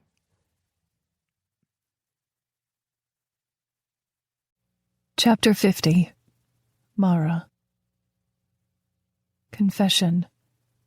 I walked away from the love of my life. I walked inside, tears hot on my eyes, and closed the door behind me. I'd just walked away from the love of my life. I could feel it, but I couldn't go back. Couldn't live a life I wasn't meant for. I had dedicated my entire adult life to creating stories, and that's what they were. Fiction. And no matter how much I wished my own life story could end with a neatly wrapped bow in the form of an HEA, this was real life. It didn't work like that, not where I was concerned, and certainly not in the way it looked in the movies. In real life, love required sacrifice, and there were some sacrifices I wasn't willing to make. So I let him go, no matter how much it fucking hurt. My version of happily ever after was making something of my life after the hand I'd been dealt, showing other women that no matter what hell life had put them through, they could always reach for their dreams. Writing, creating, that was my dream. And I'd soon have a ticket to Atlanta to do just that.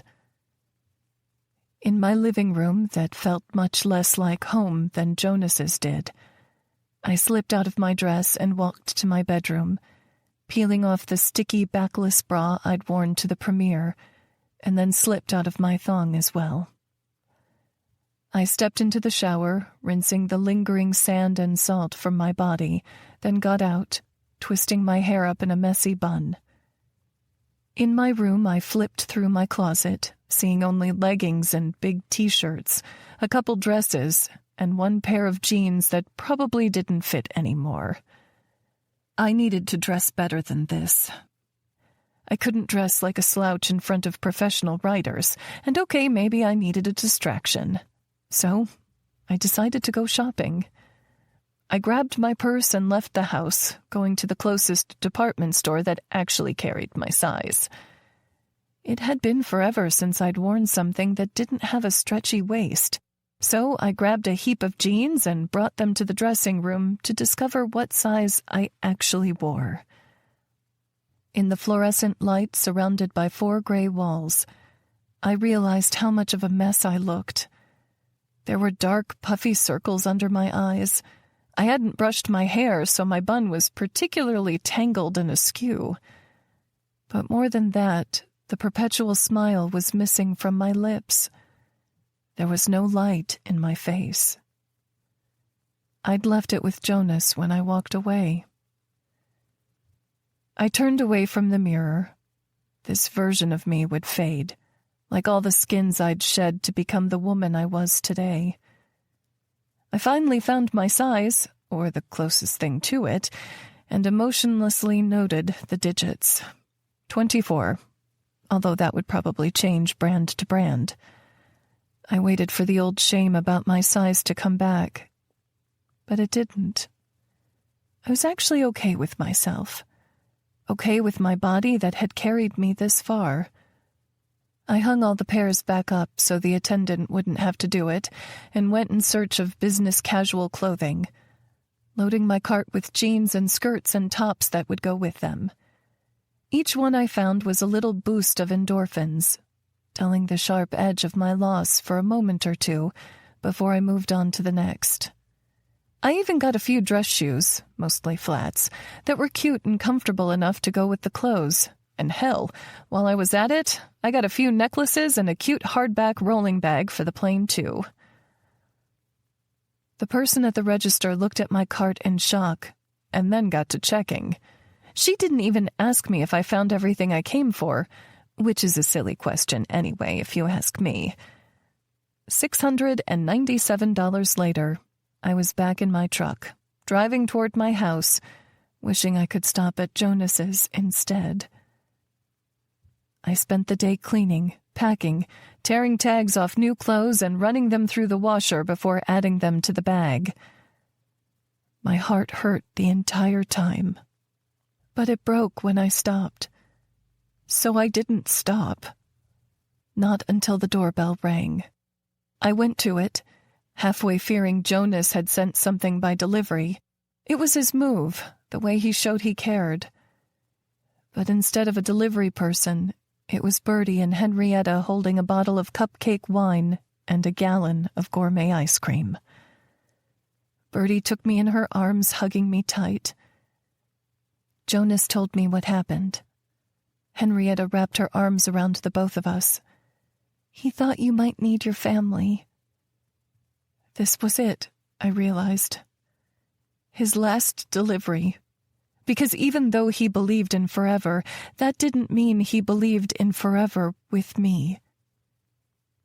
My friends and I sat in my living room eating ice cream and drinking wine from oversized glasses Bertie had gotten me as a joke for one of my birthdays. It wasn't a joke right now, though. This size felt appropriate for what I was going through. Bertie held up her own glass, swirling around the pink Moscato. If this would have happened a year ago, we'd be at the bar drinking shots of something a lot harder than this. This wouldn't have happened a year ago, I replied. I never would have let someone close enough to hurt me, much less break my heart. Hen nodded. I knew it would take a special guy to make you fall in love, but I never saw Jonas coming. Me neither, I agreed. A year ago, it would have taken a literal Viking with muscled thighs, a sexy armored skirt, and a powerful weapon to have even close to a chance at becoming more than a casual hookup. Maybe that's why Jonas was able to get under my skin. I'd never expected an accountant in a suit to be the one to sweep me off my feet. But he had, with his quiet confidence, unassuming tenderness, and generosity. I set my glass down and shoved a spoon into my melting bowl of ice cream. "This sucks." "Mm-hmm," Hen agreed. "And I'm so stressed about leaving Mariah. I'd pay for someone to come to their house for dialysis, but I have no idea who would do it." Bertie and Henrietta both looked deep in thought. Hen said, "Don't Jonas or Tess have friends who work from home or something?" "That would be the dream. Someone Mariah already knew and trusted. Someone who made their living online, perhaps as a virtual assistant. Let me text Tess real quick." Mara, "Hey, I'm going to be out of town for a few months for work, but I want to make sure your mom is covered while I'm gone. Do you think we could pay Tracy to stay with her?" I let out a breath, and we were all quiet as we waited a few minutes for her to reply. Either way, I knew the answer would break my heart. One way, we'd have to keep searching for the perfect fit. Another way, I'd be leading Jonas right into another woman's arms. Jonas had asked Tracy out before me. She'd told me herself she wished she'd given him a chance. What if me leaving was the thing that finally brought them together? Could I live with myself if it was? If it wasn't? Tess, "Tracy's in. She said she'd do it for free. She offered as a backup a couple weeks after you started." My mouth dropped right along with my heart. "What?" Hen asked. I flipped the screen, and they both came closer to read the words. "What?" Bertie cried. "They could have had someone else handle it this entire time, and Jonas had you doing it?" My eyes were feeling hot with tears again. "Why would he do that?" Bertie shook her head in confusion. "Maybe because he thought you would be the best," Hen said. I wiped at my eyes. "Joke's on him." Hen tilted her head sympathetically, and Bertie sat on the arm of my chair to rub my back. As she made slow circles with her hand, she said, "He loved you. That wasn't fake." "It would be easier if it was," I said. "Then I wouldn't feel like such a villain for being myself." Henrietta opened her mouth to argue, but my text tone went off again, and we all huddled around my phone to see what Tess had said. "Tess, how long are you going to be out of town? Tracy wants to know how long she should pencil it in." Mara, 9 months. Tess, that's so long. Why 9 months? Mara, I got a deal to write for a TV show. It was good news, even if it didn't totally feel like it. Tess, that's so exciting. Congratulations. Make sure you take time off for the wedding. Mara, thanks, girl. Looking over my shoulder, Bertie said, 9 months? Have you gotten any other details? I nodded, swallowing my bite of ice cream. My agent called me today and we went over the contract. My flight leaves tomorrow morning, and I meet the other writers on Tuesday. Hen said, I had no idea it took that long to write a show. Do you think you'll rent out your house here while you're gone? You could make some good money. I don't think the initial script takes 9 months, but we have to be there during filming to weigh in on the script and how things play out. I haven't even thought of renting my place. I wondered how much else I hadn't thought of. For the first time, I was feeling overwhelmed. I'd be making enough money that I wouldn't need to rent out the house. But I didn't like the idea of it sitting empty either.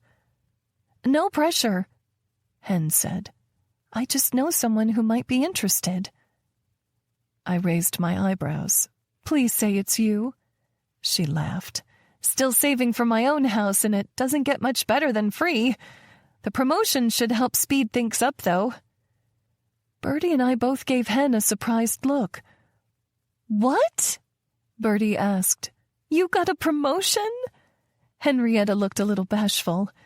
They asked me to manage the build for the new apartments. I get a raise and a year of free rent on a 2-bedroom in the new building. My smile grew wide. I knew how long she'd been wanting this. Hen, that's amazing. I stood up with my giant wine glass. We have to celebrate. She gave me a look. It's okay. You have your own thing going on. Which means I get to do what I want, I retorted. Hear, hear, Bertie said. I grinned, pulling Henrietta up. To us. Henrietta clinked her glass to mine. To us. Bertie followed suit and said, To us. Best friends forever. My smile faltered, but only for a second, as I clinked my glass to hers. I drank deeply, finishing the rest of my wine, and for the first time, I wondered if having only friends, if missing out on lasting lifetime love, was enough. Chapter 51. Jonas. I spent the day at the office, throwing myself into the only thing that I could think of to distract me. Because when I'd gone home, all I saw was Mara. Everything there reminded me of her after months of her practically living with me. It still had most of her touches, like how she put her cups away with the tops down instead of up. All the towels were folded a certain way because of her time as a maid. Even the pantry had her favorite snacks, carefully clipped at the top for maximum freshness. Her favorite fleece blanket was over the reading chair, and her bobby pins were on the vanity. Unlike the last time she'd left me, this time had been unplanned and completely my fault. There wasn't time for her to pack her things or erase every last trace of herself from my life, and there would be no replacing her from my heart.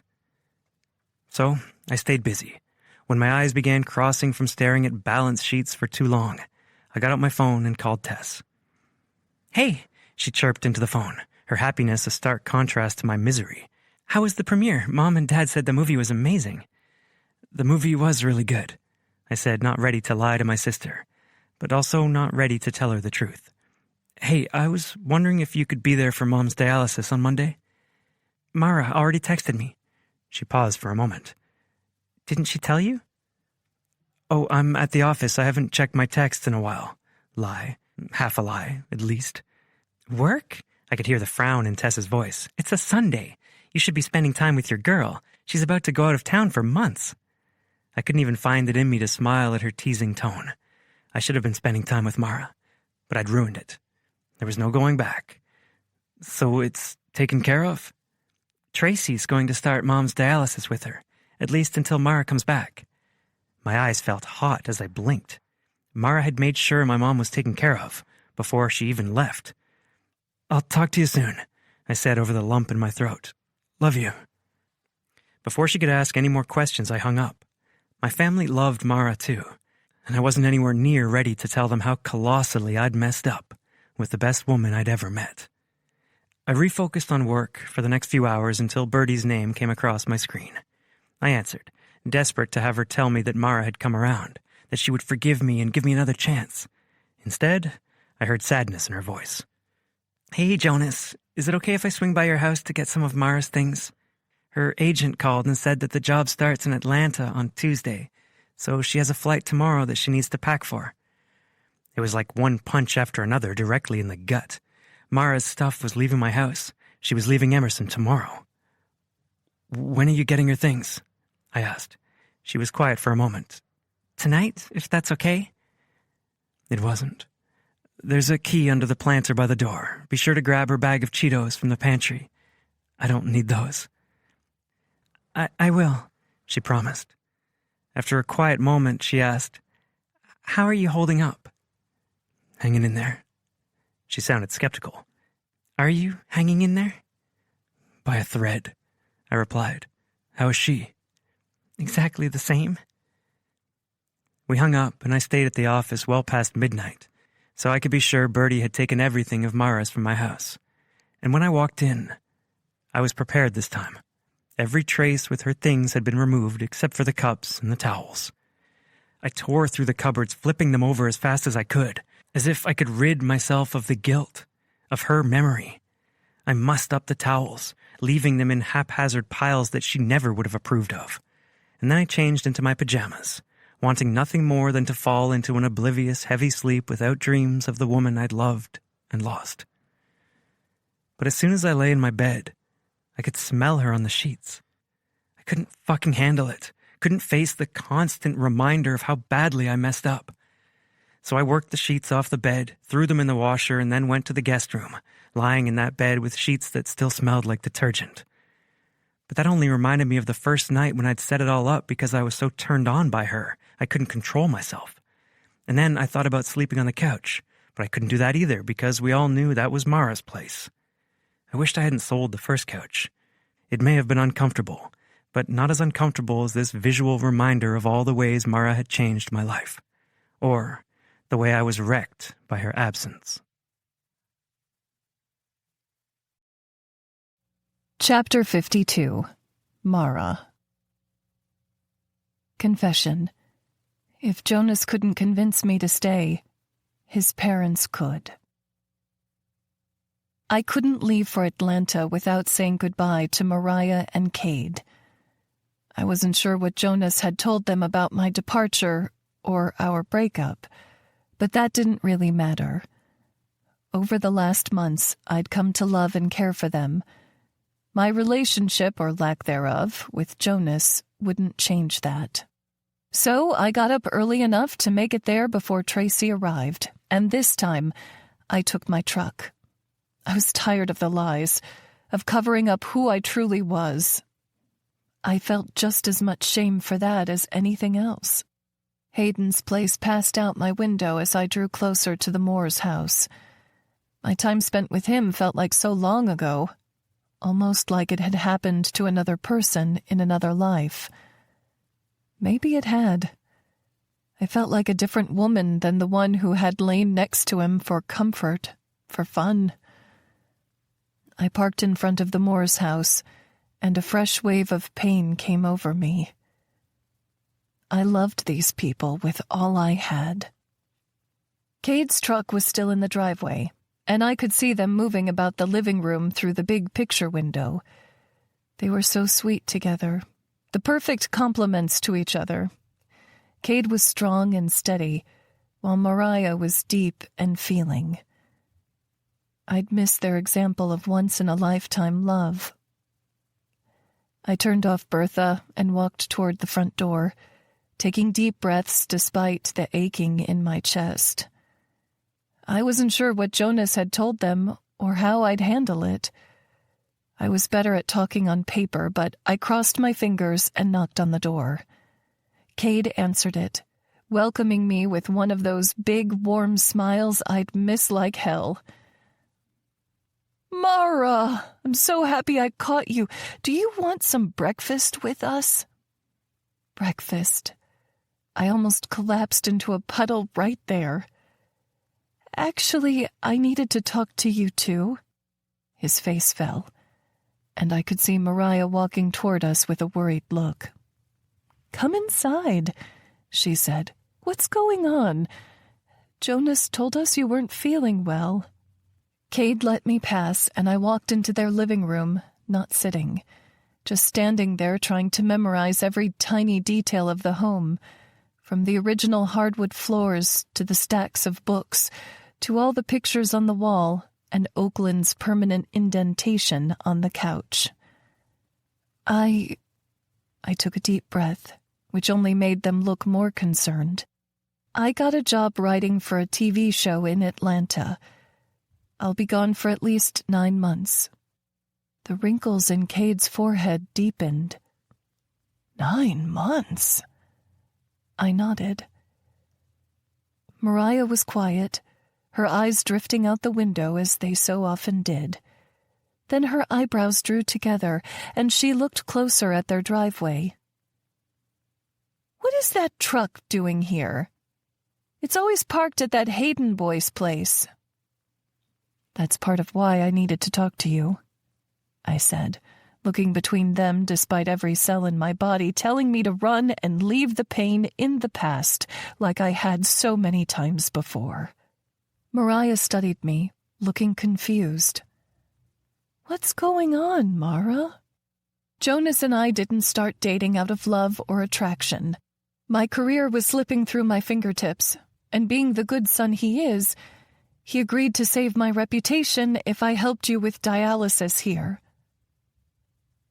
They didn't have the surprise I expected, and when I looked to them for an explanation, Mariah said, "It was obvious, honey, when you had that news interview. But we've seen the love you two have for each other grow over these last few months." She took my hand in hers. "It doesn't matter to us how it started, only that you and Jonas are happy." I shook my head, stepping away from Mariah's touch, from her comfort. This was so much harder than I thought it would be. I didn't want to see the love in their eyes fade away, but I had to. They had to know the truth before I left, and I had to stop hiding behind the lies. I'm not the good girl you think I am. I slept around with Hayden a lot, and Jonas had me buy a new car to drive here so you wouldn't know that was me. But it's time to stop pretending that I'm the kind of person who can make a long-term relationship work. I never have before. A tear slipped over the tight skin on Mariah's cheek. You're leaving him because of old mistakes? I know that's not you anymore. I know you. Cade wrapped his arm around her shoulder, saying, We all have a past, Mara. That doesn't take away from who you are now. I couldn't let them comfort me. Couldn't let them say one more word that would convince me to stay. Your son. He's the most incredible man, and he deserves someone so much better than me. Someone who can give him babies and a life like the one you two have. My throat got tight. It's so beautiful, and I wish, more than anything, I wish I could be the person to give that to him. But it's just not me. And I can't keep pretending to be something I'm not. It's hurting all of us. Mariah and I were both crying, and even Cade's eyes were red. I wish you'd stay, he said. I shook my head. If I were to ever get married, you would be exactly the in-laws I'd want. If I were to have dream parents, you would be them. But my dad was an alcoholic in state-mandated rehab. My mom was dead, and I was me. An equal split of them both, who lived more in the pages of a book than I ever had in real life. I reached for Mariah's hands, and she held mine tight. I'm sorry for everything, and I hope you know I'll never stop loving you. I'll always appreciate the time we had. Mariah pulled me closer, hugging me tightly, and then Cade wrapped his arms around both of us, holding us close. We stayed like that for as long as we could, crying, wishing, knowing that this would be our last time holding each other like this, being in the same room, like a family. I love you, I said, stepping back. Cade nodded, his jaw clenched too tightly to speak. Mariah touched my shoulder with her scarred hand. Wherever you go, I hope you know we love every version of you, even the ones you're trying so hard to run away from. I blinked back another flood of tears and swallowed hard before walking out the door and driving away from my family, away from home. Chapter 53. Jonas. My mom called me right before I got to work. Why didn't you tell us? She asked before I could even say hello. I let out a sigh, taking my time to park before giving my mom my full attention. You talked to Mara? She came to say goodbye. She said she's leaving for Atlanta and will be gone 9 months, and you're not together. What happened between the premiere and today? You two were so happy together. It was a fake relationship. Don't give me that nonsense. We all know it started fake, but the way you looked at her, you can't make up those kinds of feelings. I love her, Mom, I do. But Mara wants to be a career woman who can pick up and leave without a moment's notice. And, Mom demanded, and I wanted to be factored in. I admitted. I wanted her to maybe hesitate to leave me for 9 whole months. Is that so horrible? Maybe the reason she didn't hesitate was because she believed in the two of you. She knew you'd be there for her when she came home. I shook my head, even though she couldn't see. It's a moot point now. I went to apologize and she told me this isn't the kind of life she wants. My throat got tight, and I cleared it, wishing I could just sleep away the ache of losing her. But I couldn't. I'd slept like shit the night before and had a full day of work ahead of me. Mom was silent for a long moment. What are you going to do? I gazed toward the roof of my car. Nothing, Mom. Mara doesn't do anything she doesn't want to do, and I can't change her mind. A sigh came through the phone, and she said, I love you, son. But I love her, too. I rubbed my hand over my face, trying to stop the tears. I do, too. Chapter 54. Mara. Confession. I still love my dad. My friends and I met at Waldo's Diner for our last pancake breakfast for the next 9 months. Bertie's grandpa even came to say goodbye. The 4 of us sat at his usual booth, drank coffee with plenty of cream and sugar, and talked about life. We shared what we'd miss about each other, what I'd miss about Emerson, and how excited they were to come and see Atlanta once I'd settled in. But there was a sadness about the table, too. For as long as I could remember, it had been Bertie and me against the world. And for the last year, Henrietta had been a part of that, too. And no matter what happened, no matter how shit of a day we'd had, we knew we could go to Waldo's Diner, have some great food, and see Grandpa Chester's smiling face. But that was going to be gone soon. Even if I'd be back after 9 months, I knew it wouldn't be the same. Life would go on without me, and I'd miss them all like hell. My phone alarm went off, letting me know it was time to go. So, this is it? Bertie asked as I quieted my phone.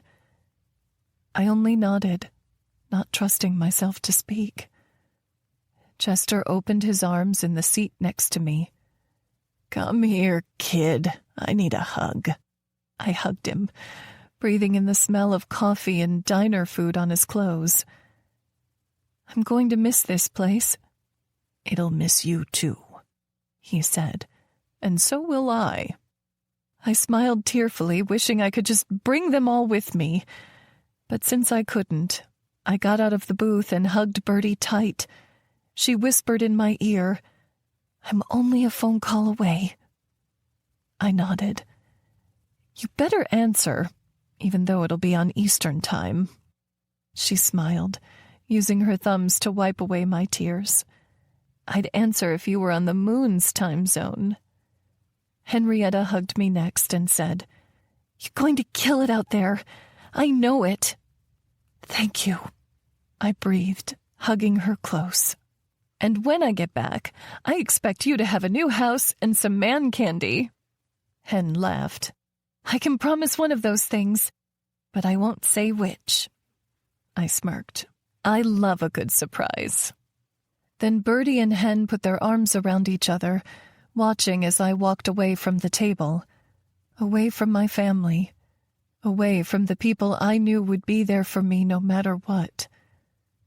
The tears came as I drove out of Emerson, taking in everything one last time. I'd miss it all, but I had to be excited for this new adventure, for the opportunity to reach so many more people through my words. They were powerful, and so were my choices. Life was always a series of forks in the road. Whether you turned left or right, You had to accept it because there was no going back. There was no undoing what had been done. All you could do is make peace with your past and choose better in the future. Just like my dad was choosing better with his life out of rehab.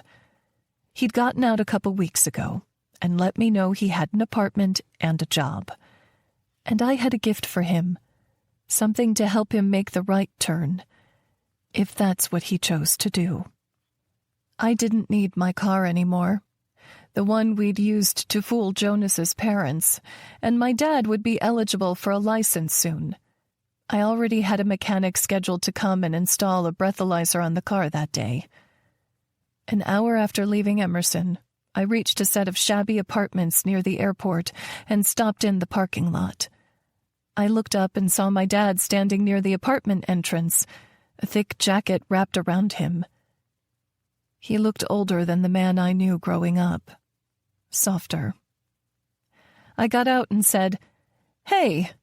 I still couldn't call him Dad out loud. I held out the keys. "She's all yours." "You sure you want to do this?" he asked, looking between the car and me. "I can keep walking to the bus stop. It's a mile from here. It takes you 2 hours to get to work," I said, pushing the keys into his hand. He shook his head, looking between me and the newer vehicle. "I don't deserve it." "No," I agreed. "You don't." He finally met my eyes, his a murky brown reflection of my own. "Thank you." He hugged me. It was awkward, but healing at the same time. He wasn't ever the dad I wanted, and certainly never the dad I needed. But he was the dad I had. I wasn't raised by the Moores. My story didn't have a cute garden in the backyard or summers spent playing on the beach. But this story was mine, and I deserved my own kind of happy ending. That involved knowing that the man who contributed to my DNA had the best chance possible at turning his life around and making however much was left of it count. "Have fun in Atlanta," he said. I nodded. "I hope you make this count."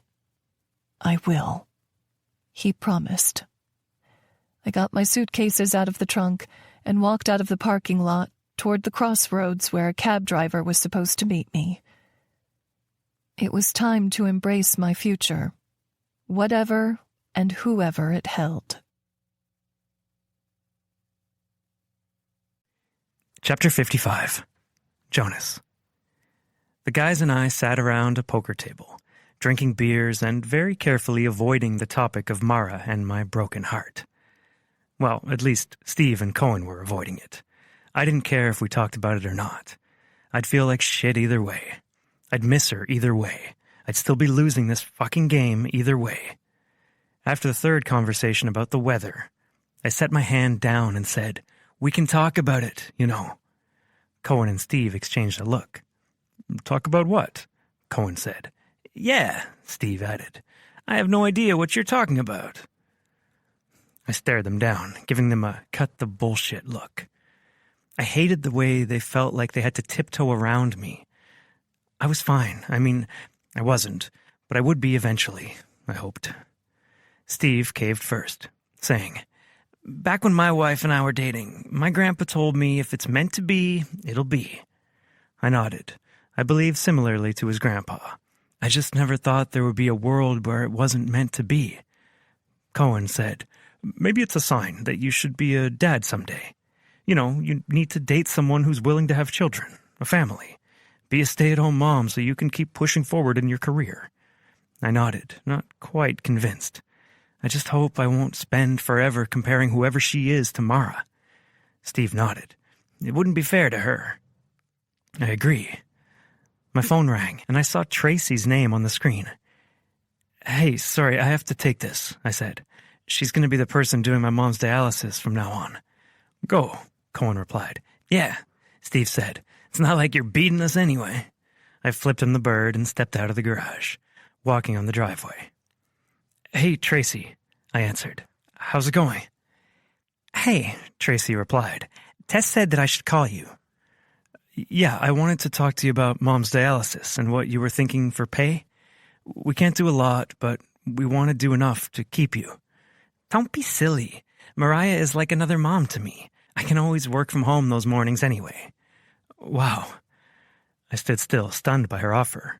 Was she really willing to spend 12 or more hours a week with my mom for nothing in return? That's amazing, Tracy. Thank you. Of course. We were quiet for a moment. And then she said, Actually, I did want to talk to you about something else, too. Yeah? I asked. I could feel the guys staring at me, but I turned my back to them, ignoring them completely.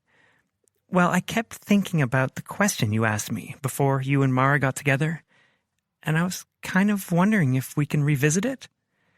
I raised my eyebrows.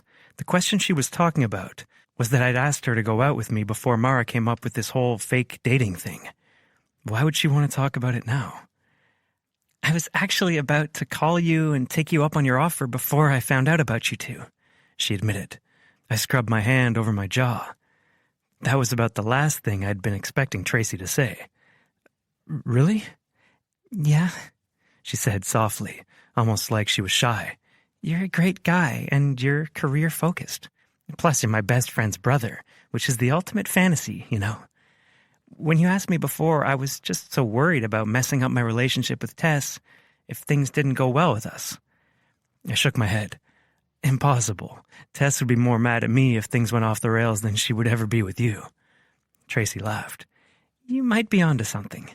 I know, I replied. I was still waiting on Tess to let into me for what happened with Mara.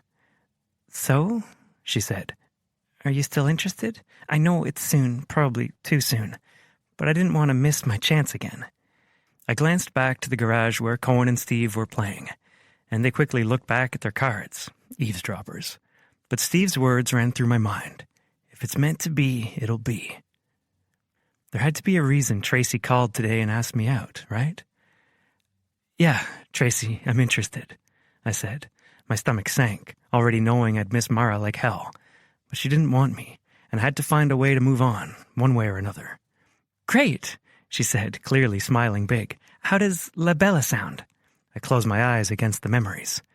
It was time to cover them up with some new ones. I'll pick you up on Friday at 6. Sounds perfect, she replied. To me, it sounded anything but.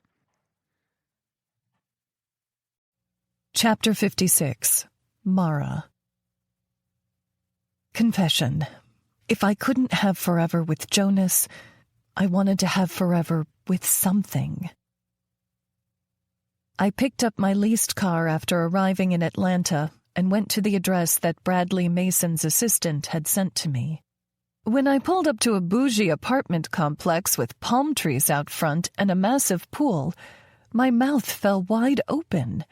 This was probably one of the nicest places I'd ever been, and I had to double-check the address to make sure I was in the right place.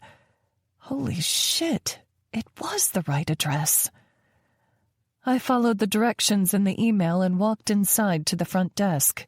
Yeah, they had someone manning a front desk full-time at an apartment building, too. Hi, I said to the girl behind the desk, dressed in all black. My name is Mara. I'm here for Unit 1420, but I'm not sure I'm in the right place.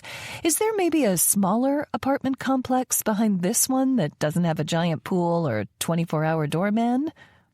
She laughed politely and spoke in the sweetest southern drawl. You're in the right spot, Mara. We've been expecting you. She handed me a set of keys along with a parking pass and a brochure that listed all the amenities. The list took up 3 sides. It's great to have you here, she said. It's great to be here, I replied, and I meant it. This felt like a fresh start I needed, away from all the pain and loss I'd left in Emerson. Embracing the newness of it, I went back outside to park my car in the multi-level parking garage and used a baggage cart to bring all my bags upstairs. I was on the 14th floor out of 20, and I couldn't wait to see the view and what was inside the apartment. I pushed my key into the lock, twisted it, and pushed the door open. My eyes wide as saucers, I looked around, completely stunned. If 20-year-old waitress Mara could see me now, she'd know all the struggle, all the extra shifts and late nights in front of a used computer were more than worth it. There were floor-to-ceiling windows on one side along with a balcony, giving a panoramic view of the Atlanta city lights. They twinkled as a backdrop to the smooth stone floors and all the modern furniture that looked both beautiful and functional. There were 2 bedrooms, one with a desk in it, which I assumed would be my office space in case I needed to work from home, and then the other had a huge king bed. A fluffy white comforter topped it off, and so many pillows that I pushed the baggage cart fully inside and ran to the bed, jumping in it like a little kid. This was just confirmation that I was exactly where I needed to be. My phone began ringing, and I had to get out of the bed to pull it from my pocket and answer it. I didn't recognize the number, but when I swiped and said, "Hello," Bradley Mason's smooth-as-butter voice came from the other end. "What do you think of the apartment?" he asked. I smiled so wide, my cheeks hurt. "It's beyond perfect. Are you sure this is mine?" He chuckled. "I like to treat my writers well, and money goes a hell of a lot further here than it does in L.A. "Well, I feel like I'm sitting in the lap of luxury." He chuckled. "That's the goal. So, how about you come out with me tonight, and I'll show you around the city?" "I'd love that," I replied. I'd never been to Atlanta before, and it would be good to get my bearings. "Great. I'll come by and pick you up for dinner in an hour. Sound good?" "Perfect," I said. As soon as we got off the phone, I called Bertie and Henrietta on a conference call and showed them around my apartment. At the end of the virtual tour, Henrietta laughed and said, "I might be coming to live with you." "I have an extra bed," I replied, "but that's not even the best part. Bradley freaking Mason is showing me around town tonight." For a second, I thought the phone had frozen, until I heard Bertie's excited cheer come through the line. "That's amazing," Hen said. "I'm so excited. Knowing someone like Bradley could be huge for my career, take my life in an entirely new, different direction." It already had. I was in a place that I'd never been before, in a new apartment with a new car, in a city full of new people. "As long as it doesn't take your life so away from us," Bertie said. I winked at her. "You know you girls are my besties for the resties." Hen chuckled. "You're going to have so much fun." I nodded. "I better go get ready for dinner." We said our goodbyes, and then I showered and did my hair, curling it just the way I liked. I got one of my new outfits from the bag, ripped the tags, and put it on. I felt good. Damn good. When Bradley Mason came to the door, it was like an entirely different version of me answered, because this was my new life. The new me who wasn't pining over her ex-boyfriend, who was confident in her choice to be here and chase this dream. He looked me up and down, slowly studying my body in a sexy, appreciative way. It made my heart hurt, made me miss Jonas like crazy. "Are you ready, beautiful?" Bradley asked. I nodded, shoving down all my feelings about Jonas. They would go away eventually, fade over time, but I needed to be patient. I clutched my purse around my shoulder and said, "Let's go." We rode the elevator down, making small talk about my flight and the apartments, then walked out front to a car that was idling in the Circle Drive. Instead of getting in the driver's seat, though, he sat in the back, and I did too. We had a personal driver, which was just a level of rich that I had never completely comprehended. But here I was, living a new life, going down this fork in the road. The driver took us to a fancy restaurant that outmatched even LaBelle. I was excited to try the food, but mostly I kept my eye out for the dessert cart. When the waiter came to take our orders, I immediately pointed at the dessert cart at the next table. I want one of those chocolate things, and then I'll have the steak and mashed potatoes." "Do you want me to bring the dessert afterwards?" the waiter asked. "First," I replied. Bradley asked with a teasing grin, "Won't eating dessert first spoil your dinner?" I had déjà vu to Jonas sitting with me at Waldo's diner, asking me the same question about a dessert named after my favorite waitress. I looked back at Bradley, only seeing Jonas's face, and smiled. "You need to have the sweet stuff first." "I like it." The waiter actually pulled the dessert I wanted directly off the dessert cart and set it in front of me before going away to put in the rest of our order. I dipped my spoon through the cake and drew it to my mouth, savoring a decadent chocolate. Bradley said, "Now I feel like I've made a mistake by starting with the salad course." I laughed. "It's never too late to change your ways." He flagged down a different waiter and ordered another dessert. After a couple bites, he said, "So, tell me about yourself. What does the Mara Taylor want out of her life, out of her career?" I slowly pulled the chocolate off my spoon, my eyes growing unfocused. What did I want? I used to be so confident in my expectations for my life, but so much had changed in the last 6 months. I'd gone from happily writing books to having one adapted into a movie and wanting to write for television. I'd gone from shunning away all serious romantic relationships to falling for the love of my life and breaking both our hearts. The answer fell off my lips, and the moment I spoke it, I knew it was true. I want to do something that lasts. Because even if I couldn't have forever with Jonas, I wanted to have forever with something. He nodded slowly. "One thing I've learned from working in this industry is that the only limits are your creativity." It was an interesting take, one I'd never heard before. "What makes you say that?" As we continued our meal, Bradley told me about growing up in LA with a dad as an actor and how he always felt overshadowed by his dad's accomplishments. He said he didn't act because he didn't want to be compared to his dad.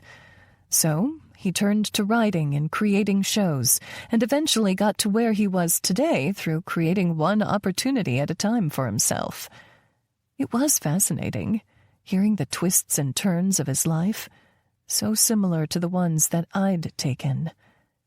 Before I knew it, all of our food was gone from our plates, and I already had dessert. He paid, leaving a $100 bill for a tip, and then we got back into his car.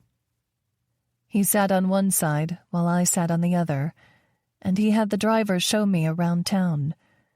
They showed me the closest stores to the apartment complex, took me by where we would be working the next day, and even drove down the main downtown street where so many tourists filled the sidewalks. It was late when we got back to the apartment complex, and my eyelids were heavy from the length and the emotion of the day. "I'll walk you up to your door," Bradley said, "just to be safe." I smiled. I appreciate it. I was in a new town, and no matter how brave and bold I pretended to be, I'd gotten so used to staying with Jonas and feeling protected by him that it was nice to have someone else looking out for me. We rode the elevator alone up to my place, and when we got to my door, he stood in the doorframe. With a sultry smile, he said, "You know, if you'd feel more comfortable, I could stay the night here." I could see the spark and desire in his eyes. Any other time I would have thrown caution to the wind and taken him up on the offer, seen what a fox Bradley Mason was in bed, if only for the story.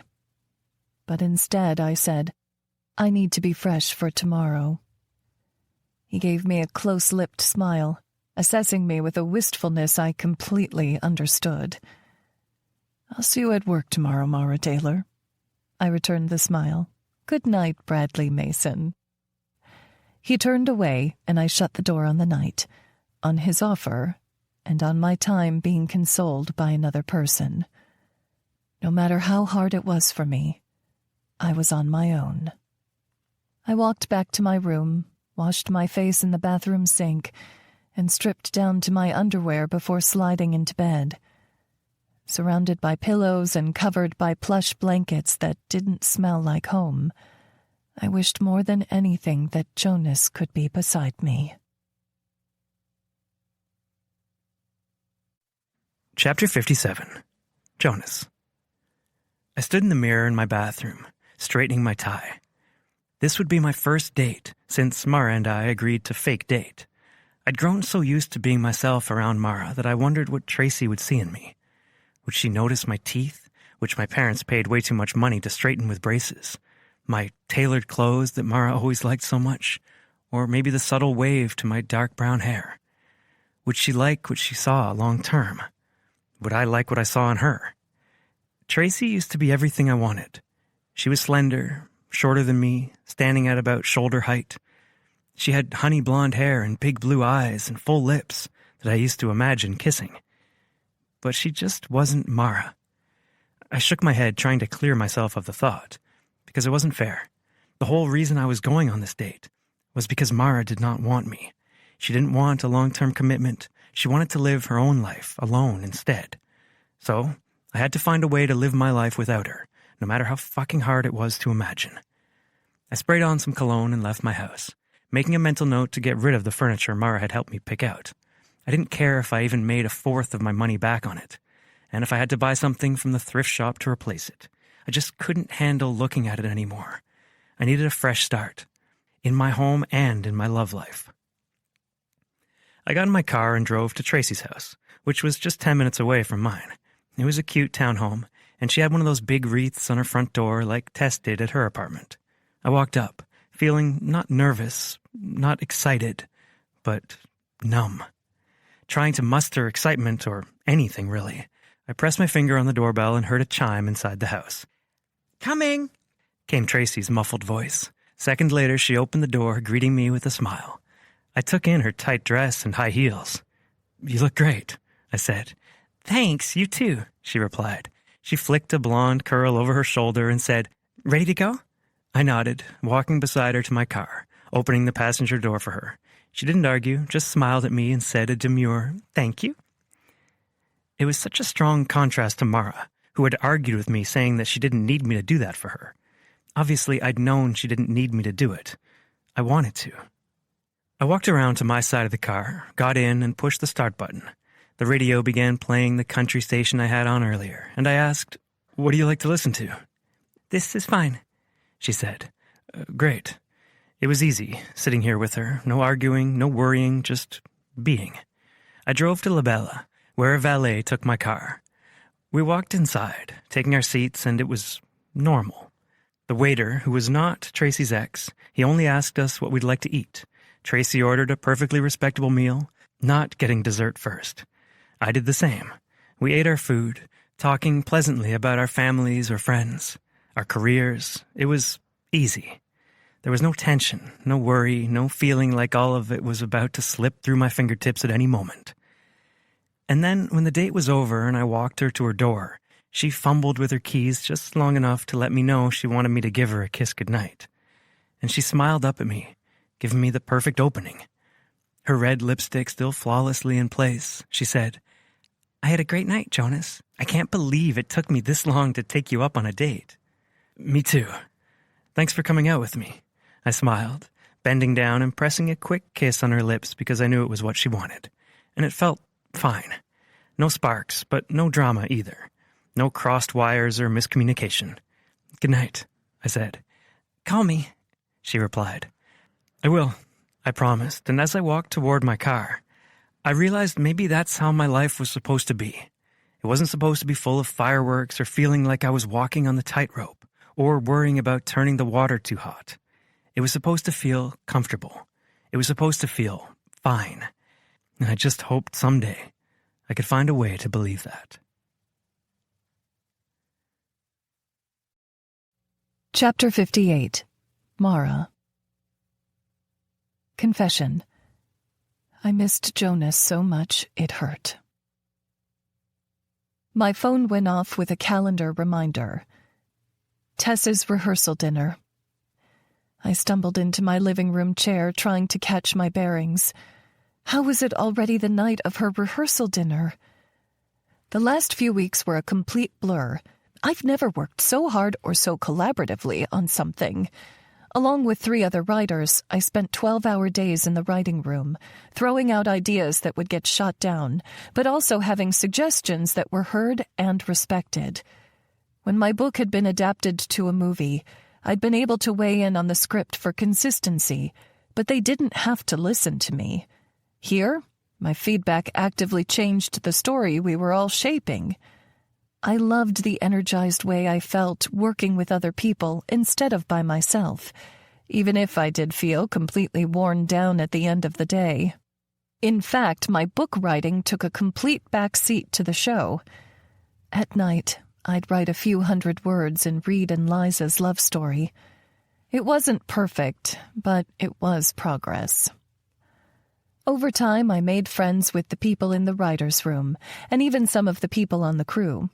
We went out together on weekends, and when I wasn't working or spending time with my new friends, I video called my old ones.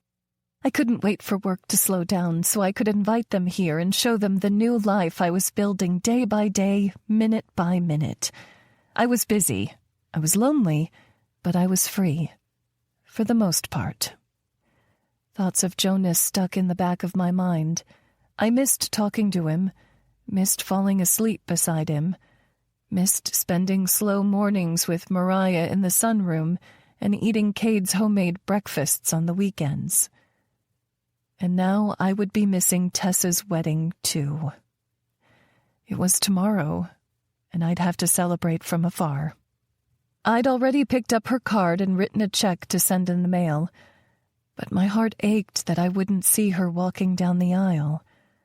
I wondered if she was showing now, if they'd had to pick out a new dress to accommodate her growing bump. Even though I didn't want children of my own, I had looked forward to spoiling her baby with Jonas. Being an auntie would be so much fun. I shook my head as if I could shake away the thought. I needed to accept that this was my life. I had made my choices. There was no going back, no matter how much I may have wanted to. No matter how much I missed them. So I dialed the people from home that I could call. Henrietta and Bertie, the loves of my life. Henrietta answered first, a big smile on her face. "How's my favorite writer doing?" "Missing you guys. Tell me about home," I said. She sat down on a couch, getting comfortable. "Still busy at work, getting ready for the construction crews to come in. Taking my grandma for her weekly pedicure. You know, the usual." Bertie answered the call, her face appearing on the screen. "My favorite people! I miss you, Mara." I smiled. "I miss you too. How's everyone doing there?" I asked, not quite wanting to bring up Jonas's name, but from the quiet on the other end of the phone, they could tell what information I was hoping for. Bertie's face was serious as she said, "Honey, I have some news." My stomach dropped. Had Tess and Derek split up? What about the baby? God, if anything happened to that baby. "What kind of news?" I finally asked. "Jonas is seeing someone," she said. It felt like a piece of my heart had been hollowed out. Like whatever small candle of hope I'd been holding on to had dimmed. "Mara?" she said. "Did you freeze?" "I'm still here," I said, trying not to show how much it hurt that Jonas had already moved on. I hadn't been able to come close. A few people had asked me out, including Bradley Mason himself, and I'd always said no. Being with anyone else felt wrong. "Who is it?" I asked, closing my eyes against the answer I already knew. "Tracy," Bertie confirmed. I nodded. Of course it was her, the girl with a thin waist and perfect hair, the girl who always looked adorable and put together. The girl he deserved. Is it serious? I asked, only torturing myself more.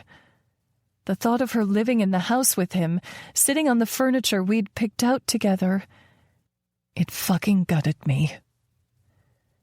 But maybe that pain was what I needed to move on, to commit to my new life. Bertie frowned. I've seen her around a few times at the bar and things like that.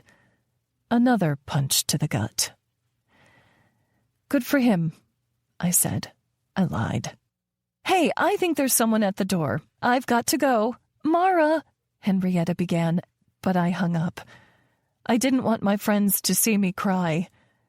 I didn't want them to hear how much I missed Jonas and how much I just wished we could be together again. But he was living his new life with Tracy, and that's what he wanted before I ever came along.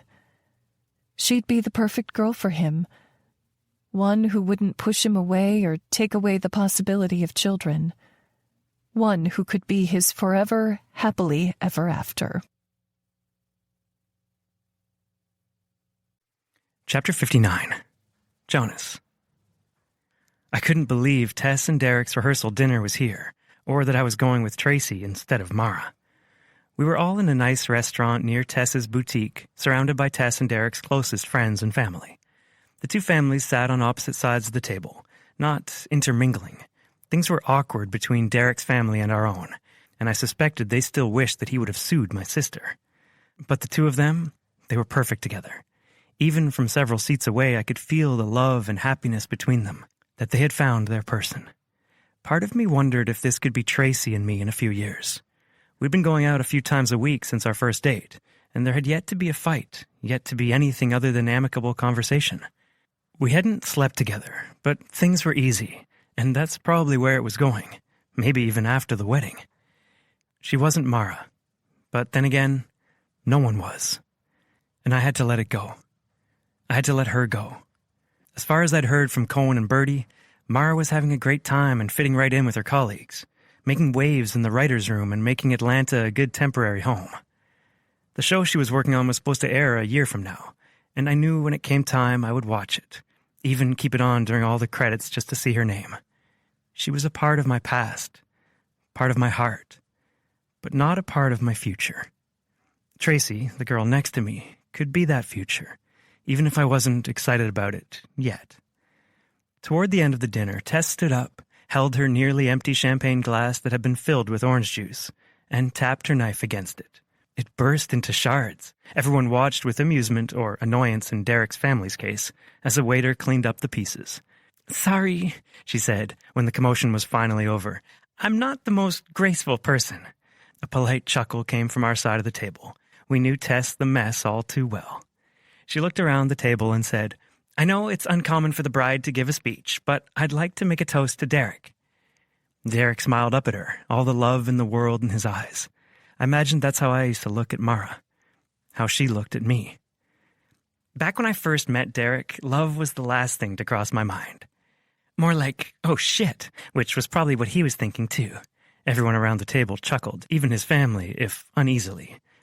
But, Tess continued, the more I got to know him, the more I understood what love was.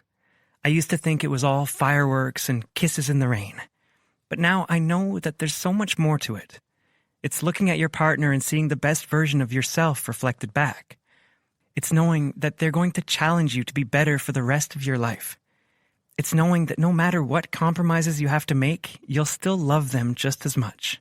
And it's knowing that in 1,000 lifetimes, you could meet them over and over again and still choose them every single time.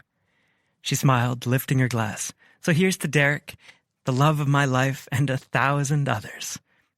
Everyone around the table lifted their glasses, some wiping their eyes, and we all toasted to them. Their love story was beautiful, no matter how it started. And as I looked to Tracy next to me, saw the pride in her eyes for her friends, I realized I didn't feel that way about her. I didn't feel the fireworks, or even that I'd choose her over and over again. Maybe Mara had been right all along. Maybe the people who got those feelings and had them forever were just the lottery winners. They weren't like everyone else. It was a fucking miserable thought. because I'd felt that for Mara, and now she was gone. I'd both won and lost the cosmic lottery in less than a year. I downed the rest of my drink and ate the rest of my meal and tried not to think about all that I had lost. Feeling down, I decided to duck out early, thinking no one would miss me on the way to my car. Halfway through the parking lot, Tess yelled after me, "Jonas?" I turned, waiting for her to reach me. "What are you doing? You're supposed to be in your party." "No, what the hell are you doing?" she demanded. Frowning, I glanced toward my car. "I'm going home. It's going to be a long day tomorrow, and I want to be ready to help." "That's not what I meant," she said, a crease between her eyebrows just like the one Dad had when he was upset. "What the hell are you doing with Tracy?" My spine shifted. Shit, I forgot to tell her I was leaving. She shook her head, disappointment clear in all of her features. "You don't love her." "We've been dating for a month," I replied. "You and Mara had been fake dating for a day when I knew she was the one for you." I let out a heavy sigh. "Remember what you said in your toast? Both people have to choose each other. And she didn't choose me."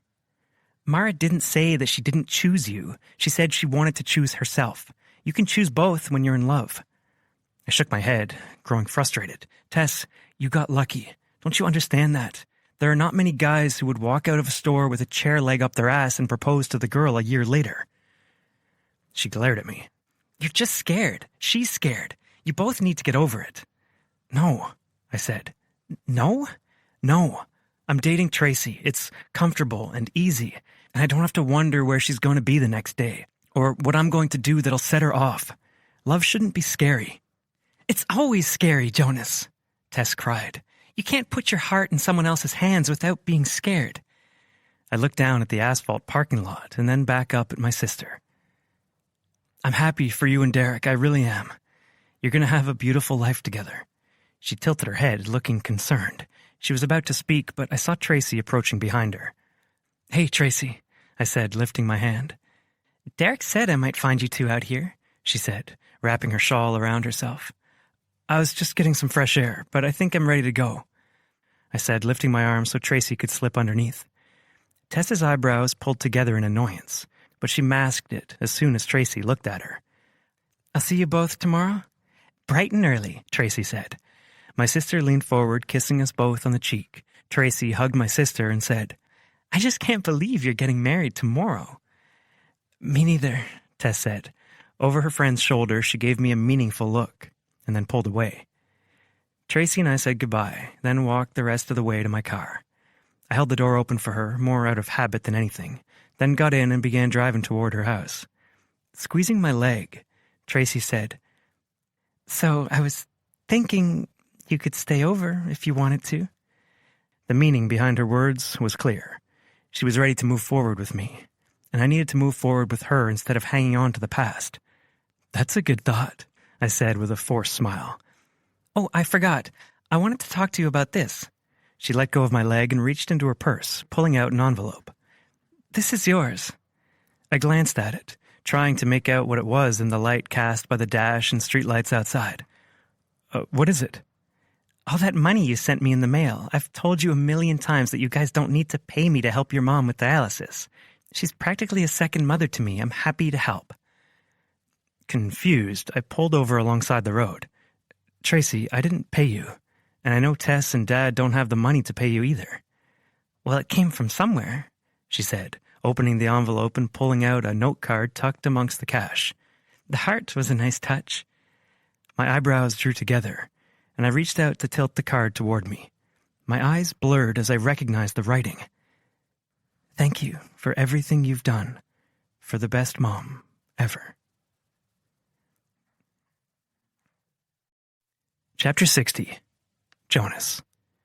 I studied the note for longer than I needed to, realizing Mara's fingers had been on this page, realizing that even though she was gone, she was still there for my family, for me. I set the note on my lap and looked across the car at the woman I knew wasn't right for me. "Tracy," I took her hands. "I can't do this with you." "Do what?" she asked, concern clear in her voice. What Tess said earlier in her toast was right. You deserve someone who feels that way about you, the way she and Derek feel for each other. the way I feel for Mara. Her eyes shined in the dim lighting. You don't feel that way about me. It was a statement, and we both knew it was true. I don't want to take the love of a lifetime away from you. She looked down at her lap, at the ring she was twisting around her index finger. Tears spilled over her cheeks. It's her, isn't it? Mara? I nodded, needing her to know the truth. What is it about her? She asked, looking back at me. I studied Tracy, wondering where the question was coming from, but I had to be honest. 7 months ago, you were exactly the kind of woman I wanted to be with. You're kind and beautiful and driven. I never saw her coming, but she turned my world upside down in the best possible way. It wasn't fireworks. It was a feeling, and it hasn't gone away. Tracy nodded. I can't say I understand, but I hope I do someday. I hung my head, feeling like the biggest piece of shit for causing her pain, for stringing her along when I always knew that Mara was the one for me. I'm really sorry. She shook her head. I should have said yes sooner. She gave me a tearful smile. There was a window and I missed it. I didn't tell her that I was glad she had. Instead, I said, let me take you home. She agreed, and I drove the rest of the way to her house. But this time I didn't get out of the car. I just unlocked the door and said goodbye, knowing that the next time we saw each other, it would only be as friends, and hopefully, it would be with Mara at my side. As soon as she got inside her door, I started driving toward L.A. I needed to find a plane. I needed to be with Mara. I needed to know that I would choose her in 1,000 lifetimes. I just hoped in this lifetime she would choose me too. Chapter 61. Mara. I couldn't sleep the night before Tess's wedding, knowing that I was going to miss it, so I stayed up writing on my novel instead. I was getting so close to the end, to the part where the characters got out of their own way and accepted the love they deserved. How the hell didn't I see it before? That's exactly what I was doing with Jonas. I was choosing my fear and my wound over him. He had tried to apologize, to change his ways and be more supportive, but I'd ran away for one transgression. I rocked back from the computer, putting my head in my hands. I'd made the biggest mistake of my life, lost the best thing that ever happened to me because I got fucking scared. And now it was too late. There were already pictures online of him and Tracy sitting next to each other at the engagement party and looking like a couple straight out of GQ. No way would I storm back in and fuck that up for him. I had missed my chance to have my once-in-a-lifetime love, and my realization that it didn't have to be one or the other had come too late. It doesn't have to be love or career, love and pain. But my own pull-your-head-out-of-your-ass moment had come too late, and I couldn't edit the story to fix my mistakes. Tess and Derek would get married without me in the room. Mariah and Jonas would watch, holding each other as Cade walked his daughter down the aisle. Tracy would stand next to Tess as a bridesmaid, and as Tess and Derek spoke their vows, their truth, I would be here. I would be staying out of the way of Jonas's happiness. I couldn't give him everything he said he wanted, but I could give him space to create a family, a future, with Tracy. So maybe it was better this way. Maybe my happily ever after was knowing that Jonas could have his. I put my fingers to the keyboard again, tears streaming down my cheeks as I wrote the final words in Liza and Reed's story. It was so much more powerful now that I knew love wasn't just something I wrote about in books. It was something real. I'd felt it with Jonas, and maybe someday I'd feel it again. A knock sounded on my door, and I jumped because I'd been so in the flow. I wiped at my cheeks as I got up to see who it was. I'd probably ordered something on Amazon and forgotten about it, like usual. But when I opened the door, it wasn't a delivery person or a package. It was Jonas. I stared at him in his charcoal suit and plum-colored shirt that I'd seen in photos from the rehearsal dinner. Was I that tired? That delusional that I'd hallucinated him here? "What are you doing here?" I asked, despite the very real possibility that I'd imagined it all. "Mara, my sister's getting married today," he said, reached for my hands. His touch was a balm to my soul, healing to my fractured heart. I can't watch her and Derek tie their lives together without the woman I love by my side. You are my family, and I want you there with me. While my sister gets married, when I get this promotion, when we watch this TV series come out, I want you there with me when I become an uncle, and I want you there with me when I retire. And I want you there with me when I'm blushing about everything that you write in romance novels.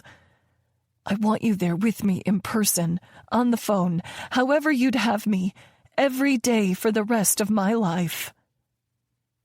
I covered my mouth with my hand, a fresh stream of tears falling down my cheeks. "Jonas, I need to get this out, Mara."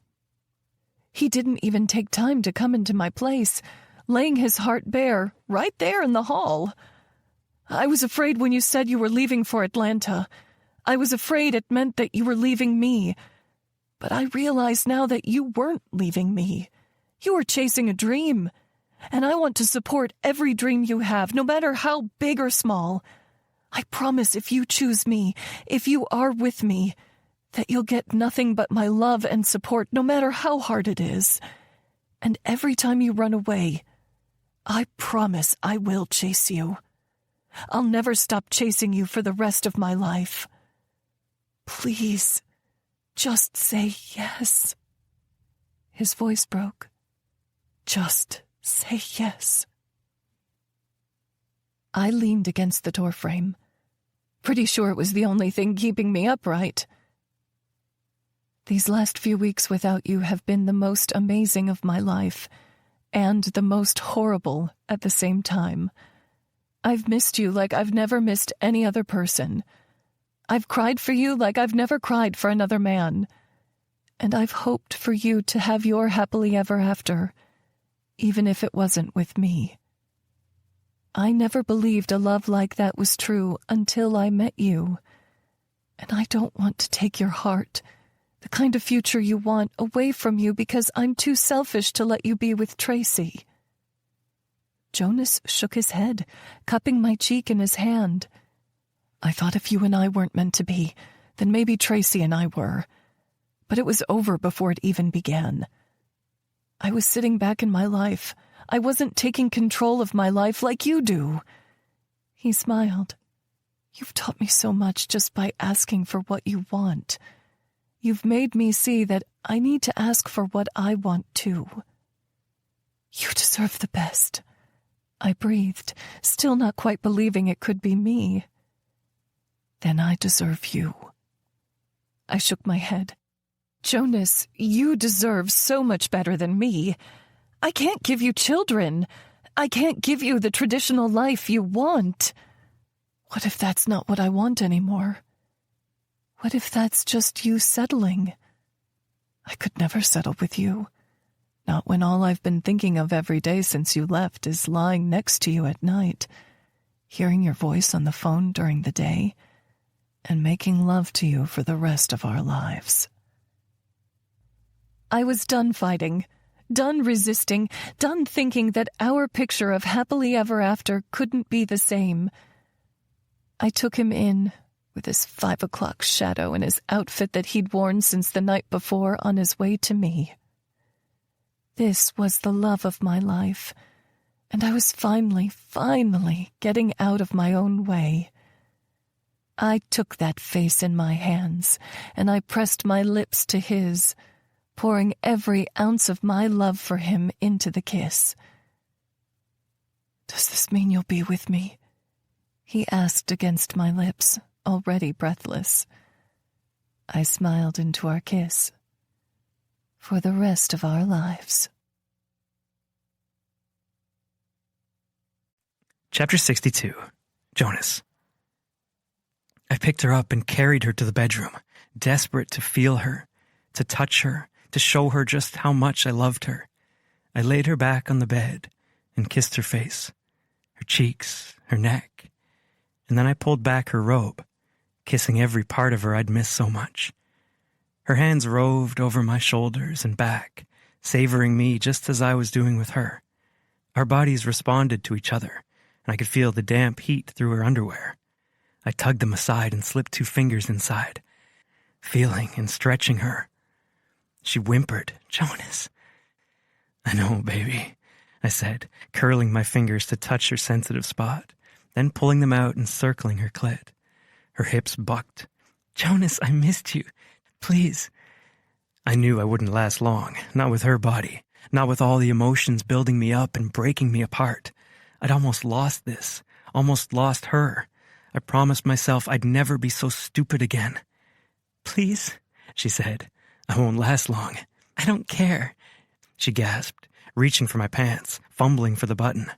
I gently moved her hands aside, sliding my zipper down and freeing my cock, which had been straining against my pants. She took it in her hands for a moment before lying back and pulling me down.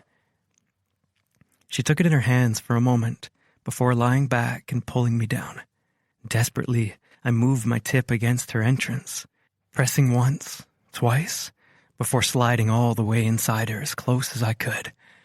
I couldn't hold back, not now, not with Mara, not after missing her for so damn long. I pumped inside her, going fast. Tears streamed down her cheeks as she took me, wrapping her thick legs around my waist. "I love you," she sobbed. "I love you so fucking much." "Oh, I love you forever," I said back, savoring the words as they melded between us, as our bodies pushed and pulled, saying everything that we'd missed in the time we'd been apart.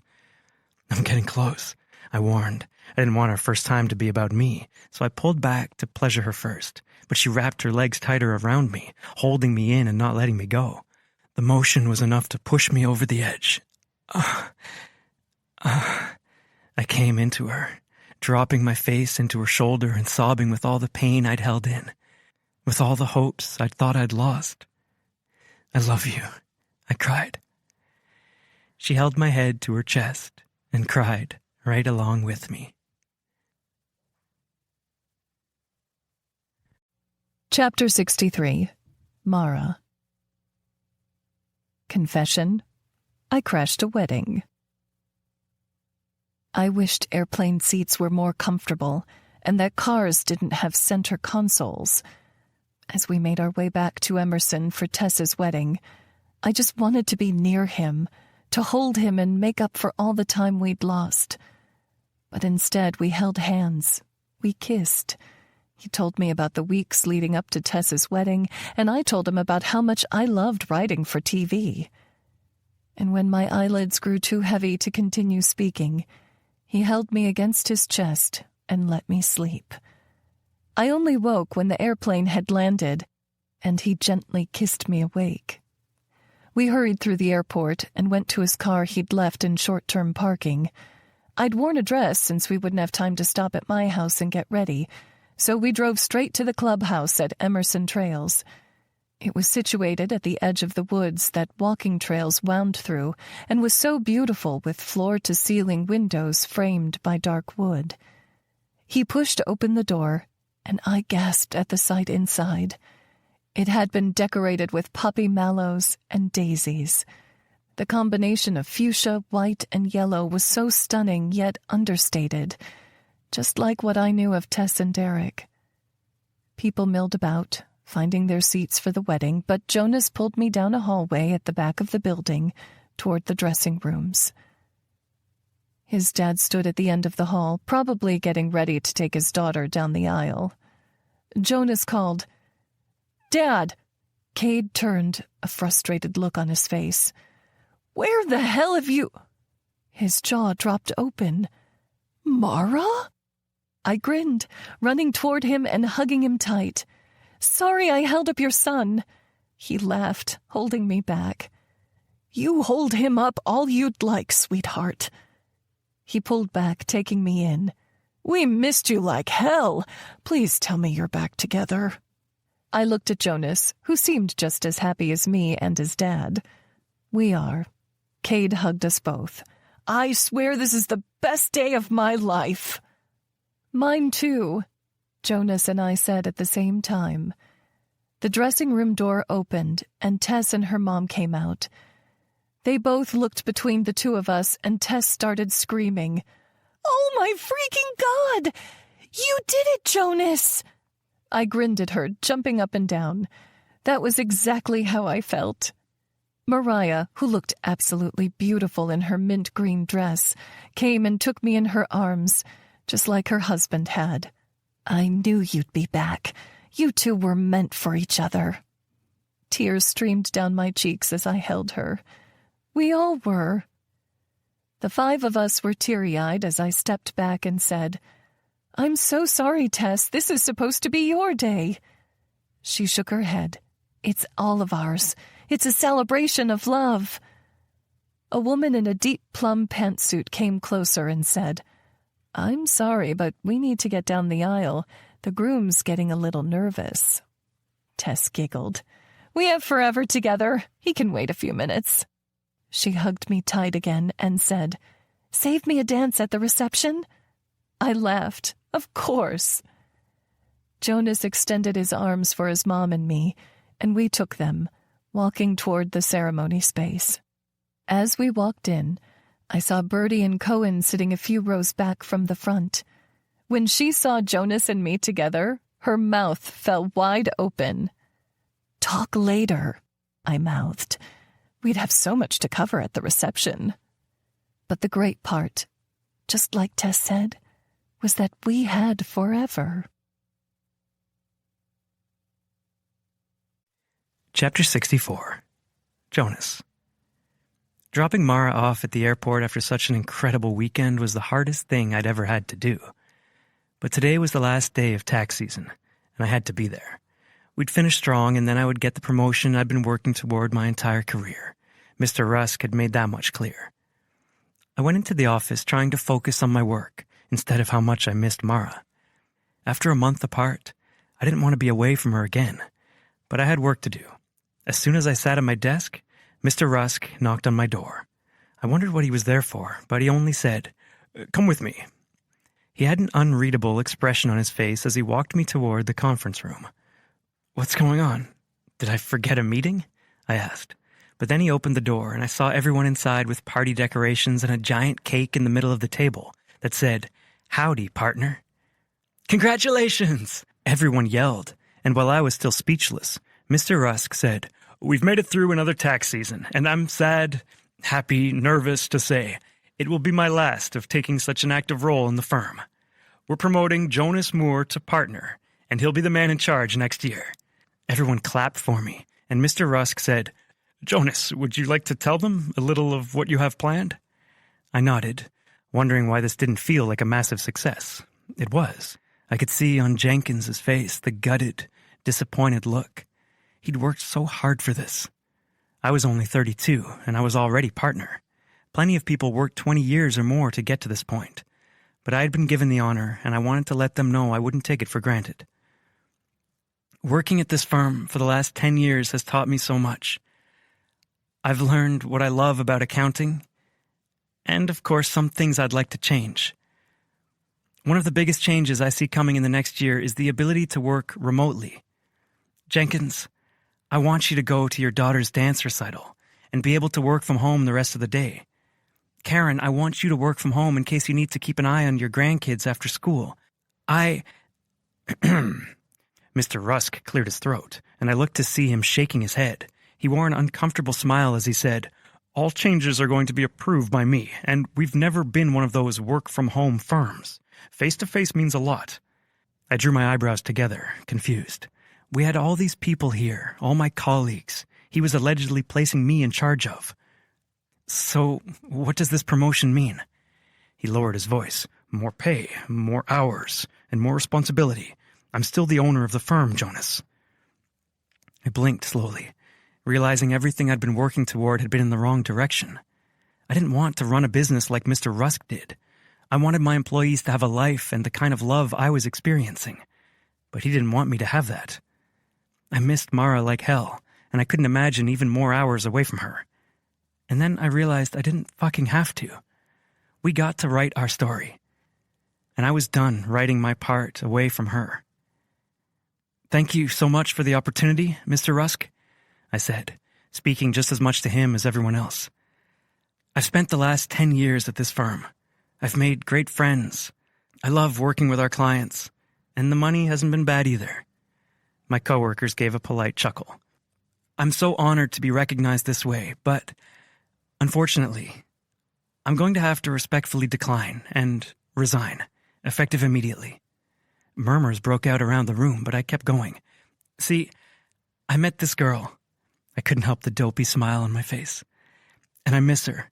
I know I might be making less money, and an opportunity like this might not come along again. But this girl is once in 1,000 lifetimes. Stay in touch." As the murmuring continued, I walked out of the conference room, already on my way to my office to get my things and go. I wasn't sure how I'd pay for my house, but I'd figure it out. Everyone needed an accountant, and I could do client work while Mara was busy writing. I just missed her. I wanted to do life with her, and I knew after this weekend, she wanted to do life with me too. A heavy hand fell on my shoulder, and I turned to see Mr. Rusk with a murderous expression on his face. "What the hell are you doing?" he asked. "You're throwing away the best opportunity of your life for some pussy?" I stepped back, shrugging his hand off my shoulder. "I'll pretend you didn't say that, because I'm thankful for the work you've given me, but I'm done letting this firm run my life." Mr. Rusk sputtered, his face growing redder, but I didn't wait for him to say any more. I was packing up my things, and I was going to the place I belonged. As soon as my box was packed, I went to the parking lot, opened my trunk, and put it in the car. But when I shut my trunk, someone else was there. "Jenkins, what the hell? You scared me." He gave me a sheepish smile. "Sorry about that." I looked around, wondering what he was doing here. "I'm guessing Mr. Rusk gave you the promotion? Congratulations." Jenkins shook his head. "He offered it to me, but I said no." My jaw scraped the ground. "You're kidding me." "Not one bit. I listened to what you said in there. And you're fucking right. I've missed a lot of shit, and I'm a dumbass if I think I had to. I liked your idea about working remote, and between the two of us, we've got 30 years in this business. What do you say we make something that works for the both of us?" He extended his hand. I grinned, looking between him and his hand. "You've got yourself a deal." Chapter 65. Mara. Confession. He made my dreams come true. I was distracted all morning.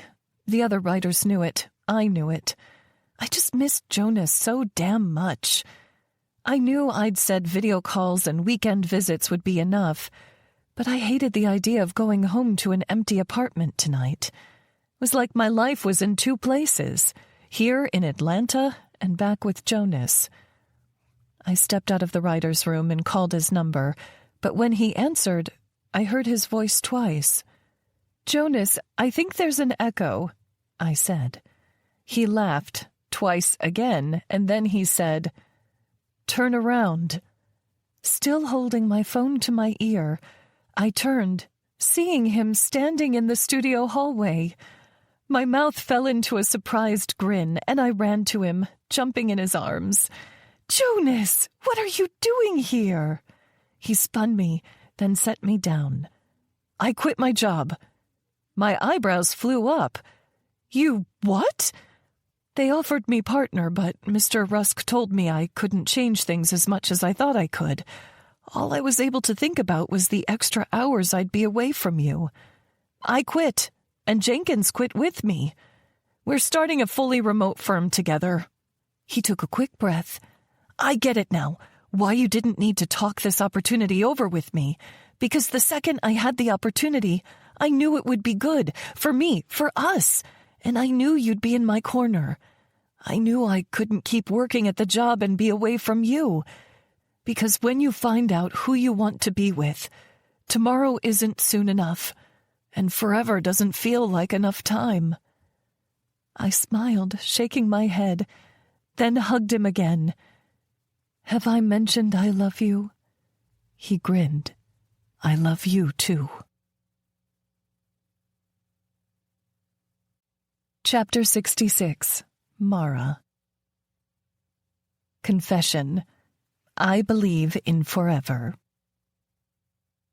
6 months later. We all sat in the living room of Jonas's house to watch the first season premiere of the show I'd written for, Big Plans. It was about a plus-size woman who was planning weddings for her 3 roommates, but had never been in love herself, and it was the cutest damn thing I'd ever seen. I couldn't wait to show it to all of our friends and Jonas's family. We decided to go with a $silver pancake bar for the party. So there were containers of syrup set out, along with little trays of pancakes and all the toppings you could imagine. A knock sounded on the door, and I went to see who it was, while Jonas finished setting up the last of the food and drinks. When I opened it, I saw Tess with her adorable baby bump and her husband, who looked happy as always. "Hey, you two," I said, hugging Tess first. Her bump pressed into my stomach, and then she stepped back, saying, "Did you feel that? She kicked!" I grinned, letting her put my hand to her stomach. I felt it. She must be excited for pancakes. "Or to see Auntie Mara," Derek said. I smiled at him. He was such a sweetheart. I can't believe we only have to wait a couple more weeks to meet her in person. Tess smiled, holding up her crossed fingers. I stepped back so they could both go inside, and then saw Bertie, Cohen, and Henrietta coming up the sidewalk. I hugged each of them, then let them in. Cohen's parents came next, both of them dressed up in the show's colors for the event. It was so damn sweet, my teeth hurt. Soon everyone was inside, sitting on our comfortable furniture, and Jonas was running the remote to access the right channel. As soon as the opening credits played, with written by Mara Taylor, Grayson Jones, and Frederica Martin, our friends cheered loudly, patting me on the back and grinning at me. I felt just as famous as I had at the premiere for Swipe Right. We watched through the episode, laughing at the jokes I had written, gasping at the surprises, and swooning over the love interest that had been cast so perfectly. Bradley Mason was a genius, and so were us writers, if I did say so myself. But when the end credits should have been rolling, a video played in front of the text. Bradley Mason stood in front of the camera saying, "We have a special surprise for one of our writers. Check this out." The image changed to Jonas. "What is this?" I asked him, but he pointed to the TV where he was kneeling on the screen. "Mara Taylor, you're an incredible writer and an even better woman. I'd like to know if you'll write the rest of your future with me as your husband." Tears stung my eyes, and I turned to Jonas, who was now kneeling across the coffee table from me, holding an open ring box in his hands. Inside was a gold band with carefully hewn details and a green stone in the center. I covered my heart with my hands. "Jonas, are you sure? I'm with you forever, either way." He grinned. "I've never been surer of anything in my life." It felt like the whole room was holding its breath, waiting for my answer, including me. Fear ripped through me. Fear of messing it up, of being less than Jonas deserved. But then I looked into his eyes, and I remembered that I believed in happily ever after. I believed in him. Most importantly, I believed in us. And I said yes, because the best love stories had no end. Epilogue. Henrietta. You know how they say when you find someone you want to spend forever with, forever can't start soon enough? That was Mara and Jonas. Just a week after Jonas's grand proposal, Mara had a date set for less than a year away. 2 weeks after the proposal, Mara, Bertie, Tess, and I were in Vestido looking at wedding gowns. The store had a bigger plus-size section than most, and it was so fun sifting through the gowns, thinking which one would look best on our friend. Unlike me, Mara had all the confidence in the world, so we weren't limited by styles she would feel comfortable in.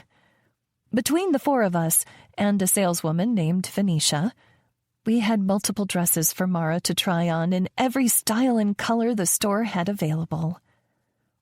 While Mara went to the changing room to try on the first gown, Venetia passed out glass flutes and filled them to the brim with bubbling champagne. I took a sip, loving the way the sweet fizz felt on my tongue. It had this warming effect that settled my nerves. I was happy for Mara, I was, but there was this terror in the pit of my stomach too. What if I never had this moment for myself? What if I'd never be the one to walk down the aisle in the fancy dress as the love of my life stared back at me and then promised me forever? There she is, Bertie said, setting down her wine glass.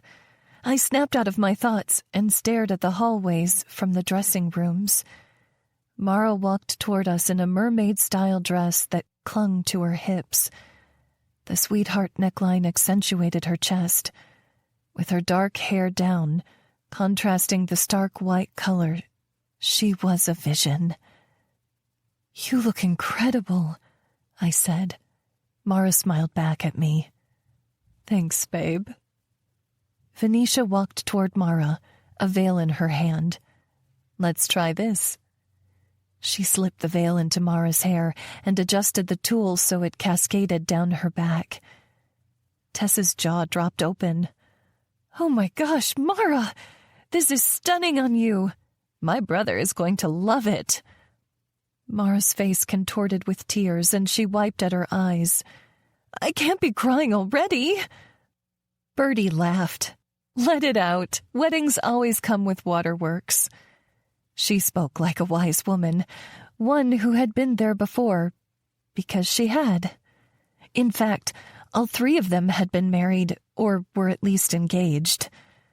And here I was, perpetually single, not a boyfriend or even casual fling in sight. Mara spun, looking at herself in the trifold mirror. "What do we think of the color? Am I allowed to wear white, considering—" Bertie laughed. "I don't think anyone's policing that." "If they were, I'd be in black." Mara joked. Tess laughed. "I think a little blush pink was perfect for me on my big day." "Cream for me," Bertie replied, a sweet smile on her face. They looked at me like they were waiting. My cheeks warmed because I had a secret I hadn't told them yet. One I was too embarrassed to say out loud. White, I admitted. Snow white, without a hint of color. Because me, I wasn't just the funny fat friend.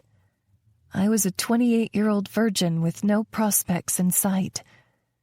But I made a promise to myself right then and there. I was going to lose my virginity once and for all.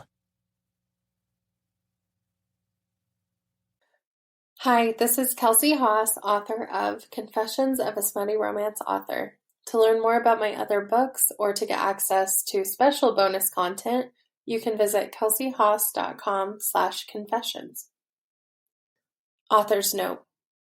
Dreaming big dreams is scary as fuck. What if you fail? What if you get hurt? What if they never come true? Mara was a person who, by all intents and purposes, had no business chasing her dream of being a successful writer. She had a rough childhood, an abusive father, a mother who ran away from home, and no one to ever lean on and tell her what she was worth. She dropped out of high school, not even getting her GED. But she did it anyway. She objectively had no business being in a long-term relationship. She had no good examples, had been single for all her life, and had a career to focus on. But she did it anyway. This is the part where most people would point out that Mara's story is fictional. But is it? I bet you know people who have accomplished incredible things despite overwhelming odds. I bet there have been times in your life when you've done something that someone else said was impossible. I certainly have. I've had people in my life tell me I'd never accomplish what I said I wanted to. When I got married at 19, I was told I'd never finish college. I got a master's degree. When I said I wanted to change the world, I was told I had no chance. I get messages every day from women who say they love themselves for the first time because of my books. I did it anyway. And I'm not anyone who's any more special than you are. I grew up in western Kansas on a farm. My graduating class had 9 people in it. There was domestic violence, addiction, and so much pain in my home. But I dreamed my way out of it. Whatever you're suffering from, whatever big goal you're reaching toward, I know change is possible for you. The best thing we can do for ourselves is allow our minds to dream those big, scary, impossible dreams. Mara almost missed out on the love of a lifetime because she couldn't picture herself having that kind of love. She almost missed out on a relationship with her father because she couldn't imagine anything between love and hate. What have you missed out on because you didn't allow yourself to dream? What can you start dreaming today? I know it might feel impossible, silly, scary as fuck, but those are the best kind of dreams, especially when they come true. Acknowledgements. I have always been an introvert and had trouble delegating, but the older I get, the more I know how much I need help to succeed, especially when doing something new and different, like writing a smutty romance book. Some of my best supporters are my family, who give me the love and space I need to get these stories written. They have so much faith in me to provide for us, and it is the biggest honor and privilege. My bestie for the restie, Sally Henson, is a great cheerleader, friend, and sounding board. I love knowing that she's always a phone call or a text message away. Sarah Madeline is a new writer friend who invited me on a fun retreat where I was able to finish the story.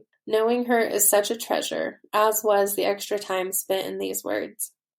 My editor, Trisha Harden, has been with me for so many books now I've lost count. But whether I'm writing sweet high school romance or steamy books with heart, she gives the best, most thoughtful feedback.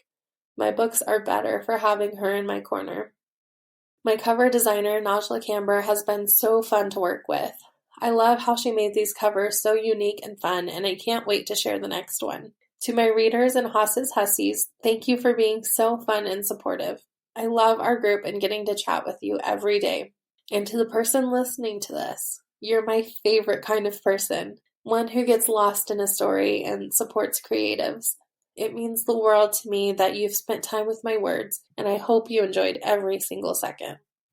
This has been Confessions of a Smutty Romance Author by Kelsie Haas. Narrated by Allison Voller and Luke Welland. Copyright 2022 by Kelsie Haas. Production copyright by Kelsie Haas.